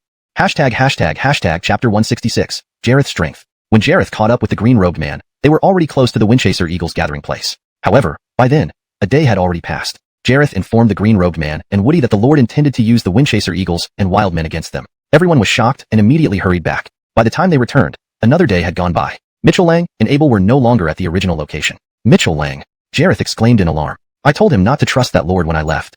Woody said, "Don't worry, let's search around. Maybe he's nearby. That Lord is just a waste of flesh without any spiritual energy. He's no match for Mitchell Lang." Despite saying this, everyone still felt uneasy. Just as the three of them were about to split up to search, the green-robed man suddenly squatted down. "What's wrong?" Woody asked. "Come over here," the green-robed man said, pointing at the ground and walls. The group followed his finger. On the ground and walls, there were sword marks and scattered stone fragments blasted by spiritual energy. "There was a fight here," Jareth observed. "Did it happen after I left?" "Do you mean the injured man who came?" Woody asked. "Could he have clashed with Mitchell Lang?" Jareth frowned, lost in thought. The green-robed man used his light body technique to jump onto a large rock and looked around from atop it. Suddenly, he pointed in one direction. "There's a sword over there." "A sword? Left here?" Everyone ran toward that direction and pulled out the sword. "This is Mitchell Lang's," Jareth recognized it. "So, there was a fight here, and Mitchell Lang didn't fare well?" Woody asked. In the world of martial artists, only a terrible defeat could result in someone leaving their sword behind. That injured man was scared and exhausted. Not a match for Mitchell Lang, Jareth pondered aloud. The green-robed man suggested, "Then maybe someone else was involved. Who could it be?" "Wild men," the green-robed man replied. Gaston heard the report from his guards and was alarmed. Rhett led the guards in a whirlwind towards the cave entrance. Gaston's speed was incredibly fast. Even as Abel tried to call out to stop him, Gaston had already vanished from sight. Abel clenched his teeth and began running. At times like these, he always lagged behind, unable to keep up with the others. "I should get a mount," he thought bitterly. The nest of Windchaser eagles was located on the edge of a high cliff. Originally, towering nests lined the cliffs, with hundreds of eagles patrolling the sky, a majestic sight. Now, however, the nest was in disarray, engulfed in flames. Injured eagles lay in pools of blood, shrieking in agony. Their cries echoed through the cliffs of Inkmoon Mountain. Seeing so many Windchaser eagles on the ground, the tribespeople wept uncontrollably. "What happened? Where are those people?" Gaston shouted upon arriving, enraged at the sight of fallen eagles. "They retreated to the cliff's mouth, and several of our people are chasing them," a tribesperson replied through tears. "Why did they attack the eagle nests?" Gaston shouted, red-faced with fury. "What had these eagles ever done to them?" "We don't know," the tribesperson sobbed. Gaston felt an inferno raging inside him, overwhelming with rage. With a mighty leap, he shot toward the cliff's mouth like a cannonball. Below the high cliff, Jareth set up a fierce windfire array. As soon as the array was activated, spiritual energy surged wildly. Within a mile radius, towering flames erupted unpredictably, and hundreds of black-rayed Windchaser eagles rained down from the cliff. Red-skinned wild men gnashed their teeth and rushed towards them, forcing the trio to retreat to the cliff's mouth.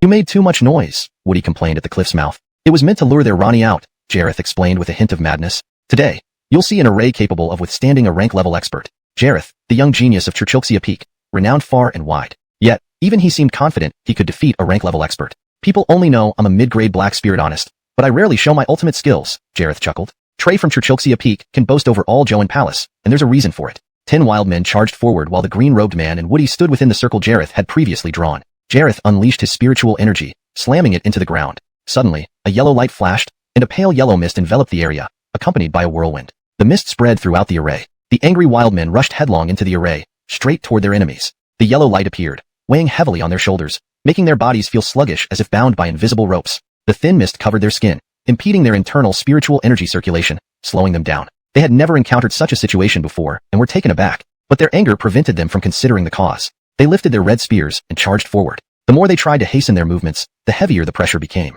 The faster they circulated their spiritual energy, the greater the resistance until it eventually stalled. The wild men were all black peak, a source of pride for him. Rhett could create an array capable of countering a rank-level expert, which had earned him recognition from other elders besides Trey. But now, someone else had managed to break Trey's array, and they were very young. Jareth wondered privately if those three could create an array like his. Certainly not. Even in Joan Palace, Woody and the green-robed man were amazed. Nigel definitely couldn't create it alone, nor could he break it if trapped inside. Inside the array, the 10 wild men felt increasingly exhausted the more they exerted their spiritual energy. At that moment, the yellow light flashed from the ground once more, and they instantly felt a heavy weight descend upon their shoulders as if an unexpected large stone had pressed down on them, forcing them to fall to the ground. They could only struggle to hold their long spears to keep themselves from collapsing entirely. What is this power? They stared in shock at the three figures standing inside the circle, gritting their teeth hard, veins bulging on their foreheads as they tried to stand up. After several attempts, they fell back to the ground again, feeling their spiritual energy become even more sluggish, the weight on their shoulders growing heavier with each passing moment. What is this power?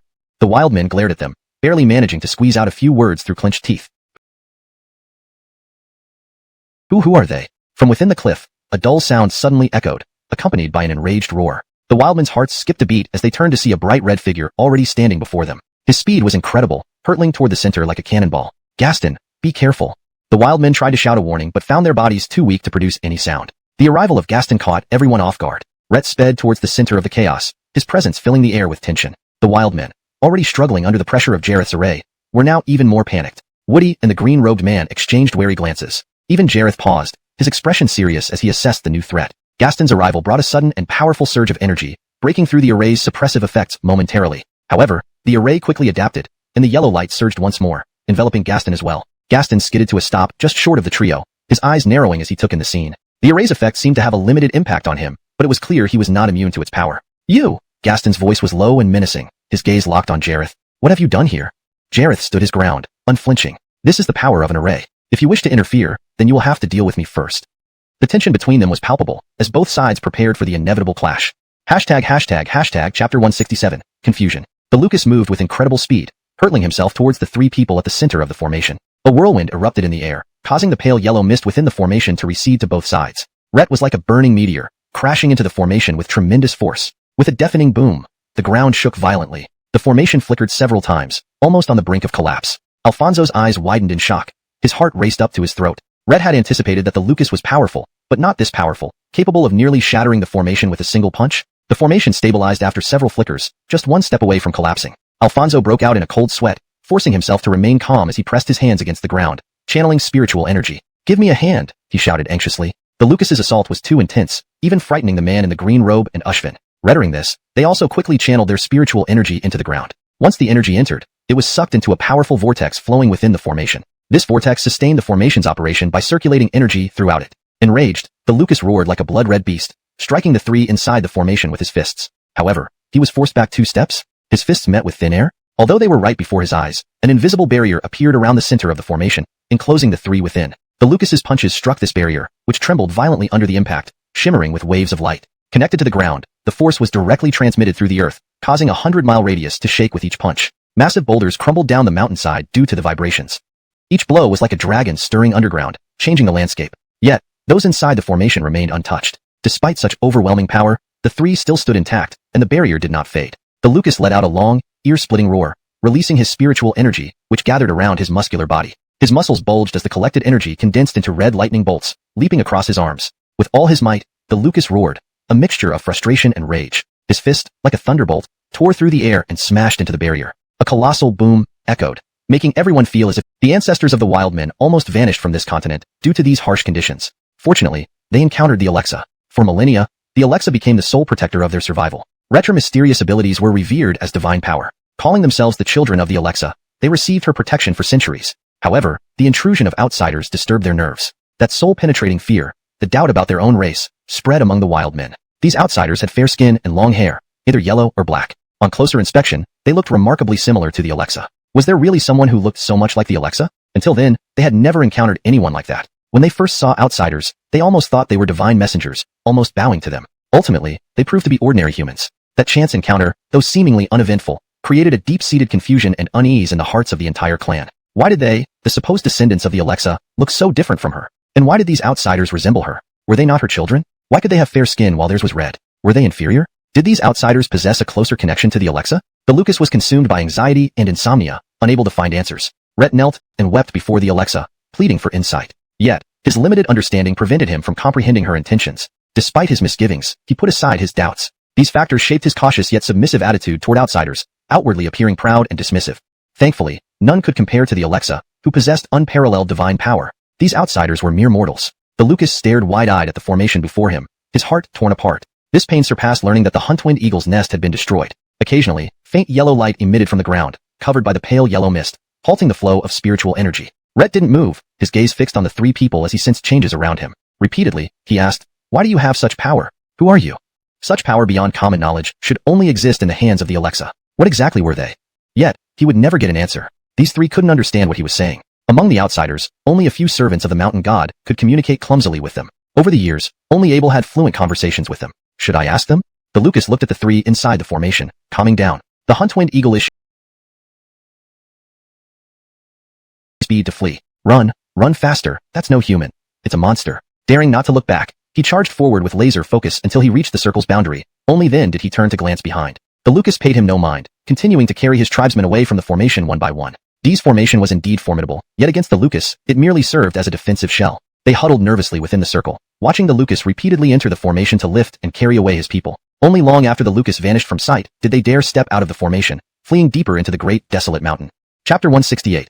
This World. After the tribe members left the formation, the heavy burden on their shoulders was instantly gone, and the spiritual power in their bodies gradually resumed its flow. They stood up easily, moving freely. "Your Majesty, these people's methods are truly bizarre," one of the tribe members said. "We must be extra cautious when dealing with them." Lucas nodded. "Your Majesty, we don't know where these three outsiders came from, and whether they are related to the ones who attacked the hunting wind eagles last time."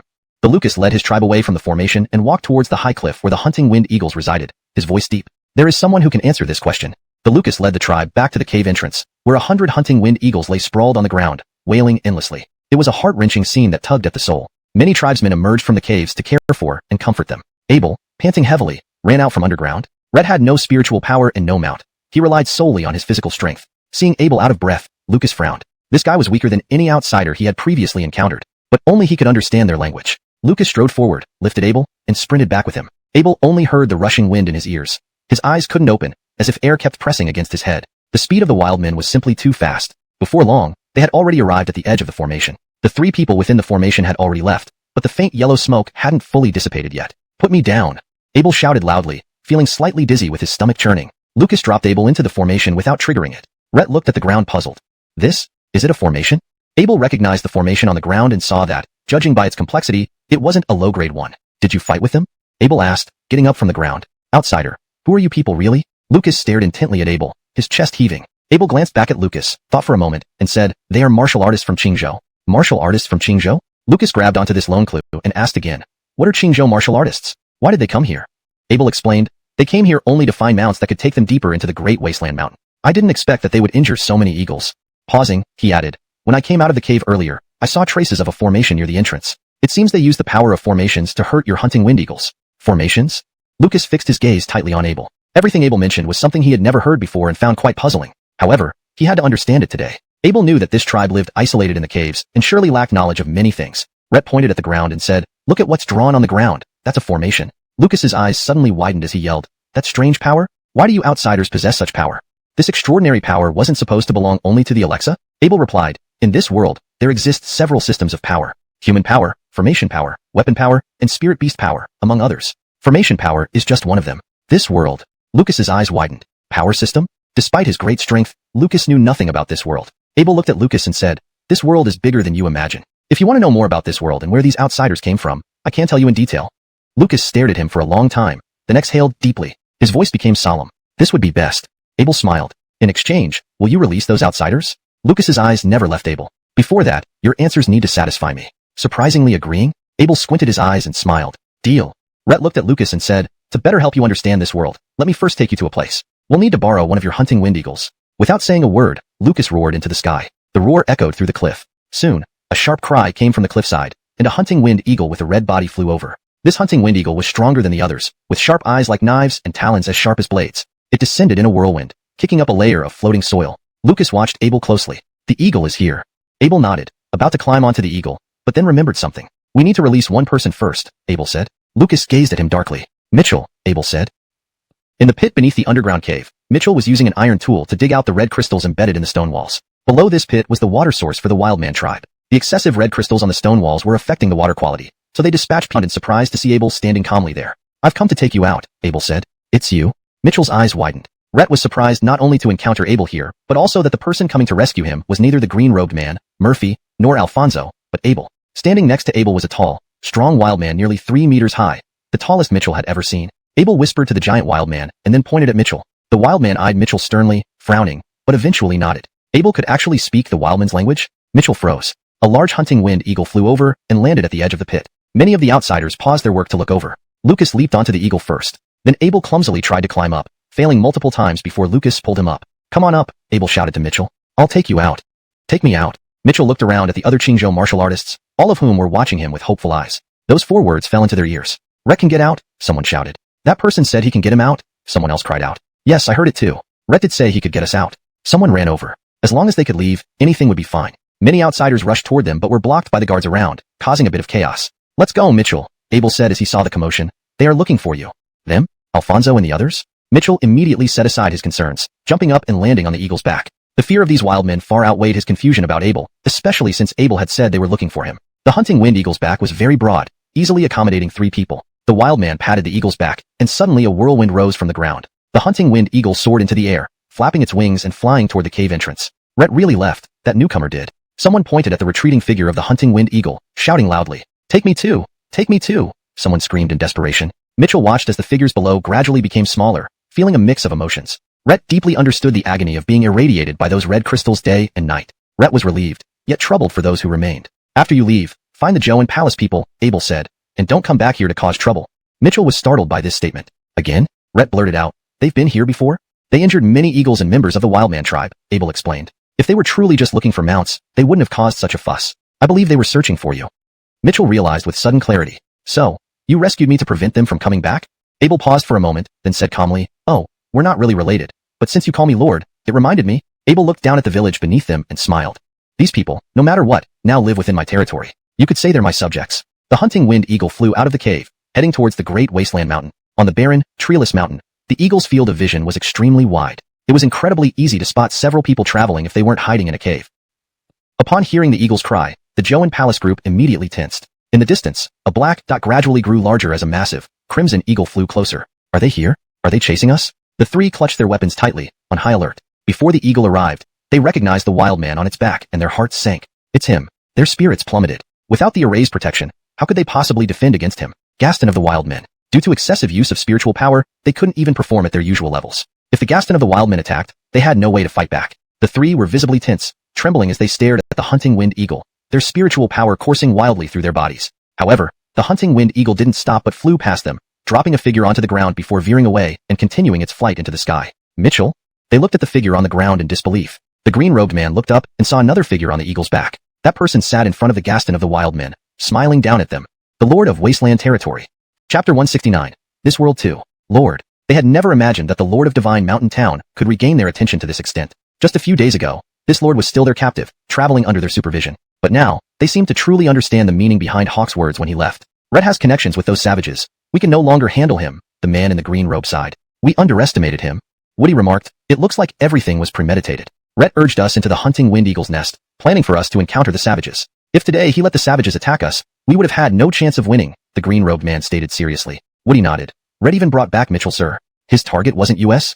Jesus asked dubiously. What is his purpose? Did he send Mitchell, sir, back just to warn us not to cause trouble? Even if they wanted to come in, this tomb style resembles ancient Luonyo architecture, someone confidently declared. Only the ancient Luonyo people would build such unique tombs. This brother, another person approached curiously. You must know the mechanisms and tunnels better than most. Of course, he replied proudly. If you understand their architectural preferences and structures from this period, you can guess where they might hide treasures. People looked over in interest. Seeing the crowd, he became even more animated. Only those with sufficient knowledge like me can perceive the subtleties. Ancient Luo Nui people loved hiding things in unexpected places. Ancient Luo Nui people? Yueshua sect members chuckled inwardly. Where did this braggart come from? Is this really a tomb? Tombs, both ancient and modern, usually follow similar styles, but none included mazes. Thus, this isn't just a tomb. What lies buried here is certainly not an ordinary skeleton. At the entrance, Yueshua sect bought torches and provisions for another attempt. Suddenly, someone heavily slapped a gray-cloaked man from Lisong Palace on the shoulder, startling him. A ghost! The gray-cloaked man screamed dramatically. Though many stood at the entrance, the tomb still felt gloomy and terrifying to him. The scream shocked everyone, who turned to look at the gray-cloaked man. The person who slapped him was equally frightened. Red asked worriedly, Brother Chun, what's wrong? Breathing heavily, the gray-cloaked man scanned the area nervously. I don't know. I'm just very scared. Brother Chun. The other man grew serious. I heard your Lisong Palace entered early. Have you seen anything? Sweating profusely and looking anxious, the gray-cloaked man hesitated before nodding. Yes, inside we saw many stone creatures. Stone creatures? Attention shifted to Lisong Palace. They had already been inside, and thus had valuable information. Very powerful stone creatures? He pursued. The gray-cloaked man nodded shakily, his eyes vacant. It's terribly frightening inside. Very frightening. What exactly frightens you? Someone pressed. The gray-cloaked man shook his head repeatedly, his demeanor causing concern. Brother Chun, if it's that scary, are you returning to town? The man asked. No, I need to enter. The gray-cloaked man looked at the pink-clad Marissa from Yueshua sect and trembled. I need to enter. Others were puzzled. The pink-clad Marissa from Yueshua sect realized something was off. To avoid suspicion, she hurriedly walked up and tapped the gray-cloaked man on the shoulder. Since Brother Chan is so afraid, why not return to town first? Oh, back to town? The gray-cloaked man, a green snake nearby flicked its tongue, coiling gracefully, seemingly quite pleased. After 7 days of flight, the hunting wind eagle spotted a cluster of young trees far below. Below is Divine Mountain Town, Abel said. You've never been here before, right? The wild Gaston glanced sideways at Abel, his face full of disdain. Nothing special. It's not as big as my city. Abel smiled and said, it will grow much larger in the future. The wild Gaston was very interested in the farmland beside the town. The crops were now turning yellow, growing quite well. Is that your food? Abel nodded. We planted them this summer, and they're growing pretty well. The wild Gaston's eyes sparkled as he looked at Abel. What method did you use to make them grow so well? Do these people also have the power like the Alia? No, that's impossible. The Alia is one of a kind. I shouldn't have such thoughts. Abel explained, actually in Yuzhou, it's not easy for crops to grow. But outside Yuzhou, in places with favorable weather and fertile land, crops grow easily like this. Yuzhou? The wild Gaston looked at Abel in confusion. Come with me, Abel said as the hunting wind eagle landed in front of the Lord's manor. Abel led the wild Gaston into the manor. Lord, you've returned. A servant saw Abel and approached respectfully. Abel smiled. I'm going to the study. Have Isaac and a few other managers come here. I need to give some instructions. Though the wild Gaston didn't understand what they were saying, he noticed that Abel seemed highly respected by others, which puzzled him. In his place, the king of the city was always the strongest man, and Abel clearly looked frail. A frail man who couldn't even climb onto a hunting wind eagle. Abel led the wild Gaston into the study. The Lord's manor was built tall and spacious. Even with the wild Gaston's height of over 3 meters, he could move around freely without any hindrance. Abel picked up a piece of paper from the bookshelf, laid it on the table, and smiled at the wild Gaston. Come, let me show you this world. Chapter 170, Breaking the Shell. This is Yuzhou. This area is roughly Shen Mountain Town, where we are now. This is Qingzhou, this is Izhou, and this is Izhou. The map depicts our Jiuzhou continent. Abel spoke confidently. On this continent, there are many people like us. Abel glanced at the Lucas and continued. Of course, there are also a few who look somewhat different from us. To you, outsiders like us might appear strange in appearance and behavior, but we form the largest group of people on this Jiuzhou continent. You've rarely seen us because the environment here in Yuzhou is much harsher than outside. Abel unfolded the map and gave the Lucas a general overview of the Jiuzhou continent. The Lucas's eyes widened in shock. Rhett trembled as he touched the map, his mind racing with awe. Our world is this big, the Lucas exclaimed in surprise. It's even bigger than you can imagine. Abel understood the Lucas's astonishment. Rhett had never left Yuzhou, let alone traveled far from Mou Mountain. How could he know how vast this world was? Besides, Yuzhou was covered in yellow earth, leaving little to explore. Rhett must have thought that the barbarian world, even if inhabited by people, would be similar to theirs, living in caves, relying on the holy power of the Stacy for survival. At that moment, there was a knock on the door, and Isaac walked in. Honest, you're back? Isaac jogged in, turning around the screen and exclaimed in surprise. Yesterday, someone from Mou Mountain Inn said you were going on a long journey. How did you return today? Mou Mountain Inn? Abel remembered. When he was captured by Zhou Palace, he sent messages via Orange Pig to Zoltan and Senior Coulter, informing them he was embarking on a long trip. Now it seemed that Senior Coulter went to Mou Mountain Inn and had someone send a message back. By horseback, it would take no less than half a month to reach here from Mou Mountain Inn.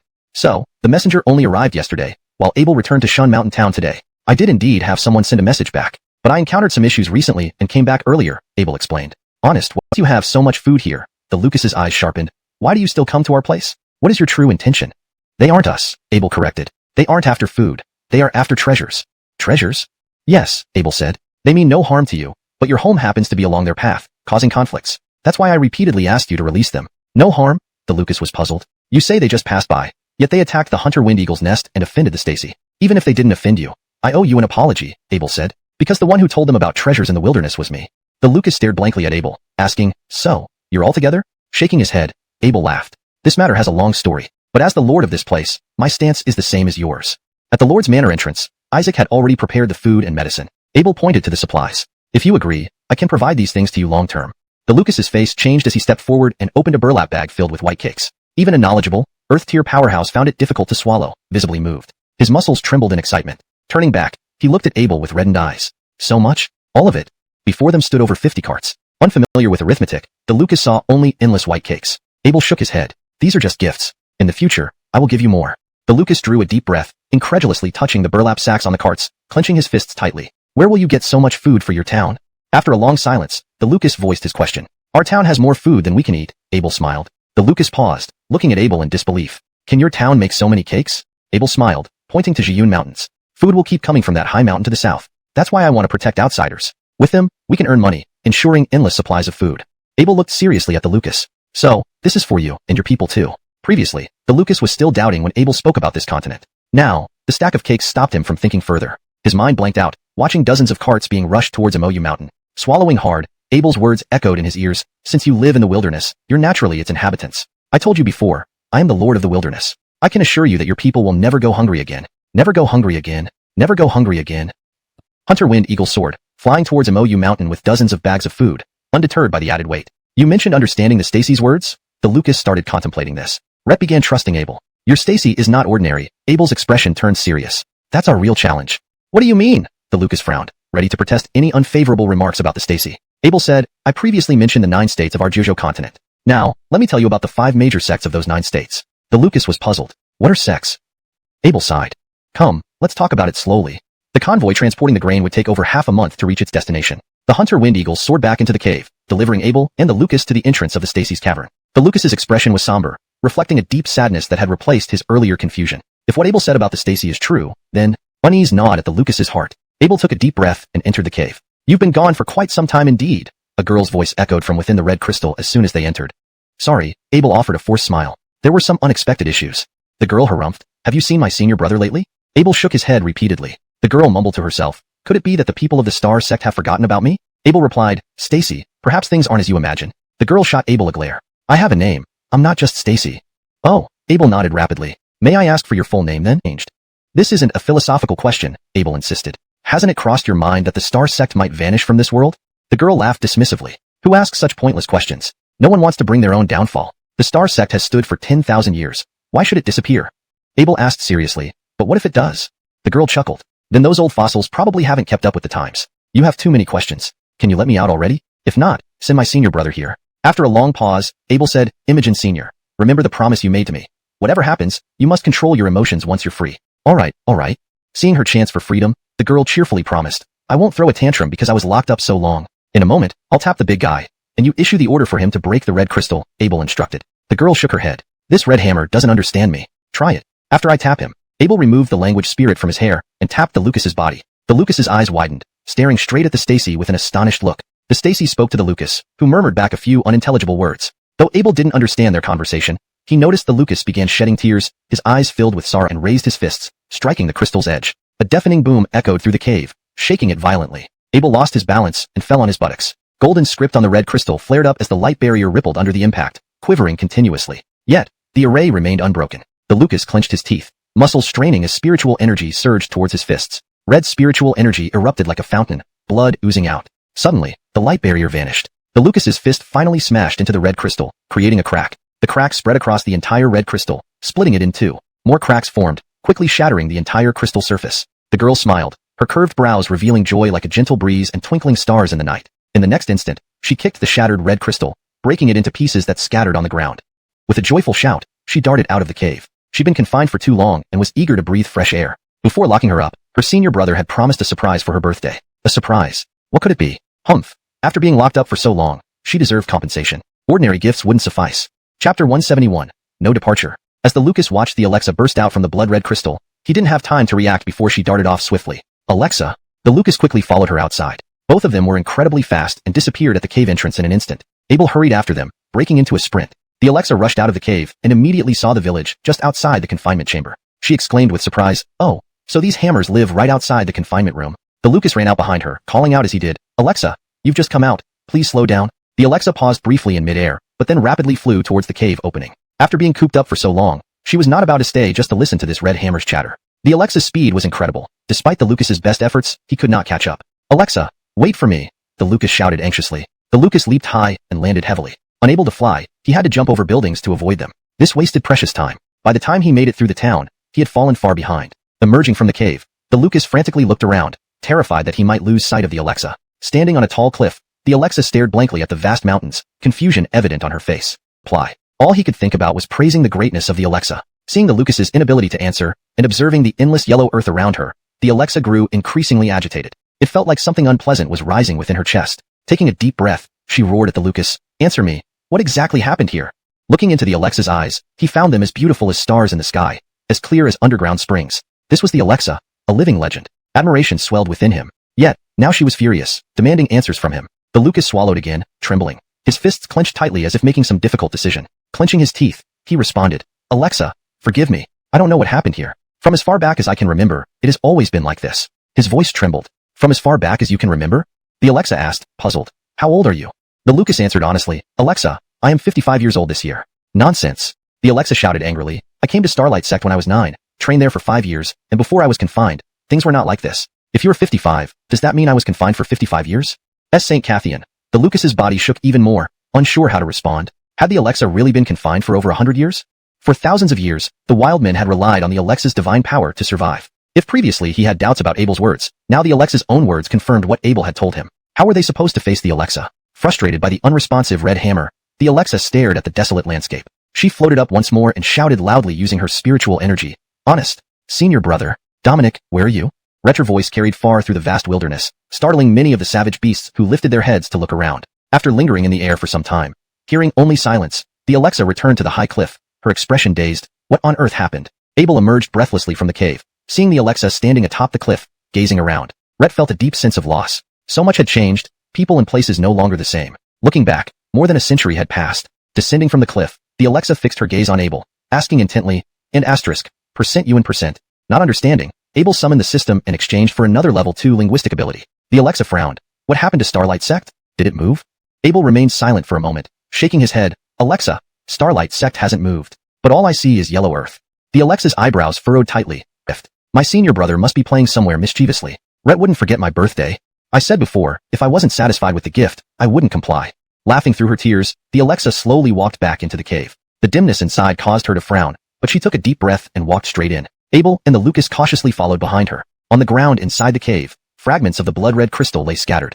Sitting behind the shards, the Alexa gazed at the ground, a faint green glow emanating from her hands. Suddenly, the scattered shards levitated, gradually forming a complete blood-red crystal as if it had never broken, except for the visible cracks on its surface. "Alexa," the Lucas called worriedly. "Go on, leave." The Alexa sat behind the crystal, her voice choked. "I will wait for my senior brother to come and release me. Rhett will definitely come. Rhett promised me." Chapter 171. No departure. As the Lucas watched the Alexa burst out from the blood-red crystal, she swiftly darted off before he could react. "Alexa." The Lucas quickly followed her outside. Both were incredibly fast and disappeared at the cave entrance in an instant. Abel hurried after them, breaking into a sprint. The Alexa rushed out of the cave and immediately saw the village just outside the confinement chamber. "Hang on here." She slowly descended and turned to look at the red hammer beside her. The Lucas climbed up the cliff, looking up at the descending Alexa, swallowing hard. This was his first close encounter with the Alexa, and he was visibly shaken, his muscles trembling with excitement. Unable to control himself, he fell to his knees, shouting loudly, "Alexa! Great Alexa!" However, a deep unease stirred within him, originating from the stories Abel had told him about the past of Starlight Sect. Rhett looked up to see the Alexa staring at him with confusion, her voice calm. "Strange. Why does it look like this?" The Lucas swallowed again, unsure how to respond. The Alexa fixed her gaze on him. "What happened here? Where is the Dominic? Why is everything covered in endless yellow earth? Did I hallucinate? Did the elixir cause this illusion?" The Lucas was speechless, unsure how to reply. All he could think about was praising the greatness of the Alexa. Seeing the Lucas's inability to answer and observing the endless yellow earth around her, the Alexa grew increasingly agitated. It felt like something unpleasant was rising within her chest. Taking a deep breath, she roared at the Lucas, "Answer me. What exactly happened here?" Looking into the Alexa's eyes, he found them as beautiful as stars in the sky, as clear as underground springs. This was the Alexa, a living legend. Admiration swelled within him. Yet, now she was furious, demanding answers from him. The Lucas swallowed again, trembling. His fists clenched tightly as if making some difficult decision. Clenching his teeth, he responded, Alexa, forgive me. I don't know what happened here. From as far back as I can remember, it has always been like this. His voice trembled. From as far back as you can remember? The Alexa asked, puzzled. How old are you? The Lucas answered honestly, Alexa, I am 55 years old this year. Nonsense. The Alexa shouted angrily, I came to Starlight Sect when I was 9, trained there for 5 years, and before I was confined, things were not like this. If you were 55, does that mean I was confined for 55 years? St. Cathian. The Lucas's body shook even more, unsure how to respond. Had the Alexa really been confined for over 100 years? For thousands of years, the wild men had relied on the Alexa's divine power to survive. If previously he had doubts about Abel's words, now the Alexa's own words confirmed what Abel had told him. How were they supposed to face the Alexa? Frustrated by the unresponsive red hammer, the Alexa stared at the desolate landscape. She floated up once more and shouted loudly using her spiritual energy. Honest. Senior brother. Dominic, where are you? Her voice carried far through the vast wilderness, startling many of the savage beasts who lifted their heads to look around. After lingering in the air for some time, hearing only silence, the Alexa returned to the high cliff, her expression dazed. What on earth happened? Abel emerged breathlessly from the cave, seeing the Alexa standing atop the cliff, gazing around. Rhett felt a deep sense of loss. So much had changed, people and places no longer the same. Looking back, more than a century had passed. Descending from the cliff, the Alexa fixed her gaze on Abel, asking intently, and asterisk, percent you and percent. Not understanding, Abel summoned the system and exchanged for another level 2 linguistic ability. The Alexa frowned. What happened to Starlight Sect? Did it move? Abel remained silent for a moment, shaking his head. Alexa, Starlight Sect hasn't moved. But all I see is yellow earth. The Alexa's eyebrows furrowed tightly, her eyes misty. Alexa. Abel took a deep breath, saying sorrowfully, Starlight Sect has been gone from this world for a very long time. Gone? Why? The Alexa felt something surge in her chest, forcing herself to endure. Abel inhaled deeply, speaking slowly. Starlight Sect was destroyed 1,000 years ago. There is no more Starlight Sect in this world. Destroyed? Gone? The Alexa listened silently, her expression unchanged as she turned away. She stared oddly at the yellow earth, suddenly laughing. A gust of wind swept across the barren land, lifting a cloud of dust into the air, creating a bleak scene. Silent tears streamed down her face. It's all lies. Everything is a lie. How could Starlight Sect be destroyed? The Alexa looked up at the sky, tears streaming down her cheeks. My senior brother teased me when I was young, often playing tricks on me. A smile appeared on the Alexa's tear-streaked face, but he never lied to me. Rhett promised he would return soon, and he always did. Even if I thought the time seemed long, it must have been my illusion. It couldn't have been more than a few days. I must have been too restless. Dominic loved me the most. Even when I stole his elixir, he wouldn't punish me, only confining me for a few days. My senior brother will come back to see me. I haven't had my birthday yet. I haven't received my gift. My senior brother must be playing somewhere mischievously. Rhett wouldn't forget my birthday. I said before, if I wasn't satisfied with the gift, I wouldn't comply. Laughing through her tears, the Alexa slowly walked back into the cave. The dimness inside caused her to frown, but she replied, the Alia has deep ties with the Starry Sky Sect. What she longs for and clings to are the people and events of the Starry Sky Sect. I do have a way to lift her spirits. Let's try it. Really? The Lucas's eyes lit up as he eagerly led Abel back to the Alia. The Alia looked desolate, her eyes devoid of any expression. Even though 1,000 years had not aged her appearance, only a few days had left her visibly weary. Alia, Abel spoke. We found members of the Starry Sky Sect. The Alia seemed to understand. She turned her head and looked at Abel, furrowing her brows. Starry Sky Sect members? They are descendants of the Starry Sky Sect. Alia, would you like to meet them? Abel asked. Starry Sky Sect members? She repeated slowly, her eyes regaining some life. Suddenly, she looked at Abel with excitement. Starry Sky Sect members? Where are they? I will take you there, Abel said. Let's go now, she urged, standing up abruptly and waving her hand, shattering the blood-red crystal on the ground. She rushed out from behind the crystal, her eyes wide as she commanded. Take me there now. Abel quickly agreed. We'll ride on a hunting wind eagle. Before he could finish his sentence, the Alia grabbed him and flew out of the cave entrance at an incredible speed, disappearing almost instantly. The Lucas clenched his teeth and tried to keep up. Abel felt the wind rush by his ears, making it impossible to open his eyes. Soon, the world brightened around him, and they had already emerged from the cave, landing on a high cliff. Where are they? The Alia asked anxiously. Where are the people? Alia, wait for me. Abel hadn't even responded when a rumbling sound came from the cave. A large red figure dashed out, landing beside them. Lucas, drenched in sweat, panted, Alia, wait for me. Even he could only sprint frantically to keep up with her speed. Ignoring the Lucas, the Alia turned to Abel, anxious. Where are they? Abel, breathing heavily, pointed south. There, inside. Before he finished, he felt himself being pulled into the air, the wind howling past his ears. There was another voice too. Alia, wait for me, the Lucas shouted from behind, but the voice grew fainter. The Alia stopped in front of the Ink Moon Mountain Inn, pulling Abel inside. In the inn's main hall, many people were seated. They felt a strong gust of wind rush in, causing everything inside to sway. Blinking their eyes, they saw a breathtakingly beautiful Prudence standing at the entrance, holding a young man. The girls scanned the room, spotting the crowd, and excitedly shouted, "At you an asterisk, asterisk, you an asterisk, asterisk?" Her voice was melodious, but no one understood her. Everyone in the inn stared curiously at the girl. With no response, the Alia turned to Abel, anxiously asking, "Where are they?" Moving too quickly, Abel felt dizzy. Rhett leaned against the door and pointed to someone behind the counter. Following Abel's gesture, the Alia saw a rough-looking man. "Lord, why did you come here?" The rough-looking man named Herbert ran out from behind the counter, surprised. And who was this girl beside him? The Alia's eyes lit up as she looked at Herbert, asking nervously, "At you an asterisk, asterisk, you an asterisk, asterisk?" Though the Donald knew she was speaking to him and was visibly agitated, he couldn't understand her words. Rhett stared blankly at Abel. Abel caught his breath and said, "Alia, he doesn't understand your language." "Why?" the Alia asked, her chest heaving in frustration as she glared at Abel. "Rhett's a descendant of the Starry Sky sect, but the sect has been gone for 1,000 years. Rhett doesn't understand you," Abel explained. The Alia's excitement faltered. She opened her mouth, staring at Abel and then at Herbert. Descendants of the Starry Sky sect? People from 1,000 years later? She pushed Abel aside and slowly walked out. Was it still possible? Could she still find them? Were they all just liars? She staggered a few steps and collapsed to the ground, her shoulders shaking as she sobbed. Tears streamed down her face. Lies, all lies? Would she never see them again? Never? Why did they leave without a word? Abandoning her in this barren land? They all left, leaving her alone. "Senior brother, honest, elders, where do I find you? Where?" Gradually, her sobs grew louder, turning into heart-wrenching cries like those of a lost child. Looking helplessly around, the inn's patrons were bewildered, all turning their attention to her. The Lucas jumped off the hunting wind eagle, rushing over when he saw the Alia crying. Rhett awkwardly knelt beside her, at a loss for what to do. Rhett looked helplessly at Abel, but Abel simply watched her cry, remaining silent. At least she was accepting reality now, albeit painful. However, Herbert offered little comfort. The Alia stood up and began walking away slowly. "Alia, where are you going?" Abel asked. Without turning back, she replied faintly, "To find my senior brother." "Where will you look?" Abel called out loudly. The Alia gazed at the sky and answered softly, "This sky must have an end somewhere." "Alia," Abel said, "there are still many descendants of the Starry Sky sect in Yuzhou. Would you not like to see them?" The Alia halted, turning to stare intensely at Abel. "Many?" "Yes," Abel replied. "They continue to struggle on this land once belonging to the Starry Sky sect."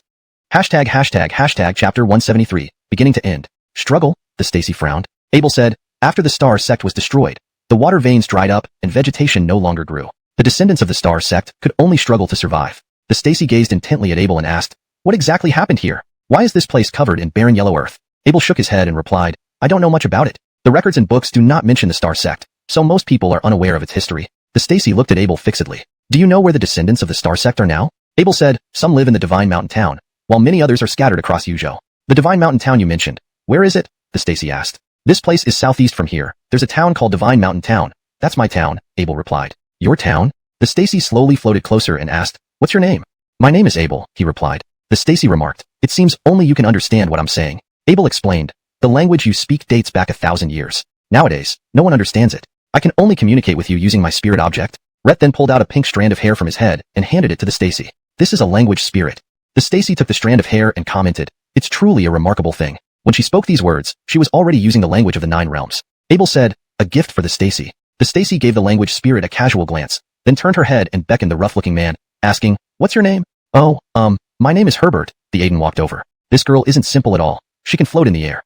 Just now, I thought she was crying like a kid, but turns out she's an expert." The Stacy looked at the Aiden. "Now that only I remain of the Star sect, from now on, the descendants of the Star sect will be under my protection." Abel nodded and said, "Yuzhou is now part of my territory. If the Stacy needs anything, I will support you." "Our tribe listens only to the Stacy's commands," the Lucas exclaimed hurriedly. The Aiden blinked in confusion. "From now on, am I going to be under the protection of a little girl? Me, a grown man, being protected by a little girl? Shouldn't I put up some resistance?" Rhett hesitated and glanced at the Lord, but Finn seemed to agree with the girl's statement. "And she can fly. If I resist, will I get beaten up?" The Qingzhou martial artists in the underground cave didn't need to work today. They were gathered on the open ground in front of the earthen fort. On the balcony of the second floor stood a Prudence, exquisitely beautiful, as if a celestial being had descended. To her left stood a 3-meter-tall red-skinned wild man, more robust and fierce-eyed than the average wild man. To her right was a Montague of about 16 or 17 years old, with dark skin and a handsome face. The crowd was gathered, puzzled, and merely looked up, their eyes dull and tired. Abel sighed, looking at the battered group. Rhett cleared his throat and said, "Retros, you have endured much. I've come to save you." Though his voice wasn't loud, the silence made sure everyone heard him. Initially stunned, the weary crowd gradually regained hope. They looked at Abel in disbelief and excitement. "Is it true? Are we really leaving? Can we go now?" The scene was noisy as they exchanged glances, their eyes shining with joy and relief. The hardships they endured these past few days were unprecedented in their lives. Overwhelmed with emotion, tears streamed down their faces, some even broke into sobs. Abel waited until the commotion died down before gesturing for silence. When you offended the Red Gaston's territory due to a language barrier, these so-called heroes of Qingzhou, captured by the wild men, lost their luster. Their image tarnished, their glory diminished, and their worth rendered worthless. In their frantic escape, how different were they from insects scrambling for life? Abel sighed and reminded loudly, not far from here is a newly built Muiwa mountain inn. Everyone can rest there temporarily. The Stacy, frowning at the struggling crowd, suddenly waved her hand. A cool sensation descended from above, refreshing and soothing, instantly easing the burns caused by prolonged exposure to the red crystals. The crowd marveled as they looked up at the faint green light points falling softly from the sky, landing on their bodies. Muiwa Mountain experienced a surge in visitors. News of the Qingzhou heroes being saved by the Red Tribe shocked the inn's guests. What? You were kidnapped by the Red Tribe? Rescued by the Lord's mansion? Someone gasped. What? There are strange red-skinned people in the mountains? Red-skinned and hairless? A guest recalled. Didn't I see a 3-meter-tall red-skinned man outside the inn a few days ago with a Prudence? They even talked to the Bryant. What? They were the ones? I thought he looked unusual because he practiced some unique spiritual arts, not realizing it was a different race, another guest remarked. How did you encounter them? Ah. One of the men sighed, drinking from a lapand. The Aiden shook his head and chuckled. We went in to hunt hawks, but those hawks in the nest weren't easy prey. Each one had mystic-level strength, and there were so many. Only a few in our team could withstand the attack of the flock, so we ended up being beaten passively. It's quite amusing. It was those wild men, no, those red people who saved us from the hawk's claws. Really? Such a thing happened? A crowd gathered around, captivated by the Aiden's story. What happened next? The red people saw us being attacked by the hawks and drove them away, bringing us back to their underground cave, the Aiden continued. Then, the tallest among them, a red person, took us into a cave in the stone wall. Inside, there was an enormous blood-red crystal. That crystal looked invaluable, like a king of spirit crystals. Even more astonishing, inside the crystal stood a girl carved out of jade. A girl? How can a girl stand inside a crystal? Someone eagerly asked. We were all stunned. Without alcohol, the Aiden drank tea instead. The bitterness made him wrinkle his nose. We didn't know why the red people brought us there. Rhett kept bowing before the girl, who curiously watched us. The scene grew quiet as the Aiden spat angrily. If it weren't for that kid, we wouldn't have been foolish enough to touch that spirit crystal king. Don't tell me. You actually dug up that spirit crystal king? Someone whispered in shock. Isn't that stupid? To go into someone's home and steal their treasure? Is something wrong with their brain? I did not. The Aiden glared. It was that kid. Rhett told everyone that since the crystal had nurtured a spirit, it must be a 10,000-year-old spiritual treasure worth more than many. Rhett encouraged everyone to take action. What happened after that? The crowd couldn't wait for him to continue. After that, the Aiden sighed. There were only a few red people in the cave, and those bewitched people thought they could dig away the crystal with their numbers. We didn't expect. We were forced to dig red crystals in the underground pit. You assumed they were uncivilized savages, but it turned out you provoked them first. An elder observed the Aiden's cracked and scabbed skin. These wounds must be the lesson they taught you. Uttering this, the Aiden was displeased and argued. I never intended to steal their treasures. It was that kid's stupidity that caused everyone to lose their minds and get us into trouble. Moreover, these scars aren't inflicted by the red people. Not by them, the elder chuckled. Did they grow on you? The Aiden huffed and ignored him. The silent man sitting beside him finally spoke. They weren't done by the red people. In that dark pit, digging crystals, our skin naturally splits open. Rhett pulled up his sleeve.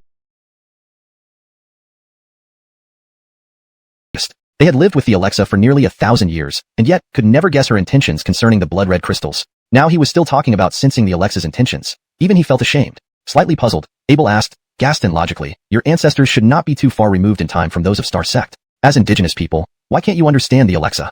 The savage Gaston paused, thought for a moment, and said with a puzzled look, if following your logic, my tribe should indeed understand the Alexa's language. But why don't we? Ignoring the conversation between the two, the Alexa stared at the water for a long while before suddenly jumping into the pit. She floated gently down, stopping near the water, squatting to scoop some water with her hand. She smelled it, then threw it aside. You drink this water all the time? The Alexa's voice was melodious and Montagueful, filled with a mischievous tone. The savage Gaston also jumped down, landing with a puff of dust. Alexa, the townsfolk indeed have been drinking this water for a long time. No problems? The Alexa furrowed her brow. The savage Gaston nodded. Indeed, Alexa. The villagers sometimes feel weak and dizzy due to the abundance of red crystals in the water. Long-term exposure to these crystals leads to these symptoms. The Alexa looked disgusted. So, you ask someone to remove the crystals? What a foolish idea. You truly are a bunch of simpletons. Why don't you dig a clean pond without crystals? The savage Gaston chuckled sheepishly. Alexa, the entire mountain within this cave is covered with these crystals. No matter where we dig, we find red crystals. The Alexa snorted. Since the entire mountain within this cave is made of crystals, it means this was originally a red crystal mine. Why don't you find another place outside the cave? The savage Gaston smiled awkwardly. Alexa, you may not know, but there are poisonous insects outside the cave, making it unsuitable as a water source. Poisonous insects? The savage Gaston nodded, patiently explaining, these insects, though not deadly, cause us great distress. If we set up a water source near their habitat, their droppings will make us sick. This mountain has only one area without these insects, our cave. Abel asked, why is that? The savage Gaston puffed his chest out proudly. It's because of the Alexa's protection. Uttering this, the Alexa glanced at him disapprovingly, lifting her small chin sharply. I never protect anything like that. Ah. The savage Gaston was stunned, chuckling awkwardly. Alexa, don't jest. The entire Black Moon Mountain has those poisonous insects except here in our cave, which must be due to your protection. The Alexa glared at him again. I'm not joking. The rise and fall of these insects have nothing to do with me. Poisonous insects? Abel pondered and inferred. I heard that the foreigner's skin cracked under the red crystal's light. Could it be that the insects fear the red crystals? The savage Gaston was taken aback. Is that possible? The Alexa rolled her eyes at the savage Gaston. Listen carefully. This is the reason. Simpletons. The savage Gaston scratched his head in bewilderment. Rhett remembered that his grandfather once told him that the insects dared not enter because of the Alexa. Ah, who would have thought? Even his grandfather was wrong. Actually, an experiment would reveal the truth, Abel suggested. We can dig a hole full of these insects, place some red crystals, and see if the insects remain. If they do, it means the red crystals don't affect them. The savage Gaston glared at Abel. Why study this? Whether the insects fear the crystals or not, what does it have to do with us? It certainly does, the Alexa said lightly as she floated gracefully back up to the pit's rim. Does? The savage Gaston was bewildered. Rhett followed her with a blank look, leaping back up with less noise this time. The Alexa looked at Abel. Explain it. Abel nodded. If we confirm that the insects fear the red crystals, we can create a water reservoir outside with red crystals around it to deter the insects and prevent pollution of the water source. By controlling the quantity of red crystals, we can also prevent overpollution.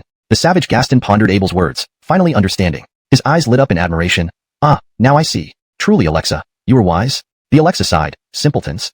In the tomb of Black Moon Mountain, members of 5 sects gathered. Torches illuminated the corridor, breaking the previous silence with a cacophony of noise. Despite the traps, almost no one had been injured as they traversed through the tomb. Now, they faced their 10th door. The door bore crude carvings of wild men chasing wild boars with torches. Based on past experiences, the Rani spoke. There must be a trap just before this door. Sure enough, as he finished speaking, a rumbling sound echoed through the tunnel. This rumbling grew louder until the entire passage shook as if something huge was rolling towards them from the other side of the door. Everyone instinctively stepped back, cautiously scanning their surroundings. The shaking intensified, followed by a thunderous boom, as if a giant beast had slammed into the stone door. The corridor shuddered violently, and dust rained down. Suddenly, 10 holes popped out on both sides of the doorway, shooting out a barrage of stones. However, since everyone had stepped back, none were harmed. After a short while, the stone shots ceased, leaving the corridor eerily carved on the door into a specific sequence to align them with the celestial 9-star formation. This method of solving seemed unrelated to the carvings and could only be guessed through trial and error, wasting time but serving no other purpose. Torches and food supplies were running low. If there was another long passage beyond this door, the team would need to consider retreating. They could either give up their treasure hunt or buy more supplies to continue. However, everyone showed signs of fatigue. After half a day of effort, the stone door finally slowly opened, accompanied by a rumbling sound. Everyone stepped back and raised their torches to see. The orange-yellow light illuminated the space behind the stone door. There, they found a hidden chamber. In the center of the chamber stood a clay table, on which rested a box.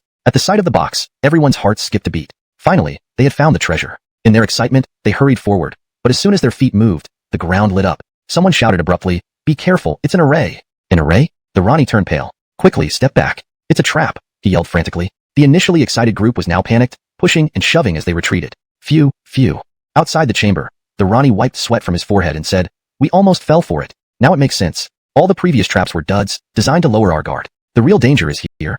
The Einar nodded nervously in agreement. Right, we almost fell for it. The tomb owner used psychology. After such non-threatening traps, people naturally relax. Add to that the long corridor and complicated stone doors, and when faced with the treasure directly, it's easy to lose patience. Everyone agreed silently. After a while, the glow from the array inside the chamber dimmed. No one dared to approach. Finally, someone asked, "Does anyone among us know how to deactivate arrays?" Standing at the stone door, they looked at each other, none daring to step forward to deal with the array in the tomb. Hadn't the Einar analyzed that the previous traps were just to disguise this lethal array? Clearly, this array must be highly powerful. Had they reacted slower, they might have perished instantly. With various doubts, they hesitated. Eventually, the Rani called out, "We've gone through great lengths to get here. We have no reason to stop at this last step. If anyone can retrieve the treasure, you can keep half of it." Redivi rewards always attract brave souls. Offering half to someone in their group of 20 was already a big compromise. Sure enough, someone extended a hand, saying, "I'll do it." The voice was old and raspy. They assumed it must be an elderly man, but when he emerged from the crowd, it was revealed to be a young man. "I understand arrays somewhat. Let me take a look," the Montague said with an elderly tone. "Excellent. Truly, heroes emerge young." The Rani addressed the others loudly. "If you can retrieve the treasure, you get half. Any objections?" No one responded. Silence meant consent. The Rani asked the Montague, "Are you confident?" Without hesitation, the Montague rolled up his sleeves and walked into the chamber. Instantly, the floor lit up again. Rhett paid no mind to the array, walking straight to the clay table and picking up the box. The crowd wondered why the array didn't activate. When the Montague took the box off the table, a red glow suddenly brightened the entire chamber. Everyone gasped. Now they realized there wasn't just one array in the room. Oh no, another array had been triggered. Instinctively, they took 2 steps back, fearing for their safety. 2 arrays working together. This was dangerous indeed. Yet, the Montague returned from the clay table unharmed, holding the box and casually rejoining the group. The array remained glowing but eventually dimmed. Huh, that's it? Nothing happened except the glow? Everyone was stunned again. Wasn't this just a lucky break? The Montague came before the group and opened the box. Inside, wrapped in luxurious red silk, lay a black weapon resembling a dagger. What is this? The front row peered closely, while those at the back stretched their necks shouting, move aside, let me see. A dagger? The Rani picked up the dagger, infusing it with spirit power, swinging it lightly. A faint cold glow emanated, indicating potent spiritual energy. This is a spirit treasure, the Rani exclaimed, holding the dagger with excitement. Indeed, it's a spirit treasure, though its grade is unknown. It's definitely a spirit treasure. Spirit treasure? But now, who should it belong to? Only one spirit treasure was found. Chapter 175, Capturing Zoltan. The Rani, holding the dagger, felt a headache coming on. Just moments ago, he had promised to give half of this spirit treasure to a young man, while the remaining people would share the other half. Now, with only one spirit treasure available, how was he supposed to divide it? At this moment, the young man spoke up, I no longer want this spirit treasure. I just want money. If anyone can give me 10,000 gold, I will give them my half of the treasure. The moment these words left his mouth, everyone was taken aback. An uproar ensued among the crowd. Many who were standing at the back, having not even seen the spirit treasure clearly, protested. This is too hasty. We haven't even seen what the spirit treasure looks like yet, and we're already discussing a transaction? Right, others in the back chimed in. We haven't seen the treasure yet. If we just divide it up like this, won't we have run around for nothing? Indeed, they had exerted effort, but most of them had been following from behind. It was more accurate to say they were waiting to scoop up leftovers, rather than genuinely seeking treasure. Most of the hard work and solving of traps had been done by just a few people at the front. Those at the back mostly just gave directions when necessary. Now, it was time to divide the spoils, regardless of contributions. To ensure fairness, the Rani loudly said, all right, let's step outside and discuss this. The box containing the dagger was in the Rani's hand. Everyone crowded around him as they exited the tomb chamber. Outside the tomb, under the bright sky, it was a stark contrast to the dim passageway inside. More than 20 people emerged from the pit, finding an empty spot nearby to sit in a circle. They opened the wooden box. The Rani took out a pitch-black dagger, which was then passed around for everyone to inspect. Though described as inspection, many couldn't truly discern its features. They only felt that when infused with their spiritual energy, the dagger became sharper and more chillingly dark. Everyone held it once before returning it to the Rani's hands. The young man then repeated his offer. I still insist on 10,000 gold for my half of this dagger. Upon hearing this, everyone examined the young man closely, exchanged glances, and soon began murmuring amongst themselves. Is this really a spirit treasure? 10,000 gold? Is it really worth that much? That means this dagger must be worth 20,000 gold? Too high or too low? Who knows? Suddenly, a voice caught everyone's attention. My sect, Kinjamin, will pay 10,000 gold. The man stood up and said, little brother quoted 10,000 gold, which seems reasonable. Let me buy your half for 10,000 gold, and another 10,000 gold for the other half. So the dagger belongs entirely to Kinjamin. How about it? The Rani frowned, displeased. Among us so many people, split 10,000 gold? There were over 20 people present. If divided evenly, each would get around 5,000 gold, still a significant sum. After all, many were just spectators who hadn't contributed much. Many approved of the suggestion immediately. Fine, I have no issues. To the highest bidder, is there any higher offer? Little brother sure knows how to handle things. With only one treasure and so many of us, exchanging it for money is more practical. Seeing many agree, the Rani could do little but nod. Though desiring the dagger, he couldn't match such a high price. Kinjamin handed over two 10,000 gold banknotes of the 9 provinces' gold coupons, giving one to the young man and one to the Rani. Was the wrong Ranis? Oh, the man asked. You teamed up with others? Not really, the black-faced man shook his head. We just followed people who looked competent. Turns out they were lost and wandered for half a month. We barely found the exit. Learn from this experience, the man patted his shoulder. Next time, find a stronger teammate. Getting treasures is best, but even splitting some gold is good. By the way, what's the name of the group that led you astray? Yaksha sect, the black-faced man regretfully replied. Carrie returned to the main tomb chamber with a 10,000 gold coupon, smiling. Zoltan was sitting on the steps, eating dry provisions. Dayon, I made 10,000 gold. Carrie waved the note happily. Impressive, right? Zoltan's eyes lit up, rushing over. 10,000 gold? Honest, how did you do it? Seeing Zoltan's admiring gaze, Carrie laughed heartily. It was easy. Doing business like this is great. Zoltan smiled. Please enlighten me, Honest. Carrie chuckled. Let's talk outside. Your mentor is getting quite impressive. Indeed, money in the world should be earned like this. We're leaving? Zoltan asked. We've stayed here for over a month. I overlooked that you were still growing. Lack of sunlight isn't good for you, Carrie said hoarsely. I'll find a better place for practicing formations later. But, Zoltan hesitated. What about Yaksha sect? Haha, with me around, why worry about them? Carrie grinned. They haven't used my carefully prepared formations in the main tomb, Zoltan quickly added. Do you want to see them enter the formation? Carrie teased. Zoltan nodded. Too petty. Carrie shook his head, laughing. A formation master oversees everything, not constantly observe. Have you ever seen a hunter wait beside his trap? Note. I maintain the narrative structure and character names as provided in your request. Zoltan thought for a moment and said, there are hunters who wait too. That's for large animals, Carrie replied. These minor players don't require such effort. The formations are set, they'll naturally fall into them. Zoltan still seemed somewhat unwilling. Carrie shook his head helplessly. Red had a deep affection for this little Darwin, and understood the boy's young age meant indulging him from time to time wasn't inappropriate. Alright, since you want to watch your prey enter the trap, let's lead them in, Carrie said with a sigh. The Marissa and Pink from Yaksha sect angrily threw her torch on the ground. Why did we end up in a maze by following that boy's route? she shouted frantically. We've been circling around in this tomb chamber for a month and haven't found anything. What kind of tomb is this so vast?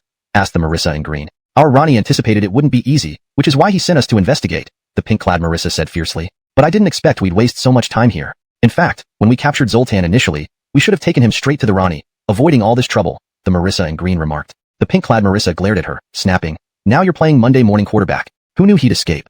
It's also our greed, the rarely speaking white-clad Marissa interjected. We wanted both the treasure on the map and information. We thought that would earn us favor from the Ronnie. The pink-clad Marissa gave the white-clad Marissa a stern look, saying, it's pointless to talk about it now. The torches are running out. The green-clad Marissa suddenly chuckled. Selling torches really is good business. We've been exploring these passages, and whenever our supplies ran low, Donghuman had to buy more for us. It must have cost quite a bit. I start to believe the Lord does it for profit. The pink-clad Marissa anxiously pounded the tunnel wall, growling, stop making light of the situation. Focus on the task at hand. As they spoke, footsteps echoed down the tunnel. Suddenly, a figure flashed past, just enough to glimpse the back of its clothing. Was that the same outfit Zoltan wore? Chase. The pink-clad Marissa's eyes widened as she bolted after the figure. The green-clad and white-clad women exchanged glances, each reading surprise in the other's eyes. Could it be so coincidental? Regardless, they couldn't let the pink-clad Marissa act alone. Whether to grab credit or share danger, they sped up to join her. Behind them, the Donghuman members trailed aimlessly, like wooden puppets, unresponsive and silent. The pink-clad Marissa was fast, far faster than the stone creature. In 2 swift movements, she caught the stone figure and tore off the garment it wore. Not Zoltan, just the stone creature draped in the clothes. Playing me? She opened her phoenix-like eyes wide and slashed with a palm strike, turning the stone creature into scattered pebbles. When the green-clad and white-clad women arrived, they saw the scene and angrily exclaimed, again, they've been using this trick to mislead us. The pink-clad Marissa unusually maintained her composure. If we can't find him, we might have to return empty-handed to report to our Ronnie. At the end of the tunnel, another stone creature appeared, dashing forward briefly before them. They want us to chase it again, the green-clad Marissa fumed. Such an obvious and clumsy ploy. Do they think we'll fall for it? No. The pink-clad Marissa chuckled. Since we're leaving anyway, let's see what they're up to before we go. I can't believe what an 8-year-old kid can do. She waved her hand, signaling the Donghuman members, pointing towards the end of the tunnel. Follow that stone creature and see where it leads. On command, the Donghuman members immediately pursued. We'll follow slowly behind, the pink-clad Marissa added. Let's see what they're planning.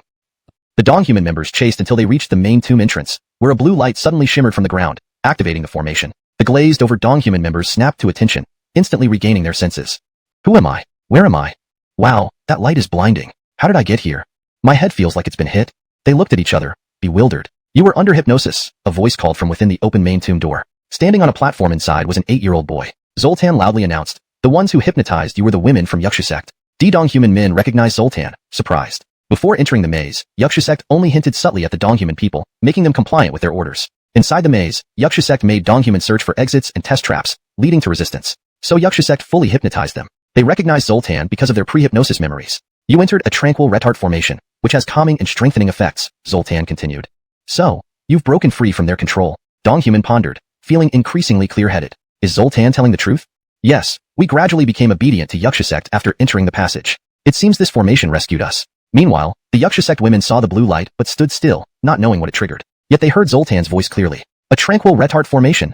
The pink-clad Marissa gritted her teeth. The white-clad Marissa said, strange. He led us here several times to dehypnotize those people? Should we go check? The green-clad Marissa asked. The main tomb chamber lies ahead. Isn't that what we're looking for? The pink-clad Marissa replied. Why wouldn't we enter if we're right at the entrance? The white-clad Marissa hesitated. Be wary. They may have prepared something. Fear what? An 8-year-old child? Or are you afraid of Donghuman, those lazy sacks of wine? The white-clad Marissa urged, it's not just Zoltan. Remember the stone creatures that saved him while he was hypnotized. We don't know who's behind them. The pink-clad Marissa coldly snorted. Zoltan's backing can only be the Lord. Don't forget, the Lord was bound and carried away before our eyes. That useless one can't be much. They fell silent, contemplating her words. That useless person couldn't set up a tranquil retard formation. The pink-clad Marissa sneered. Look how timid you are. Stay here if you want. With that, she dashed towards the main tomb chamber. Suddenly, a whirlwind swirled through the air. Before the Donghuman members could react, they felt a force pushing them from the darkness. They sensed it faintly but couldn't avoid it. Crash, crash, crash. They were flung by a powerful force, landing inside the main tomb chamber. Zoltan, you're still young, and this isn't the way to go, the pink-clad Marissa said as she crossed the Qingxin array and stood straight at the entrance of the main tomb chamber, staring at Zoltan on the platform. Zoltan reached out his hand and smiled. You took what my master gave me. Return it. The pink-clad Marissa was taken aback. She hadn't expected Zoltan to speak so calmly to her. Reth, you've got quite a lot of guts now, daring to ask me for things, the pink-clad Marissa said, ignoring the Donghuman members and walking straight towards Zoltan. However, before she could take a few more steps, a sudden white light shimmered from the ground. An array? The pink-clad Marissa immediately pulled back her foot and subconsciously retreated a few steps. Zoltan clapped his hands and laughed. I knew you wouldn't return my things or reason with me. The pink-clad Marissa looked at Zoltan with a complicated expression, then glanced at the array on the ground. Suddenly, she burst into laughter. I thought you had something big planned. Huh, a first-level array? Are you trying to light up the place or warm me up? The Dong-human members stood up, eyeing the pink-clad Marissa cautiously. Retrotax had left a deep impression on them. Just the fact that she could destroy the stone creatures in the passage with one move was terrifying enough. They cautiously watched the pink-clad Marissa and slowly backed out of the main tomb chamber. But before they could reach the door, they felt a whirlwind come from behind. A chill swept over their backs, followed by several loud thuds as they were thrown back into the main tomb chamber. The green-clad Marissa landed next to the pink-clad Marissa, glancing at the Dong-human members on the ground and smiling, still thinking about running, huh? Unable to deal with one. Now too? The Dong-human members felt a sense of despair. Struggling to sit up, they swallowed hard and stared with wide eyes. We have no grievances, past or present. Why target us like this? We indeed have no grievances, but you can still be of some use, the green-clad Marissa said with a smile, pointing at Zoltan. Help me capture Zoltan, and I'll let you go. Chapter 176, Array of Lights. The Rani of Donghua Min looked at Zoltan with a complex expression. Thanks to Zoltan, they had come to their senses, but now they were about to. Zoltan smiled brightly. Sisters, are you sure you want to do this? Won't you regret it?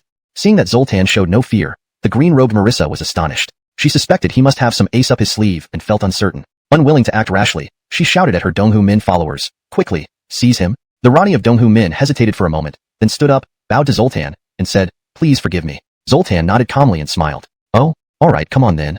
Everyone grew even more alarmed by Zoltan's composed demeanor as he stood on the platform, with a pure white coffin behind him. Just as the Donghua Min members were about to advance, Zoltan reached out and tapped the coffin. The lid slid open, revealing an opening. Fearing some kind of mechanism might activate, the Donghua Min halted. With ease, Zoltan leaped onto the coffin, smiling at everyone. Come on then if you dare.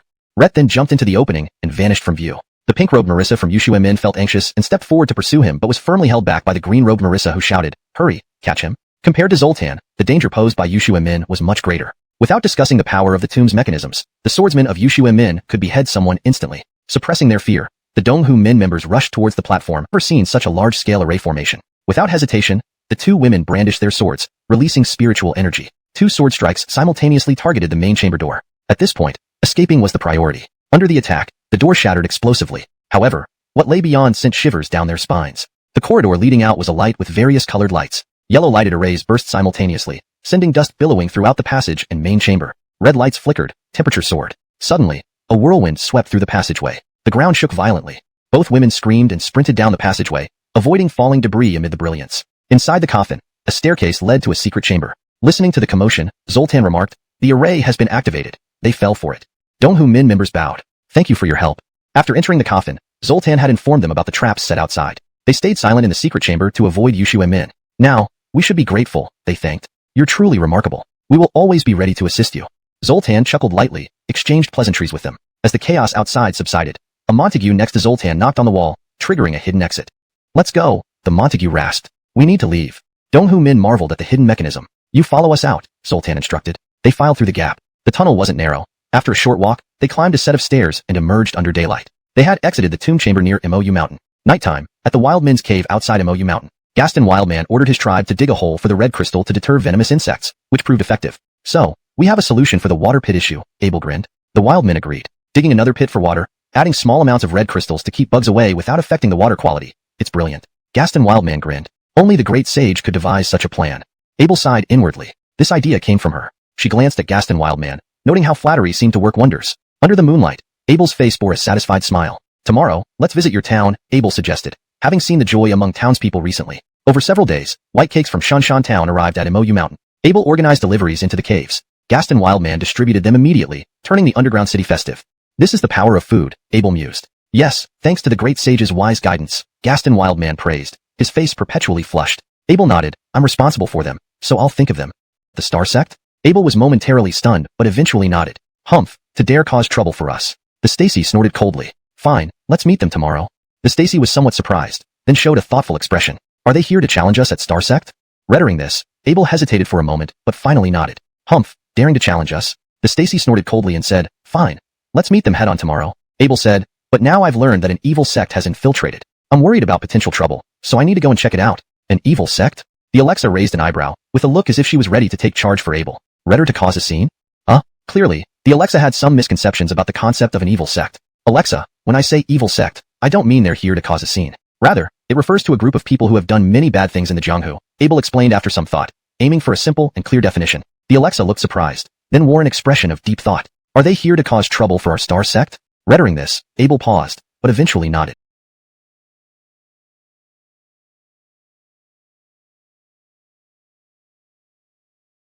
Himph, daring to come and challenge us? The Alexa snorted coldly. Fine, let's go meet them tomorrow. Hashtag chapter 177, Gathering of Retros. The setting sun accompanied by the mountains dyed the clouds and spread its red light over the desolate hills. A crane's call echoed through the air, followed by a furious shout from a young girl. Find him for me, even if you have to dig 3 feet into the ground. Find him. The crane circled in the sky for a long time, but found nothing except barren hills and yellow earth. The girl sat on the crane's back, glaring with eyes full of anger, yet her small and delicate features made her look more adorable than intimidating. Little honest, said a man in white sitting next to the girl, wearing a black headband. We won't find them here. The girl looked out at the vast land beneath, then turned to the man beside her. Red appeared to be in his 20s, handsome and graceful, with clear eyebrows and bright eyes, as elegant as the crane itself. What should we do? Just give up?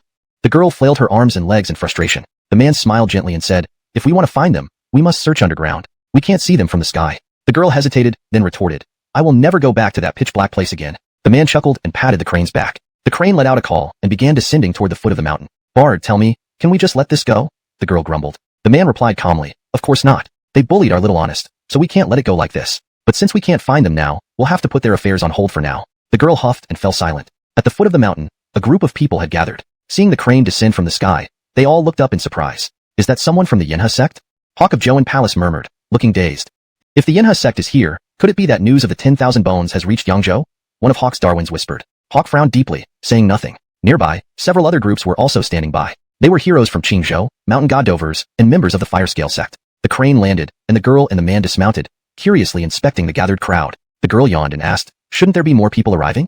She was short, only reaching the man's shoulder, and looked up at him with an innocent expression. The man smiled at her and said gently, from what I can see, these are all the people who've arrived. The girl's eyes lit up, and her anger vanished instantly, replaced by excitement. Then no one will compete with us?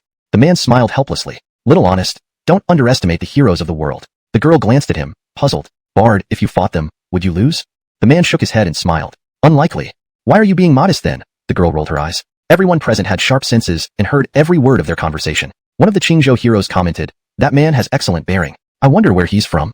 The man in white had spotless robes and exuded an aura of grace. Meanwhile, they had been traveling through the desolate mountains for 2 or 3 months, looking disheveled and exhausted. They are from the Yenha sect. Someone recognized them, speaking warily. Yenha sect members often ride cranes. These cranes are high-grade spirit beasts, capable of traveling thousands of miles a day, while we've spent months journeying here. Everyone looked at the duo in amazement, knowing they could only envy such speed and ease. If the Yenha sect is here for the 10,000 bones, doesn't that mean? One person worried. In the crowd of Qingzhou heroes, a Blood Alliance fan-holding man laughed. That's why we must unite. Yes, agreed the red-haired Gary. Even if the Yenha sect is powerful, our numbers are greater. If we work together, we might not lose. Though Gary had been defeated by Nigel at the Lord's residence gate, he still possessed a high-grade power, making him one of the standout figures among the Qingzhou heroes. Seeing some confidence restored among them, the Blood Alliance man observed the Yenha sect man, who, though far away, radiated danger. Rhett was clearly the most formidable presence, even more so than Hiroshi from Joan Palace, despite his gentle demeanor. As night approached, the Firescale sect stood up and began climbing the mountain. Everyone was taken aback. They're moving under cover of darkness, the Qingzhou group marveled. Have they recovered so quickly? Some looked anxious. They watched the Firescale sect, then glanced at Joan Palace, the mountain god dovers, and the Yenha sect. Seeing no movement from them, the noise gradually died down. At Joan Palace, a Darwin whispered to Hawk, Elder, the Firescale sect is leaving. Hawk opened his eyes and glanced at them indifferently. Let them go. We need to conserve our energy. It's those hateful triplets' fault, the Darwin complained. If not for them, we wouldn't have lost so much strength. We weren't the only ones, Hawk scoffed, glancing at the crane. All of us were fooled by those triplets. Even the Yenha sect member was underground for days. If it weren't for the sudden burst of power in the valley, we still wouldn't know the precise location of the 10,000 bones. The Darwin gritted his teeth. Why did the triplets do this? How could they? Hawk glared at him and interrupted sharply. We don't need to know about Lord's residence matters. Instead of worrying, we should rest properly. The Darwin froze, then returned to his seat to meditate. Hawk, for some reason, refused to discuss the Lord's residence further, which clearly hinted at something more, but the Darwin didn't dare ask. In an underground chamber 20 miles from the mountain foot, the Chen brothers were resting. They finally left, Chandler sighed with relief. Good thing we hid in this secret chamber, Carter laughed, holding a pink piglet spirit beast. Thanks to this spirit beast, which dug an isolated chamber in advance, we avoided being tracked. Despite his fatigue, Nigel smiled faintly. Abel tricked everyone into digging an underground palace nearby, misleading them. Now, we've offended everyone. Brother, why do you seem happy about it? Carter wondered. Logically, Nigel should be cursing Abel for this situation. Nigel shook his head and smiled. I discovered one of Abel's secrets. Huh. Both brothers looked at him curiously. Nigel explained. While we were worrying about our cultivation, Abel became a lord. Rhett recruits Darwins, builds palaces, and manipulates events. We were just pawns in his grand scheme. No matter how strong, they were mere pawns. The real power lies with the one controlling the game. No matter how skilled a pawn is, it's still a pawn. We lured Qingzhou's top experts into the palace we prepared, making them believe it was the burial site of the 10,000 bones, wasting their time for half a month. We got to play the controller for a while. We even disguised ourselves as pawns, joining them and draining their energy. This is Abel's secret. Nigel shared his insights with his two brothers, his face beaming with joy. The two brothers listened in stunned silence. Chandler asked, Davin, you mentioned earlier that eldest brother likes taking on Darwins? Is this related to playing chess as well? Nigel chuckled. Look at the people from Joan Palace. Apart from one elder, the rest are all Darwins. Ah, Chandler nodded in understanding. Nigel looked earnestly at his two brothers and said, in a sect, the more Darwins one has, the greater the territory they can expand. As someone who plays the game of chess, if one has more Darwins, then their chessboard becomes larger. The two brothers listened quietly. After a long pause, Chandler asked, Davin, what should we do next? Nigel smiled and replied, even though our fake underground palace has been exposed, what they want most now is the 10,000 bones, not to deal with us. So, we don't have much to worry about. Davin, do you mean we can go out now? Carter's eyes lit up. They won't come after us for revenge? Nigel shook his head. No, it's not the right time yet. We need to wait until they get closer to the 10,000 bones. Only then will their focus shift away from us. Nigel laughed heartily. After all, our maze once made them suffer miserably.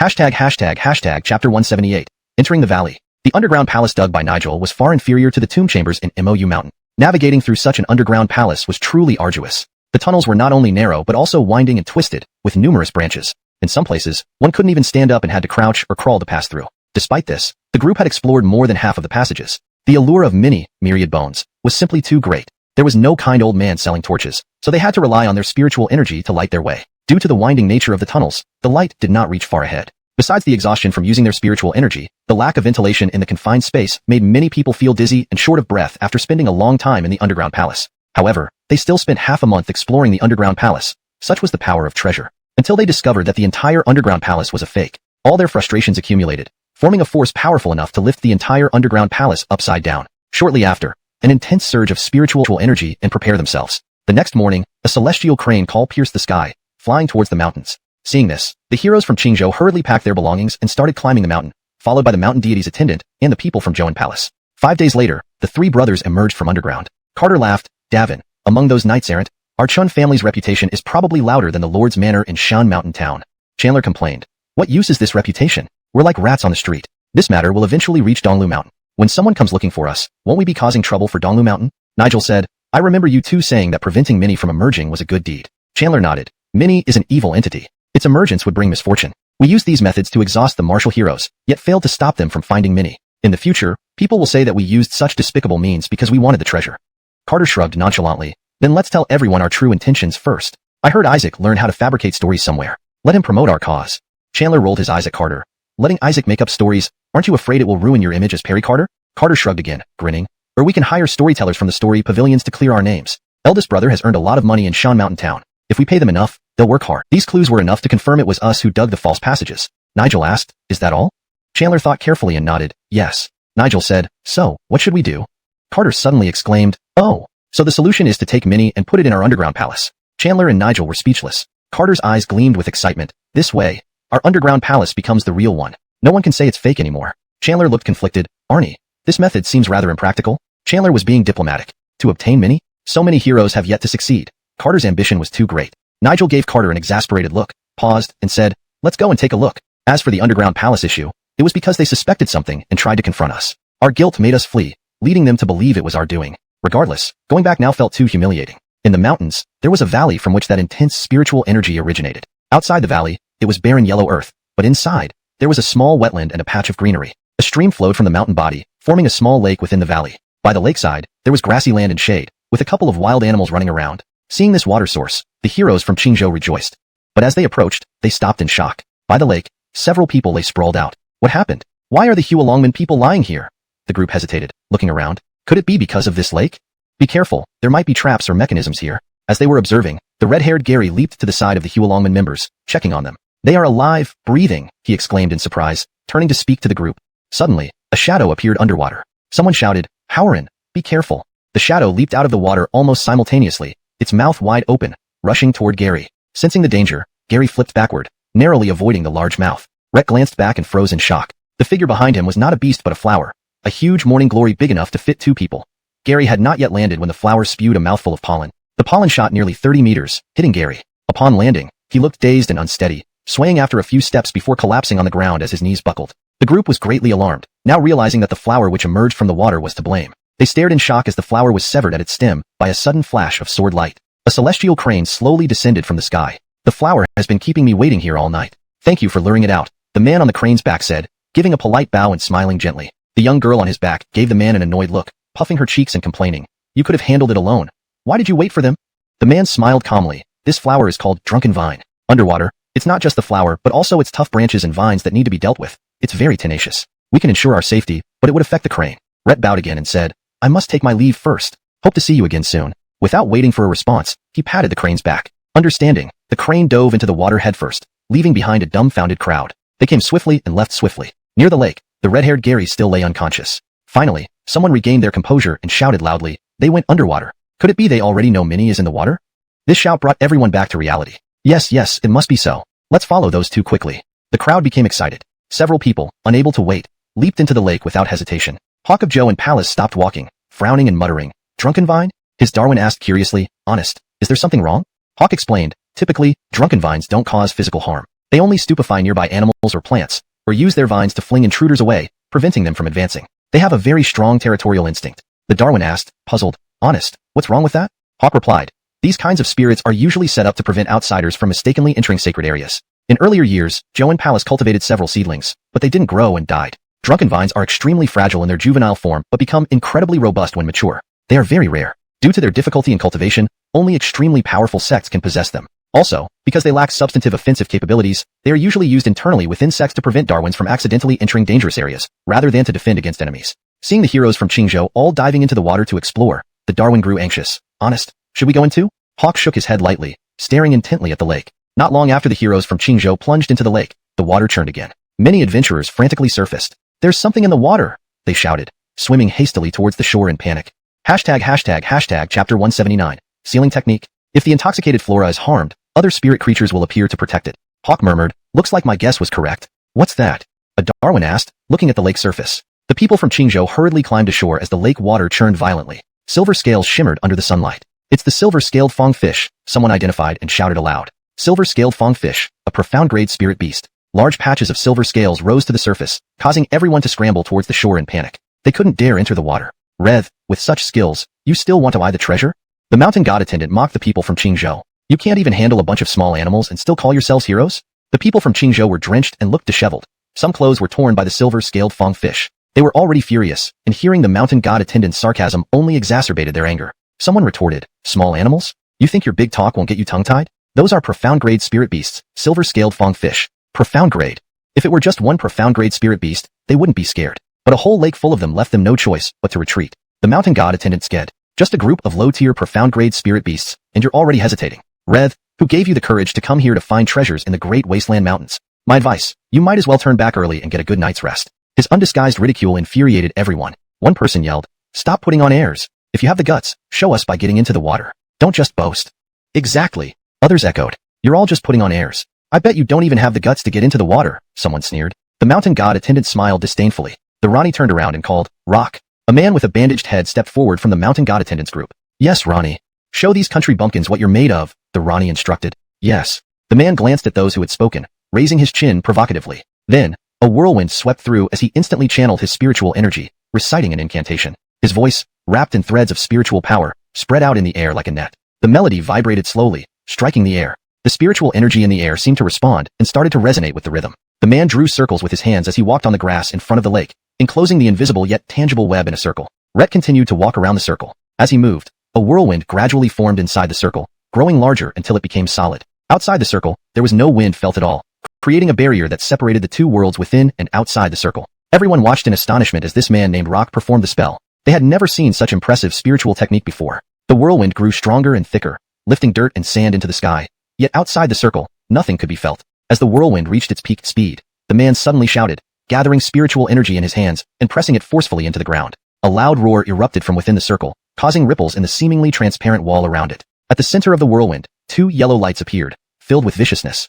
The whirlwind gradually subsided, and the crowd finally saw what was inside the circle. This must be. People stared open-mouthed in disbelief. Yes, this is the legendary summoning technique. Hawk raised an eyebrow and snorted coldly. I didn't expect a summoner among the mountain god attendants. A massive yellow python coiled in the circle, flicking its tongue and glaring fiercely at everyone. Rock pointed at the lake and mumbled two strange syllables. The yellow python reluctantly tore its gaze away and plunged into the lake. Once in the water, the silver-scaled fong fish dispersed immediately, leaving the lake surface clear. This. What's happening? Someone stared at the lake in shock. They're really that powerful. That python is as thick as two men's waists.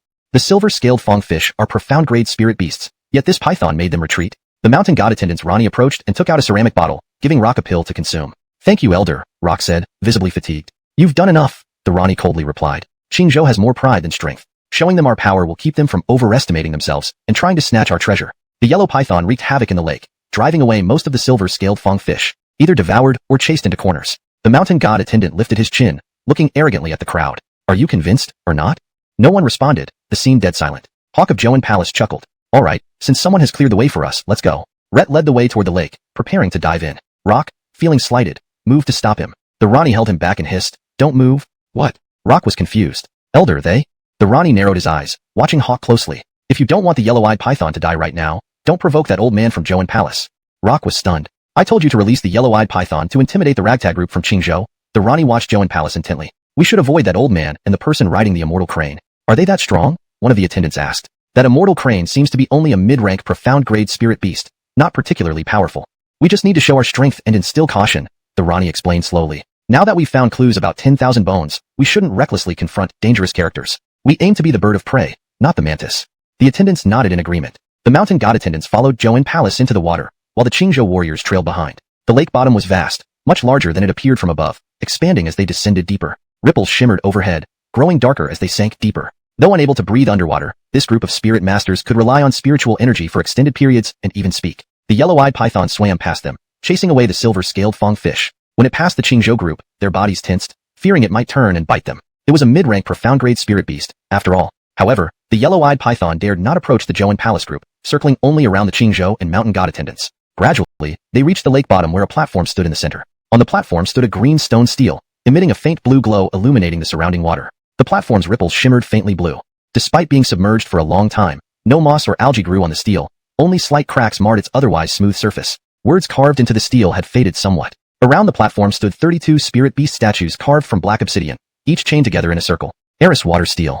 Hawk of Joan Palace hovered above the platform, taking a sharp breath as he saw the stone stele atop the dais. Red exclaimed involuntarily. The Darwins beside him were surprised by Hawk's reaction and asked, Honest, what's wrong? Hawk swallowed, his body trembling slightly. At this moment, a man and a Marissa stood before the stele with the immortal crane. The man, hearing Hawk's words, glanced at him with interest and chuckled. Not bad insight. So, what do you decide to do? What does it say? Hawk appeared nervous, clenching his fists tightly and asked. Go ahead and take a look.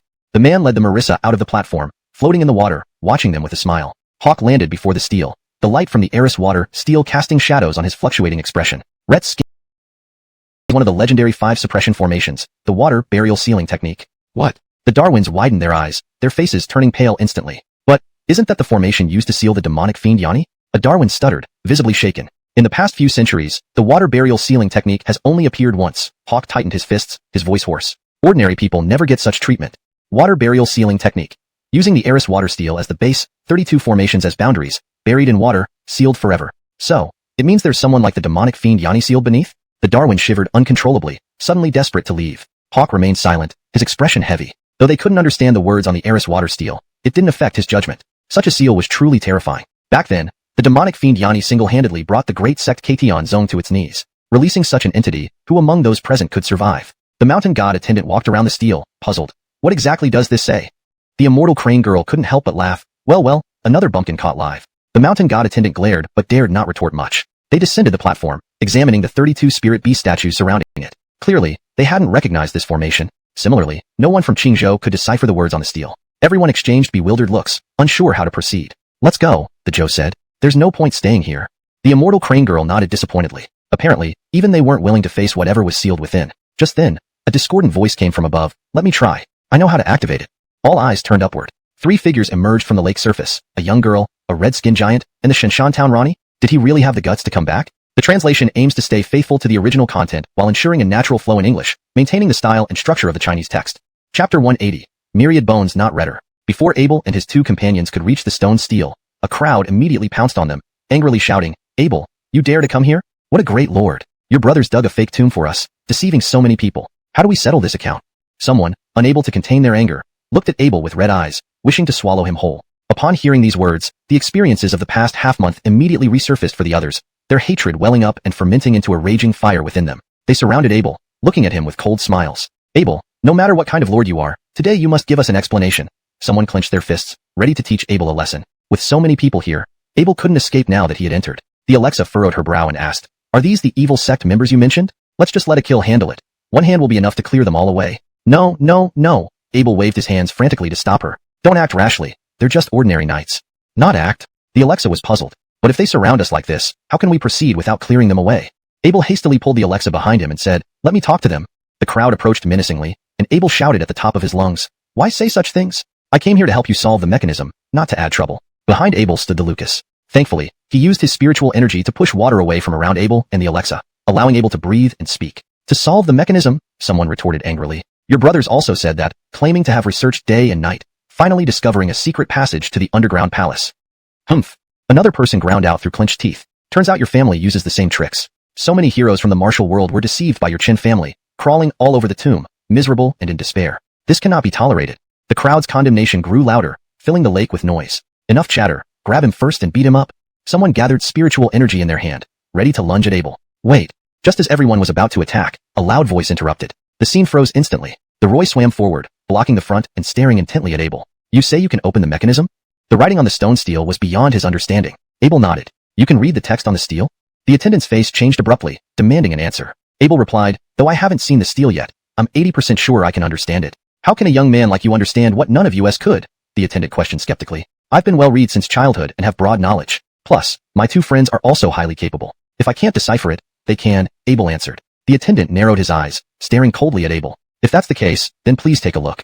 Compared to punishing Abel, the attendant was more concerned about solving the mechanism. His behavior made those who planned to teach Abel a lesson halt their actions. They too wanted to open the mechanism, but some of them simply wanted to vent first. Still, compared to them, the Roy had greater grievances with the Lord's manor. After all, Shun Mountain Town used to belong to the attendant. Abel and his two companions stood before the stone steel, examining the inscription closely. The Yanis was about to leave, but stopped upon seeing this. The Cloud Mist Palace Hawk watched Abel closely, surprised by his arrival. Rhett whispered cautiously to his Darwin, "Be careful of this person." The Homer quietly stepped back, hiding himself among the Chinjo group. "You've finally arrived, Blood Alliance traitor." The Alexa stood before the steel, tracing the inscriptions gently. After reading the entire inscription, she exhaled deeply, a smile gracing her face. "Indeed," the Alexa transmitted privately, "there is a demon sealed beneath here." Abel pressed on, "What does it say?" She smiled. "It roughly explains the origin of the sealing array. By its records, this seal has been here for over 4,000 years. Even the most powerful demons would only be reduced to bones under such a potent array." Abel's eyes lit up. In other words, even if we open the array, no strange demon will fly out. This aligned with Coulter's speculation. "Do you know how to open this array?" Abel asked. The Alexa, who was caressing the water spirit steel, paused, incredulously replying, "You want to break it?" Abel hesitated upon seeing her expression. "Can it be done?" The Alexa showed displeasure. "Since there's nothing left beneath, why break it?" Abel was taken aback by her sudden change of attitude. Then he realized. The Alexa was emotionally attached to this seal. It made sense. This was one of the few remaining relics of the Star Sect. Even though it merely stood at the bottom of the lake, sealing a demon, it held significance for her. Their purpose was to find the Blood Alliance and stop them, not necessarily to destroy this seal. In fact, they should try to preserve it alongside the Alexa. Thinking this way, Abel turned back loudly. "Myriad bones are not here. The steel states that a world-shaking demon is sealed beneath here. Breaking this array is absolutely forbidden." This statement caused a commotion. Someone immediately challenged, "How can we trust you? You just claimed you could break the mechanism but now say myriad bones aren't here. Your inconsistency makes us doubt you." People glared at Abel, closing in again. The Roy sneered coldly at Abel and his companions. "You've stirred everyone's anger. If you're useless now, your fate won't be pleasant." "This young friend speaks the truth," Corey from the Cloud Mist Palace suddenly interjected.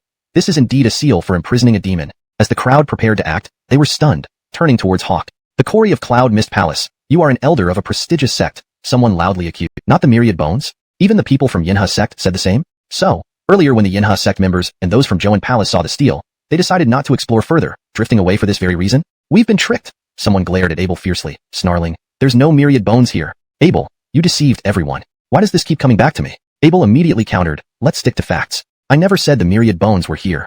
You provided the map. The map did not specify that the myriad bones were here," Abel rebutted. "Then where? Where else could they be? How would I know? You let your three brothers dig up a tomb. Such a waste. I thought we'd find some treasures here." The crane girl sighed, seeing everyone bickering, turning to the man beside her. "Let's go out and find those three guys to teach them a lesson." The man chuckled. You still remember teaching those three a lesson? Alright, our young master isn't one to mess with easily. However, in the next moment, the Jed froze, his face stiffening as he turned sharply. Everyone present felt the intense spiritual energy fluctuation simultaneously. Suddenly, the lake water began to churn violently. On the platform, the steel erupted with a strong blue light, instantly illuminating the area. Everyone was reminded of the powerful surge of spiritual energy. What? Is it 10,000 bones? Wasn't it said that there's an evil entity sealed inside? Questions raced through everyone's minds, forming multiple possibilities. 10,000 bones is indeed inside. The Jaden's statement was decisive, and he scanned the crowd, speaking firmly. Though his voice was soft, everyone present heard him clearly. His words were like a drop of water landing in scorching hot oil, suddenly stirring up a commotion among the crowd. Is what you say true? Someone asked loudly. They thought they were about to return empty-handed, but now, everything had taken an unexpected turn. Did this mean that Joan Palace and Yinha sect might have been lying? Their gazes towards Hawk and the Joe subtly changed. Before anyone could ask more, Hawk spoke sternly. Why did you come out from inside the tablet? Emilio answered frankly. I explored this place just like all of you. Later, I accidentally entered a small world behind the tablet and spent a few days there. So, did you find 10,000 bones? Hawk suddenly raised his voice and demanded. Emilio looked squarely at Hawk and chuckled. Max, you indeed have skills. 10,000 bones is inside the tablet. You may go in and take it. Hawk was inwardly alarmed. When he bellowed, his voice was infused with spiritual energy, aimed directly at Emilio. Such an attack would be impossible to deflect without being at the advanced era stage. Yet, Emilio deflected it effortlessly. This Montague was certainly not ordinary. In the tablet? The Iona's eyes sparkled as she looked at the Joe. A secret realm? The Joe's gaze wandered over the high platform twice before pondering aloud. This layout does indeed match the water burial ceiling technique. But could it merely be a deceptive form meant to mislead others? Intrigued, the Iona laughed. To think someone went to such lengths. It seems the master of this secret realm didn't want anyone approaching. Rethhe, interesting indeed. Why don't we go in and see for ourselves? The man contemplated for a long while before nodding. We can. However, since this Jaden encountered 10,000 bones, why didn't he retrieve it? What exactly is inside this secret realm? This question lingered in the minds of the Qingzhou group as well. The Jacob then shouted aloud. What's the landscape inside the tablet's small world like? Since you've encountered 10,000 bones, why didn't you take it? Emilio grinned. Inside the tablet is a gray, misty grassland. 10,000 bones is guarded by spirit beasts. I couldn't succeed alone, so I returned empty-handed. His explanation was reasonable, and the crowd immediately believed him partially. People reasoned. It seemed this Jaden was telling the truth. Joan Palace and Yinha sect must have lied to monopolize 10,000 bones. Be cautious. With the treasure right in front of them, greed consumed everyone. To possess the treasure, they'd abandon their esteemed reputations. And the Lord of Shun Mountain Town, Abel, was nothing but a complete fraud. Just as everyone was about to inquire further about the specifics inside the small world, the Jacob excitedly charged towards the high platform. Ha ha ha, let me be the first to go in and see. As soon as he landed on the platform, he lunged at the tablet. With a thud, the fat man slammed face first into the tablet and was instantly repelled, blood gushing from his head. Ow, that hurts. Rhett clutched his forehead and jumped up in anger. Can't get in. There's no small world here. Another deception. Everyone fell silent. The Iona burst into laughter. How could anyone be so foolish? Haha, and you call yourselves heroes? Ridiculous. Ha ha ha. Although Qingzhou residents couldn't accept her comments, the fat man's actions were undeniably embarrassing, and they couldn't help but chuckle. The Jaden rubbed his forehead, exasperated. Each small world has its unique way of opening. Bashing it with brute force won't. Abel asked dazedly. Earlier, the Holy Maiden told him a demon was sealed here. Now, someone emerged, saying it contained a small world. Did she get it wrong? No, this is indeed a seal, Alexa Imogen affirmed. It's a genuine water burial sealing technique. Abel looked at Imogen in surprise. But, Imogen explained, these people have only heard of the water burial sealing technique, but have never seen one. This technique seals the demon into a small world. Entering the tablet is easy. Getting out, however, is difficult. Abel shivered, realizing, do you mean these people sealed themselves inside? Imogen nodded. Exactly. They are now sealed. Shaken to the core, Abel gazed at the platform in disbelief. These people had sealed themselves within the array designed to trap demons, and the one who sealed them, Daryl Emilio, stood next to the tablet, smiling at Abel and his companions. What a challenge. Emilio squinted and laughed. I didn't expect to meet someone who recognizes its true nature. Enraged, Abel roared, who are you? Emilio laughed heartily. Catch me, and I'll tell you. With that, he patted the tablet and stepped through its glowing surface, pausing to look back at Abel. Hope you dare to follow. See you inside. End of chapter 181. The next moment, the Jaden's figure vanished from sight. Abel clenched his teeth and tightened his fists. But then, as if a sudden thought struck him, he asked in alarm, Imogen, if one cannot come out after entering, how could that Jaden walk out of the stone tablet just now? Imogen pondered for a while before responding, because this formation has a gap. A gap? Imogen drifted to the front of the stone tablet, gently caressing it. On the mirror-like surface of the stone tablet, the grayish misty grassland appeared once more, with several black shadows dotting the landscape. These shadows were the martial artists who had entered the stone tablet. In the seal formations of Star Sect, besides the owner of the formation, only one type of person can move freely in and out, Imogen said with a light laugh as she stepped into the stone tablet. Come, let's go in and see what his intentions truly are. End of translation. Hashtag chapter 182, contention. Stacy Imogen stepped into the stone tablet, followed closely by Lucas. Abel bit his lip and also entered. Abel felt as if he had passed through a curtain of water. The scenery before him transformed, and he found himself in a grayish, misty prairie. Panicking, Abel hurriedly turned back to feel around but touched nothing, which alarmed him. The landscape ahead was a prairie, and behind him, it was also a prairie. There was no gateway leading out of the stone tablet. They seemed to have appeared in the prairie out of thin air. Abel swallowed hard and nervously glanced at Stacy Imogen, who was gazing intently at the sky. The sky was overcast, covered with thick clouds. A strong wind blew across the prairie, stirring up grass debris that blurred his vision. Surveying the area, all he could see was an endless expanse of prairie, with dark mountain ranges visible on the horizon. This prairie appeared to be surrounded by mountains that were very far away. So, the weather here is this gloomy, Stacy Imogen murmured after gazing at the sky for a long time, her young voice tinged with loneliness. Perhaps she had hoped for a vibrant, sunlit prairie, but this was within expectations. Before entering the stone tablet, they had already seen the overcast sky above the prairie. Lucas also looked at the sky and agreed. As the Stacy says, the weather is indeed gloomy. Abel remained silent. After receiving Lucas's confirmation, Imogen withdrew her gaze, smiled, and looked into the distance. In the distance, people from Qingzhou, Roy's, and Zhouan Palace were running toward one place. What are they doing? Abel asked, puzzled. Imogen gave him a sidelong glance. Can't you feel the fluctuations of spiritual energy in the air? I'm not a spirit, honest, Abel replied awkwardly, laughing at himself. I can only feel. Scratched his head, looking baffled. Stacy, I didn't really understand what you just said. You didn't? Abel exclaimed. Then why did you look so panicked? Lucas hesitated, then laughed. I just suddenly felt the atmosphere get tense, like something big was about to happen. Imogen and Abel both fell silent. In the middle of the prairie, where spiritual energy was especially dense, a light mist hovered. Within the mist, faint golden light flickered intermittently. This is where 10,000 bones lies? The young girl sitting on the celestial crane exclaimed. Jerry, let's hurry and retrieve it. Jerry nodded, excitement gleaming in his eyes. The mist seemed to offer resistance, blocking their path. A spiritual barrier? The young girl chuckled, drawing her sword and slashing forward. The sword's glow cut through the barrier effortlessly. Trifling tricks.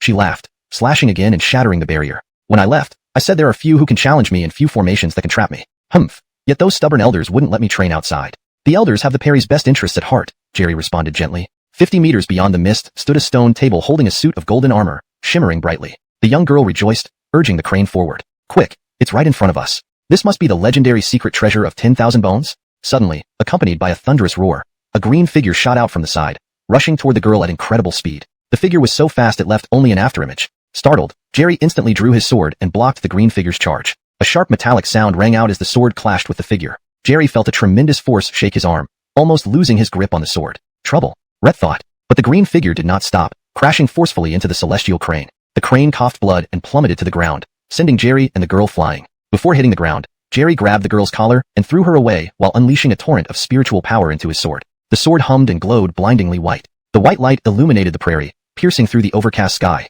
Everyone looked up, astonished. Yinha sect's 3 great techniques, sun-piercing sword. An elder from Zhouan Palace trembled, staring at the blinding light. Rhett actually mastered the sun-piercing sword. At that moment, the elder was startled once more, for Jerry had acted again. Upon landing, his figure vanished in an instant, utilizing Yinha sect's mysterious movements. An afterimage flashed, and the dazzling white light surged forth like a meteor, aiming straight for the green figure. A loud explosion resounded, and a powerful shockwave burst forth, scattering the mist completely. Many people still approaching were blown off their feet. After the attack, Jerry flew backward, landing softly after covering 100 meters. Rhett then leaped up to catch the girl. What was that? The girl asked, still shaken. Something large, Jerry panted. But it's dealt with now. Celestial crane? The girl gasped, turning around. Near 10,000 bones lay a limp celestial crane, clearly dead. It's gone, Jerry said with regret. As the shockwave dissipated, everyone regained their balance, only to discover a large crater where the blow had struck, the ground lowered by half a meter within a mile radius. Yinha sect. Everyone gulped nervously, intimidated by such terrifying power. They decided it was better to avoid confrontation. However, as the mist cleared, the golden armor on the table in the center came into view, glowing brilliantly. The legendary strongest physical body in the world, 10,000 bones, was now in sight. At that moment, Corey from Zhouan Palace lunged forward, speeding towards 10,000 bones. Not good, Jerry immediately set down the girl, transforming into an afterimage as he pursued the elder. Among these people, he only feared Corey. 6 Roys formed a circle nearby, keeping watch but unable to intervene. Thus, the scene unfolded under intense tension, setting the stage for further conflict. At that moment, surges of spiritual energy erupted from around each of them, forming spirals of spiritual wind. Everyone was drenched in sweat, their veins bulging. Yet they gritted their teeth and mumbled arcane incantations. Summoning array, activate. With a thunderous shout, a burst of lightning erupted from the ground at the center of the 6 individuals. The intense lightning illuminated the area, crackling loudly, and amidst the rolling thunder, roar reverberated through the heavens and earth. A stunning golden white tiger emerged from the lightning, transforming into a bolt of golden lightning that streaked towards 10,000 bones. Chapter 183, The Whirlwind Scroll. Hawk of Cloud Rainbow Palace had not yet arrived when the male crane from Yinha sect darted forward, his figure shimmering like sword light. Hawk immediately stopped, glaring fiercely as spiritual energy surged out around him, forming a rapid whirlwind that howled fiercely. His white beard was wildly tossed about by the wind, giving him a terrifying appearance. The crane man reached instantly, and Hawk, seizing the moment, roared and unleashed both palms. A brilliant red fire cloud erupted from his reddened palms, burning and intense, transforming into a massive fan-like shape that rushed toward the crane man, causing the temperature around them to rise dramatically. The elder has made his move. The Darwins of Cloud Rainbow Palace watched anxiously, their hearts racing. When Hawk acted, there was no place for the Darwins to interfere. Divine fire of the clouds, burning the red heavenly haze. Retros from Qingzhou had heard stories about Cloud Rainbow Palace, and now their faces were pale with fear. I think we should stay far away from that old man, someone stammered, trembling uncontrollably. A wave of heat swept over them. Even from 500 meters away, the rising temperature was instantly felt, making everyone's breath catch in their throats. Beside the fire cloud, starlight twinkled, followed by a figure leaping out around it, diving swiftly toward Hawk. As it approached, dazzling sword light erupted like stars. Hawk struck furiously with his glowing red palms, his hands nearly dripping blood. The air echoed with sharp metallic clangs as he was instantly forced back, cold sweat beading on his forehead, hands trembling. Himph, just as I thought. The sword light paused briefly, mocking laughter echoing. Just as it was about to attack again, a golden thunderbolt intercepted it. The thunderbolt crashed against the sword light, sending it flying 100 meters before landing gracefully. The crane man watched the golden thunderbolt with a grave expression. An awe-inspiring golden white tiger emerged, lightning crackling around it, its roar echoing like thunder. It stared fiercely at the crane man. Hawk paused, catching his breath and gathering strength, his spiritual energy swirling violently once more. In the distance, the faint chanting of mountain deities' attendants could be heard, growing louder. The golden white tiger's body glowed with lightning, accompanied by rolling thunder, charging toward the crane man, leaving a trail of golden lightning. Hawk seized the opportunity, following the tiger to attack the crane man. Watching from afar, the crowd could barely see their movements, only glimpses of white starlight, red fire, and yellow lightning chasing, colliding, and separating in the sky, accompanied by booming explosions and spiraling winds. The weather is getting darker, the holy maiden remarked, frowning at the sky without looking at the battle. Yes, it's indeed getting darker, Wildman Eben agreed quickly. Rhett and the holy maiden were always on the same side, even in their views. They hurried toward the center of the formation. Darlene sat on Wildman Eben's shoulder, while Abel was carried by him, avoiding being blown away. As they moved, many people around them were pushed back by the force of the winds. With Darlene's instructions, Wildman Eben used his strong muscles to resist the spreading gusts of spiritual wind. Frida, won't this intense battle draw the formation's attention? Abel asked. However, he hadn't seen any adverse effects from the formation yet. Darlene replied, I'm afraid so. But something unexpected has happened. There seems to be a real treasure in the center of this formation. Perhaps the one who lured everyone here had this in mind. Let's go inside and check. The folding fan man from Blood Alliance stood at the edge of the formation, spiritual energy flowing within him. Seeing the crane man tangled with Cloud Rainbow Palace's elder and mountain deity's attendant, he smiled smugly and suddenly sped towards the stone table, intending to grab 10,000 bones unnoticed.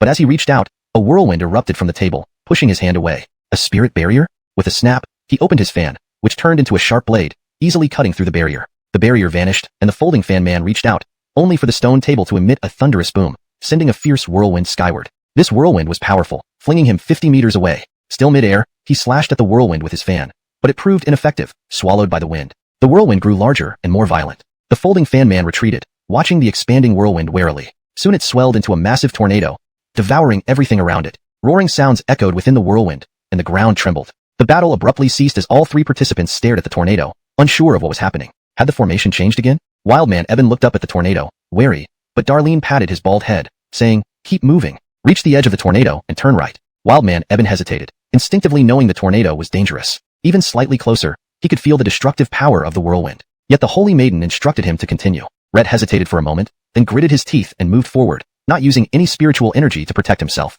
Someone in the crowd shouted. The man with the fan took 10,000 bones, triggering a major change in the formation. Everyone looked up, seeing the folding fan man retreating from the whirlwind. Rhett this, he froze in shock, then fled without hesitation. No one would give him mercy now. Rhett had to escape. Sure enough, everyone pursued him. Like the mantis stalking the cicada, unaware of the oriole behind.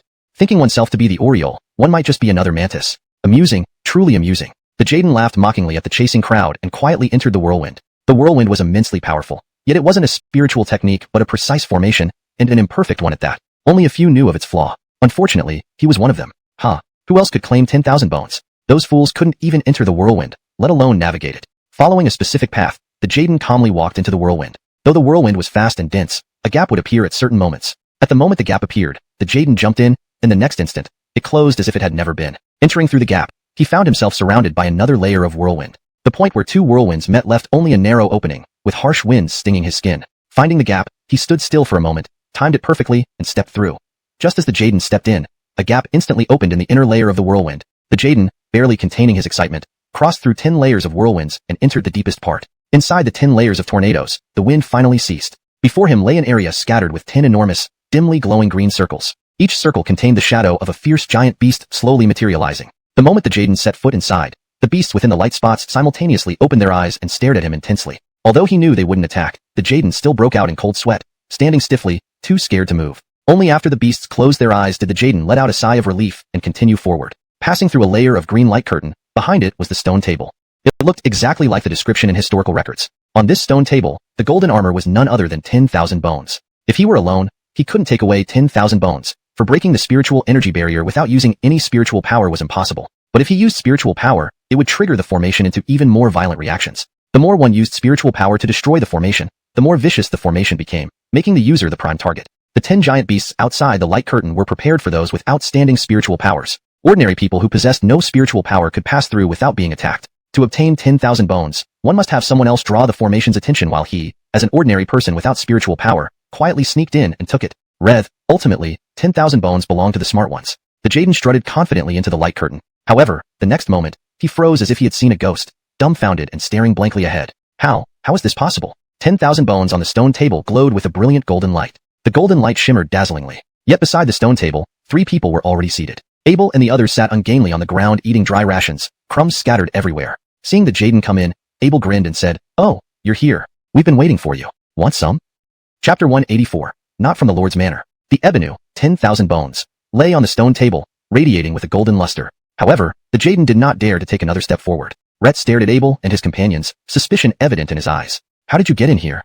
Abel, chewing on a light bread, replied casually, "We walked in." The Jaden frowned deeply. "What are you hesitating about?" Abel asked with a smile. "The ebony is right there on the table. You can just come and take it." The Jaden fixed his gaze on Abel and sneered. "Then why haven't you taken it?" "Our purpose here is not for the ebony," Abel responded easily with a laugh. The Jaden's eyes darted between Abel, the Alexa, and Lucas as he tightened his grip on his longsword. "Do you think I would believe you? Outside, so many people are running around chasing after each other, casting spirit energy beams all over the grassland. Aren't they all after the ebony?" Abel placed the light bread on the stone table and smiled. "What if I told you that I have ulterior motives?" The Jaden narrowed his eyes. The light bread was less than a handspan away from the ebony. "Then what do you really want?" Abel chuckled, sighed, and pointed outside. "Listen, despite the whirlwind dragon's roar, I can still hear the faint sounds of battle coming from outside." Standing up, Abel continued, "I don't want the ebony. I want peace in this place." The Jaden froze, clearly puzzled. "Peace in this place? What does that mean?" "In simple terms, world peace where no one gets hurt," Abel replied. "Ha ha ha."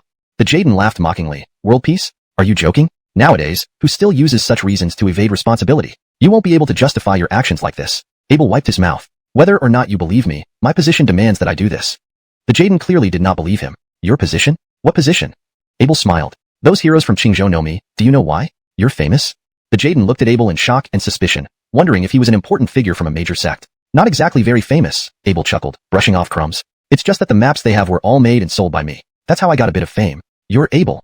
The Jaden's eyes widened in disbelief. The Lord of Shenshan Town. Rhett held the mountain god servant's notebook and had created those maps. No one knew his true motive behind distributing the maps, though it was rumored he did it for money. Yet those who wandered the martial world understood that even mountains of gold couldn't guarantee obtaining treasures hidden within secret formations. If he couldn't crack the formation and only found the treasure by chance, it might have been reasonable. But now, standing unharmed here, it showed he knew the intricacies of the formation. So why distribute maps? Lord, the Jaden drew in a sharp breath. Is everything done by your manner always so unpredictable? Rhett thought of Ewan, the man fond of wandering in red robes. "Now, you should understand my position," Abel said with a smile. "I am the Lord of Desolate Mountain, and when trouble happens here, I must clean it up." "That's funny. Isn't this mess entirely your doing?" The Jaden sneered. "Weren't you the one who distributed the maps?" "Initially, only a few people knew about the secret treasure of Desolate Mountain. I went through great lengths to obtain the mountain god servant's notebook from the red-robed Simian army. After entering the great desolate mountains, I noticed more and more people joining in. Isn't this your manners doing? Now you complain about the chaos?" Abel stared at the Jaden steadily and nodded. "Indeed, I didn't notice it before, but now it feels chaotic. Many things have gone beyond my expectations." The Jaden froze again. Abel directly admitted it. This straightforward acknowledgement was childishly brazen, leaving the Jaden speechless. Staring at Abel coldly, he sneered. "Do you take me for a 3-year-old? Do you really think it's that easy to deceive me? Even if I believed you were the Lord based on your words, who could verify your claims?" Abel shrugged with a smile. "Believe what you will. We're not here for the ebony. Look, it's right there on the table. It's not the right time yet, and I'm sure you wouldn't dare touch it. Why don't we go out? There will be someone who recognizes me." Not daring to touch it, the Jaden's gaze fell upon the glittering golden armor on the stone table, and he swallowed nervously. Indeed, it was too early to touch it. This thing had remained untouched for over 4,000 years within the formation, and even if it wasn't a divine artifact, it was close enough. Such an object, despite its subdued spiritual energy, was undoubtedly favored by the formation, which would focus all its attention here. Even external fluctuations of spiritual energy could only draw a part of the formation's attention. Unless a powerful burst of spiritual energy inside the formation diverted all its attention, whoever touched the ebony would become the central focus of the entire formation, never to escape. The armor on the table seemed to shine brighter, almost blinding. Squinting, the Jaden looked at Abel. You want outsiders to verify your identity? Even if that's good, it means nothing to me. Whether you are the Lord or have other plans, it doesn't matter to me. Why go through all this trouble? You misunderstand. It matters greatly to you, Abel said seriously. Those outside pose no real threat, but if my goal was the ebony, you'd gain a formidable competitor. And you may not win. If my goal isn't the ebony, then you truly have no competition here, Abel continued confidently. What comes next depends on you. The Jaden paused, realizing, all right, what do you want? What I want is simple and completely within your capabilities, Abel said with a casual smile. Release these people unharmed. Impossible, the Jaden rejected flatly. If they leave, how will I get the ebony? Abel fell silent. So, you intended to sacrifice these people to slow down the formation to get the ebony?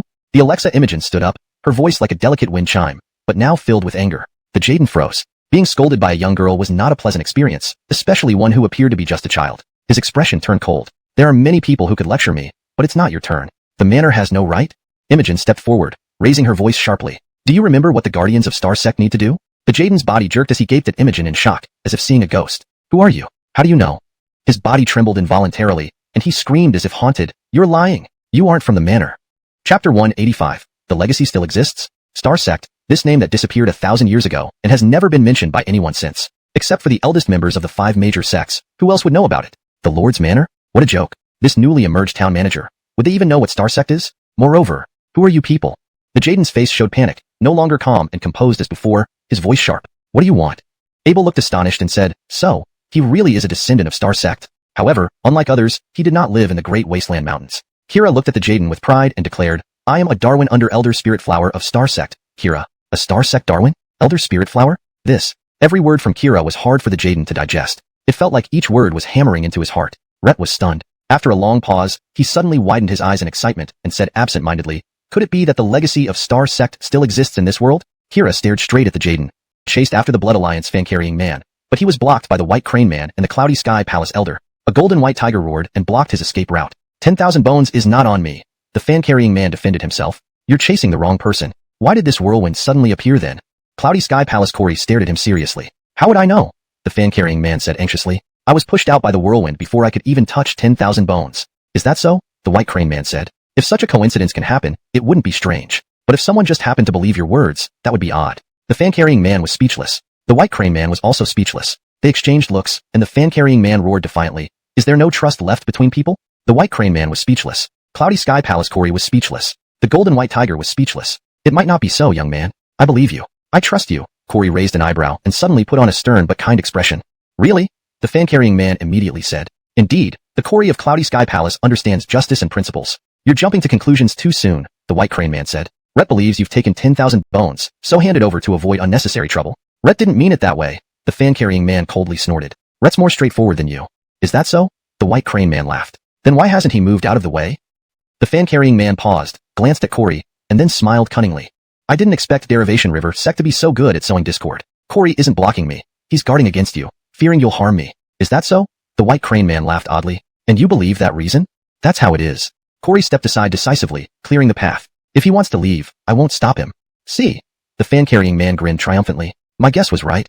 Corey laughed. This gentleman with the fan, as you see, I'm not stopping you, but he is. If you have a conflict with him, I'd rather not get involved. However, if you feel Derivation River Sect is bullying you and seek help from me, we in Cloudy Sky Palace can assist. My brother Ziku will gladly lend a hand. Haha, the White Crane Man narrowed his eyes and sneered. Old White, you underestimate me. You think bringing him in to fight me 3-on-1 will increase your chances? Isn't it worth a try? Corey's beard fluttered, giving off an immortal-like aura. We can't do this. The fan-carrying man immediately spoke. Rhett took off his shirt, then started fumbling with his pants. To prove my innocence, I have no choice but to do this. But I must remind all of you, this whirlwind is mysterious and difficult to penetrate. If you keep fighting here without planning to break the formation, you may not have enough strength left to retrieve 10,000 bones. The White Crane Man watched the completely undressed fan-carrying man with narrow eyes and chuckled. Forget it. Then, he turned and hurried toward the whirlwind. Corey snorted and didn't say anything, turning to leave as well. The fan-carrying man put his clothes back on, his face dark. Seeing him stripping in public to prove his innocence, the crowd from Qingzhou dispersed. A large man in a red coat came over quietly and whispered, Perry. Humph, today's humiliation will be repaid someday. The fan-carrying man said fiercely, his eyes red. When had he ever endured such disgrace? But if he hadn't done this, he couldn't divert everyone's attention. Corey wasn't really trusting him. He wanted to use him against the White Crane Man. If he truly possessed 10,000 bones, it would inevitably show during the fight, exposing him. If he didn't have 10,000 bones, he would surely be injured by the powerful White Crane Man. Neither outcome was desirable. The safest way was to strip off his clothes to prove his innocence and shift everyone's focus to the whirlwind. Who exactly? The fan-carrying man said angrily. Who shouted that, making them think I took 10,000 bones? We didn't notice. The large man in the red coat lowered his head. Didn't notice? The fan-carrying man glared at the man in red, his eyes red. The large man lowered his head. Perry, we were busy arranging the formation and didn't pay attention to what happened here. Arranging the formation? The fan-carrying man's anger subsided instantly. Red asked anxiously, do we need more time? About 3 more days, the man in the red coat replied honestly. Then continue. The fan-carrying man raised his head and looked at the whirlwind reaching up into the clouds. In the end, the final blow will be ours. Humph, the sparrow awaits behind. Yes, Perry, the man in the red coat replied respectfully. Who would know besides the oldest veterans of the 5 major sects? The Lord's Manor? A joke. Would this newly emerged town manager know what the star sect is? Moreover, who are you exactly? The Jaden asked in panic, losing his usual calm composure, his voice becoming sharp. What do you intend to do? Abel exclaimed in surprise. So, he really is a descendant of the Starzong. Note, the term Starzong seems to be a literal translation and doesn't read naturally in English. It would be better to use Star Sect or Star Clan depending on the context. For this edit, I'll assume Star Sect is appropriate. Revised. Abel exclaimed in surprise. So, he really is a descendant of the Star Sect? But unlike others, he didn't live in the Great Wasteland Mountains. Rosie looked at the Jaden and raised her head proudly. I am a Darwin under Elder Linghua of the Star Sect, Rosie. A Starzong Darwin? Elder Linghua? This. Every word from Kira was hard for the Jaden to process. It felt like each word struck his heart like a hammer. Rhett was stunned. After a long while, he suddenly widened his eyes in excitement and asked in disbelief. Could it be that the legacy of Starzong still exists in this world? Kira stared straight at the Jaden, her gaze earnest. After a long pause, she furrowed her brow and nodded lightly. Legacy? It's already gone. But she couldn't bring herself to say these words aloud. She couldn't tell others that Starzong had disappeared from this continent. Even if she were the last one, as long as she was still here, Starzong would still exist. Weren't there still descendants of Starzong? Therefore, this legacy, of course, naturally, it must still exist. Even if it were just her, she would continue to pass down the legacy of Starzong. Kira nodded solemnly, enunciating every word clearly. Starzong still exists. These words hit the Jaden like a bolt of lightning, leaving him momentarily speechless. It still exists? But if someone believes your words, that would be even stranger. The man with the fan and the Muhammad exchanged looks in silence. Do people have no trust in each other anymore? The man with the fan growled. The Muhammad said nothing. Corey from Cloudy Peak Palace said nothing. The Golden White Tiger said nothing. Perhaps not, young man, Corey said, raising an eyebrow and adopting a dignified demeanor. I believe you are telling the truth. I trust you. Really? The man with the fan immediately said. Indeed, Elder White from Cloudy Peak Palace is fair and reasonable. You're too quick to jump to conclusions, the Muhammad remarked. Rhett trusts that you have taken the 10,000 bones. So, give it back to avoid any trouble. That's not what Elder White meant, the man with the fan snorted. Rhett is far more straightforward than you. Is that so? The Muhammad smiled. Why hasn't he moved to let you go? The man with the fan paused, glancing at Corey, then turning his eyes and laughing. I didn't expect that even Yinsha River Sect is skilled in sowing discord. Elder White not moving aside isn't to guard against me but against you, fearing you might hurt me.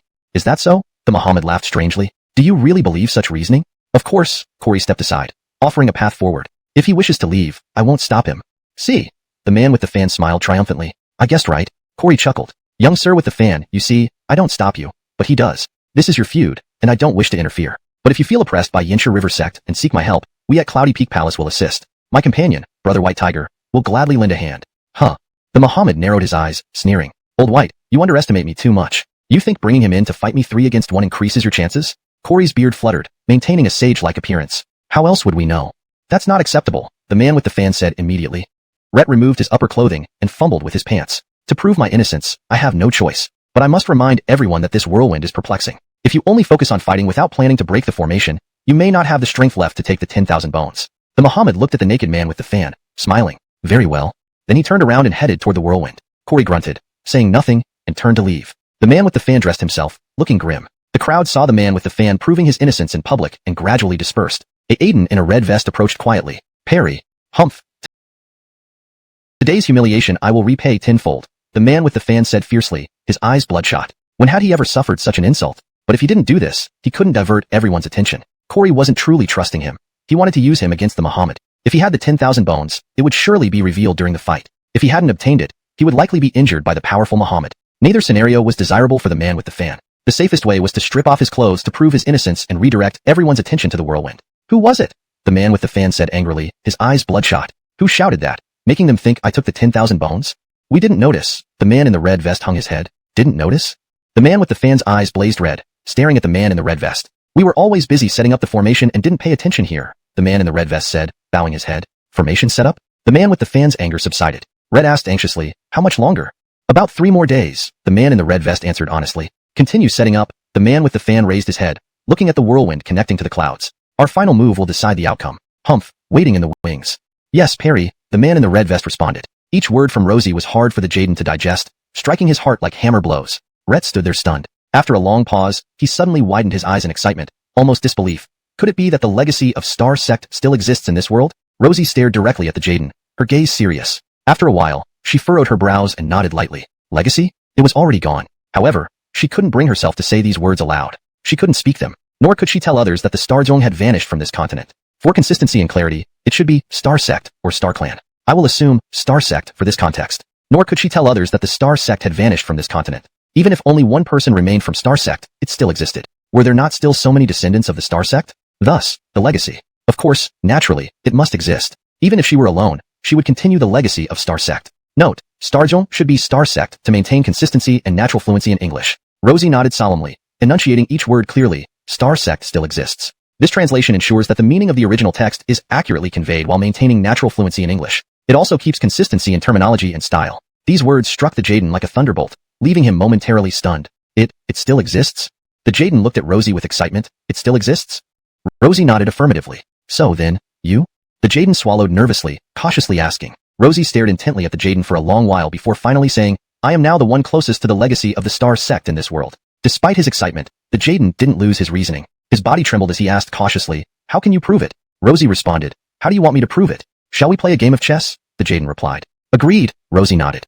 Quick agreement made the Jaden believe even more. Inside the whirlwind, they set up a chessboard on the ground using provisions as pieces and began their game. Outside the whirlwind, the crowd chased after the Blood Alliance York, but he was stopped by the Muhammad and the Cloudy Sky Palace Elder. A golden white tiger roared, blocking his path. 10,000 bones isn't on my person, the York tried to explain. You've got the wrong man. Then why did this whirlwind start? Corey of Cloudy Sky Palace asked intently. How should I know? The York retorted hastily. I hadn't even touched 10,000 bones when the whirlwind threw me out. Is that true? The Muhammad said. If it's as coincidental as that, it wouldn't be strange. But if someone believes such claims, that's unusual. The York was silent. The Muhammad was also silent. They exchanged glances, and the York growled stubbornly. Is there no trust left between men? The Muhammad was speechless. Corey of Cloudy Sky Palace was speechless. The golden white tiger was speechless. Perhaps not necessarily, Corey suddenly said with a dignified and benevolent look. Young man, I believe you're telling the truth. I trust you. Truly? The York immediately replied. Indeed. Elder White of Cloudy Sky Palace understands justice and reason. You're jumping to conclusions too soon, the Muhammad said. Rhett believes you've taken 10,000 bones. So, hand it over, to save yourself from trouble. Elder White didn't mean that, the York snorted. Rhett's more straightforward than you. Really? The Muhammad laughed. Why hasn't he moved yet? The York paused, glanced at Corey, turned his eyes around, and laughed. Didn't think Yinzhou sect members were so adept at sowing discord. Elder White isn't preventing me, but you? Fearing you might harm me. Is that so? The Muhammad laughed strangely. You believe such reasons? Certainly, Corey stepped aside resolutely, creating a path. If he wants to go, I won't stop him. You see. The York smiled smugly. My guess was right. Corey chuckled. This gentleman with the fan. See, I'm not stopping you. But he is. This is your grudge. I don't wish to interfere. But if you feel Yinzhou sect is bullying you, and you ask for help, Cloudy Sky Palace can intervene. My brother White Tiger would happily assist. Huh. The Muhammad narrowed his eyes, scoffing. Old White, you underestimate me. You think pulling him in against me, 3 versus 1, gives you an advantage? Elder White's beard flew as he appeared sage-like. Don't we need to try to know? Don't do that, the York immediately said. Rhett took off his shirt, then started unbuttoning his pants. To prove my innocence, I have no choice. But I must remind all of you, this whirlwind is peculiar. If you keep fighting here without planning to dismantle the formation, you'll likely have no strength left to retrieve 10,000 bones. The Muhammad narrowed his eyes looking at the naked York and laughed. All right. Then he turned and headed towards the whirlwind. Elder White huffed and walked away without saying anything. The York dressed again, his expression dark. The group from Qingzhou saw him stripping publicly to prove his innocence and dispersed. A man in a red tunic approached quietly. Perry.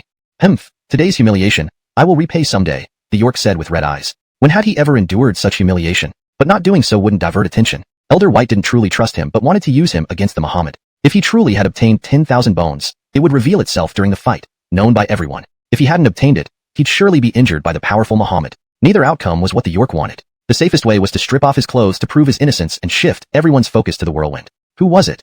The York yelled with red eyes. Who shouted that lie? Making them think I took 10,000 bones?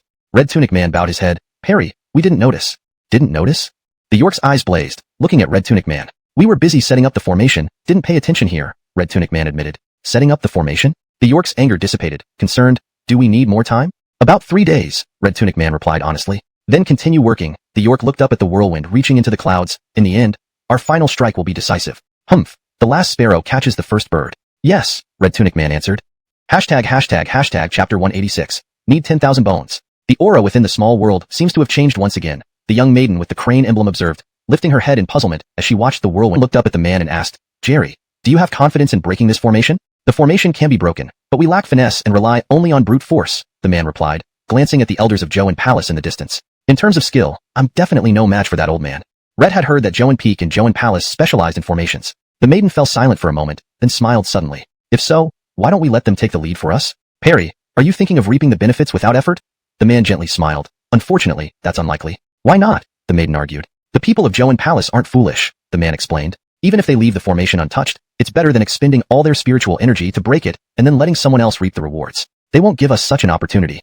The maiden asked, if so, wouldn't everyone here hesitate to break the formation out of fear that someone else might benefit from it? Not necessarily, the man replied. We will still try to break it. Why? The maiden questioned curiously. If we succeed, wouldn't that mean Joe and Palace benefits? The man analyzed, Perry, we cannot allow the Joe and Palace elders to break the formation before us. The maiden looked puzzled. Didn't you say they won't be able to break the formation? No, the man shook his head, smiling. If I understand the principles of formations, I wouldn't completely dismantle the whirlwind but only create a passage for myself. The maiden was taken aback. Is that so? The man continued, if Joe and Palace breaks the formation first and finds a way through the whirlwind, we'll lose our advantage. The maiden was troubled. What should we do? If they break the whirlwind, it would be disadvantageous to us, but using our spiritual energy to forcibly break the formation would drain us too much. So, we shouldn't act alone, the man said. And while breaking the formation, we must deplete Hawk's and the Golden White Tiger's spiritual energy to maintain balance. How can we achieve that? The maiden asked in surprise. The man smiled and turned to look at the heroes of Qingzhou. Inside the whirlwind, the Jaden sat facing the forest of oysters. This game of chess lasted 3 days. As the game progressed, sweat gathered on the Jaden's forehead, but his smile grew brighter. Teresa, what kind of chess is this? Abel asked, utterly confused. When Daryl Brooke proposed a game, Abel knew it wasn't an ordinary one. Indeed, he couldn't understand it at all, only seeing the Jaden and Teresa move makeshift pieces made of provisions on the ground. A clear, bell-like voice spoke. This is the Star Sect Sword Array chess. Exclusive to the Star Sect? Abel asked. Teresa shook her head and glanced at the Jaden. Perhaps it's something he excels in. The Jaden looked up at Teresa but remained silent. It wasn't that the Jaden was skilled. Rather, his master had told him only members of the Star Sect knew this chess. However, his limited knowledge could hardly compare to Teresa's prowess, so he kept losing. Yet, instead of being disheartened by his losses, he watched Teresa intently, eyes filled with excitement and enthusiasm. You truly are from the Star Sect, the Jaden grinned widely, his eyes gleaming like someone who had finally found an oasis after a long drought. This gaze momentarily dazed Teresa. Had she encountered family? Although, verifying if someone was a Darwin of the Star Sect this way seemed a bit far-fetched, it might be the most reliable method he could think of. Teresa stared at the Jaden, lost in thought for a moment. Despite repeatedly losing to Teresa, the Jaden's face flushed with excitement. Only someone from the Star Sect can defeat me. It must be so. Though he said this, each time he lost, he knocked down the pieces and rearranged them for a new game, repeating the process for 3 days.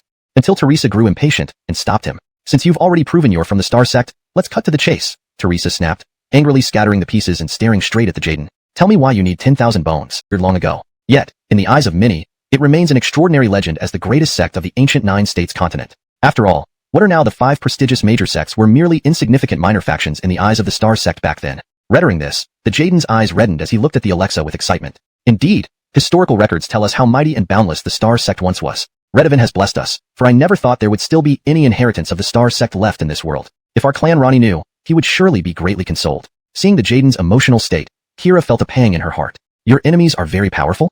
The Jaden took a deep breath and said, only divine weapons can defeat them. But, Kira looked up at the 10 light orbs outside the light barrier and the still rising whirlwind. The risk of retrieving it is very high. The people outside don't have enough strength. The Jaden lowered his head and let his eyelids droop. We have no choice but to take a chance. Kira said, your plan to encounter us was impromptu and incomplete. With this situation, the moment we touch the 10,000 bones, the spiritual energy inside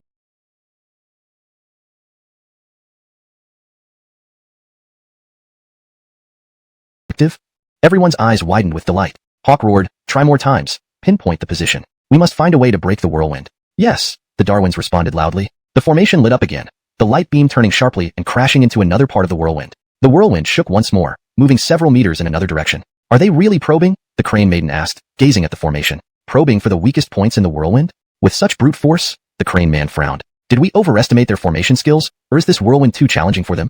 Several beams of light crashed fiercely into the whirlwind, but instead of weakening, it grew denser, its shifts becoming smaller. No, this whirlwind grows stronger when met with force. The mountain god attendant Ronnie exclaimed in shock. If they keep testing, they'll make the whirlwind harder to break. Stronger when met with force. Dover Rock exclaimed. Leader, what should we do?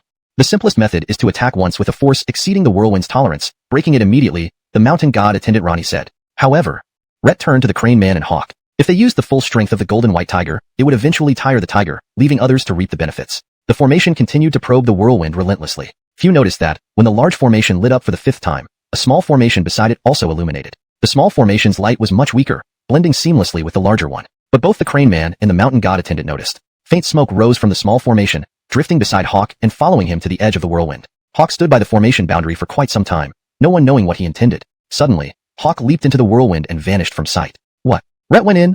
The Crane Maiden cried out in surprise. So, the big formation was just a distraction, the Crane Man remarked. That cunning old man actually had other plans. You little thief, how dare you? The mountain god attendant jumped up furiously upon realizing this. Everyone was kept outside the whirlwind, while that old man went in. Gritting his teeth tightly, the mountain god attendant watched the swirling vortex. Suddenly, the golden white tiger let out a long roar, causing a surge of spiritual energy to rise dramatically. Everyone was startled by the roar and turned their attention towards the tiger. A torrent of spiritual energy surged around the tiger, forming streaks of purple lightning around its body. The lightning intertwined like serpents, inviolable and terrifying. The tiger suddenly opened its mouth, and a massive purple sphere of light began to form. The light emitted a formidable pressure, making anyone who glanced at it feel an involuntary tremor, unable to look directly at it. A great opportunity. The Crane Man leaped up, raising his sword. Spiritual energy surged from him, and the sword glowed brilliantly, as bright as daylight. Sun-piercing sword, he shouted, slashing through the air. In front of the whirlwind, a blinding white light expanded infinitely from the man's hand, transforming into a 50-meter-long white beam of light. The Crane Man gripped the giant sword and swung it fiercely towards the whirlwind. At the same time, the purple sphere spewed from the tiger's mouth, turning into a 30-meter-wide ball of purple lightning that flew towards the whirlwind. As Hawk of Joan Palace entered the whirlwind, he was stunned by what he saw. Rhett stared blankly for a long time before sighing helplessly. Rhett hadn't expected the whirlwind to be so complex. Relying on the faint mist accompanying him, he located the weakest spot in the whirlwind and entered its interior. However, another layer of whirlwind? Hawk was so frustrated he almost cursed. After thorough preparation and careful observation of the changes in the surrounding mist, he finally gritted his teeth and stepped forward. But with a loud bang, Hawk was thrown back, colliding with the outer layer of the first whirlwind. Instantly, he was swept away by the whirlwind. With his spiritual energy enveloping his body, he resisted the damage within the whirlwind. Rhett followed the whirlwind's direction with great effort and was flung out. As soon as Hawk emerged from the whirlwind, he saw the giant white sword beam and the purple lightning sphere collide with the whirlwind simultaneously.